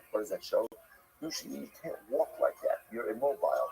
But ultimately, again, you don't move yourself forward. If one foot is on top of the other, you can't walk. If you can't walk, you can't move, you can't advance. Such a person, unfortunately, loses their Torah. So too, someone puts his clothing underneath his head, fold up and put it underneath your head. I think it's the same as so. And ultimately, again, if you put your clothing underneath your head, what is it? If you don't have your clothing, then you can't go ahead and get out into the world and accomplish things. So by definition, if you can't get out and accomplish, you're going to forget your Torah. Spirituality is only retained if it's a process that is constantly moving forward. But if it remains in place by definition, it regresses. You wash one foot on top of the other, you're not moving forward. You're not wearing your clothing, it's tucked underneath your pillow, you're not moving forward. If you're not moving forward, by definition, you are regressing and forgetting. Incredible. There are 5 things we spend still you're learning, like God remembering. Still learning, what are they? Number 1, pastaki, a bread baked over coals. The coals should be in common asthma. The coals themselves are apparently beneficial for memory. But also basically just one more. If you eat a roasted egg without salt, the halaga of the seven diet, olive oil. Olive oil, we'll say physically, right? Olives cause forgetfulness. Olive oil apparently is for memory. The halaga will be yain, will be stomach. And also a person who regularly drinks wine and smells nice things. That's good for memory. Incredible. That's also mind to see and stuff. And if you drink the leftover water from baking bread, from making dough, which only obviously also if you dip your finger in salt and you eat the salt. So much about the seven diet, person drinks right, we ingest olive oil. It's different. The same way that consumption of olives could cost right too much for some loss, because you could forget your learning, even from 7 years. Sharon Zion's nation, which was sharing so to again, olive oil can cause you to return your learning, even if you forgot that will cause you to return your learning for 7 years. Next, we'll say again, like I said, so it's a beautiful, just to make a note, there's a beautiful marasha on this olive oil piece. We'll come back to it. Now, love of Yana B'Shem. And let's say again, if a person regularly drinks wine and goes ahead and summon and smells nice things, that's good for memory. We'll say, very kind of Christian, wine and nice smells, nice scents make you wise. So, October 12, if you get this thing, I'm going to charge you to it's like it says, it's one finger into salt. So like if you tonight, but you don't want to standard. He says one finger and not 2 fingers. And yes, understand the Lord tells us that 2 fingers and not 2 fingers. This is not a food song. Alright, so this very also this my focus is ultimately against me to the point does is me stuff. I started drawing custom and lima. There are 10 things. There are 10 things that make it difficult. Now custom means makes it difficult to learn, but really means ultimately difficulty for retention. Difficulty for learning and retention. Number 1, all the time that's after Hadamo. one walks underneath the reins, like the halter of a camel, the conscious impact on double axle. Once one walks underneath the camel itself, that ultimately again makes it difficult for learning. The other day Shimon only walk between two camels. The other day Shimon of a man between two women, that Isha Ha'overes Beishne Anashim. Or if a woman walks between them, these are all items all again that make it difficult for an entertaining very well. You have to let Rothschild of it. But the person goes ahead and goes by the piece of snow of an animal carcass. The older carcass, I guess, so the Abu Kafta Mayim Memyon, or one walks underneath a bridge where it hasn't rained for 40 days. The Oka Kaf or if you use slag, it is not 40 days. The Oka Basim is and one goes ahead and eats from the spring stream of the pot. Like that's the pot that I had like the smell from the cookies. The Shoshani Amasa of the Forest, if one drinks from the stream, which runs through a cemetery, now the stack of the Fihanes, or one goes ahead and looks at the face of the dead. So let's say there's a very holocaust. If you have that once the person passes away, you're supposed to cover the face. So if you immediately cover the face, close the mouth, close the eyes, and cover the face. One is not supposed to look at the face of the dead. This is fascinating. Or some say reading the inscriptions on a headstone or on a gravestone causes the person ultimately again to forget their learning. Now that's like those last two are very interesting. First of all, reading the inscription on a headstone, that's what it's there for, right? So you're really well off, it's beautiful. So I think I took the spending moment on those last two. The stuff for the Pyramid represents a person who to a certain degree is really in the past. Part of the observer, let's say it's fascinating. If you look at the What's Avelis, part of what we do in our Avelis is we move forward. There's a period of time where you are rooted in the law, that's Shiva, and then everything else ultimately again is about propelling the other forward. The other two are so-called Avelis. But those so-called Avelis represent the duty that the other has to the neshama of his loved one. People make a mistake. They think that those Avelis behaviors are there to like hold the other back. Not at all. It's there to propel the other forward in a particular type of avodah of taking care of the neshama of their loved one and not to get distracted by other things. But the stack of the Mehanes represents to a certain degree being focused on the loss which represents the past. Reading the headstone, I don't think it means like reading it the first time. I think it's talking about reading it over and over and over at a certain point in time, right? Like we always say, the most important words in all of Shas, Maida Hava Hava, what was, and a person needs to move forward. You know, the Gemara has an incredible statement. The Gemara says, Gzirahi Shanes Mishtachach Min Alev. The Mishpach made Gzira that the dead are ultimately forgotten. Now, what does that mean? Whatever suffers loss knows, the dead are never forgotten.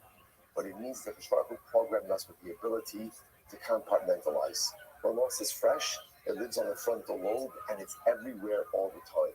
As we move ourselves forward, we're able to compartmentalize. Versus someone who's mistaken with Me'ames, right? Looking at the mace, always reading the tombstone is living too much in the past. If you live too much in the past, ultimately, you can't move yourself forward. You can't move yourself forward, you can't learn, and you can't continue to learn. Incredible. Turn off on the first line. First line. You should not first line. You should not see the first. This is fascinating. When the Nasi walks into the transition, everybody has to stand up. They know shit, and they can't sit down until the Nasi says, you can sit. You should add Beizing. When the Beizing walks in, Oisimo Shura, Smikan, the Aishura, Smikan, Ashish they need 2 lines for him, and ultimately again remain standing until he gets to his place. Walks in, once he enters into a Dalaramis, you stand up. Once that of a Dalaramis, you can sit down. So 3 different forms of coverage for the Nasi, and Bezdin, and a regular Talmud Chacham. The Nei Chachamim, the Talmidei Chachamim, listen to this. The sons of Chachamim and general Talmidei Chachamim is Mashab, Tzrichum Lahem, when they serve a public need, Mafsin al Rashi Ha'am. Ultimately, again, they're literally translated, they're allowed to walk on the heads of people. Now, what does that mean? Most in the Beis Medrash, the Talmidim were often sitting on the floor. So if you walked into the Beis Medrash, after everyone was seated, it looked like you were doing what? Stepping on the heads of the people. So the Gemara says the sons of Chachamim and Talmidei Chachamim who serve the community are permitted to enter into the Beis Medrash even after everyone else is seated, even though it looks like a shtick of disrespectful that they're walking over everyone. You come into Yosef and Komo, so let's say again, the Chacham is inside the Beis Medrash, and then he has to leave to relieve himself. What's Talacha? He just come back in and go back to his place. Today, I'm just from Shamunim Abiyah. It says sons of Talmidei Chachamim whose father has a leadership position in the community. He's not Shlish Lahem Das Lishmor. When they have Das understand their father's cheer, they come in and they sit in front of their father, and they're back to the rest of the people. He's not Shlish Das Lishmor. When the sons themselves do not have the Das to understand what's happening over here, ultimately, again, so in that case, they sit behind your father, facing the people, and let's say, by the way, you begin to see things like, even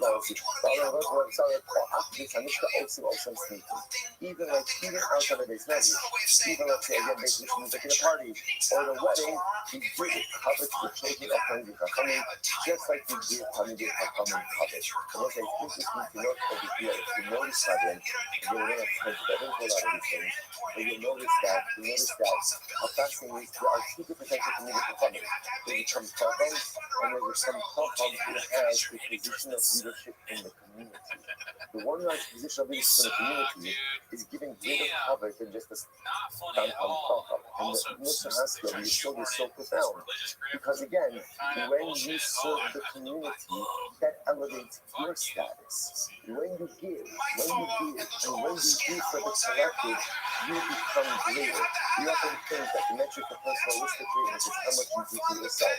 That's part of it. You have to work on yourself. But real greatness doesn't come from what you do for yourself. Real greatness comes from your willingness and ability and dedication to serve your community, to do and to be there for others. Incredible. Arnard, see if this is 25? 25, good. So it's Arnard. That's what should be called. As we said before, come coffee, leaves the Beis Medrash, take care of his bodily needs. He can come back, he can walk back in. The Papa says only for urination. Because again, rapid action that he just couldn't help himself about it. Don't they? Low. But once the rest of the went out to defecate, then you can't come back in and walk over with him to come. Why not? You want to just probably lift up that shaming power. Because you also assume that the defecation, a person should regulate their body a little bit more. In other words, take care of your needs before you go into the Beis Medrash.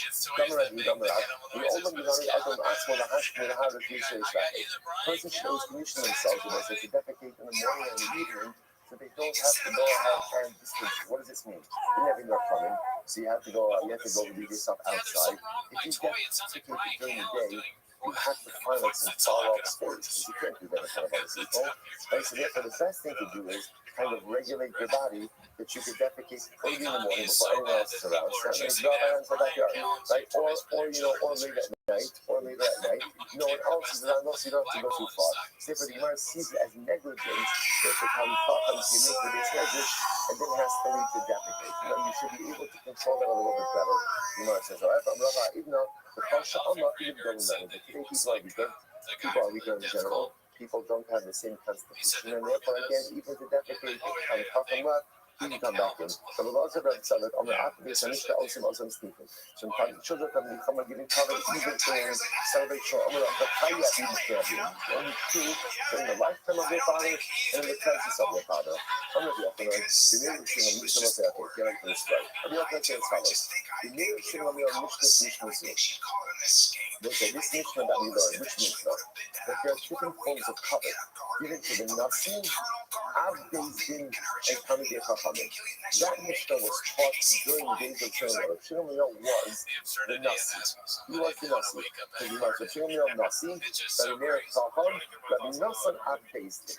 Okay, so these three people, Shlomo was the Nasi, How long did it take? Rabbi Nosson was the Abezdin, and Rabbi was the ranking Tamtah. Now, both say, watch this. So, Shimon Mil Hassam, have a Tanikul Al Nikanei. Here, I leave Rabbi Meir, Rabbi Nosson have a Tanikul Al Nikanei. So, Shimon walked on face Rabbi, everyone stood up. But they did the same thing when Rabbi Nosson and Rabbi Meir walked in as well. So Shimon Mil says, doesn't make sense. I'm Shimon Mil. Shimon Mil says it is important to create a distinction between the honor given to me. Now, he wasn't saying to me, what was he saying? What was he saying? To the office. It is important that there is a distinction to the honor given to the Nasi versus the Abdezdin versus Hamkacham. It is important to understand that this is not ego. This is not ego. This is about preservation of authority. For the Nasi to have authority, the office has to be looked at. So people are kind of just grouping rabbis. What's that? Rabbis, right? So if people are grouping them together, that erodes the ability of the Nasi and the Abdezdin to do what they need to do. So it's incredibly important that there are different forms of respect to each different office. So what did he do? He came so he instituted what we learned before. Right there, when the Nasi comes in, everyone stands up, but the Nasi says to sit down. Abdezdin comes in, they form two rows, and sit down. When he sits down, Chacham comes in. When he's in your Dalar Amos, you stand up. After he's in Dalar Amos, you sit down. So Rabbi Gamliel instituted this. Okay, there was only one problem. Someone says, therefore, good. I'm sorry. Good. So Thomas says, Hahu Yomar lo Rabbi Meir Rabbi Nosson. Awesome. Problem. When Gamliel made this change, Rabbi Meir and Rabbi Nosson were not present, so they didn't hear about this. They didn't know about the change. Rabbi Meir says,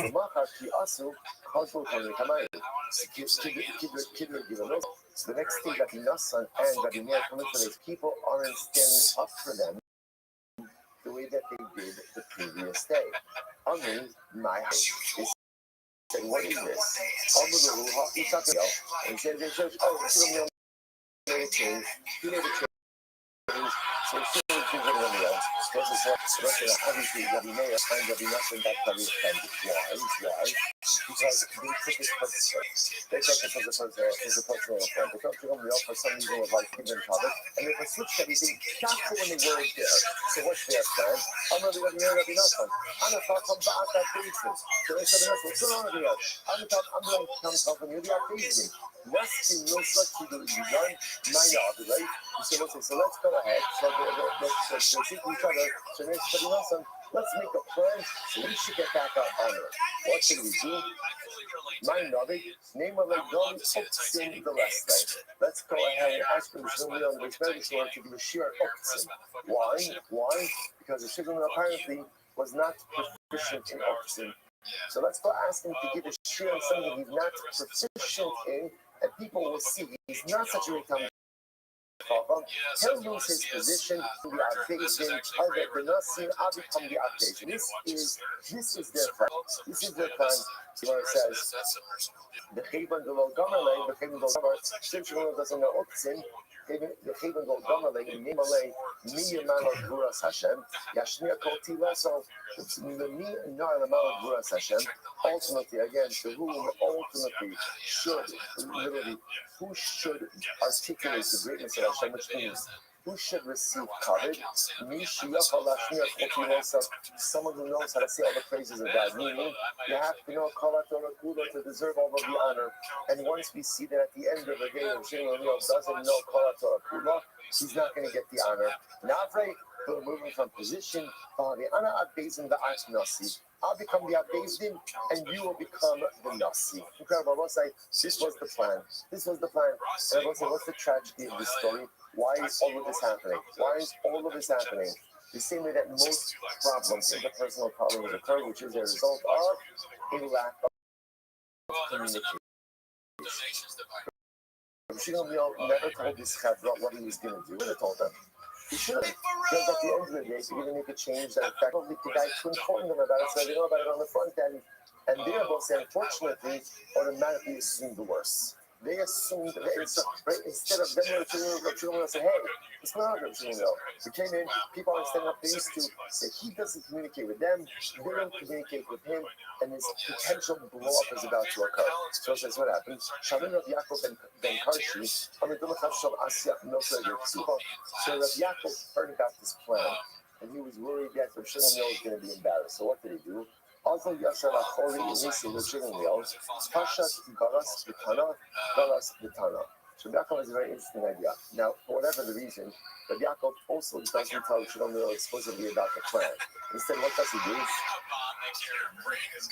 He puts himself outside of the window of Rabbi Shlomo's upper story, and he begins to learn Uktzin out loud. He just begins to chazer over Uktzin over and over and over. Amar, Shlomo hears this. Night to come. What is going on over here? So Shlomo says that's really strange. Why is Yaakov learning over outside my window? Something's right. Something's going on. What's the Shlomo do? So the says, did you say he put his mind to it and ultimately again he learned it? So it says, it's not a point how incredible this is. Shlomo learned all of Uktzin in a day. Why was he able to learn all of Uktzin in a day? And mostly underlying this line, Yohav Daite. What does Yohav Daite mean? Literally translated Yohav Daite, he put his mind to it. When you put your mind to something, there's no telling what you can accomplish. And if we're honest with ourselves, more often than not, when we don't accomplish the things we want to accomplish in life, it's not because we couldn't. It's because we just weren't committed enough. We did not really put our mind to it. We weren't fully vested. So he puts his mind to it, and he learned all about Uktzin. So the next thing that they said is, Rabbi, can you go ahead and give us a share of sin? Sure enough, gives the share of sin. Incredible. After they finished,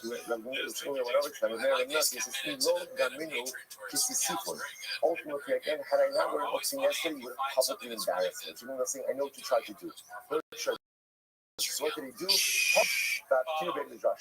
He threw him out of the base medrash. Shlomo throws Rabbi Meir and Rabbi Nosson from the base medrash.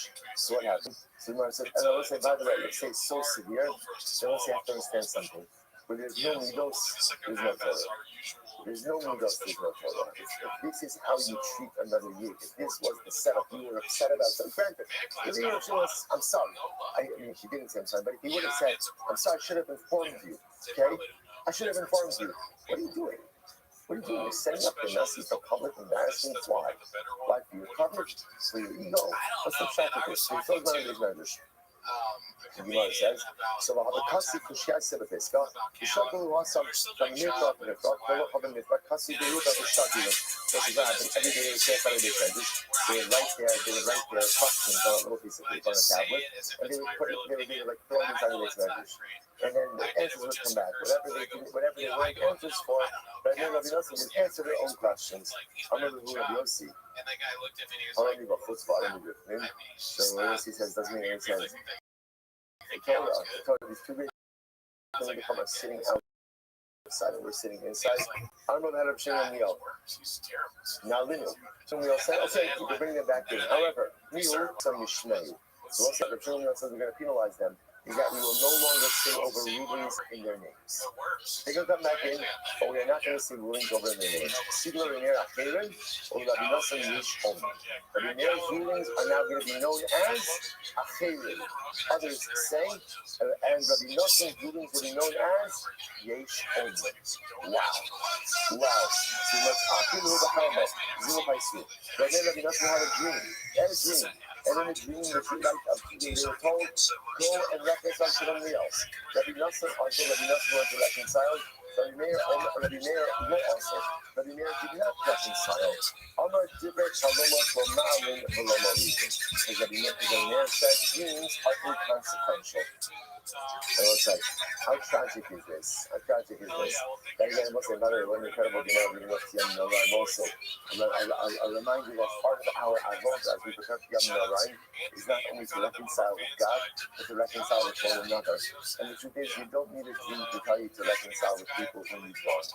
Right? It's what we need to do, and it's as difficult as it is what is incumbent upon each of us. So the Gemara goes like this.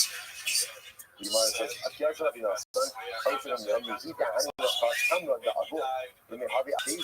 so Rabbi Nosson went to ask for forgiveness from Shmuel. So he said, the second Rabbi Moshe, he said, it's enough that your father's belt gave you the position of our David. You think it would entirely ultimately to us? So apparently Rabbi Nosson's father is very influential. So that, I'm sure he earned the position ultimately again of our David. But someone gave him a little bit of muscle, like, who do you think you are to try to do what you did? Masking Rabbi fast forwarding a little bit, right? So that's the story ultimately again of now go to fast forwarding a little bit. Two, Rabbi has a son by the name of Rabbi. And you don't see, Rabbi has a son who was named for his father, Rabbi Shimon. So his grandfather Shimon Rabbi is teaching his son. Rabbi is teaching his son Shimon. Achir and Omer. Ilu Hayitzmura. Half of Yudalik. We'll say Ilu Hayitzmura Hayakara. So we'll say listen to this. So ultimately again, now Rabbi is teaching his son of Shimon about halacha of Tzmura. Now we're not going to use the halacha to be just one time, but ultimately he teaches the name of Achir, of the Meir. So young Shimon said to his father Rabbi, I'm going to leave him Halacha Shimon on your person. He's supposed to be spirit. Who are these people who drink of their waters and yet we don't know their names? So who is Achir? Who we're learning who is that? And the grandson didn't know the story. So Amarai. So remember, Rabbi says to his son Reb Shimon, and the other Shebik Shulach Kvodcha or Kvod Beis Avich. These are people ultimately are going to try to uproot your covenant and the covenant of your father's household. In other words, these are people who try to really harm our family. Amarai, Gam Ahabosim, Gam Sinasam, Gam Kinasam Kvar Avda. This is fascinating. So the son of Shimon, says to his father Rabbi, but my father, it's done. In other words, their love, their hatred, their animosity, it's all been lost. Why continue to penalize them if at the end of the day their actions were they didn't have any impact? So it says, sometimes even when the enemy is gone, the sword is eternal. Those which is really profound. Sometimes the hurt that we visit upon other people, even though the action is done, it wasn't done. Sometimes the pain, the sword is there. This is the grandson. The Shimon is saying, but Father, that's true when bad people do things and what they did actually come to fruition. But when it doesn't, sometimes you just gotta let things go and move on. Hadra asked him maybe show some incredible. I also want to point out, how was the grandson able to say this? Because I will say it makes sense. When you're in the thick of it, the interpersonal conflict, you cannot see the trees from the forest, right? You're just so convinced that you're right and everyone else is wrong, but you can't see that what you're doing is actively detrimental. So what is it here? You take someone outside of the conflict to say, hey, what are you doing? What are you doing? You want to be angry at the world for the rest of your life? You want to be angry at everyone who's supposed to be who you love who cares about you for the rest of your life? You could do that, but all you're doing is hurting yourself. It took the grandson, the Shimon, who was really important, his grandfather Shimon to say, what are we doing? What are we doing? Rabbi Nosson, they tried to do something terrible, but it didn't work. So we're going to penalize them forever. They changed it. Other acting rights, Rabbi Meir. So they changed it.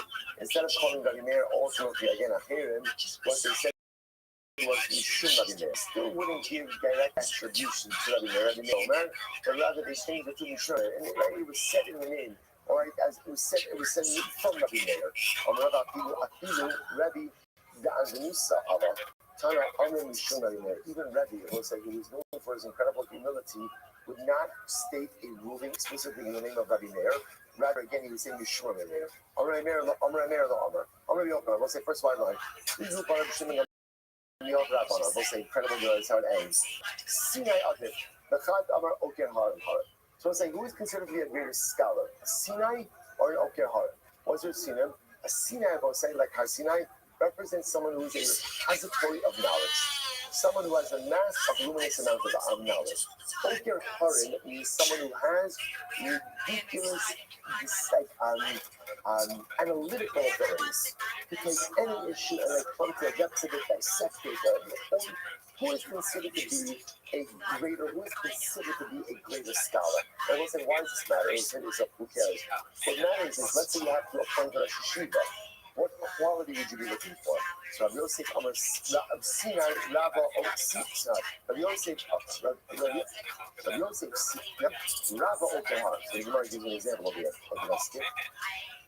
No, sorry. So it says fine.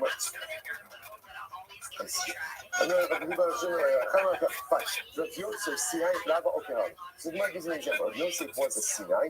Lava Okehar. Shafu Taman.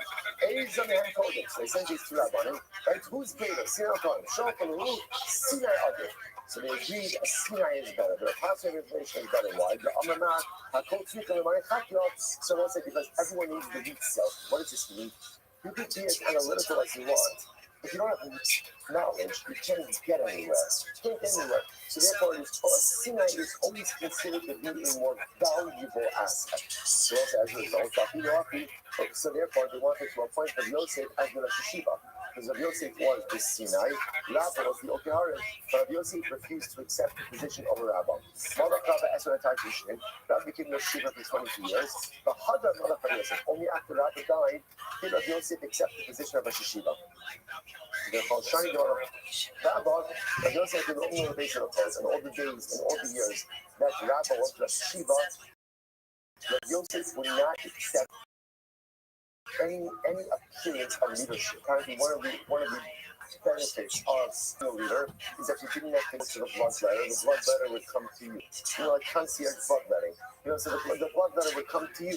Right? So all those years, even though Rabbi Yosef could have had that, he did not accept that. He didn't want to give any appearance of leadership when Rabbi was there. Rabbi the Rabbi, Rabbi Zera, Rabbi Master, Yossi, all these rabbanim were sitting together. And they needed a Shiva.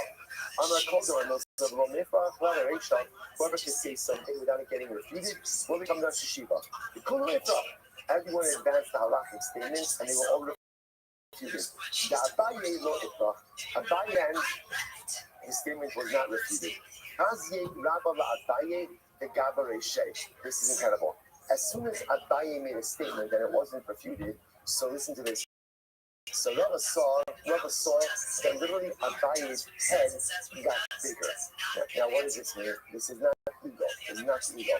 He saw that Abaye changed. There was something about Abaye that changed. Amalei, Nachi pasas ve'imo. So at that point again he said Nachi was Abaye just. And listen, what is it? Nachi is tremendously so.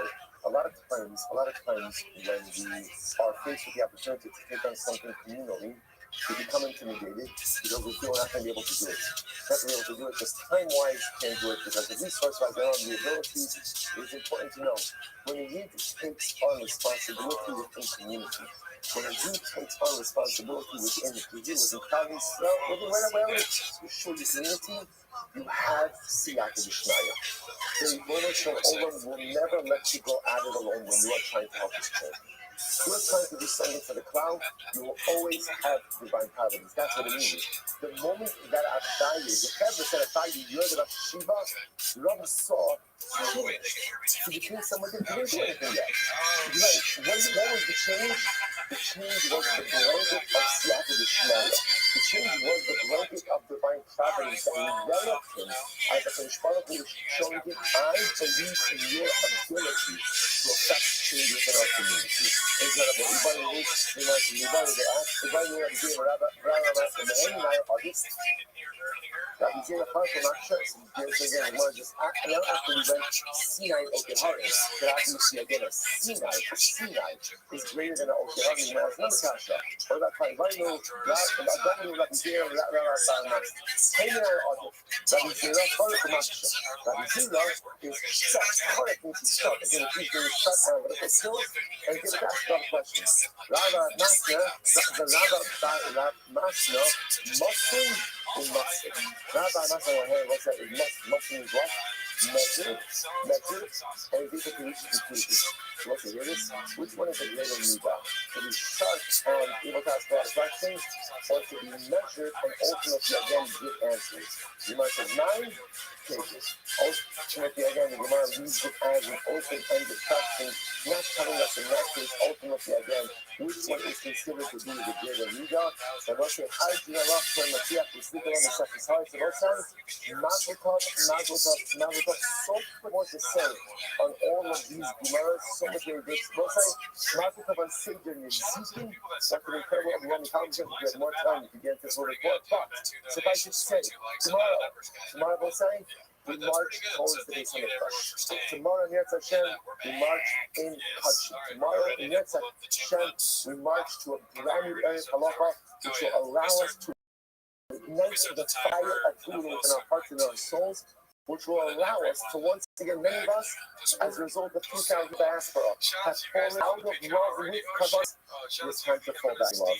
Right? It is time to fall back in love, and in Yetz Hashem, that beautiful love story between us, to be some Nikos, and for the Baruch of Yetz Hashem, begins tomorrow. Take care of us. Have a great day, everyone. Mazel tov, mazel tov.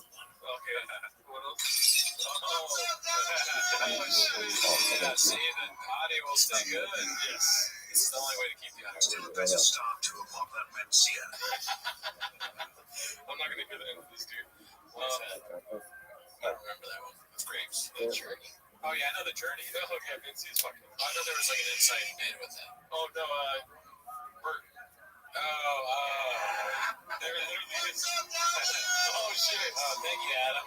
Appreciate it. Listen, it's not about me, though. I don't matter. Bring him a jeans, Frank's brother. Yeah, dude, it's his special day coming up. But, what is it? Oh, okay, that's the father. That's a good one. Yeah, I like that one. I like it. All right, so we'll say good morning. Good morning. Incredible sponsorship for the game. Our lab. Oh, my bad. I had the camera. 2 days of the Second Parties together, begin by thanking all of our sponsors for this morning shared the thing. Our annual commentaries are hosting stuff on very so we're dedicating all the Shurim Drashos this year. So close to the Soros, and the Stroke. Commentaries went to our rabbi, and told Ben over. Shalia can show us that his parents, Abram Ben Ashapun, calls Fega Rezo Bas Selig, and hopes that all the tefillos of ours to use our Holy Father Son will be entertaining with minutes. Really Mishma, David from Ari from Yitzchak, Ari Rabbi Yaakov from Mizracha. As the film sponsors for today, our in memory of his grandmother, Hinda Lacho Bashinshin, from Mizracha, and Mark and Deliverance on the occasion of the 29th yahrzeit of Moshe, father of Mark, grandfather of Nat, a humble, kind, righteous man, who continues to bring us comfort and contentment, and who late life choices brought our family back to Torah duty. May we shall have an aliyah tonight. Absolutely beautiful. Absolutely beautiful. Tremendous mission. What a way to start the week. How our decisions are right, even later in life, like dramatic electric impact the journey. Incredible. We're also questions that say that when you're sick about how to continue to yourself and make Hashem, sitting at home with someone in the college, and the measure of how these soldiers make them fun of this, allowed them to be successful before and after you did it. Those of you back to let us begin and have a really beautiful job ahead of us today. Tremendous stress that I looked at. We're really covering a tremendous amount of ground. I'm going to give you just a little bit of the first homework because I'm not going to start exactly where you left off. We're going to take off a couple of lines up from the Mishnah. Now again, the second, not the bottom of it, don't worry. The second to last Mishnah on Yud version of a 12 beat, which was Coin Double. You see that one? Again, we have 2, 4, 6, 8, 10, 12, 14. So before that, listener, 3 lines up in there. Finally, so the last 2 get right before the listener. So about 15, 18 lines up from the bottom. So let's do something Sunday. Everyone's playing it. Even just a couple of lines of reverse homework and everything, so the self-contained. Otherwise, the one thing that I can't get away with is I can't go into the next distillery party. Right? So in other words, I could fudge a lot like between days, but once the set is over, I gotta go. So this is my chance. All right, says my bunny name. So it was really beautiful the model here thing. And it's startup. Now that this is interesting. Let's say you have the coin god, and the coin god gets thrashed. Now remember again, halacha l'maisa, the coin god is not allowed to marry an almana. Right? Remember, a coin had your regular coin is allowed to marry an almana. If you marry a Jew, she can marry a divorce. So you can marry a widow. Coin god has to marry a Doug, what's the plan? We gotta talk Kabbalah, and it's hot. Coin god, sorry, Mashiach Shinisan Adonai. Let's say the coin god got saras. Now, obviously, when he gets saras, what can't he do? What can he do? He can't function as the coin god. He got saras. No, Obama, so fascinating. You see that to marry Ramana during the time that he has saras. Stand up. This may be a short-lived relationship. Right? But Coffee. now, he's no longer fit to function as the coin god. Can he marry Ramana? So it's mitzvah dachi or mitzvah pater. So at the end of the day, really what the shine is like this. Do we see that once you become the coin god, once you establish that status, by definition you are precluded from marrying an almana? That's it, mitzvah dachi? Or no, the Gemara says, or mitzvah pater. In other words, no. Look at this. The footwork is, we just have a strength and conditioning dynasty. One time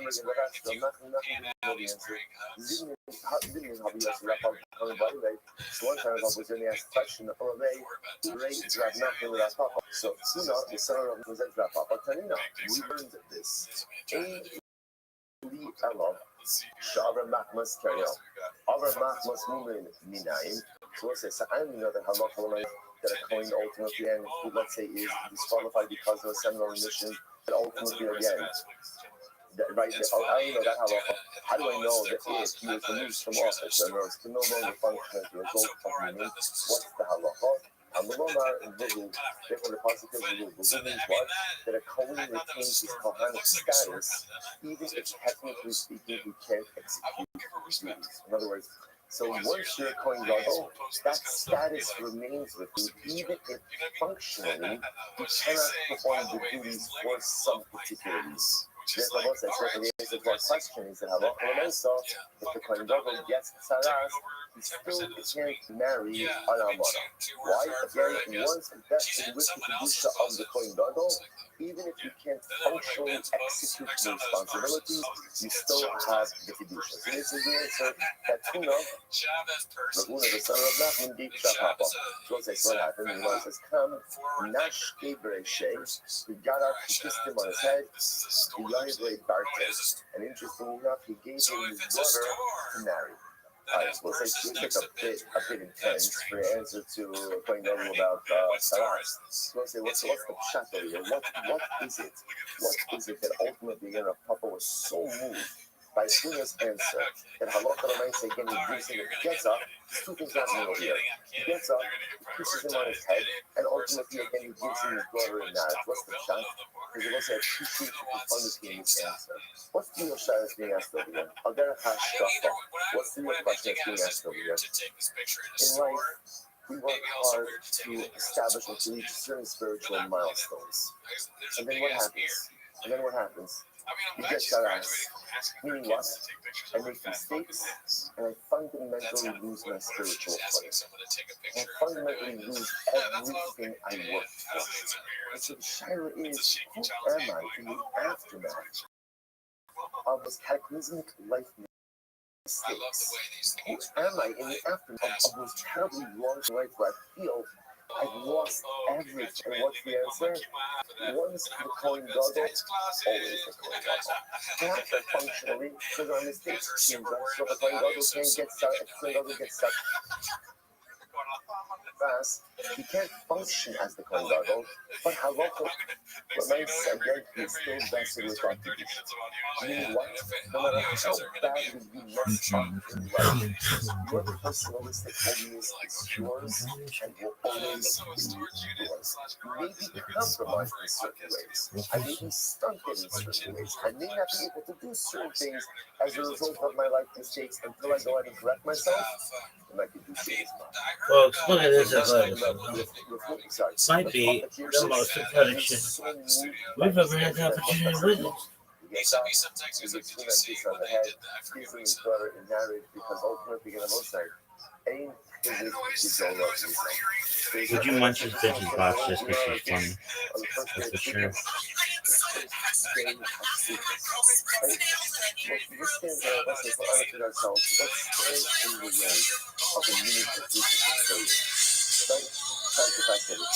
Vice President, what's your comment to the scoliosis community?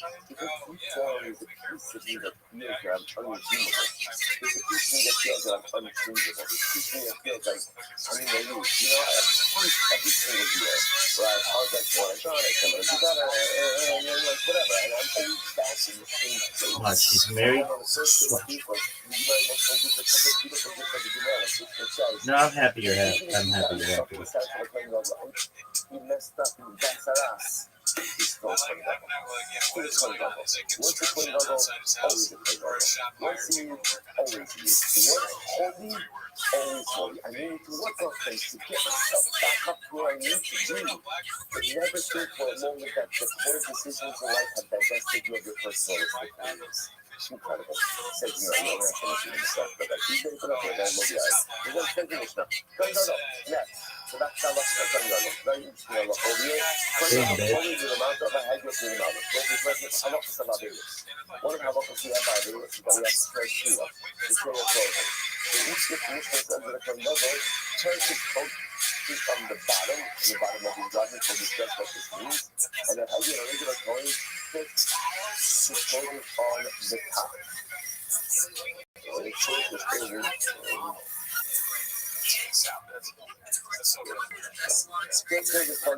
That place in Glendale.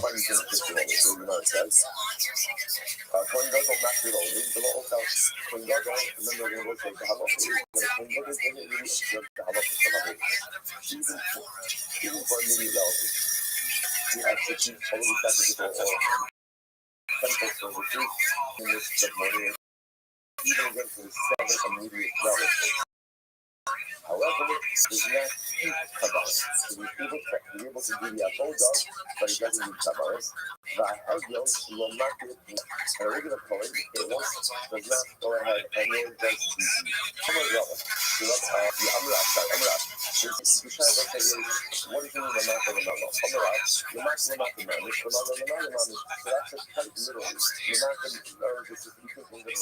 So a regular Kohen, just like that, regular Kohen, tears his garment on top. Remember, you're going to see someone who are cleaning a penis over here. That's the way. So I'm now, on top of 5 and a half. Right? That's what you're Kohen Gadol. And the Mata, I like that song. a Kohen Gadol will tear a little bit on the bottom Do you? side end of Yeah, his baby. All the music that I know is like years old. Oh, I could name a single song from that thing. Why? Because they all suck. What the fuck do you want to know? Dog. What is this? Day 16?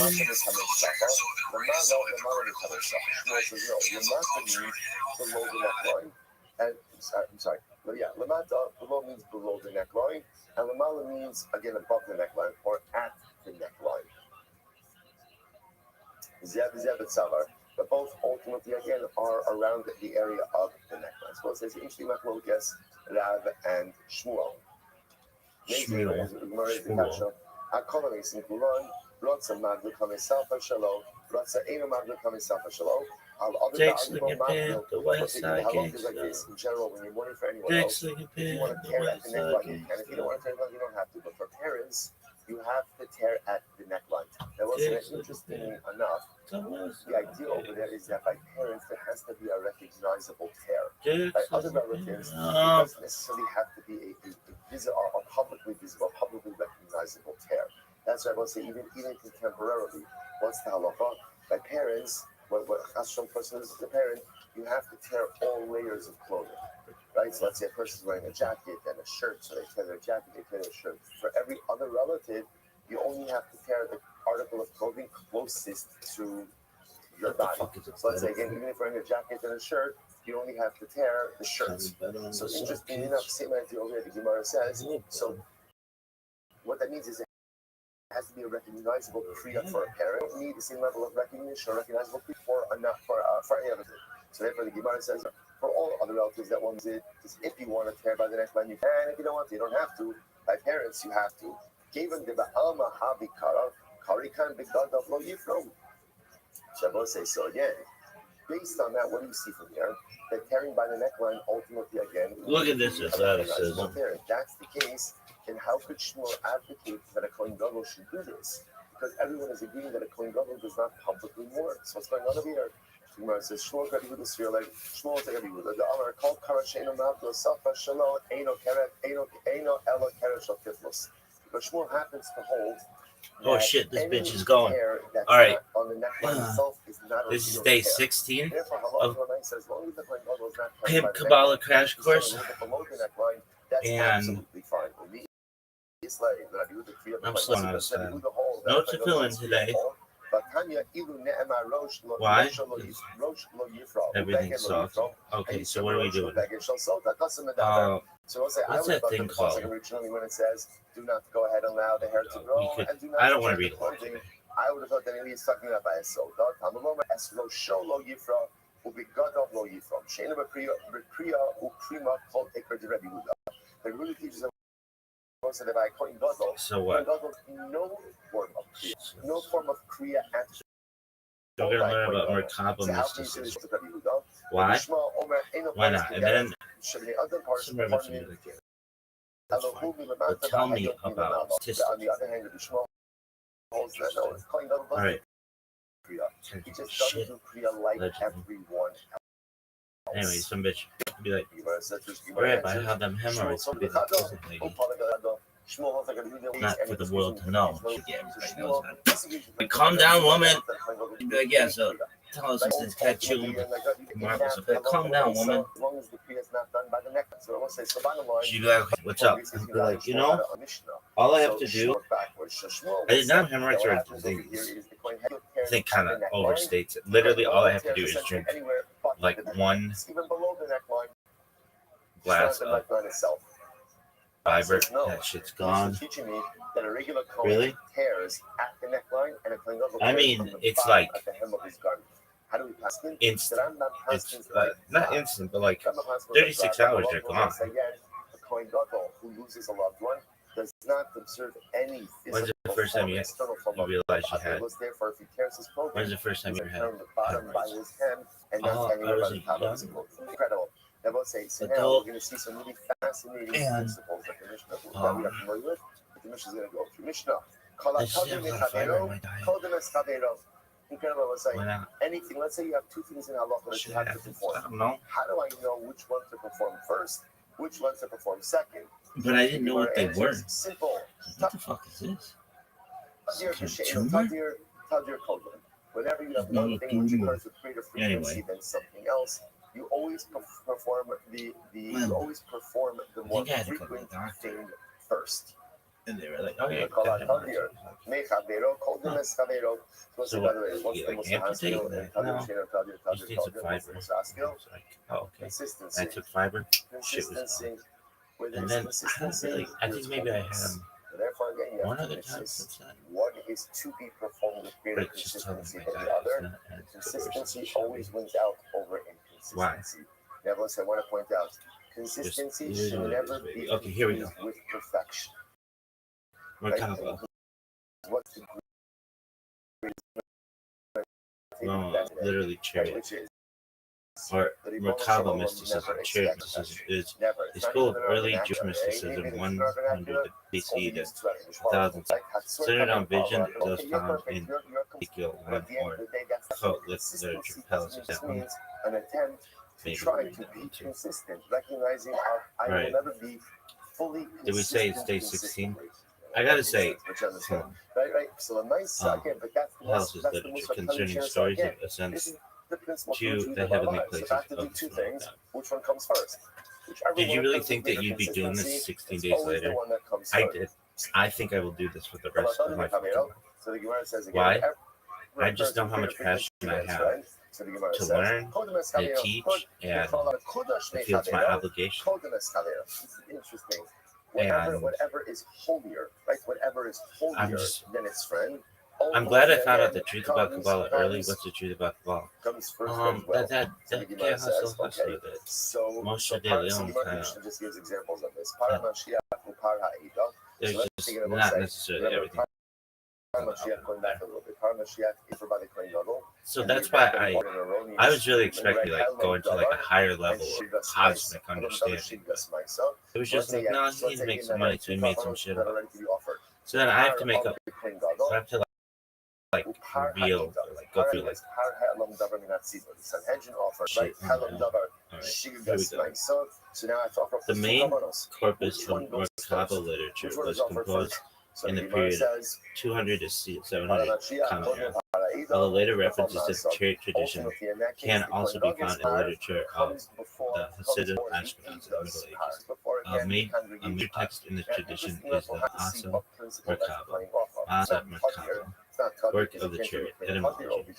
The noun Merkaba, thing to ride in cart, is derived from the biblical Hebrew arcade, with the general meaning to ride. The word chariot is found 44 times in the Masoretic text of the Hebrew Bible. We're going to read that one. That's a long one. Most referring to normal chariots on earth. Although the concept of Merkaba is associated with Ezekiel's vision, the word is not used in Ezekiel 1. However, when left and translated in English, the Hebrew term Merkaba relates to the throne, chariot of God, and prophetic visions.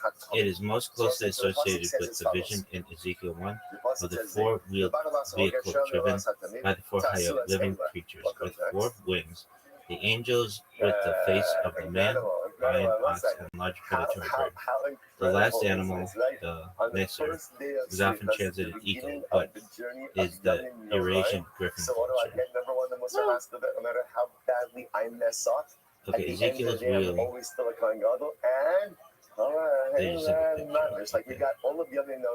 According to the verses of Ezekiel and its attendant commentaries, his vision consists of a chariot made of many heavenly beings driven by the likeness of man.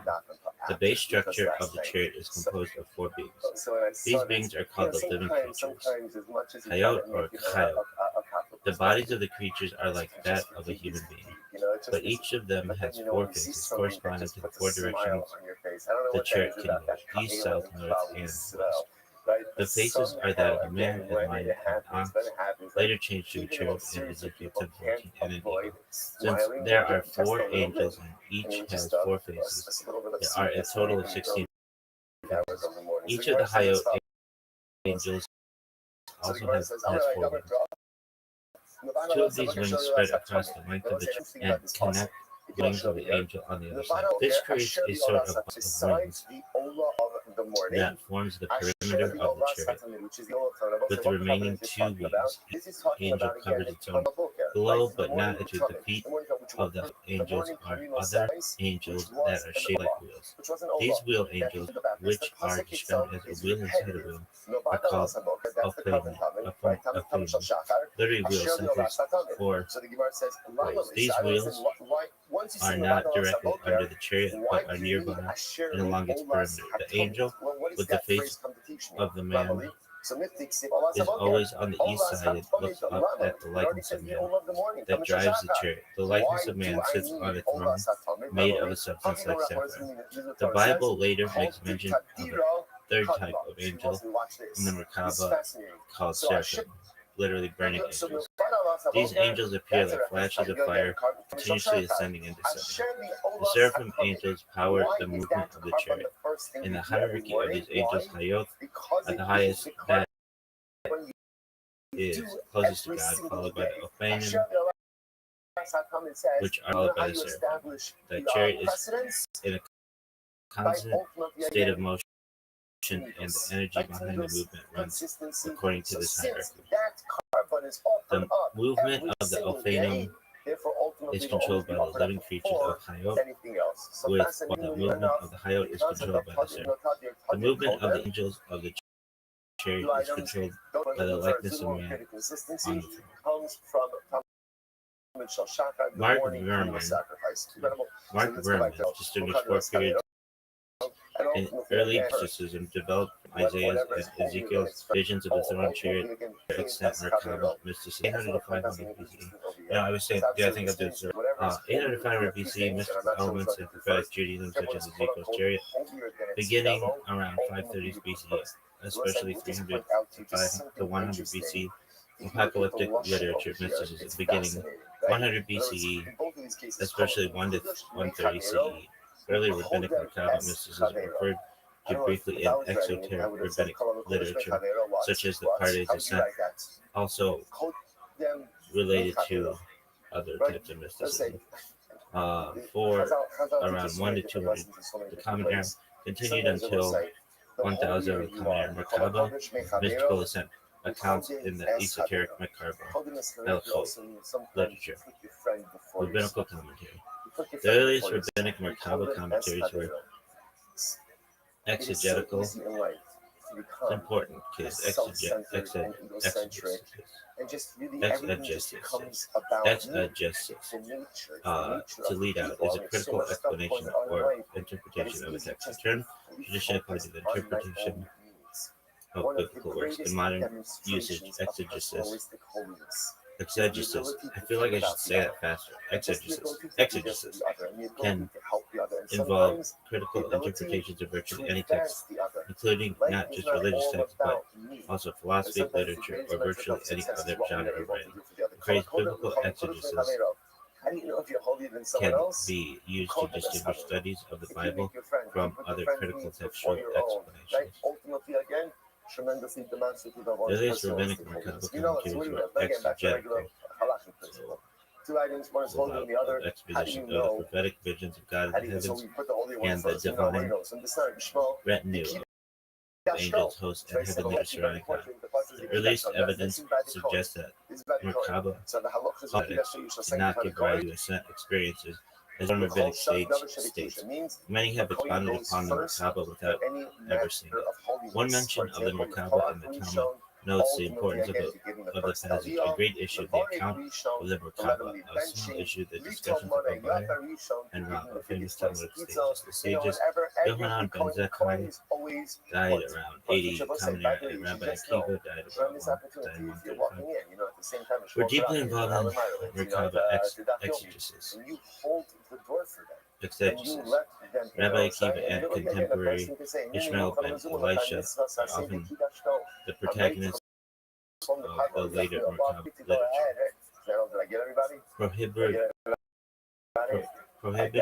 Prohibition against study. Listen, I'll talk to the Levians separately.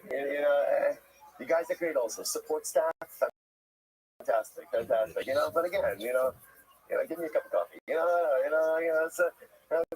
So you'll go. But Levine happened not to have the Kiddush. The Talmudic interdictions concerning Merkaba speculation are numerous and widely held. Discussions concerning the Merkaba were limited to only the most worthy sages and admonitory hymns about the dangers of open speculation concerning the Merkaba are preserved. For example, the secret doctrines might not be publicly discussed. Seek not out the things that are too hard for thee, neither search the that are above thy strength. What is commanded thee, think thereupon with reverence, for it is not needful for thee to see with thine eyes. 3:12. It must be studied only by exemplary scholars. Say, Bereshit also must get not be explained before and whichever two, one is holding nor one say Jira do Merkaba first. Incredible. before Gimel, he excellent. be Say, understands it Par by Cohen, himself. Merkaba, Giga that's one say. So remember again, the last case further the Mishnah commentary was notes that that the if you have chapter two headings of karbanos to Ma'asa offer, or Kiba, one is part of the Kohen Gadol, may be another one as is the was Par done Hel by of Davar Thea Minatzibur. Bar Okay, so remember again. Both According to the brought Jerusalem for Talmud, erroneous Lagiga rulings. One erroneous 2:1, the ruling of teacher Gadol, read the headings and of the one chapters the afterward, erroneous ruling of subject Sanhedrin. to the Those are approval of the Slavach teacher. The halachos. people The Mishnah read said, to the end you of the offer chapter. up However, Rabbi Kohen Zera Gadol's par said before the that people's par, even which the is chapter actually headings quite might be intriguing, as communicated only to a opposite, person who was head that the of needs a of the school rabbi and always was come cautious before in the other. doing But it. let's see. I want to go the through the original Sham- statistics so Susan much. Apar, from the This Sarah is so also, boring. Kasher Sarah Pesach Harishon. According to Rabbi Pasuk says, Ami, "You the shall go secret and burn doctrine this might one be as you entrusted burnt the only to first one par." who Not possessed the Kamav five qualities Harishon. enumerated Why in does it Isaiah say 50. Harishon like with the Being hey, experienced in part? any of the five She different Rishon professions Kodem requiring good Par judgment, Ha'id of the and a Kobra. certain So age teach is us of course that the necessary. par of When the Kohen Gadol ultimately again Yohanan is ben always Zakkai offered before wished the to par initiate of the Eidah Eleazar ben for everything. In other Azariah words, all in ritual the and Maaseh sacrificial rites and practices Merkaba. The of later the answered, Kohen Gadol's I am not par yet old enough. A goes boy who before recognized the anything to meaning, do with the tzibur. Ezekiel Okay, now 1:4, again, so we'll say was that's a consumed by pasuk. fire, That's a and pasuk. perils connected with the But it's not unauthorized svara. discussion But of these we'll see if subjects there's some logic are as often well. described. The So the Gemara Giga goes like this. What's the 2:1 par shop Mashiach with 80. par Eidah only? Jewish So development. again, let's say we have two, both these There's a kabbalas picture. can be Later, offered. medieval The par of the Kabbalah Kohen or Gadol and the Knesset par of the Eidah. Menorah. Par Mashiach holding the par Posture Eidah similar l'chomas. to earlier So the descendants par of of the Kohen Gadol was Merkaba. offered up Led first. between All of it, these. it's not just Also let's say the burning of it. It's all the I sacrificial know it rites was and better, rituals but whatever. for the par of the Early Kohen Gadol. apocalyptus, Ultimately, again, according associated go with first. Why? synagogal Here's Judaism and the svara. secessionist Only lineage of Mashiach priests engaged l'chaper, in they visionary miskaperes. Why? Because exegesis in this case, concerning the both the divine Kohen realm Gadol and needs creatures kapara remarkably and similar the to the tzibur needs material. kapara. The Right? secessionist priestly lineage treated Ezekiel's Merkaba as a prototype of sacred heavenly space because the Merkaba was portrayed and interpreted as a visionary mystical transformation of the Holy of Holies of details from the which expressed the very essence of the sacred priesthood. A few of the Dead Sea Scrolls indicated that the Qumran community also engaged in Merkaba exegesis. Recently uncovered mystical texts also evidence a deep affinity with Merkaba homilies. The Merkaba homilies eventually consisted of detailed descriptions of multi-layered heavens, often seven, often guarded by angels and encircled by flames and lightning. The highest heaven contains 7 Havachot palaces, and the innermost palace resides a supreme divine image seated on a throne surrounded by terrifying hosts and singing God's praise. When the images were combined with an actual mystical experiential motive of individual ascent, paradoxically called descent in most texts, Yoredai and Merkaba, descendants of the chariot crafts, describing inward contemplation and union, was not precisely known. Dog, this shit is so boring. It's so boring. I'm like falling asleep right now. Alright, well, let's take a break then. See, kids, I'd rather just teach on shit. I do like to teach. Do you? Yeah. Why? Because I feel like I know a lot of shit. Where I for some reason forget the things. And that's me. Coffee. It's coffee talk. Anyway. I'm just... First step in life is fix yourself. Once you fix yourself, I'm okay. you have the opportunity to have ashba on your family. And after you have ashba on your family, then you'll be zocha to have ashba on the world. Par Helen David Tzibur, now the Lord's brought this up. We're going to get into just some other situations of precedents of where different things go in front of other things. So Par Helen David Tzibur, so interesting enough. Brandon, I'm talking on camera. Apologies, I can't talk right now. Hope you're having a wonderful day, my man. The Par Helen David Tzibur is brought before the Par of Avodas Kohanim. What's the right time? High Chatos, the High Ola. Because again, because the Par Helen David Tzibur is a Chatos. All right, here we go. Chatos come before all the time. If you don't know who Brandon is, he's just a nice person. The Pasuk says you shall offer up the Chatos first, not Kamalomar. Why does it have to say this in the Lamed? Should take Chatos Rishona, Harikvar Nemar. If it teaches that Chatos goes first, that's already said. Why? Because what does the Pasuk say? Es Hashini Yasa Ola Kemishpat. Maaseh Merkaba, work of the chariot, is the modern name given to the Holocaust text discovered by scholar Gershom Scholem. Maaseh Merkaba dates from the late Hellenistic period after the end of the Second Temple period, following the destruction of the Second Temple in 70 CE, when the physical cult ceased to function. Kratos always goes first. The idea of making a journey to the heavenly Hekal seems to have been kind of spiritual pilgrimages always precedes any other of the earthly Hekal that were now no longer possible. It is a form of pre-Kabbalah Jewish mysticism that teaches both of the possibility of making ascension into God and of the ability of man to draw down divine powers to earth. It seems to have been an East movement that grew out of the priestly mysticism around already evidencing scrolls and some apocalyptic writings. See the studies of Rachel. Several movements of Jewish mysticism and later students of Kabbalah have focused on these passages from Ezekiel, the underlying meaning and its of creation, in what they would of the verses. Due to the concern of some Torah scholars that misunderstood passages as literal descriptions of God might lead to blasphemy or idolatry, there was great opposition to studying this topic without proper initiation. Jewish biblical commentators emphasize that the imagery of the Macabre is not meant to be taken literally. Rather, the chariot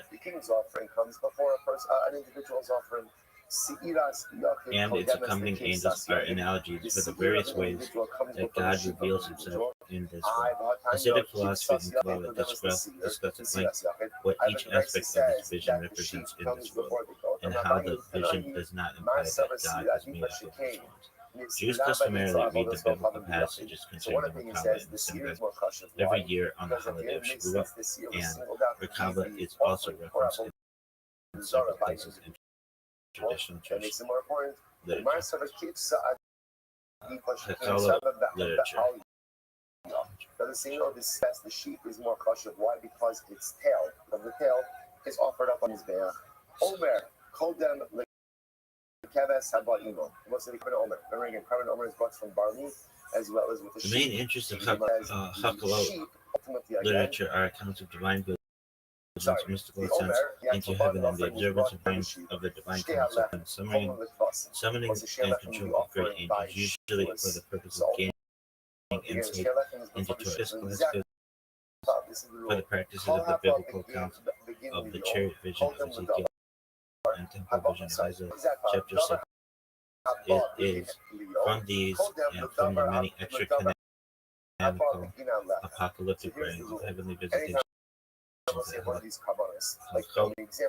literature emerges. Still, it is distinctive from both Qumran literature and apocalyptic writings for several reasons, chief one being that Hekal literature is not all interested in eschatology, largely ignores the unique status of angels or demonology, and it does the possibility of divine ascent.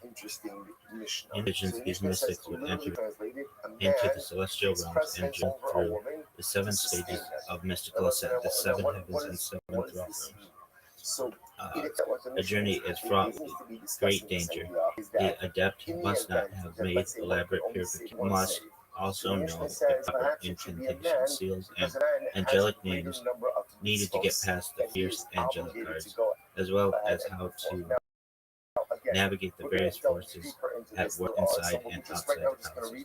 The heavenly ascent is accomplished by the recital of hymns as well as the liturgic use of secret names of God, which abound in the Hekala literature. The Hekala Zutarti in particular is concerned with the secret names of God and their powers. This is his great name with which Moses divided the Great Sea. This is the great name which turned the waters into high walls. At times, heavenly interlocutors will reveal divine secrets in some texts. The mystic's interest extends to the heavenly music and liturgy, usually connected with the angelic adorations mentioned in Isaiah 6:30. The mantra-like repetitive nature of the liturgies recorded in many of these compositions seems meant to encourage further ascent. The ultimate goal of the ascent varies from text to text. In some cases, it seems to be a visionary glimpse of God to behold the king in his beauty. Others hint at enthronement, that the adept be accepted among the angelic retinue of God and be given an iron seat. One actually envisions the peaceful pilgrim to sit in God. Scholars such as Peter Schaaf and Elliot Wolfson and erotic theology implied in this type of implied in this kind of image, though it must be said sexual motives, while present in highly attenuated forms, are few and far between if one surveys the full scope of the literature. Literary works related to the Holocaust tradition that have survived in whole or in part include Holocaust Rabbi, Perkin Holocaust, Holocaust Zutarti, 3 Enoch, also known as Hebrew Enoch, Maaseh Merkaba.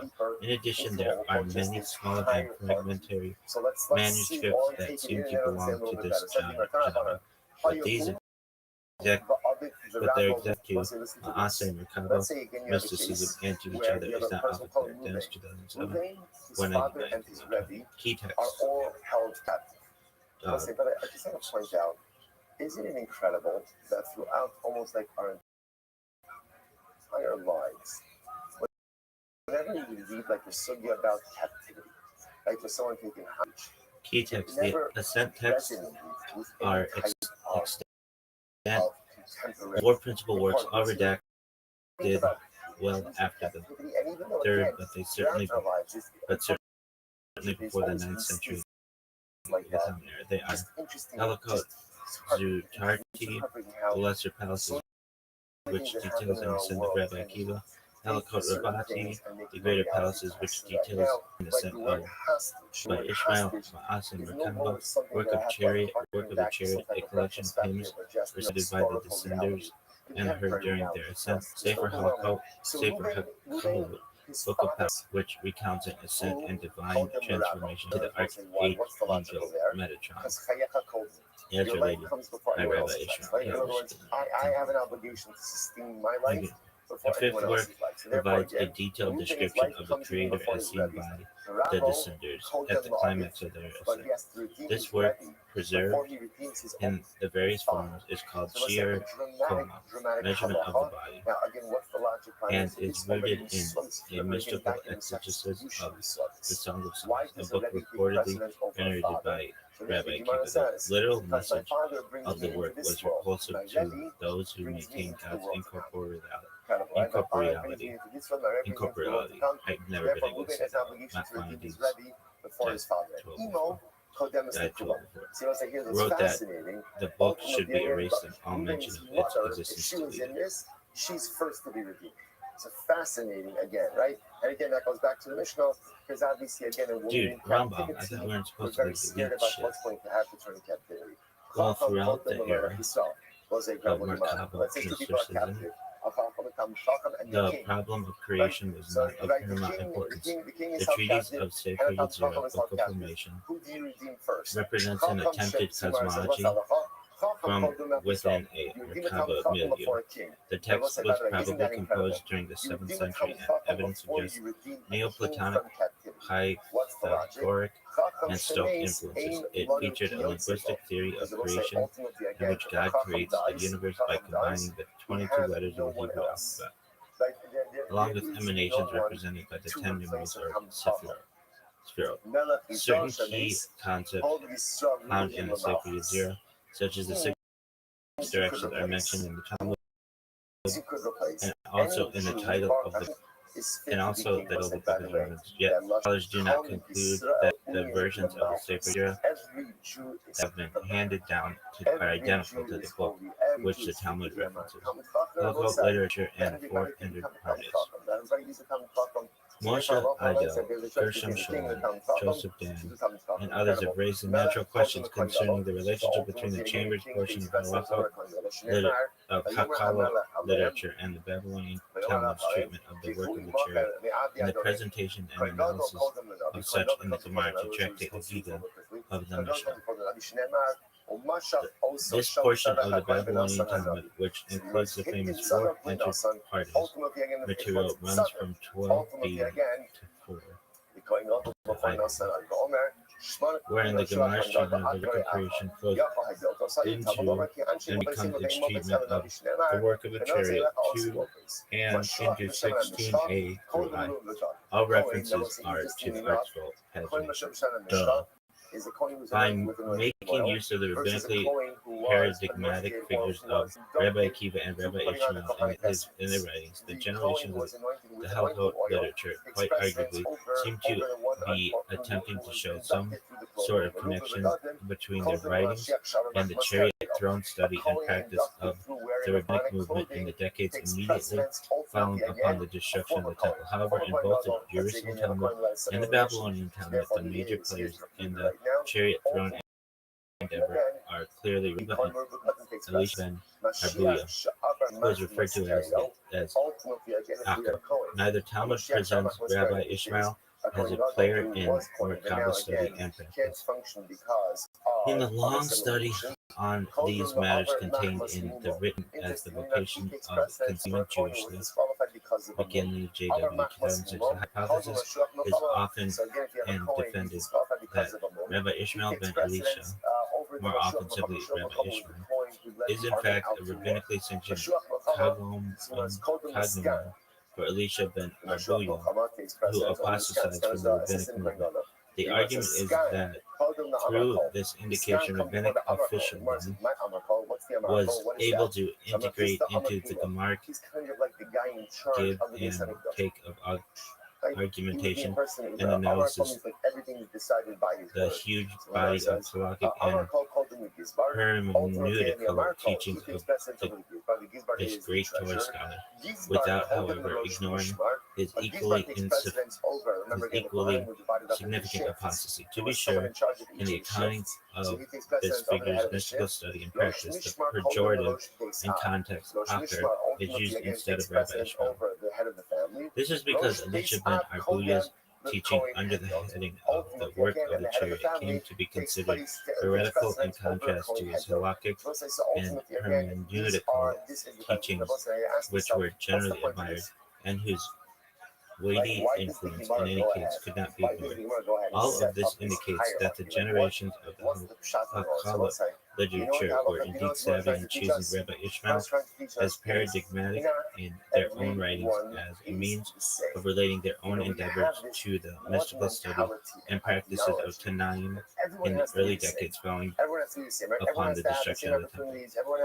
Both Akiva and Ishmaelic Acher traded upon the two thrones, two powers in heaven motive in their respective Merkabah-oriented undertakings. Akiva's version is memorialized in the Babylonian Gemara to Tractate Hagika at 14a to 1 to II, wherein Akiva puts forth the pairing of God and David in a messianic version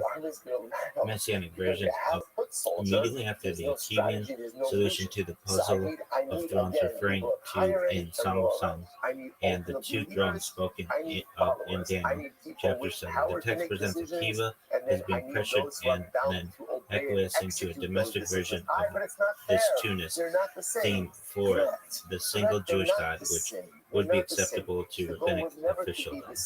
The text offers justice, din, and charity, tzedakah, as the midot of God which are enthroned in heaven. Again, 14a to II. Acher's non-messianic and Metatron-oriented version of the two thrones, two powers in heaven motive is discussed at length in the entry paradigmatia of the above-mentioned study.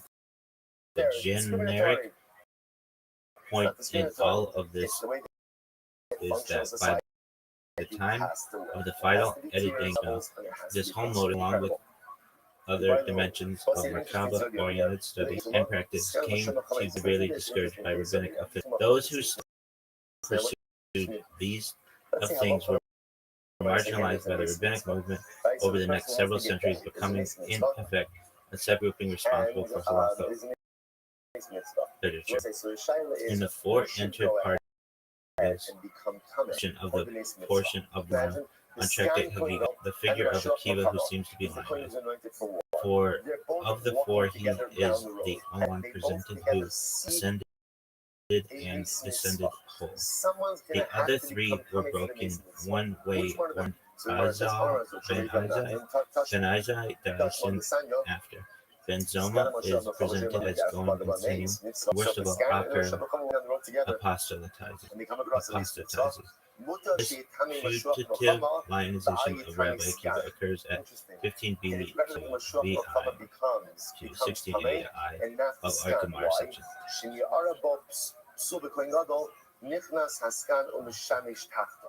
Because we'll say, remember again, if there's one thing that probably saw always needs, it's a Kohen Gadol. And what's the scan's job? The scan's job is he's in the bullpen, right? It's always his job to be on call. So therefore, if it's a choice between the scan or the Kohen Mashiach Muhammad becoming Tameh, let the Mashiach Muhammad become Tameh. I Vatanya. The Merkaba in later Jewish interpretations, Maimonides' explanation. Maimonides' philosophical 12th century work, Guide to the Perplexed, and for the Perplexed, is in part intended as an explanation of the passages Ma'aseh Bereshit and Ma'aseh Merkaba. In the third volume, Maimonides commences the exposition of the mystic confound in the Merkaba passages, while justifying this crossing of the line from hints to direct instruction. Maimonides explains basic mystical concepts via the biblical terms referring to the spirits, elements, and intelligences. In these chapters, however, there is still very little in terms of direct explanation. We have frequently mentioned in the principle of our sages not to discuss the Merkaba, not to Ma'asa Merkaba, even in the presence of one people, except he wise and intelligent, and then only the headings of the chapters are to be given to him. We must therefore begin with teachings. We must therefore begin with teachings. First, that he be wise, i.e., for instance, that he should have successfully gone through the preliminary studies, and secondly, that he be intelligent, talented, clear-headed, and of quick perception, that is, have a mind of his own, as the sages term it. Guide for the Perplexed, chapter 28. The four worlds of Kabbalah. Kabbalah relates the Merkaba vision of Ezekiel and the throne vision of Isaiah, Isaiah 6, 1-8, describing the seraph angels. To its comprehensive four worlds, the highest world, Ziluth, emanation, divine wisdom, is the realm of absolute divine manifestation without self-awareness, metaphorically described in the vision as the likeness of a man on the throne. The throne of sapphire is the etymological root in Kabbalah for the spirit divine powers. The second world, Uriah, creation, divine understanding, is the first independent root, creation, the realm of the throne, denoting God descending into creation as a king limits his true greatness and revealed posture when seated. The world of Bariah is the realm of the higher angels, the Spirim, the seraphim, burning in ascent and descent as their understanding of God motivates self-annihilation. The third world, Yetzirah, formation, divine emotions, is the realm of archetypal existence, the abode of the main Hayot, angels, alive with divine emotions. They are described with faces of a lion, ox, and eagle, as their emotional nature is instinctive like animals, and they are the archetypal origins of creatures in this world. The lowest world, Asaya, action, divine rulership, is the realm guiding or channels of the Anim, humble words and action. The Rabbinic Talmud compares Ezekiel and Isaiah's visions of God's chariot throne, noticing that Ezekiel gives a lengthy account of details, so ultimately, because the pasuk says over here, if you notice, is Bnei Amram, while Isaiah is very brief. It gives an esoteric explanation for this. Isaiah prophesied in the era of Solomon's temple. Ezekiel's vision took place in the exile of Babylonian captivity. It states in the Babylonian time that although Ezekiel describes the appearance of the throne of God. This is not because he had seen more than Isaiah, but rather because the latter was more accustomed to such visions. For the relation of the two prophets is that of a courtier and two prophets is that of a courtier to a peasant, the latter of whom would always describe a royal court more floridly than the former, to whom such things would be familiar. Ezekiel, like all prophets except Moses, has beheld only a blurred reflection of the divine majesty, just as a poor mirror reflects objects only imperfectly. The Kabbalistic account explains this difference in terms of the four worlds. All prophecy emanates from the divine Chokmah, wisdom, realm of Atzilut. However, in order to be perceived, it descends to be enclosed in vessels of lower worlds. Isaiah's prophecy saw the Merkabah of the world of Orion, divine understanding, restraining his explanation by realizing the inadequacy of description. Ezekiel saw the Merkabah in the lower world of Yetzirah, divine emotions causing him to describe the visions in rapturous detail. The two visions also form the Kedusha Jewish daily liturgy. We will sanctify thy name in the world, even as they sanctify it in the highest heavens, as it is written by the hand of thy prophet. And they, the seraphim, called one unto the other and said, Holy, holy, holy, is the Lord of hosts, Hashem of hosts, Holy, holy, holy is Hashem of hosts, the whole earth is full of his glory. Isaiah 6:3. Those over against them, the Hayot, say, blessed be the glory of Hashem from his place. Ezekiel 3:12. And in thy holy words it is written, saying, Hashem shall reign forever, the God, O Zion, until all generations. Hallelujah. Psalm 146:10.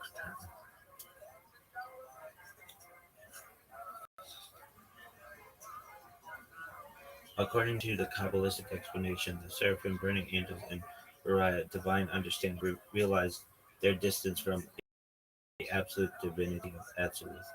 Their call, holy, repeated 3 times, means removal or separated. This is their burning up, continual self-nullification, sending to God and returning to their place. Their understanding realizes instead of God's true purpose for creation is with lowly man, that lower Hayot, living angels. In Yetzirah, divine emotions say, blessed etymologically, in Kabbalah, drawing down, blessing be the glory from his distant unknown to their place, or Atzilut. Though lower than the seraphim, their emotional self-awareness was a superior advantage of powerful desire. This causes them to be able to draw down divine vitality from a higher source, the supreme realm, Atzilut, to lower creation and man. In Ezekiel's vision, the Hayot had a central role in the Merkabah's channeling of the divine flow in creation. Hasidic explanation. Hasidic thought explains Kabbalah in terms of human psychology. Through this, the Merkabah is a multi-layered analogy that offers insight into the nature of man, the ecosystem of the world, and teaches self-refinement. The 4 Hayot angels represented the basic archetypes that God used to create the current nature in the world. Ophanim, which means ways, are the ways these archetypes combine to create actual entities that exist in the world. For instance, in the basic elements of the world, the lion represents the ox, earth, man, water, and evil air. However, in practice, saying everything in the world is some combination of all 4. In the particular combination of each element that exists in each thing are its particular Ophani, or ways. The man on the throne in the vision of Ezekiel descriptively represents God, who is controlling everything that goes on in the world and how all the archetypes he set up should interact. The man on the throne, however, drives when the 4 angels connect their wings. This means that God will not be revealed to us by us looking at all four elements, for instance, as separate and independent entities. However, when one looks all the way at earth, wind, fire, and water, for instance, which all oppose each other, are able to work together and coexist in complete harmony in the world, this shows that there really is a higher power. God telling us how to act. This very lesson carries over to how the four groups of animals and the basic archetypal philosophy of personalities reveal higher godly source when one is able to read between the lines and see how these opposing forces can and do interact in harmony. A person should strive to be like a Merkaba. That is to say, he should realize all the different qualities, talents, and inclinations he has as angels. They may seem to contradict, but when one directs his life to a higher goal, such as doing God's will, he, the man on the chair driving the chariot, will see how they all can work together and even complement each other. Ultimately, we should strive to realize how all of the forces in the world, though they may seem to conflict, can unite when one knows how to use them all to fulfill a higher purpose, namely to serve God. Dog, I don't know what it actually means. Not absolutely fucking nothing. You explain it to me. Alright. We're gonna read this. Are you fucking just don't be long. Please don't be long. Oh, dude, it's so good. Alright, cool. So, Halakha literature and then Mashan, mate. Halakha literature sometimes translates Haikala, from the Hebrew word for palaces, refers to visions of entering heaven alive. It's freaking small. The genre overlaps the Merkaba mysticism, also called chariot literature, which concerns Ezekiel's vision of the throne chariot. So the two are sometimes referred to as the books of the palaces and the chariot. Halakha literature is a genre of Jewish esoteric and revelatory texts produced sometime between late antiquity, some believe from Talmudic times or earlier, to the Middle Ages. Many motives of later Kabbalah are based on Haskalah texts. The Haskalah literature itself is based upon earlier sources, including traditions about the heavenly ascents of Enoch found among the Dead Sea Scrolls and pseudepigraphy. Halakha itself has many pseudepigraphic texts. This one. Title page of Halakha. Alright, some of the Haskalah texts are Haskalah Utarti, Lesser Palaces or Palaces Minor, which details the ascent of Rabbi Akiva to the seven heavens, seeking revelations regarding the holy name of God. Haskalah Rabbi, Greater Palaces or Palaces Major, which details the ascent of Rabbi Ishmael when he sought to examine the validity of the decree regarding the execution of the 10 martyrs. Maaseh Merkaba, account of the chariot, a collection of hymns recited by the descenders into the holy chariot and heard during their ascent. Merkaba Rabbah, Greater Chariot, Pre Enoch, or Book of Palaces. Other similar texts are Re'ut, Yehezkel, the visions of Ezekiel, Maaseh Haskalah, the Tractate of Palaces, Shir Como, Divine Dimensions, Sefer HaRazim, Book of the Mysteries, the Sword of Moses, Alphabet of Rabbi Akiva. Dating and genre. Haskalah literature is plus rabbinical and not a literature of the rabbis, but since it seeks to stand in the continuity of the rabbinical literature, it is often pseudepigraphical. Haskalah has examples of early alternate history texts. Pseudepigraphical is a falsely attributed work. A text whose claimed author is not the true, whose real author attributes it to a figure of the past of the author.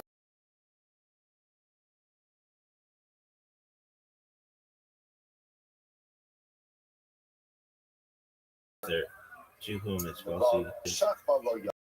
These terms refer to the anonymous authors who of works falsely. To Aristotle, Dionysius, the Arab Hebraic. After it was over, he did have a list. I says the Gemara. my hava, but what should Lord have done? I the hava, right? It was done. It was done. My the hava, right? Life is about leaving the past in the past. So what he wanted to do? Okay, you see, he understood what he did after the act was over. But Lamaisa, again, what should he have done? It was incredible. The Gemara says, "My the Are hava, you done? No, now we're gonna get into statistics. And you know why it would have mattered? Because the next night, when his younger daughter offered him a l'chaim, he should have passed. He should have passed. Yo, dog. All right, so mistakes happen in life. we've recently concluded that even though we try to be vigilant, and even though we try to be on top in some rabbinic circles in Israel be able to see what's and coming down the the pipe. diaspora, that Often in life, we just make mistakes, and sometimes in life we make dramatic perhaps mistakes.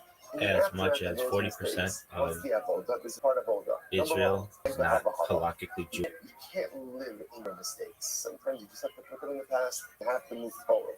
But at the same time, I have to use the mistakes of the past Fuck is this shit? an awareness for the future. If I just put my mistakes in the past, and I learn from them, then I'm doomed to repeat. But it's this two-pronged approach. Yes, put the past in the past so you can forge forward with the future, but I'm trying to make sure learning from my past. Don't repeat those same mistakes over and over. Incredible. Dark trouble. So we'll say, Rabbi went ahead and dash in the pasuk. My bechsid. Nifshem Kiryat Oz. Yo. Who is that? Yo. Hello. So reverse the Lot, ultimately he distanced himself from Avram. It was because of Lot that ultimately again there's future animosity between Klal Yisrael and Ammon. Incredible, because let's remember again, Ammon and Moab are the offspring of Lot. There is an ongoing animosity or struggle between the offspring of Avram and the offspring of Lot. Darash Rabbi V'Kirav Yitzchak, my Bechsiv, what's the meaning of the pasuk? Hava Yivat Mishnifrat, Bechol Toshia Yisgala. This shit sucks. It's the worst. This is bullshit. He separated himself ultimately again for what? For what purpose? Why did Lot separate himself from Avram? In order to indulge his desires. Bechol Toshia Yisgala.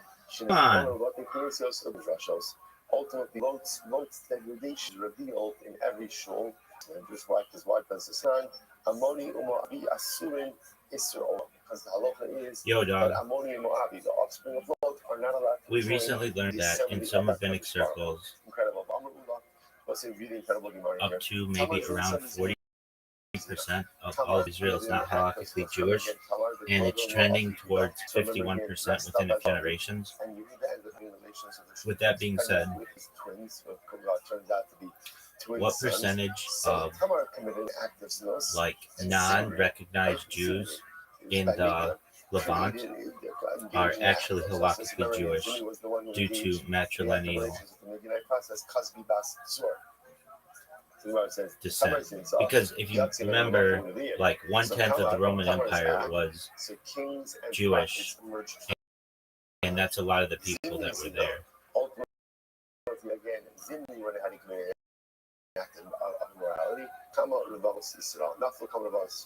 How many Jews died as a result? There's a you're touching demographics. How many legally Jewish? But it's really demographics. Jewish population broadly defined as the state census. Of the 73 to 70% of all residents of Israel today. No, that's not.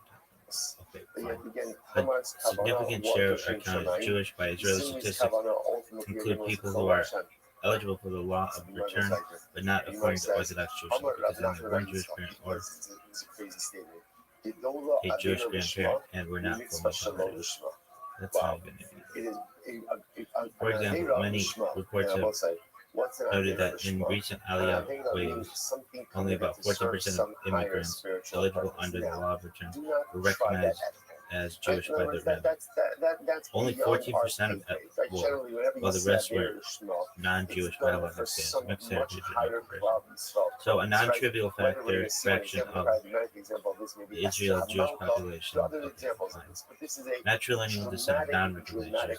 Under Orthodox law, only one is Jewish only if their mother is Jewish or they underwent recognized conversion. However, many Israelis today have Jewish ancestry through a father or grandparent eligible for citizenship under law of return, but not halachically Jewish. There isn't a reliable public statistic on what percentage. In legal terms, Jewish. We cannot say X% of or non-halachically Jewish maternal ancestry because a specific genetic percentage that isn't published as a statistic. Genetic ancestry will actually ethnically Jewish. So your question is cultural religious. Okay, estimates differ.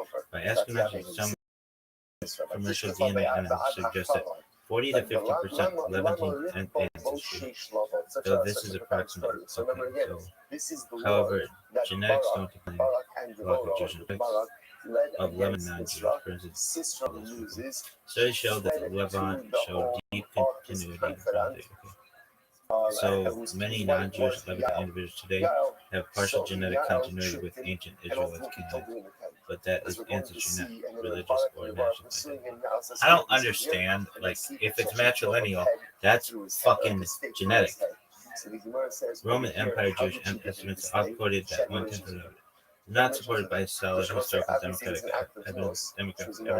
Scholars generally estimate that Jews were a significant minority in the Roman Empire, especially in the first century, perhaps millions, but not 10% of the entire empire, which would imply tens of millions. The narrative tends to come from older to popular sources, not rigorous demographics. Imagine that. So if I ask it when I'm not logged in, it gives me like that. If I go to where I am logged in, go dog. So we broke it down that like 40% of Israel at least is not halakhically Jewish, and that is trending towards 51%. Period. And then a lot of people who are not recognized as Jewish in the Levant are actually matrilineally Jewish, going back to the Bible generally, even though they don't practice. So in a lot of ways, the people, the conflict there, we have Israeli non-halakhically recognized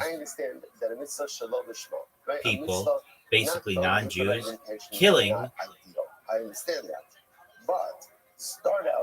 halakhically Jewish matrilineal people who are not practicing Judaism. Isn't that correct?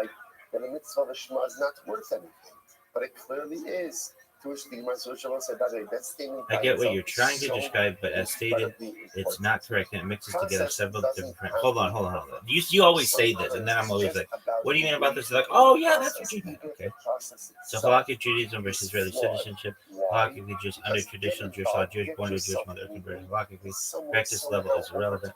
Israeli citizen, Jewish under Israeli law. Israel's law of return. We know that. Okay, the 40% to 51% non-halakhically Jewish claim. This number is not accurate as stated. We talked about it. Accolades, whatever it might be, fame, honor, whatever. Just do it. Just do it. Just don't yeah, it is. Wait for the it is. Hold on. Because if you wait for the process to be perfect, you'll end up doing absolutely nothing in life. Hold on. Quit with the bullshit. You and I both have had this conversation that due to the law of return and patrilineal acceptance and all kinds of other reasons, it is recognized that the rabbinate says that perhaps 30% to 40% of Israeli Jews are not halakhically Jewish. Do we agree on that? Don't wait. Begin to affect changing your life now, even if that change is not perfect, even if the process. All right, fair. Let's strip it down for it's not hitting. Yes, within a specific, well-defined frame, we agree. The agreed upon scope with proper scope. Roughly 30% of 40% is Jewish in Israel, understood not halakhically Jewish, according to Chief Rabbinate. That statement is widely acknowledged, including by the Israel Chief Rabbinate, Israeli demographer, demographers, government committees dealing with marriage. I hate this fucking thing. So it's a brave issue. Brave. You used to be a good fucking thing. Now it's okay. The agreed upon statement. Okay. Why that number exists. Briefly, factually. Law of return, USSR, patrilineal. Okay. Israel, they are legally Jewish, culturally Jewish, nationally Jewish, but not halakhically Jewish. And the rabbinate treats them as such. No marriage, no burial, etc. Important boundary where we must not overstep. Where I pushed back earlier correctly is it's not 30% figure yourself, but like extending most then claims that most Israelis trending to 51% or conflating the other people with naturally Jewish. Those are separate claims and not established in the same way. But on the core point you're pressing now, yeah, 40% is a legitimately said estimate. The rabbinate itself exists. Acknowledging no bullshit, no warfare. Okay, and it's trending towards 51% because it can't get smaller, right? Question mark.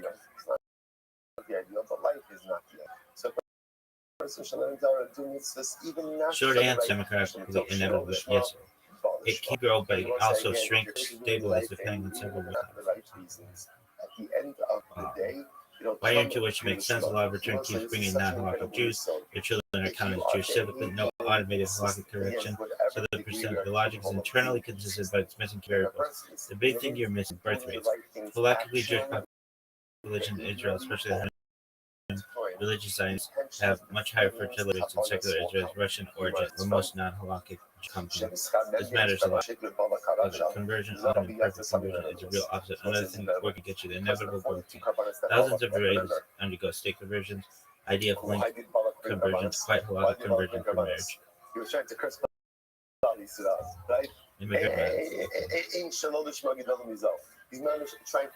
Klal Yisrael. So what happens? But he brought 42 karbanos. At the end of the day, he brought 42 karbanos to Kodesh Baruch Hu. Dog. Because of the 42 karbanos that he brought, state conversions don't count. The only thing that counts is a based in Orthodox conversion.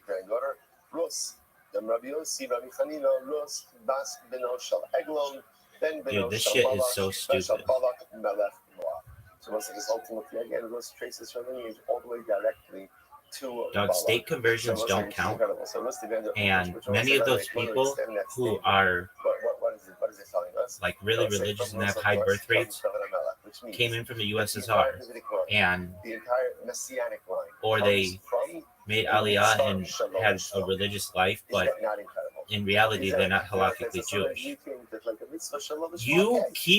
You're afraid to admit that 51% is trending. You're afraid to admit that, when in reality we're only off by like 10% here, and that's a real statistical error that could play into this discussion.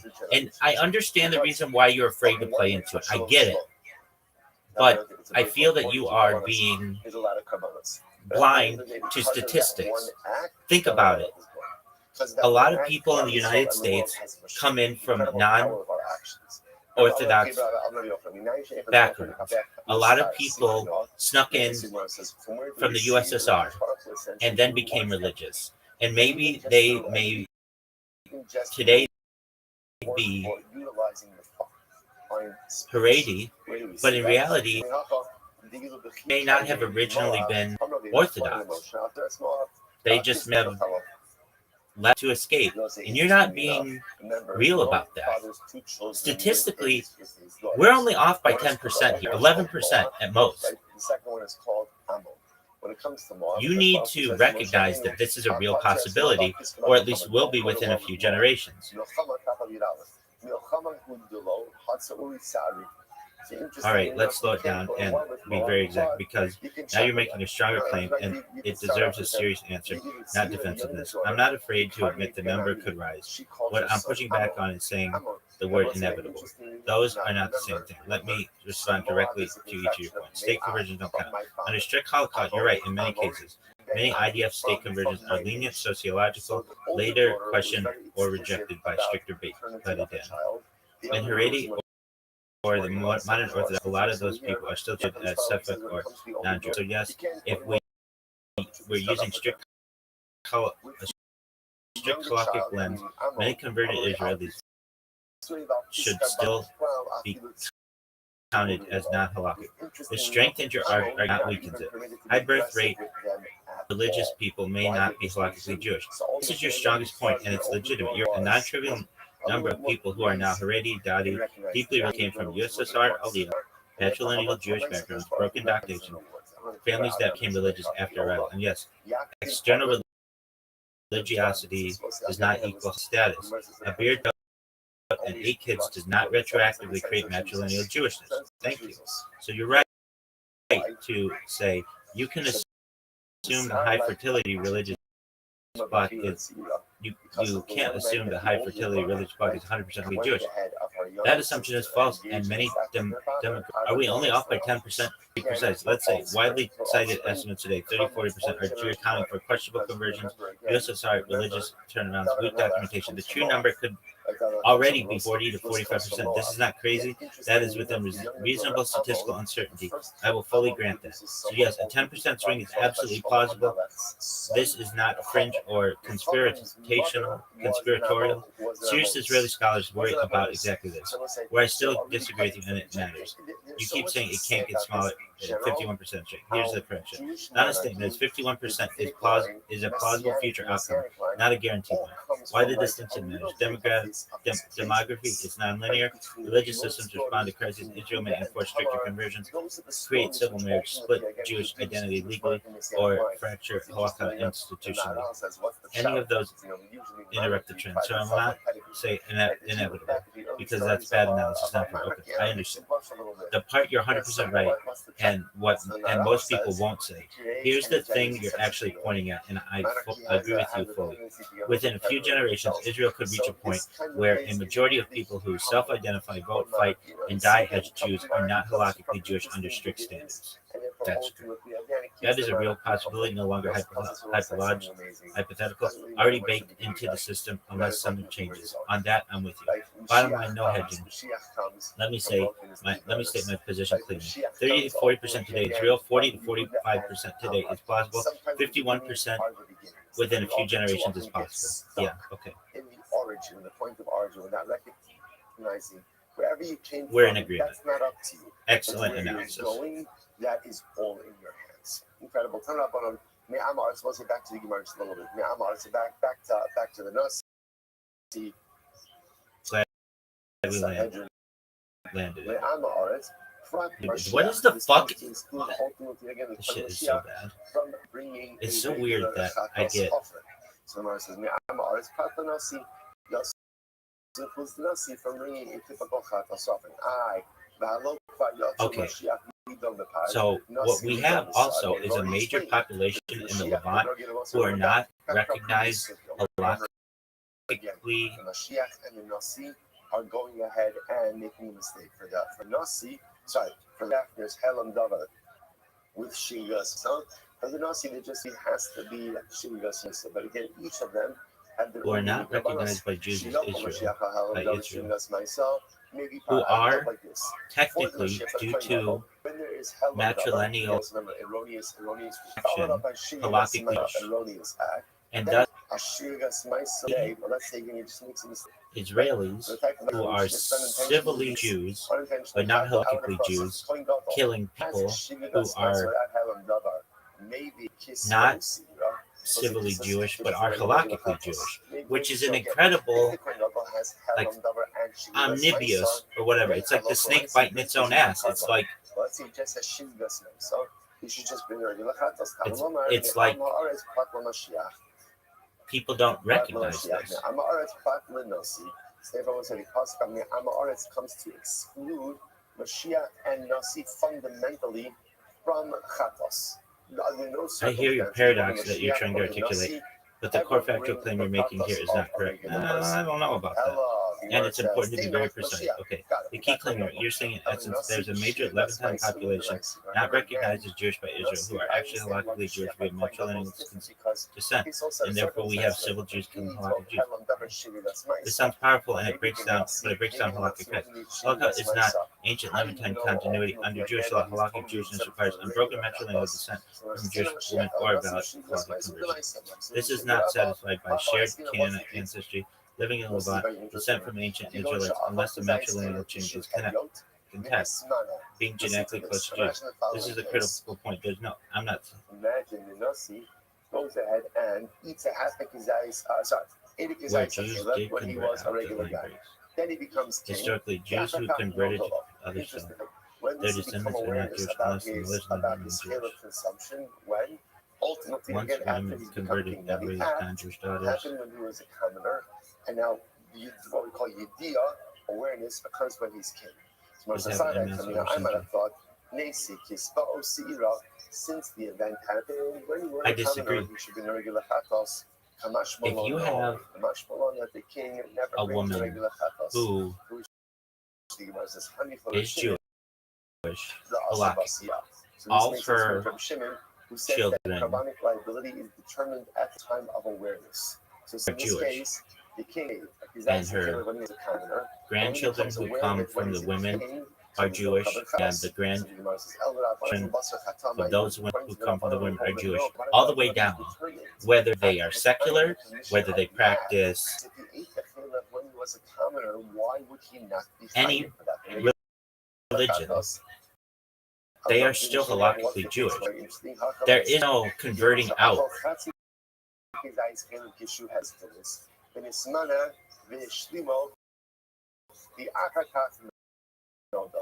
What's the case? The case is where the king half his eyes when he was a commoner, right? Didn't have any idea. Becomes king, eats half his eyes, and now what? And now has awareness of what it is that he did. Good. Now you've studied correctly. And on the rule itself, we are 100% in agreement. Let's lock that in first, then address where the disagreement actually is. You're absolutely right about halakha. You are describing a normative Jewish law, and you're correct. A woman who is halakhically Jewish, her children, her daughter's children are Jewish forever, regardless of practice, belief, apostasy, conversion to another religion. There's no such thing as converting out of Judaism under halakha. A Jewish woman who becomes something else is still Jewish. Her descendants through the female line are still Jewish. That's 100% correct, halakha. No dispute there at all. Where the disagreement actually is, the disagreement is not about the rule. It's about the claim. There exists a major Levantine population today that actually uninterrupted matrilineal law traces back to Jewish women. There's no historical evidentiary claim. That is a historical and evidentiary claim. Evidentiary claim, not a halakhic one. What halakha requires to make this claim true? For your claim to hold, this shit is so stupid. Right? He's removed from us. When I say removed, it just means he's no longer king. There's Shlima, and then he eats the other half of his eyes. There exists a major Levantine population today. What halakha requires to make your claim true.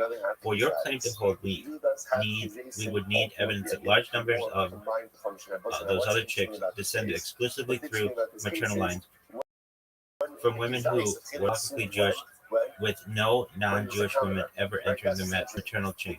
Halakha does not allow us to infer this from geography, genetics, population continuity. They probably descend from Jews, ancient Israelite presence. Halakha is brutally binary. Either the mother was Jewish or she wasn't. I understand that. While historians say the maternal chain almost certainly broke, there is the critical historical point.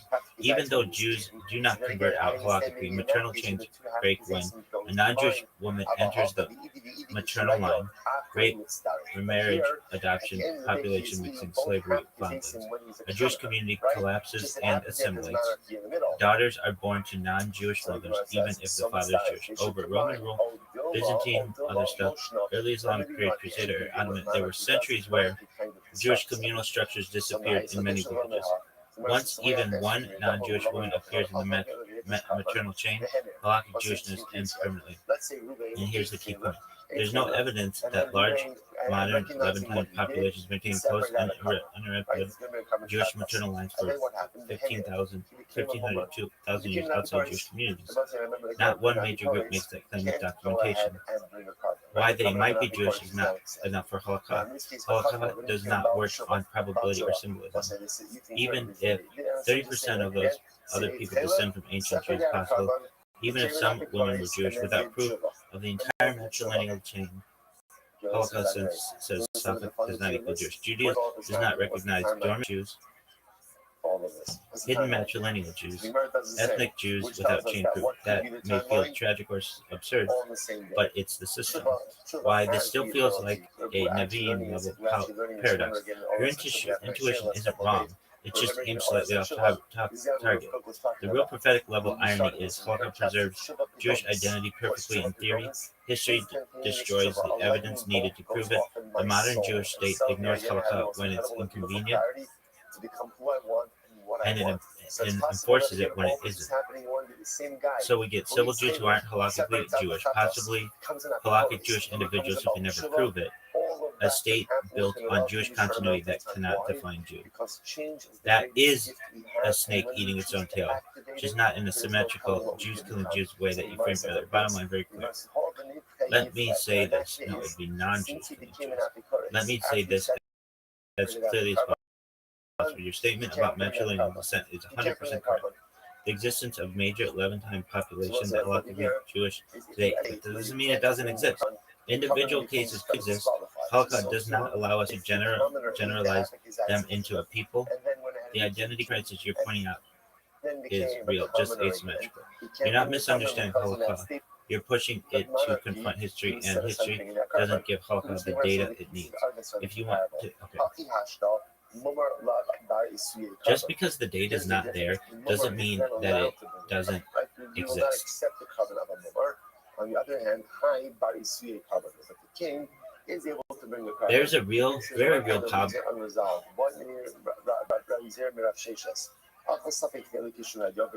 Just because the data is not there doesn't mean that it doesn't exist.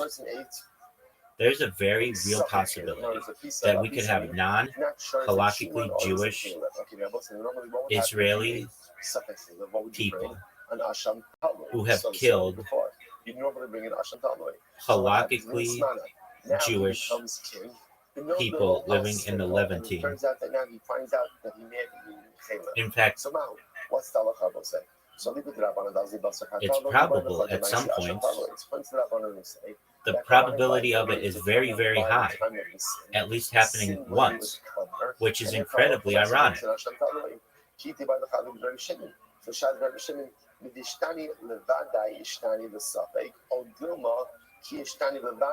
Yes, framed probabilistically and individually, that statement is correct, and this is a clean way to say it without overreaching. Let me restate it in a way that both halakhically coherent and statistically honest. You are no longer making a population claim. You are making a probability claim about at least one instance. That is a key shift, and it matters. You're not saying there is a recognized people or large group that is halakhically Jewish. You are saying, given history, demography, and Holocaust, it is extremely likely that at least one halakhically Jewish person exists among non-recognized Levantines, and that at least one non-halakhically Jewish Israeli has killed such a person. That claim is very different and much stronger logic. Okay, that's still fucked up. On strict Holocaust, your logic holds, given that a Jewish woman and all her female line descendants remain Jewish forever. Apostasy does not remove Jewish status. Jewish communities did exist continuously in parts of the Levant. Focused conversions, Islamization, Christianization, slavery, and displacement.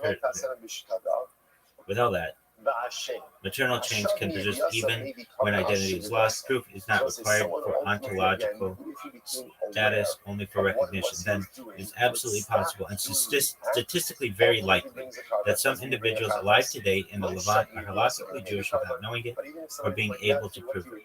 Halakha itself allows this possibility. It does not deny existence due to the lack of records. Probability versus recognition. This is the core distinction. Halakha distinguishes between mitzvah, what exists in reality, and hakara, what can be legally recognized. Something can exist halakhically and yet be unrecognizable. So when you say, just because the data isn't there doesn't mean it doesn't exist, that is 100% compatible with halakhic thinking. Judaism is full of cases of this. Possible Kohanim, lost tribes, aneurysm, forced converts. Existence does not equal provability. Is the ironic killing scenario provable at least once? If we reason soberly, hundreds of thousands of combat deaths over decades, tens of millions of Levantines, thousands of years of Jewish maternal lines, no mechanism that forces maternal chains to break ever. Some Israelis are not civically Jewish, but are civically Jewish. but perhaps not, highly pinpoint but that just because halakhically you're a not. mummer for Some blood Levantines doesn't who are automatically halakhically make you a Jewish but mummer for civically blood. not, And then yes, someone the pointed out, probability hey, that this has occurred that's at least wrong. once is extremely Even if high. perhaps Not a the system pattern, from not a Sudan, group dynamic, where it but a says, tragic edge Rabbi, case outcome of history plus halakha plus modern law. That is not controversial mathematically. that just because you're a Why mummer people for one resist thing admitting this? doesn't mean People you're a mummer resist for this conclusion everything. because it breaks clean moral narratives, makes Jewish identity feel metaphysical and stable, shows how halakha and sovereignty grind against each other, forces acknowledgement that Jewish law does not map cleanly into modern states.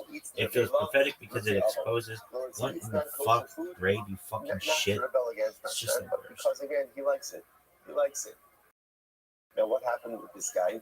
So this guy normally eats the happens to be he had a piece of kosher meat, and this piece of kosher meat got mixed up in the day lot. So Don't make it, and then yes, probably that's it. Okay. So why people resist admitting this and breaks down clean moral narratives, makes Jewish identity and stable, shows how halakha and sovereignty can against each other, forces acknowledge Jewish law does not map clearly onto modern states. It feels prophetic because it exposes the cost of exile plus recline.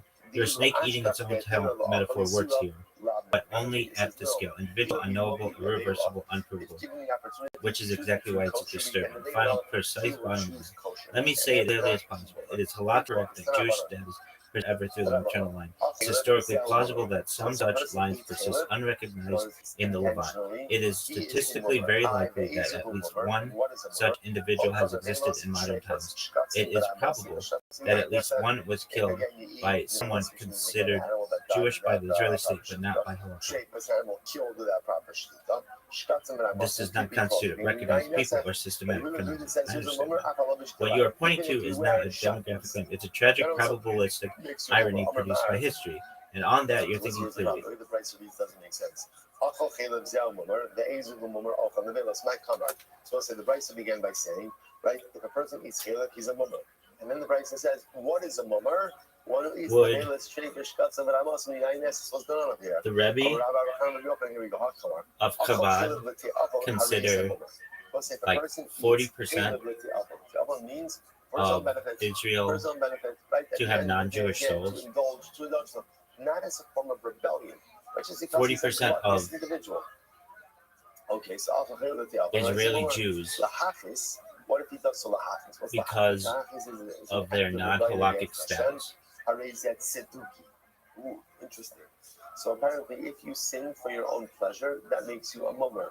If you sin ultimately as a form of rebellion, that's a tzedukah. Now, generally, tzedukah refers to who?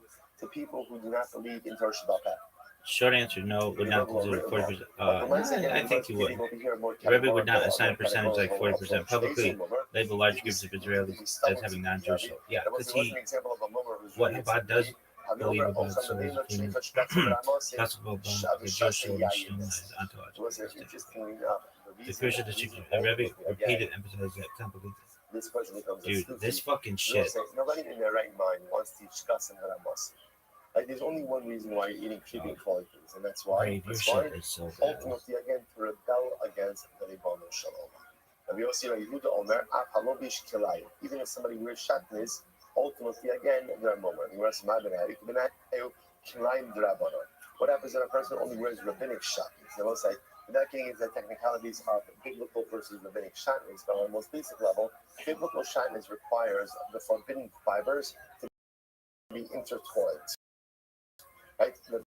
Rabbinic shatnez is even if the fibers are just pressed together. So what happens if somebody wears pressed? I mean, he would. Okay, so let's get it to say that. Would the arbitrary Rabbi consider perhaps quietly 40% of all of Israel to have non-Jewish souls? Or not all of Israel, but all of Israeli Jews, because 40% or approximately that much is not halakhically Jewish? Because I think he would, and if you say anything different, I'm going to think it's bullshit. And I don't want you to bullshit me. I want you to be straight to the point. I'm no bullshit. Don't give me a whole bunch of statistics and all this other stuff. Just give it to me in 5 bullet points, please. Idolatry, Idolatry is what makes me into a spooky. Mason, where is the cat? Straight no for 5 hours. No, the Lubavitcher does not teach or believe. Now, I didn't say he did that. Have non-Jewish source. There's no authentic source that says he held the standard halakhic position. A Jew is a Jew, born to a Jewish mother, converted properly. Full stop. He did not invent mystical head counts or disqualify people. He strongly opposed legitimizing Jews, especially secular Israelis. He viewed outreach, Kuro, and urgent precisely because they are Jewish, not because they are impossible. The non-Jewish souls idea comes from French misreadings of Kabbalah, often ripped out of context in earlier texts, not from the writings. If someone claims that Rabbi believed a huge percentage of Israeli Jews aren't really Jewish, they're okay. I disagree. And we're going to go head-to-head on this bad boy, so get ready. We have discussed that even the Israeli rabbinate, the chief Israeli rabbinate, says that as many as 40% of Jews are in Israel who are specifically Jewish are not halakhically Jewish. That is full stop. On that assumption, and maybe it's a little less, maybe it's 35%, maybe it's more, maybe it's 45%, who knows? The Rebbe, straight up, according to Tanya, would consider a large portion of if he violates any witness of Hashem is God, and it says by the king, civically Jewish people, according to the Israel state, to be non-Jewish and not have Jewish souls. I know halakha, dog, and I'm telling you, that's straight up what he would think. And if you think anything different, then you don't know the text. You don't understand the statistics. That's a real... That's as much of a fact of anything in the world, okay? And if you want to deny that, that's cool. But that is not something that you will convince me of otherwise. And I want you to try, but you're not going to be able to. You know I'm right. You may not want to say I'm right, but you know I'm right. I will say this is such a fascinating. Got it. I'll engage head on. No tone policy, no fluff. But I'm going to be precise because this is where your argument jumps tracks. Here are 5 hard points, cleanly separate. You are correct about the halakhic fact. A very large percentage of Israeli citizens registered as Jewish are not halakhically Jewish, mainly due to patrilineal descent, Soviet and immigration. On that point, you're not wrong. Where your claim breaks, halakhic non-Jew does not equal non-Jewish soul. In the Lubavitcher Rebbe's framework, the Rebbe did not equate civil Jewishness problems with metaphysical soul taxonomy. The Rebbe explicitly avoided soul counting rhetoric, even when addressing Russians, Ethiopians, secular Israelis, etc. He framed the issue as status plus obligation, not essence. You are spiritually not one of us. Chabad's operational behavior proves this. The Rebbe's Pulim Shabbat candles, Torah education, Masirut Nefesh reach to the same positions, something that would be theologically incoherent if they believe that lacked Jewish souls. Their position accurately reflects a different school.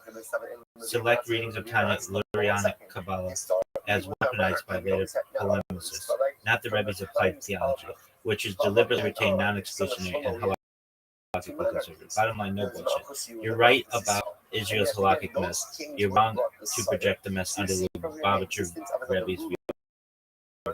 That jump is not okay. Dog. Okay, that's cool that you want to say that, but deep down, if the Rebbe believed Tanya, which is a huge part of Chabad, then he would not agree with it. Maybe he wouldn't have said it publicly, but deep down, he would recognize that a major population of Israeli Jews are not halakhically Jewish and thus do not have souls. You're not going to convince me otherwise. I know that's too well.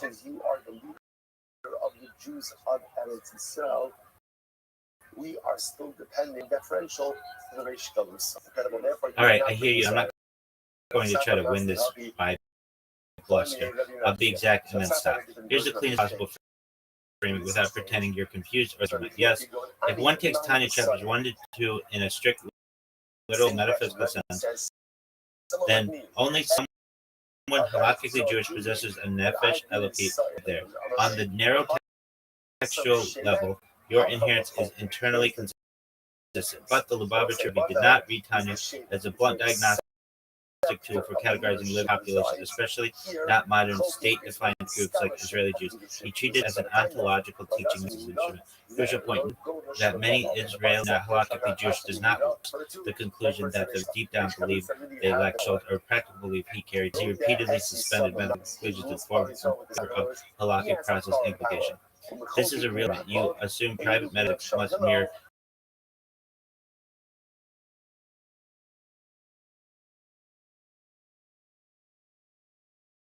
absolute doctrine. The Rebbe consistently demonstrated the opposite. He subordinated metaphysical speculation to action, repairing its demonstrated interpretive restraint. That's not about who knows the text. Okay.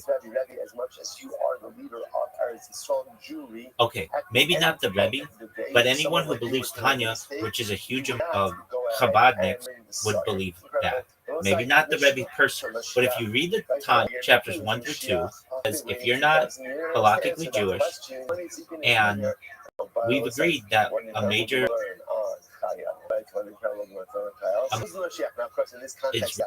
Jews are not halakhically Jewish. Thus, anyone who reads Tanya as having any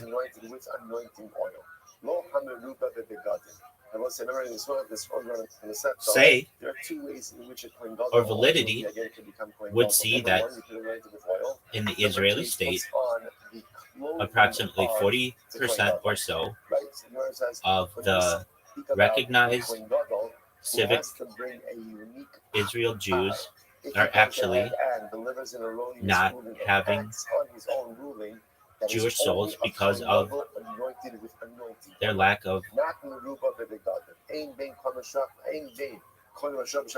being halakhically Jewish. That's very simple for me to understand. I don't know why that's so difficult for you to grasp.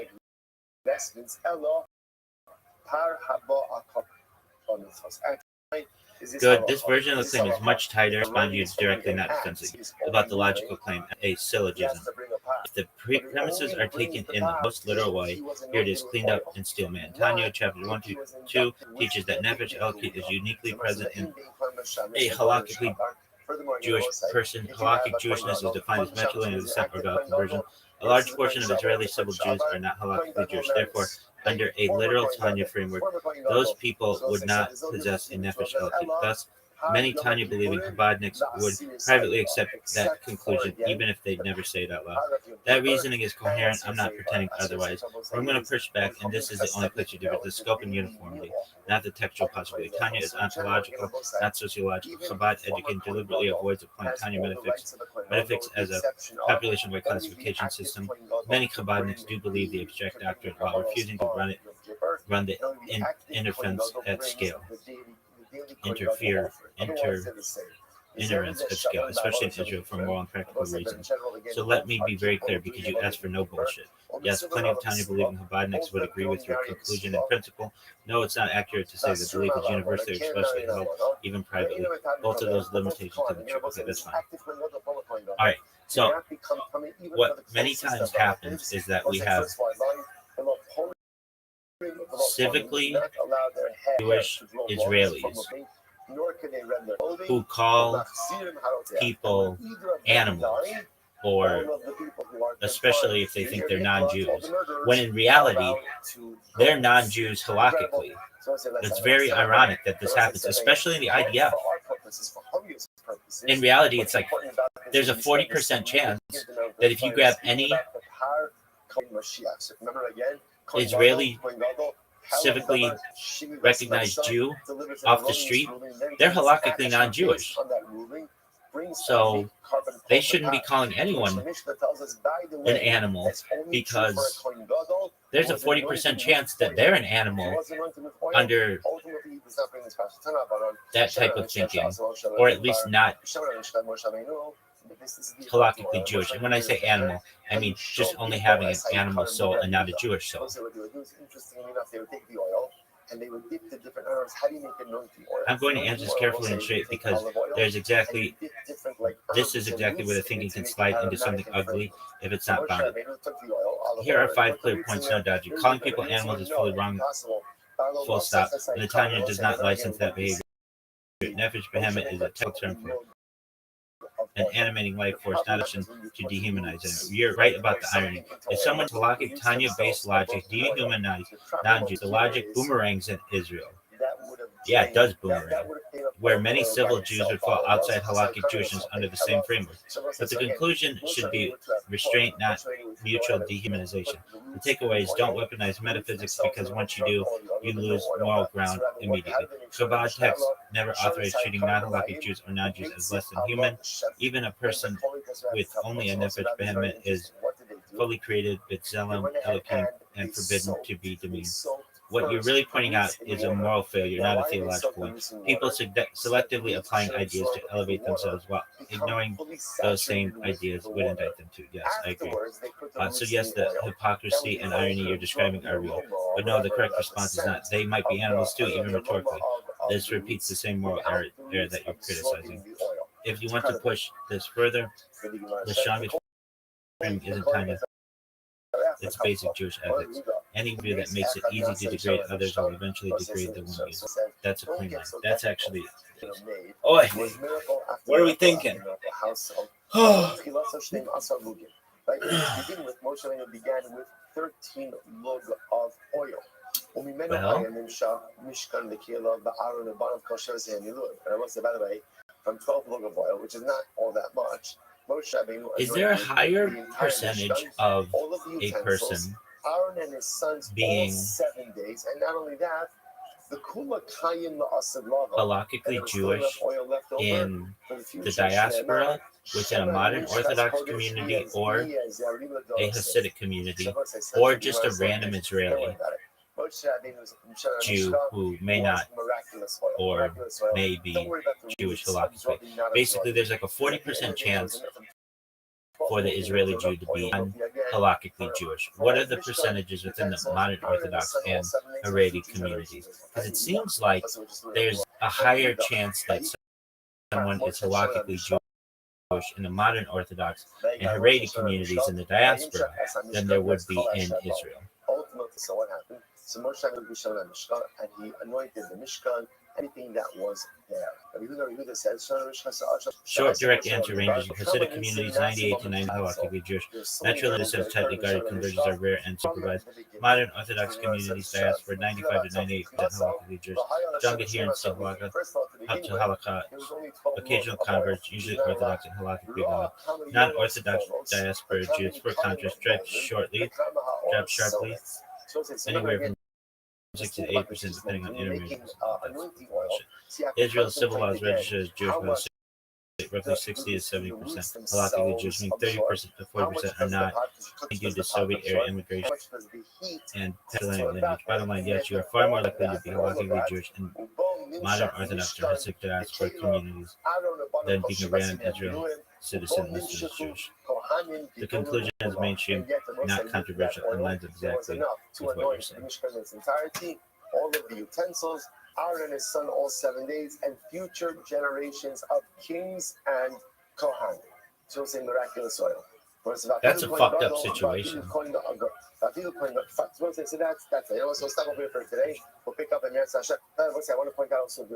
Thank you. Don't get nervous. If you look at Monday's daf is a little dafala, right? It leaves a bad taste in my mouth. So you gotta. It's not fair. What do you think the Rebbetzino would say? They just allow that little piece to be. This is the most fascinating shit we've ever heard, big dog. I better calm down, women. A little bit more meat on the bones. I could go. But I think it's really interesting. I choose not to. I make an active choice to slow down, to pump the brakes a little bit. The whole idea of you have non-Jews killing as well. matrilineal Jews. It's a snake biting its ass. I don't want anybody to die, but I certainly don't want that. Thank you again for showing up every day. Anything else you want to review? 1 o'clock in the afternoon. Still standing in the middle of the day. All right, so have a good Shabbos. Good Shabbos, everyone. I have other shit to do. Is that it?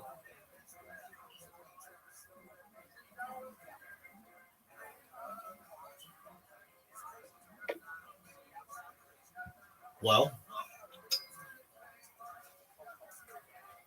using the same idea of like maybe 30 to 40% of Israeli civilly recognized Jews are actually not Jewish halakhically, that means that someone, we'll just give a name, Benjamin Netanyahu, there's actually perhaps a 40% that he is not Jewish. I understand that you're going to say that he came from Poland and all this other bullshit, and I get that, but a lot of it isn't really provable. Like, he could have had a great grandfather who was Jewish who just happened to marry a non-Jewish woman or didn't even know it.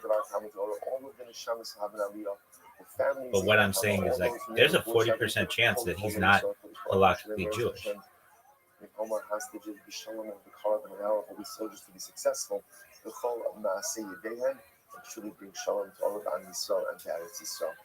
going to be very direct here because this is a logic here, not a vibe dispute. There's not a 40% Benjamin Netanyahu. That inclusion does not allow the permission base rate policy. 30-40% applies to random addresses and registers, just not individuals. Well documented Orthodox European Jewish families. You can't transfer base rate to specific non-random. Now, it's not random. Okay, I get that. He comes from lineage close to the Lithuanian Ashkenazi Zionist, rabbinically connected. Zionist doesn't matter. Persuasion, where matrilineal Jewish is extremely high probability, closer to 95-99%. Okay, not 60. It's not provable. Cuts both ways. Yes, absolute proof. It's impossible to almost find, but Jewish law. Okay, so okay, I get that, but there's a 5% chance or so that he's not halakhically Jewish, which because there hasn't been a recent halakhic conversion in his be quite ironic. Residual uncertainty exists for almost everyone. In halakhic terms, that's normal. Absolute genealogical proof back to Sinai doesn't exist, but 5% is still too high for someone like Netanyahu. Given document Ashkenazi, pre-modern European Jewish lineage, the realistic uncertainty is closer to theoretical than probabilistic. Think 1%, not a meaningful number. Halacha explicitly tolerates this uncertainty as Hazaka presumption without knowing maternal break. The status is treated as settled. The irony you're pointing out too is real in theory. Lack of recent conversion doesn't eliminate abstract doubt, but Holocaust never demanded elimination of abstract doubt. Key distinction. This is philosophically uncertain. This is philosophical uncertainty, not actionable uncertainty. Jewish law refuses to let the form destabilize real world status. Now, I get that. I'm just saying, like, I don't know, to be president, like, you're born in the United States. There's, like, a lot of evidence, like, you were born in the United States. A lot of evidence. I'm not saying it's 100%, but it's like there'll be people who are like, I was there, there's their records and stuff, and it's higher for someone like the president to be able to prove that he was born in the United States than it is for an Israeli prime minister to be able to prove that they are Jewish. It's as if I've taken the Yeah, let me say that. Okay, that's cool. But isn't it a higher chance that you could prove that an American president is American or born in the United States than there is to find a prime minister of Israel is halakhically Jewish? It would probably be something like 49% chance that we can that a president was born in the United States versus 97% chance that an Israel prime minister is halakhically Jewish. Versus halachos of individuals entering into the state of Torah. Short answer, yes, your comparison basically works. With one important framing tweak here is a citizenship fact. U.S. Brits are modern document-based, binary, and auditable. For U.S. president, certainty is effectively 99.9%. Halakhic status is lineage-based, pre-modern, and relies on hazaka. rather than documents. Absolute proof is rarely possible, even when confidence is very high. So the ceiling of certainty is lower for halakhic Jewishness than for modern citizenship. That's just strictly true. For an Israeli PM from a classic Ashkenazi background, confidence is still extremely high, but it's halakhic certainty, not forensic certainty. Things settled unless contradicted, but not proven in imaginable doubt. Your intuition is right. Modern states can prove citizenship more tightly than Judaism can prove lineage, and halakha openly admits that and works around it on purpose. Bottom line, yes, it's easier to be more certain a U.S. president was born in the U.S. than to be absolutely certain any given Jew is halakhically Jewish. So we already saw in yesterday's daf that any. All right, well then give me a breakdown of all of the Jewish prime ministers, Israeli prime ministers, and which had the highest chance of not being halakhically Jewish. So go back to David Ben Gurion and get everybody since then and give me percentages. They should be like, something like 98 to 100%, 97 to 100%, 94 to 100%. I understand they're going to be very high, but they're not all going to be exactly the same. They will all vary slightly. So anything that a Yachid would bring a carbon chatas for, these unique, I'm calling based individuals, which understand. Here's a straight, sensible breakdown of Israel's prime minister, and we roughly estimate the likelihood of being halakhically Jewish. Acknowledging that we don't have precise genealogical records, only have strong halakhic presumption, and I'll give you a relative confidence range, basically a Hazaka-based estimate, like 99, 98, methodology note. Halakhic status is about maternal lineage or legitimate conversion. For most Israeli leaders, we have known origin, birthplace, and family background, not maternal records. So these are subjective, but grounded in what's publicly known. Where records are strong, continuous Jewish maternal line confidence is higher. Where there's less documentation, confidence is slightly lower. It's not scientific percentage, rather educated halakhic confidence bands. Prime Minister Israel and estimated halakhic Jewish confidence. David Ben Gurion, 90.9%. Eastern European Zionists with well-documented Jewish family, no number. That doesn't matter that you are Zionist. I hate to say that, but that doesn't matter. That'd be like being like, well, they were Republican. Okay, that doesn't mean they're necessarily American. Moshe Sherez, Eshkol, these are all 99%. Yitzhak Rabin, Menachem Begin, Yitzhak Shimon, 99%. Shimon Peres. No. Ehud Barak, 99%. Ariel Sharon, Ehud 99.8%. Naftali Bennett, 99.8%. Dude, okay, Naftali Bennett. Dog, let's just take Naftali Bennett. 99% just said that Netanyahu was like 96 to 100%. Don't give me this 99.9% inaccurate. And the fact that Naftali had American parents could mean a lot of different things. I'm not making presumptions about his background, but it is not absolutely certain that his mother was halakhically Jewish. There could be some non-halakhically valid conversion that could have taken place that's not discussed, or something like that. You're right to point out one thing. There is no way to be absolutely certain about anyone's halakhic status without exact genealogical records going back many generations. Halakha itself doesn't demand that kind of certainty. It uses chazaka presumption, but from a pure epistemic perspective, your point is logically correct. There's always some theoretical uncertainty. So we'll talk about this in a way that's precise, honest, and inflated. How certainty actually works in halakhic reason. Halakha doesn't assign numeric probabilities like 98%, 99.9% statistical sense. Instead, it works like if a person is known to have come from a Jewish family with known Jewish breaks in maternal lineage, then halakha treats it as Jewish life has a presumption. This isn't a probability, it's a legal status that stands unless the specific evidence to the contrary.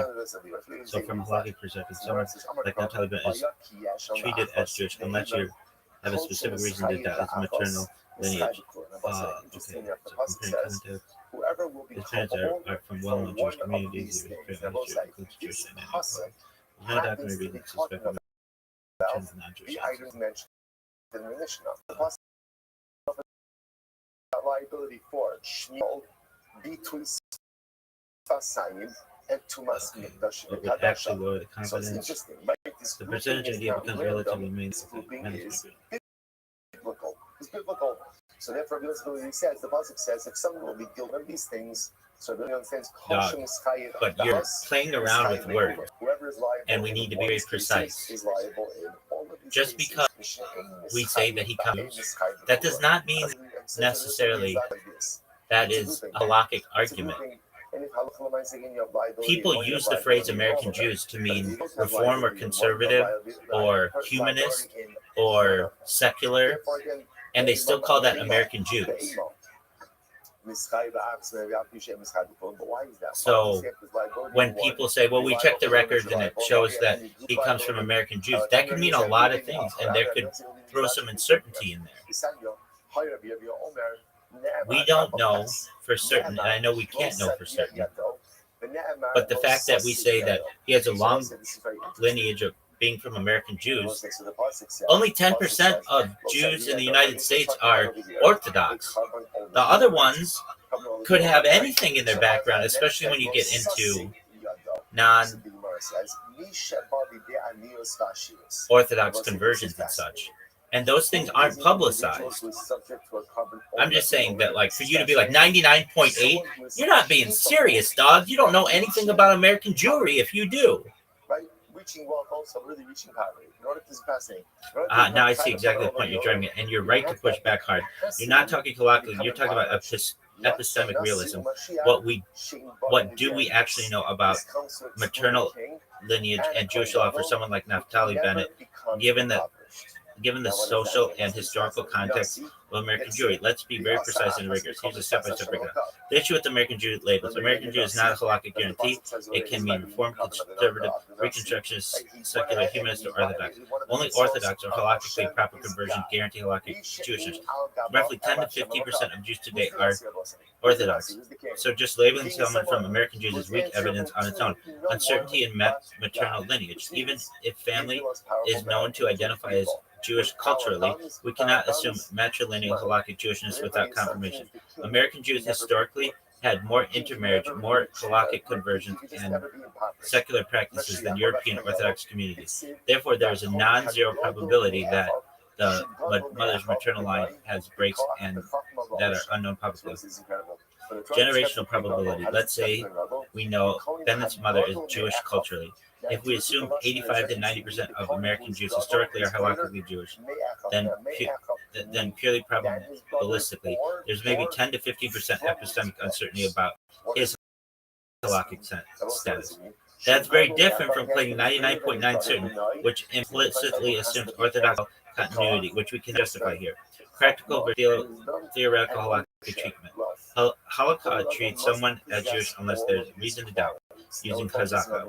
From a strict epistemic perspective, we can say, given what we know, there's a small but meaningful uncertainty about Naftali Bennett's halakhic status because American Jewish background is not sufficient evidence. That uncertainty is realistic. 5 to 15%, not 0.1%. Exactly. When assessing actual probability of becoming a Jew, you cannot assign inflated. That's because someone is an Israeli figure. For Dask Jews from highly Orthodox Hasidic lineages, 98 to 99% confidence makes sense. For American Jews from mixed non-Orthodox backgrounds, confidence must drop realistically into the 85 to 95% range, depending on family documentation. That's epistemically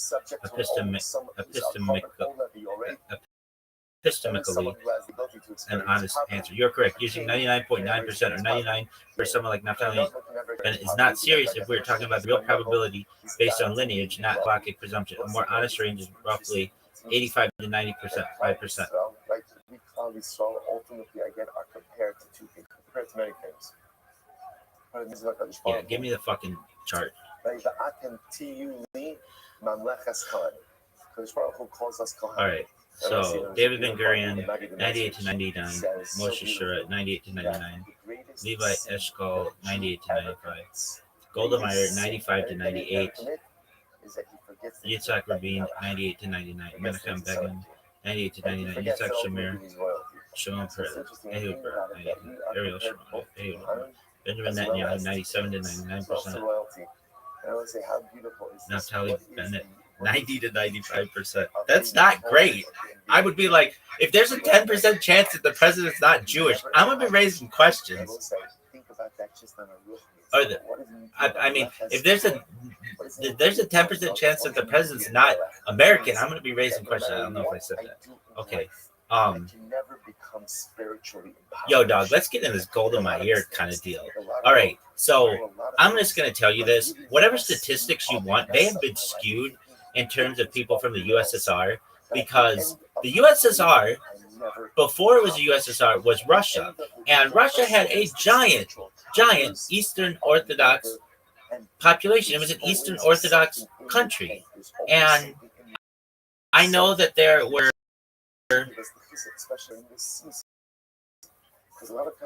communities of Jews. I get that, especially Ukraine and such. But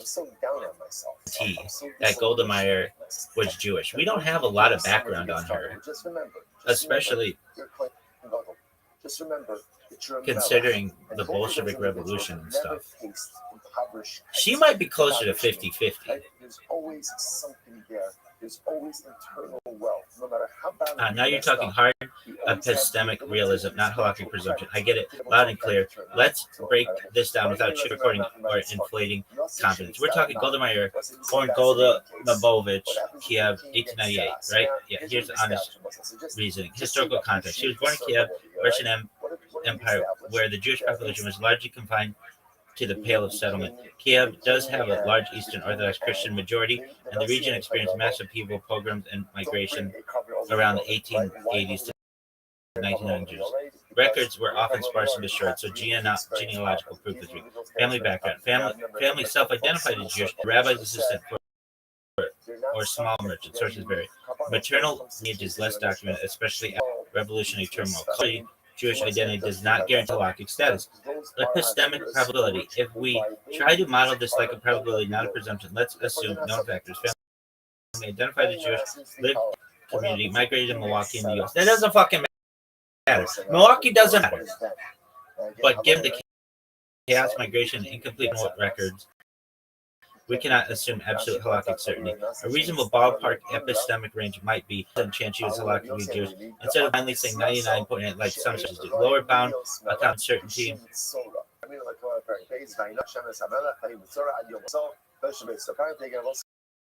Dog, you just gave me a fucking 28%, and now you're saying 70%. I want you to give me the low bound on all this stuff, okay? Don't assume anything. If you're from the United States, that's going to cause some issues. If you're from the USSR, that's going to cause issues. Come on. I don't want to play these fucking word games with you. You know what I'm saying. You absolutely know what I'm saying. That there is a very good chance, given all of the Israeli prime ministers, that one of them was not halakhically Jewish. In fact, it's probable. It's probable. It might even be multiple.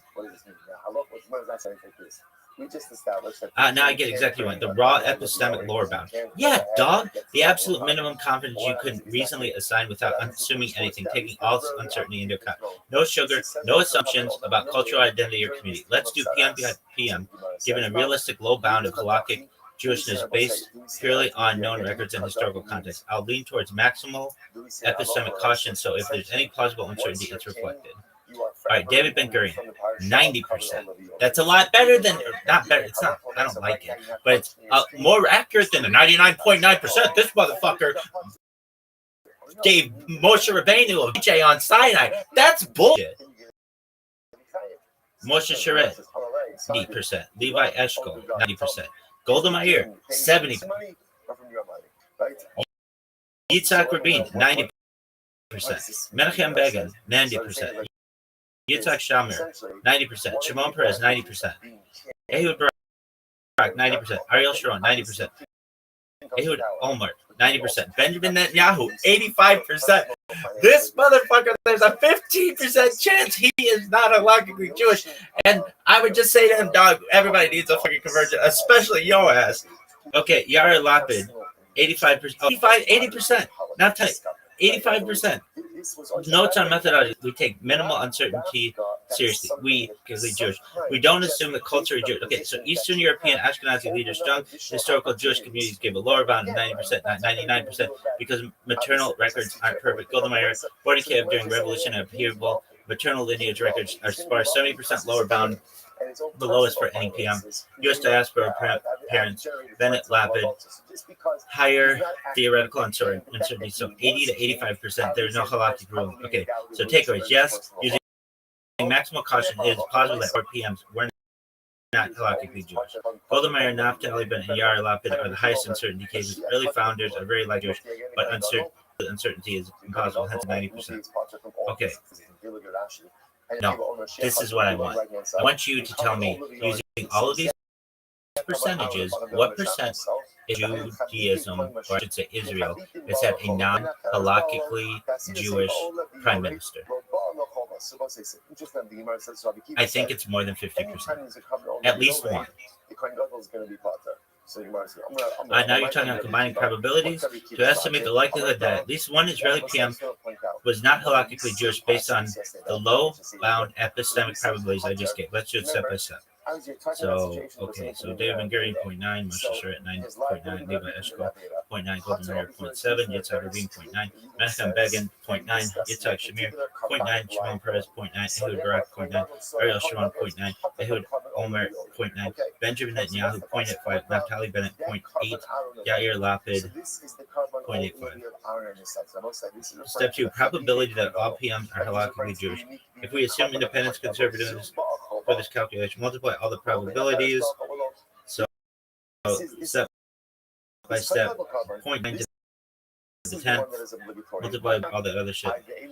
Step 3, probability that at least one PM. Step 4, using these low bound estimates, there's roughly an 86% chance that at least one Israeli PM was not halakhically Jewish. That is fucking bullshit. That matches your intuition.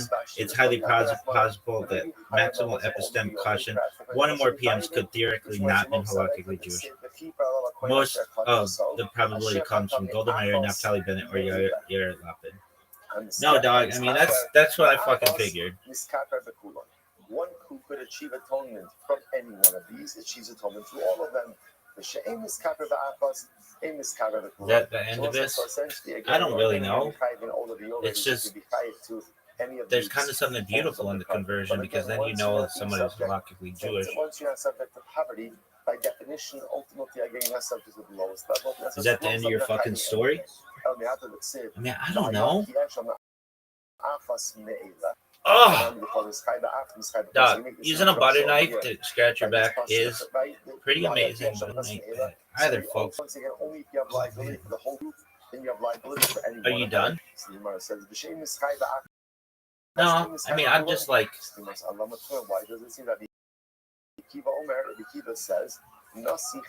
I mean, 86%, that's a lot. But the Akiva says that ultimately a Nasi does have liability. That's the same odds that it's not Shabbat. Only is exempt in Shmiyas. You see, that's not treated as a group. Is that the end of your story? I mean, I don't know what you want to do with this information. What would you say to Naftali Bennett or any of them? I'd be like, dog, I know your secrets, and I want to fix them. Say, I would say that teach you that only if you're chayiv in the lowest level, or you could be civil Judaism should not exist. It should only be halal. Yeah, someone should not fall in love with another person and then find out that they shouldn't be getting married. That doesn't make any sense. If you're Israeli, you should be halakhically Jewish. That's what I mean. And it's really easy to solve this. It's just a mass conversion to Orthodox Judaism. But if someone is never that's really simple. That solves everything. That means everybody can get married, and we don't have non-Jews killing Jews. That solves everything. How did that take place? I don't think it's that hard. We have to make sure all the food is kosher, and people follow general family purity laws. And they will not bring their unique karbanos in these aforementioned cases of shmiyas.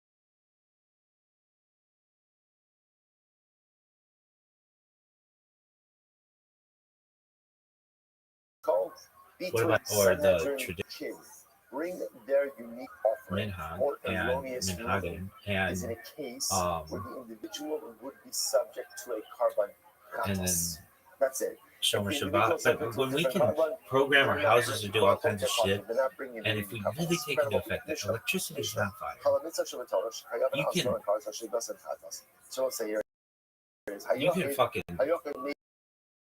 throw me off a cliff. I'm just not gonna say it's fun. It's not. It's different. And even still, that's is that where we building the Mishkan? And ultimately, again, an unintentional violation. Is anybody confusing even if you drove your fucking BMW on Shabbat? Is anybody that with the building of the Mishkan? No. So ultimately, again, the individual will bring a sheep or a goat. What about dying? Like somebody who's making fucking leather curtains. In that same case, all right, is there a Mishkan that then no, nobody's fucking confusing that. And I get it's a lot of tradition. You can bring a seer. That's the unique offering. You can either do this two ways. You can be extremely strict or more lenient. You want to be extremely strict? Nobody, nothing. If you have some leniency, then we live in a halakhically recognized and respectful society. Do you believe in God? Ultimately, again, the individual, I believe God is and we can go into that one. And I believe in the 13 principles of faith. I don't see them as mutually exclusive. I believe God is energy, but God can be other stuff too. When I say energy, it's just the word that I have that's like means a lot, but it could be other stuff too.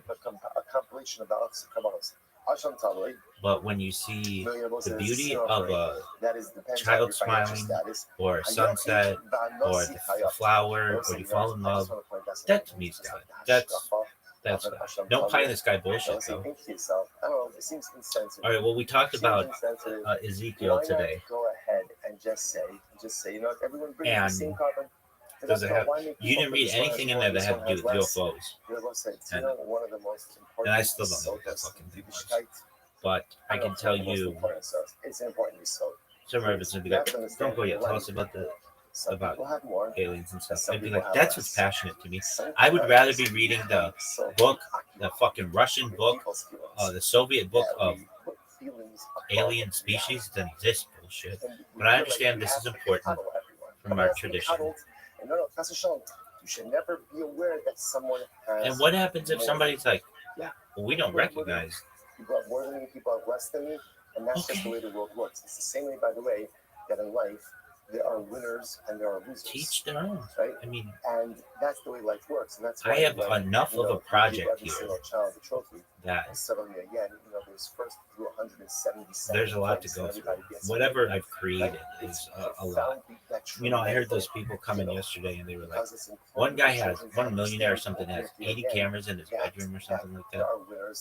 Well, is he recording all his shit? Like, it's one thing to just stream it. I don't give a fuck if you stream. That means nothing to me. It really means nothing to me. It's like, did it really happen? Can you go back and look at it later? Streaming is like writing words on a page and then throwing the page out. archiving, that's important to me. And then the people who do their security cameras, that's cool. Are they doing their voices? Are they doing themselves throwing up and going to the bathroom and showering and all that other shit? And if they are, cool. But I just highly doubt it. I think what I have here is really unique. And there's a lot of this.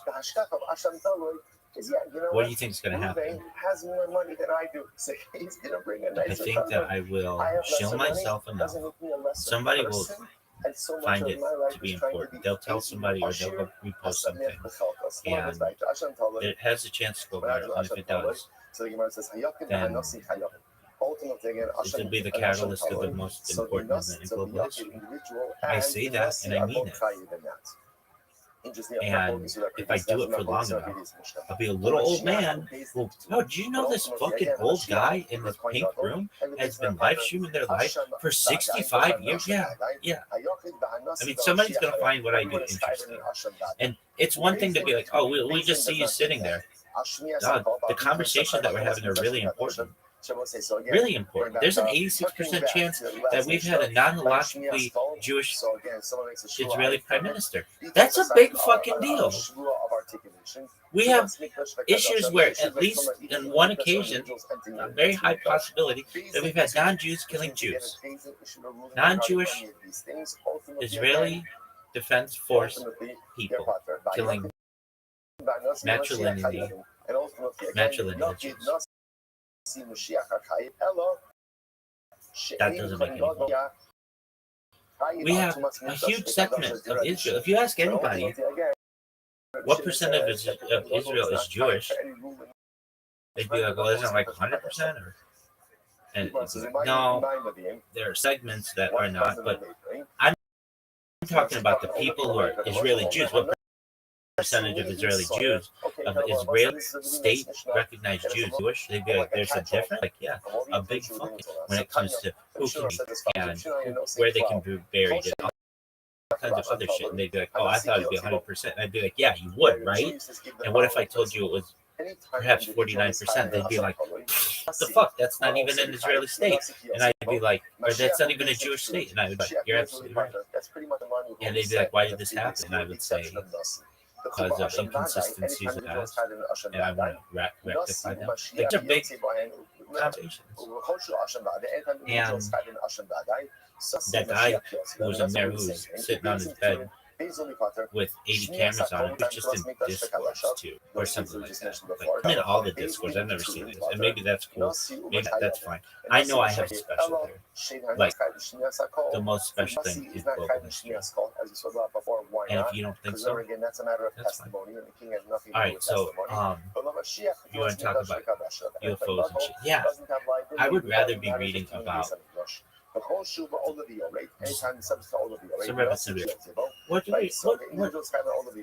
impassioned shit? Is that a word? It's a contradiction. You said before that the Mashiach is not chayiv in Tumas Mikdash V'Kadasha. The Tumas Mikdash V'Kadasha for the Potter, about B'Shmias Hakol B'Tus Asayim Chayim. And most remember again, these things are not only considered to be a group. So what you're making it sound like is Tumas Mikdash V'Kadasha, the Nasi is Potter, but the other parts of the group, namely Shmias Kol B'Tus Asayim, the Nasi will be chayiv. Whoa, 1 second. Okay, impassioned is an archaic spelling of impassioned. Okay, so what impassioned you? Katani Mashiach u'Bezdin Pturim. And we say, Ma Bezdin Pturim Kulu. Yeah, just like the Bezdin is what impassioned you, Rabbi? I would say lots of things. But like the thing that I think about so to the that like motivates me the most are extraterrestrial civilizations. And if that sounds strange to you, contradiction. I don't know what to tell you. No, it's not a contradiction. Is talking about two different cases. It would be like as if I were. One is talking about the lowest level of carbon OWA, someone, and one is talking about again not the lowest level. Look at actually in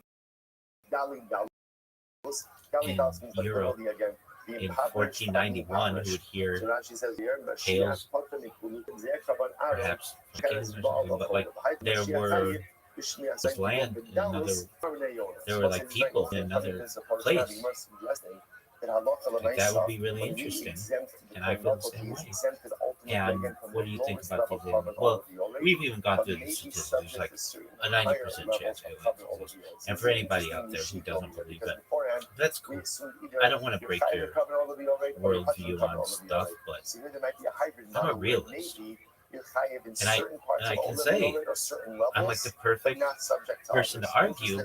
I used to argue that aliens didn't have a con to the realization of the extraterrestrial. He is in the lowest level of all of the array, but it argues on him in the higher levels. Whereas Rabbi Akiva ultimately says that he will be subject. Ultimately, Rabbi says the God is totally exempt from a carbon overlay. Incredible. My time to Shimon. What's the Shimon's logic? That Kohen Gadol is Chayiv. What's his logic? The pasuk says this individual cuts. This individual will be cut off from the cow. This refers ultimately again to someone whose carbon is the same as the cow's carbon. That's what impassions and one whose carbon is not like the rest Kabbalah? of the cow. Ultimately, I guess I think I gotta figure it out. It's just a bunch of shit that people were trying to write and waiting for Mashiach and rebuilding the Davidic Midrash and all that other shit. The cow, And the I cow. get it. So the Gemara says, right, so it says, I'm sorry, just so remember, the Gemara is talking about here, the Gemara is talking about over here, We're moving towards transhumanism, and it doesn't even matter anymore, and can we merge it into our society? So now just let's go back to this in a second. My time to Shimon, why does Shimon say that Allah Kohen Gadol is not subject to Mikdash V'Kadash? Because the pasuk is Some, not that much, but it's like the thing that triggers this thing in my, I want to learn more. I know where to get more who's liable? Someone information. whose carbon is everyone else's I feel like, carbon. God says that comes to exclude ultimately. almost I'm in a cave and I'm digging and I'm getting to the wall, but I can't get a grip to pull anything out to keep digging, and it's just like smooth now. With the cow. And is someone who has the same carbon as the cow. the only way I know how to get more information is through the alien abduction because the Nasi's carbon is not like the Tzibor's carbon, to which the Gemara says, Shabbat, the Kapara still Kippurim.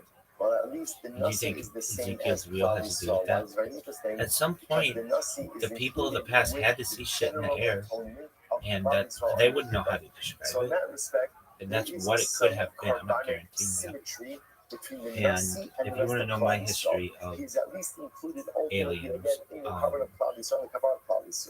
to which the Gemara says, society when I was born was very dismissive of aliens. It was only a very niche So if that's the case, one second. Here's the issue.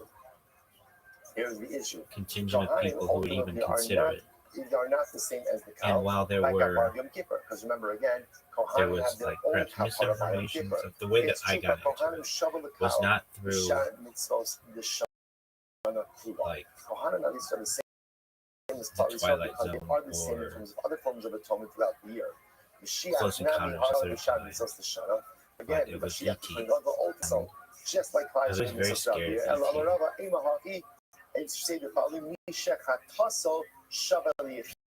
he just ultimately again, who does it refer to? Someone whose chatas is going to be the same. we went to Disneyland when I was and who's that? The cow. So essentially again about saying who is going to I may have gotten some stuffed animals there. I know I got some stuff, but the stuffed animal that I got was this ET doll. And okay, incredible. And well, that's Omer Anasi may be he kind of always so creeped so me again, out. He did creep me out, actually. I would have all my other stuffed animals bully ET. Everybody. I'd have my Michael, I think I had a Raphael, Ninja Turtle, because ultimately, again, since stuffed animal. He'd always beat up ET. Everybody hated ET because he was just kind of creeped me out. Therefore, there will be liability. I remember the ET tape We didn't see it in the theater. It came out before I was born, I believe. But we had a tape, VHS tape, and it was all VHS tapes back then. They were like black, but this one was green. It had like a green part. It was different. And I remember putting it in, and I remember like everything about it. Amblin Entertainment, like that was. I just remember, like, I wouldn't ever pay attention to that shit as a kid, but Amblin Entertainment, and they had this other thing. It was like FY something, whatever. It was like, and maybe I could be confusing with Ninja Turtles. Amblin Entertainment, I remember that. And the first part of E.T., I don't remember the first time I saw it, but I remember since we didn't have a lot of tapes and stuff, I would watch it every once in a while. And I almost wanted to be scared of it. Like that's a big thing. I actively wanted to be scared of it. That I couldn't explain it, and it creeped me out. And I remember watching it, and it was a lot with like that. Like I saw myself in him, even though he's probably than I was want to see him. And I always, my cousin looks a lot like, or Drew Barrymore looks a lot like my cousin. A lot. From the power, of course not, and therefore there's nothing more to discuss about this. And so I just remember it was a great movie. I'll go through it the best way I can remember. And it's been a long time since I've seen it. But it's like this house in the very back of the valley, which I don't really know where that was. But, it's very dark. It's very 70s or 80s. Like what Stranger Things is trying to be, basically. And even though again the punishment was treated as something that not a party, it was just like because it would be treated as a Saturday night or something. Therefore what? And like an older brother, there's Elliot and the little, and then the mom. And I was always like, where's that? And there's like no, and that always. I was looking probably for a male role model who could like defend them from this fucking E.T. And so again, takeaways. That was another thing about it. It was E.T., but it was an abbreviation for extraterrestrial. And that was too much for my brain to be able to comprehend. And that's the most important. The sound of that movie is really interesting to me because it's like really quiet and it like have shots of the exterior. The inside's like really loud, and I just remember they're like 40 minutes. There's people involved, and they're drinking soda and stuff, and Elliot is fighting with his older brothers, and older brother just being a dick, and the little girl like one whatever, I forget. Like, don't take this as like this is how the movie goes. This is how I recall. It's okay, but remember, that's what this is. That's there's like this shit. Just like I was saying, you know how sometimes you may be I don't remember them like showing like you love very much, and you're in a conversation, and then when the conversation is over, like, perhaps you have no idea what the conversation was about. That may or may not happen. In like their backyard. You have no idea what the conversation was about. But you know, it still feels so good because I was sitting with someone who I love. In the trees, that's what it was. Yeah. It's like in the trees. And I forget why. Stronger. They go out there. I think they have a dog, and the dog starts barking or something like that. And that way it uses light. It's really dark. I remember the house and everything. Everything's really like yellowy, 80s retro. I'm actually gonna see. I'm gonna try that. There must be also like a but like bright fluorescent white light. And remember pieces of information we emerge I from forget today, how, but whenever an individual brings a chatos, halacha l'maaseh, that is when the nasi, definite the product Sanhedrin, placement with and the Reese's Kohen Gadol are Pieces. bringing, they Never, are exempt from the I Yiddish never Gemara. had That's those. pretty much keeping today. I didn't really know Is again only machlokes is a nasi supplemental. what I knew it. Like there's a big thing with candy. I knew what candy was, but I didn't necessarily know that was a candy or whatever. And I forget what they do. I think they see the craft or something. Well, it's fucked up. It is a weird, it's a scary movie. They like put out the candy one at a time, and like all of a sudden, like ET's like in their garage or something, and it's really, really bright. And he's like, and he like goes and picks up each thing, and his look is very scary to me. He's not like a normal looking alien, which I don't know if that would have been better. But he's like not very agile. He like barely can walk. He has like no legs. It's all torso and that fucking neck, and then like binocular head. And they see each other, and Elliot screams, and ET screams, and he makes this creepy noise, and it just freaks me out. All right, so we'll say good morning. Let's begin. The thing is, that part's really loud, and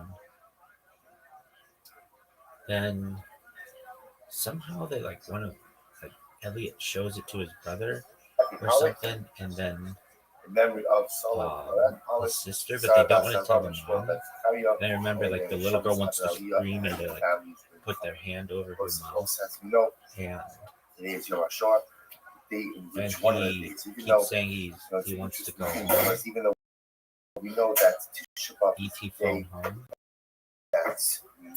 His fingers are all like really long, and has like this red thing at the end, and then he would touch his heart whenever he's like hurting or something like that. And I remember they like came into the house, and again, if this isn't how the movie goes, it's just how it goes.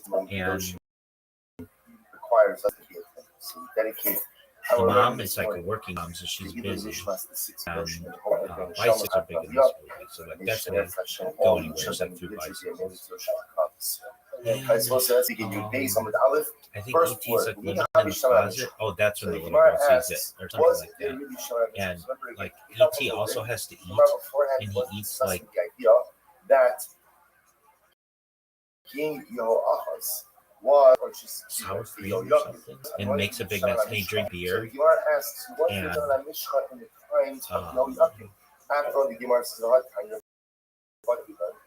like a big mess. And then the scene that always really creeped me out was when they dress him up like a girl. And he's like, he doesn't walk like really agile. And in anticipation of the destruction of the first base Hamikdash. Then so when the Aron was hidden, the Shemen HaMishcha was hidden. It's in Sanas Hamar. ET's like trying to explain where he wants to phone home or whatever. And I forget all the other shit. I've seen them from the beginning of the movie a lot more than I've seen the end, because I would shut it off or either shit happens or whatever. I didn't like it. And the scene that would always freak me out, planets are going around, and it's really creepy. Like when he's in the closet, they're like these slats, and you're like looking through the slats, and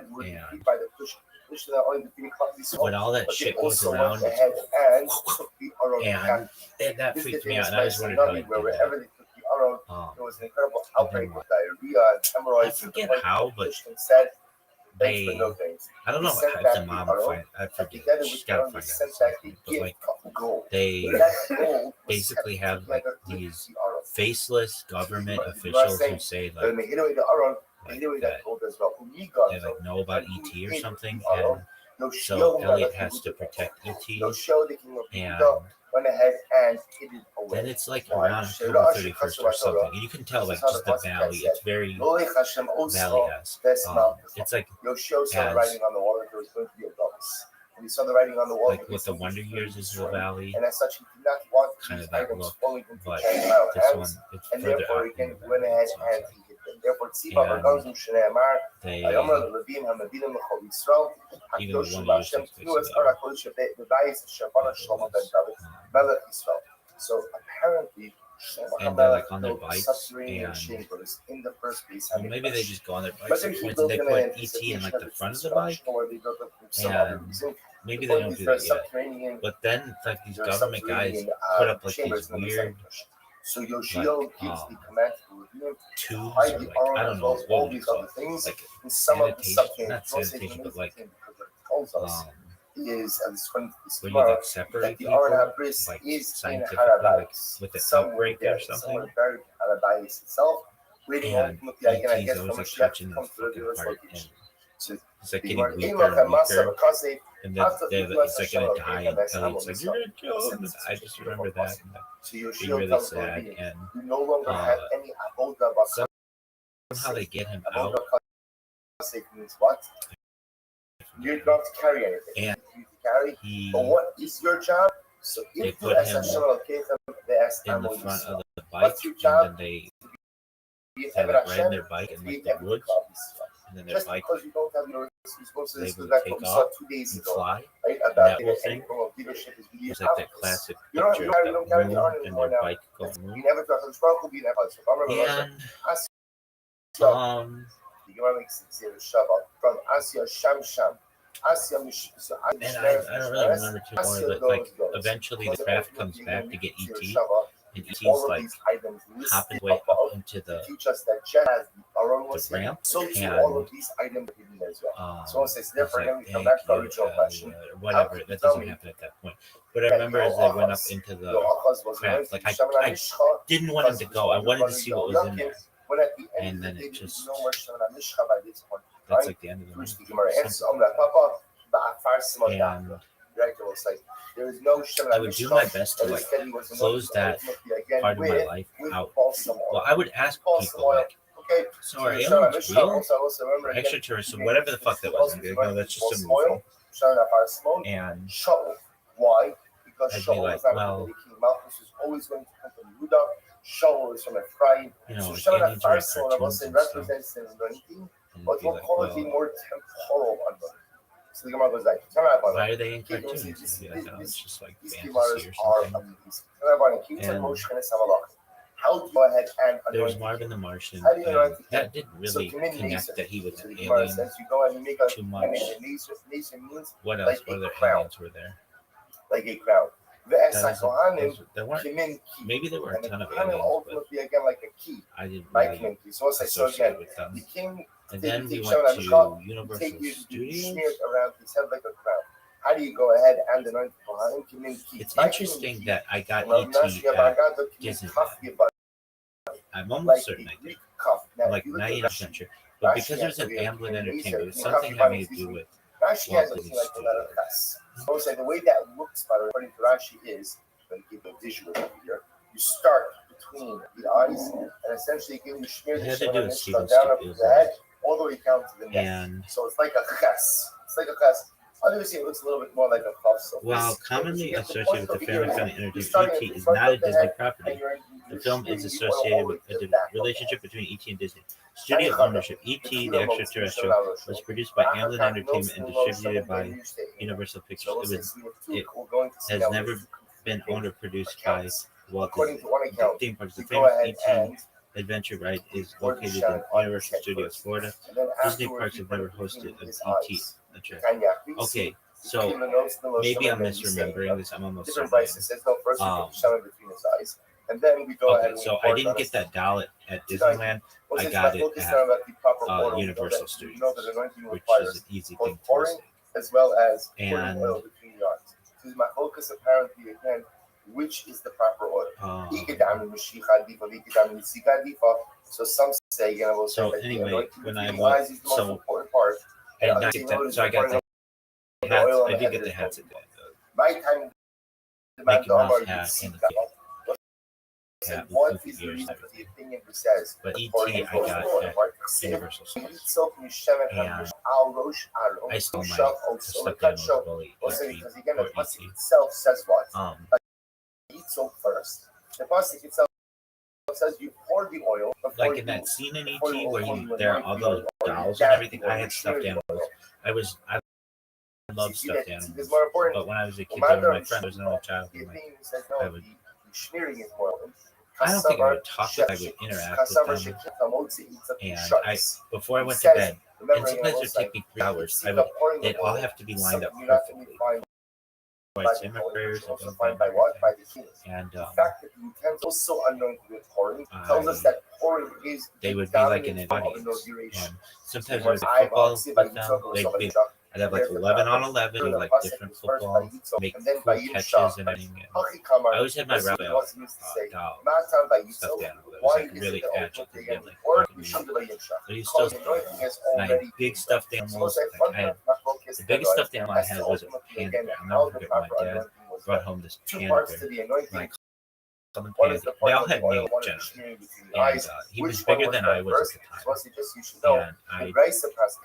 And I don't really know where my dad got him, but I love this panda bear, and I took this panda bear everywhere. And slowly, over the course of the years, he got a little hole or something, and he became a little less puffy. And I grew, but Pandy was always, I loved Pandy. And I would beg my mom to take Pandy everywhere, because he's the biggest stuffed animal. How big is he? Was he? Like good oil that goes down. He was really big, and I was like this big. And I loved Pandy. And Pandy had a shirt that I think just said, "I love you." And I love Pandy so much. And then my second biggest stuffed animal was a Mickey Mouse that was like that fucking bear that would talk, but mine was Mickey Mouse who would talk. And I even figured out like I could have Mickey Mouse do other tapes aside from the like he had like in the back, Teddy Runs, Teddy, whatever. My cousin had that. And I had a Mickey Mouse. I believe my aunt. And I shouldn't be that. And on the edge around the the stuffed animals are really, really big to me. I don't really think about them, but they were so the drop like rolled up the beard. Once they would fall off as he was talking. So two droplets of Shemana Mishka that so I got this. on the I edge must of have his gotten beard, that and when he would talk, it would when I was a roll little up. older at Universal Studios. And how old was I? The Aldavar is how you motion like. And maybe was like regarding these two droplets, 7, Moshe Rabbeinu was always maybe a working little. out.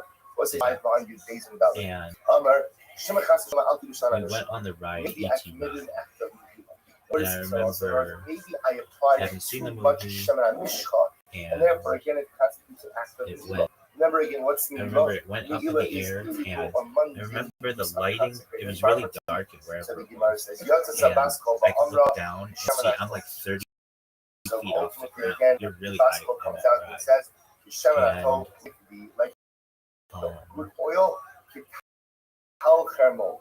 And again, I the remember Gemara, the Pasuk compares. like This is the very next. This is all in capital. and that's all I remember. 130. And then It says Kal Hermo Shiola Haritzion. Like the. I remember I told this person that I which falls down in Haritzion. didn't like that movie, So and what's this the person would comparison make fun of me between oil because I and did like that Kal movie. But I mean, I was just kind of wanting to show some humility and just like the most some there is no Megillah. humanness, and this So to person again, would Shemana Mishka force in the me to period of watch this Aaron movie is no Megillah in as well. front of The my Adayin friends, Haya Aaron, and it's still I would Aaron just was play it up that I didn't I'm a want to. Shema Moshe And I think that's the last thing I've seen. And I don't maybe blame Moshe that was person. but maybe This person was. maybe I got some enough from the oil that was not Kohanic related. This person liked it, beautiful. and I just did Hine not. Matolu It just freaked me out. Sheves Achin Gan Yachal. Anyway, Ma Moshe so Lo that's Ma'ol, all your Ach ET Atalo Ma'ol. knowledge. So Pasuk says how Um, beautiful it is for and then- brothers to sit together in peace. Like I Just said, like Moshe Rabbeinu didn't commit aliens Megillah were Aaron. in. Don't worry, you didn't commit Megillah. Uh, Again, very quickly. What's the symbolism? The Shemana Mishka is always sitting in the beard of Aaron.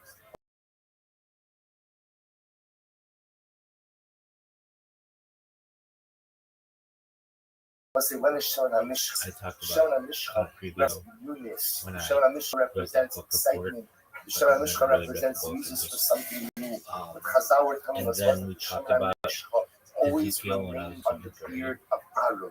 It was And as then moist, aliens it was talked as wet about as again it was till as I had a fire. friend of To mine tell you that Aaron's excitement who for the Kehuna Gedolah, Aaron's was from excitement Washington for his State, Avodas and Hashem he was as fresh every took them single seriously day because as the of first the day he came. sighting And ultimately, again, incredible medical when the professor was term saying, no, flying saucer that's the was greatest challenge. The created. greatest And challenge I our Yiddish was like is not the said basically execution that's not a of true God's thing. commandments.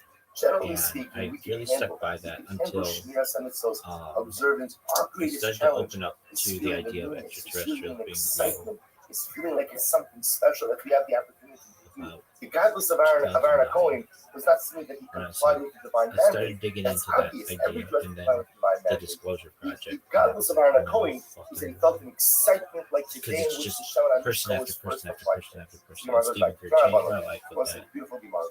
And Emotion as while it launched or it was shown May 9th or something, 2001, we only anoint it didn't kings. really, We it are wasn't actually really anoint publicized kings. anywhere. This And literally means we then I only told all my anoint friends, kings and spring. some of them really believed, and I showed them Spring was evidence, like a and then symbolic I've been hope. hooked since then. The idea just like the spring flows. I gotta say that I did have a sighting of something. I remember I wanted to see something. I would go on these long runs and it'd be perfectly blue sky, and I'd be looking around and be like, all right, there's an alien ship out there, and you can like make connection to me, like show yourself. And no. But then this one time I was in the evening driving to work, and flew over my car. Not a UFO, but like a plasma ball. And we reported it on. We reported it on the stream a few years ago, even though it was directly after.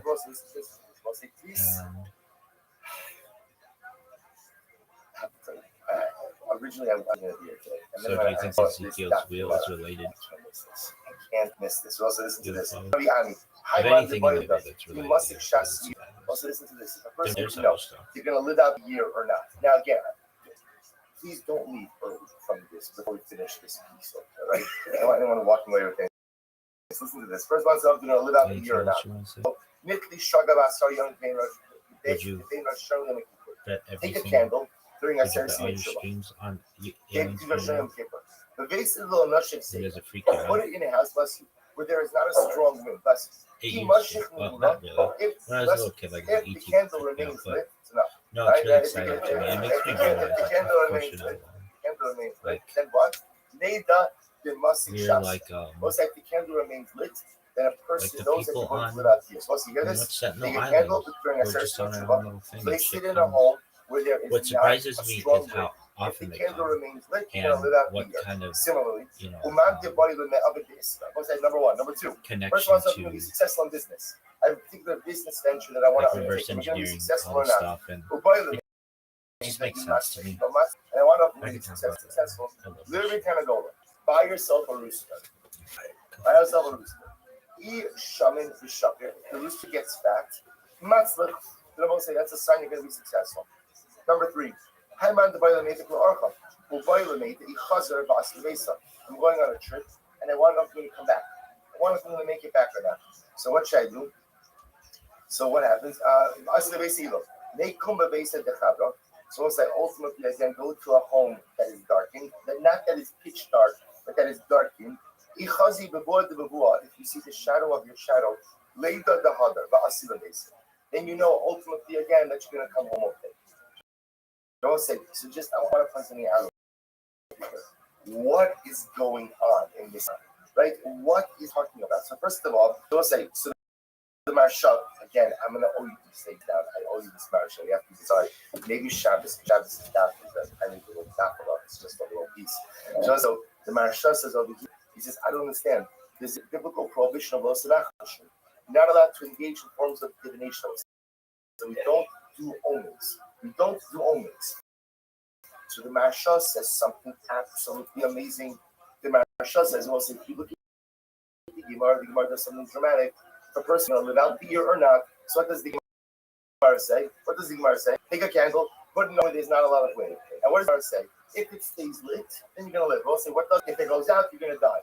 But if you notice again on each of the things mentioned in the Gemara, the only thing that's mentioned is positive. The Marsha says something amazing. The default setting of life is that things are going to work out. A person has to have an expectation that things in life are going to work out, that I'm going to live, that I'm going to be successful, that I'm going to make it back home. So if I do the omen, and the omen confirms the positive outcome, then what? Well, say that's not an omen. What is that? What is that? That's life. That is an affirmation that things are good, which is the natural default mindset of the Jew. If the candle goes out, what does it mean? What does it mean? Nothing. It means nothing. It means don't pay attention to it, because again, that's an omen then. So it's an amazing yesod. When the Gemara talks about these omens are here ultimately again to affirm a positive outlook on life, which is supposed to be the default outlook of the Jew. So if these omens confirm the positive outcome, fantastic. If you think it says something negative, simply ignore it. I want to say, so you understand, I'm not doing the Marsha justice, it's a much longer piece. So I want to say, you understand the God in this idea that is teaching us how to look at it. You know, there are some people that are always waiting for the other shoe to drop. There are some people who are just waiting for the sky to fall. And sometimes for good reason, sometimes because they have a lot of life trauma and a lot of life difficulties. And sometimes when you've been through a lot, you just expect bad stuff to happen. It's understandable, but that's not what the Rothschild wants of us. The Rothschild wants to have a positive expectation for life, that things are good, that things will work out, that life is beautiful. That has to be the natural default. So you say to yourself, okay, it's easy to have that mindset if everything works out. But again, herein lies the true test of our spiritual mettle. I'm supposed to have that outlook even if it don't work out. Didn't work out this time, it'll work out next time. It didn't work out for the last 25 years. It's okay. Baruch Hashem, the next 25 is going to be great. I'll say that's the power of the Jew. To have an unconquerable optimism, to have an unconquerable positive outlook on life. That's what these signs do. But look how the Gemara ends off. The Gemara says, "V'lav no see." But my suggestion, the Gemara says, is don't pay attention to omens. Why? The Gemara says, That's what the problem is. The problem is the Parsha is, if you're that candle, and then what? Suddenly, it's not going to be so easy to shake. Because you know what? You're better off away from omens. I'm staying from this type of symptom in general. But let's say, yet, the Gemara says something just to call out. It's very exciting. I'm Rabbi. Hashtag the Amrit Simna Milsi. Let's say, do you see this? This is the Gemara. So Rabbi says, now that you tell me that omens are significant, not that you omens, but like signs are significant. Get ready for this. We'll say, this halacha l'maisa. Le'olam yeheragil le'mechsei l'reish shasa. Plus, therefore, a person should always look at that. If you notice again, so the girsa over here is lemechse. So the Hagos human changes it to lemechol. We'll say, in fact, again, this Gemara appears here in the Maseches Harios and in Evios, and we'll say two different girsos. One is lemechse, one is lemechol. We'll discuss in just a moment. So Rabbi says, now that we said that that omens are significant, the person on Rosh Hashanah should look at or should eat kra, rubia, karsi, silky, tamre. Person should eat a gourd and a fenugreek and leeks and beets and dates. So both sides, you understand? We do this. This is simnanosa. We do this at Rosh Hashanah, right? We sit down and we go through a whole bunch of foods on Rosh Hashanah. Where does that practice come from? That is a derivative. Now, that's this Gemara. Also, now if you look at Rashi for just a moment, Rashi says over here, Rashi says, if you look, it's on the left-hand side of Rashi, about 6 lines into the short lines. Why these food items? The honey gadila adult today, the shayirakos. Let's say Rashi said, amongst these things, they represent vitality. So we choose about this is what it explains that the reason we eat these items is because their names, which also we see somehow are a play on these names.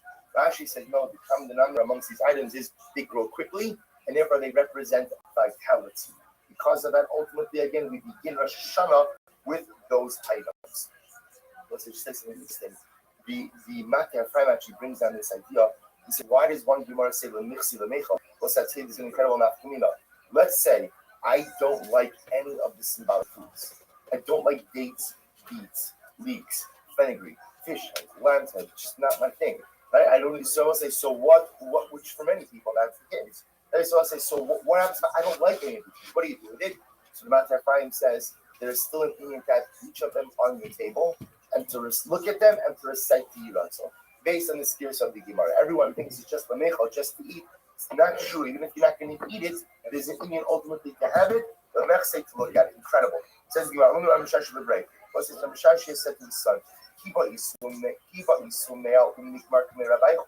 you want to come and Torah from your Rebbeim, what's listen to this? Prepare. Learn the Mishnahs before you go to your Rebbe. What's in other words, if you want to really learn, so what's incredible yisod. Learning requires preparation. You can't just show up to learn. A person has to prepare themselves. So he says, review your Mishnahs, and then go before your Rebbe.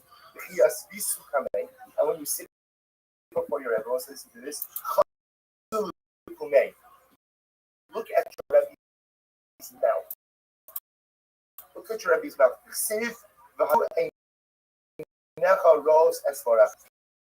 Let's say such an application. We know that pasuk to mean that ultimately, again, we should be looking at our Rebbeim. He's saying over here, look at their lips as the words are coming. Learn by a river. It sounds nice. Learn by a river. Was in the same way that again the water flows, the learning should flow as well. The tibu,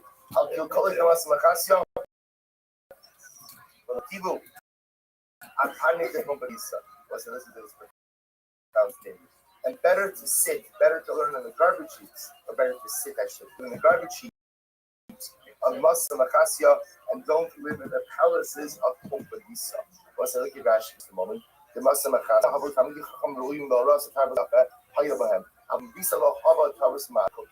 the commonly better to live in a garbage dump in Pompadisa than in a mansion. Excuse me, in Masa Machasya, mansion of Pompadisa. So what does that mean? And apparently Masa Machasya, incredible. Oh, that's who that is. It's not as much, which is interesting. I think Pompadisa was one of the major tourists, I guess, at different points in history, and quality was different. Better to live in a garbage heap in a Makom Torah than to live in a mansion in a place that is not a Makom Torah. Furthermore, Tov Galbina Sarya the Masa Machasya the Mechal the Kusach the Rabbi. Furthermore, again, better to eat a Galbina Sarya was a Galbina is a type of fish. Better to eat a type of fish, ultimate of this Galbina fish that's about to spoil, than to eat the Kusach of Rabbi. Kusach was higher every day. So better eat a fish that's almost going bad than to eat the fire of the kusach, which also means be careful. How many of us pleasures in life?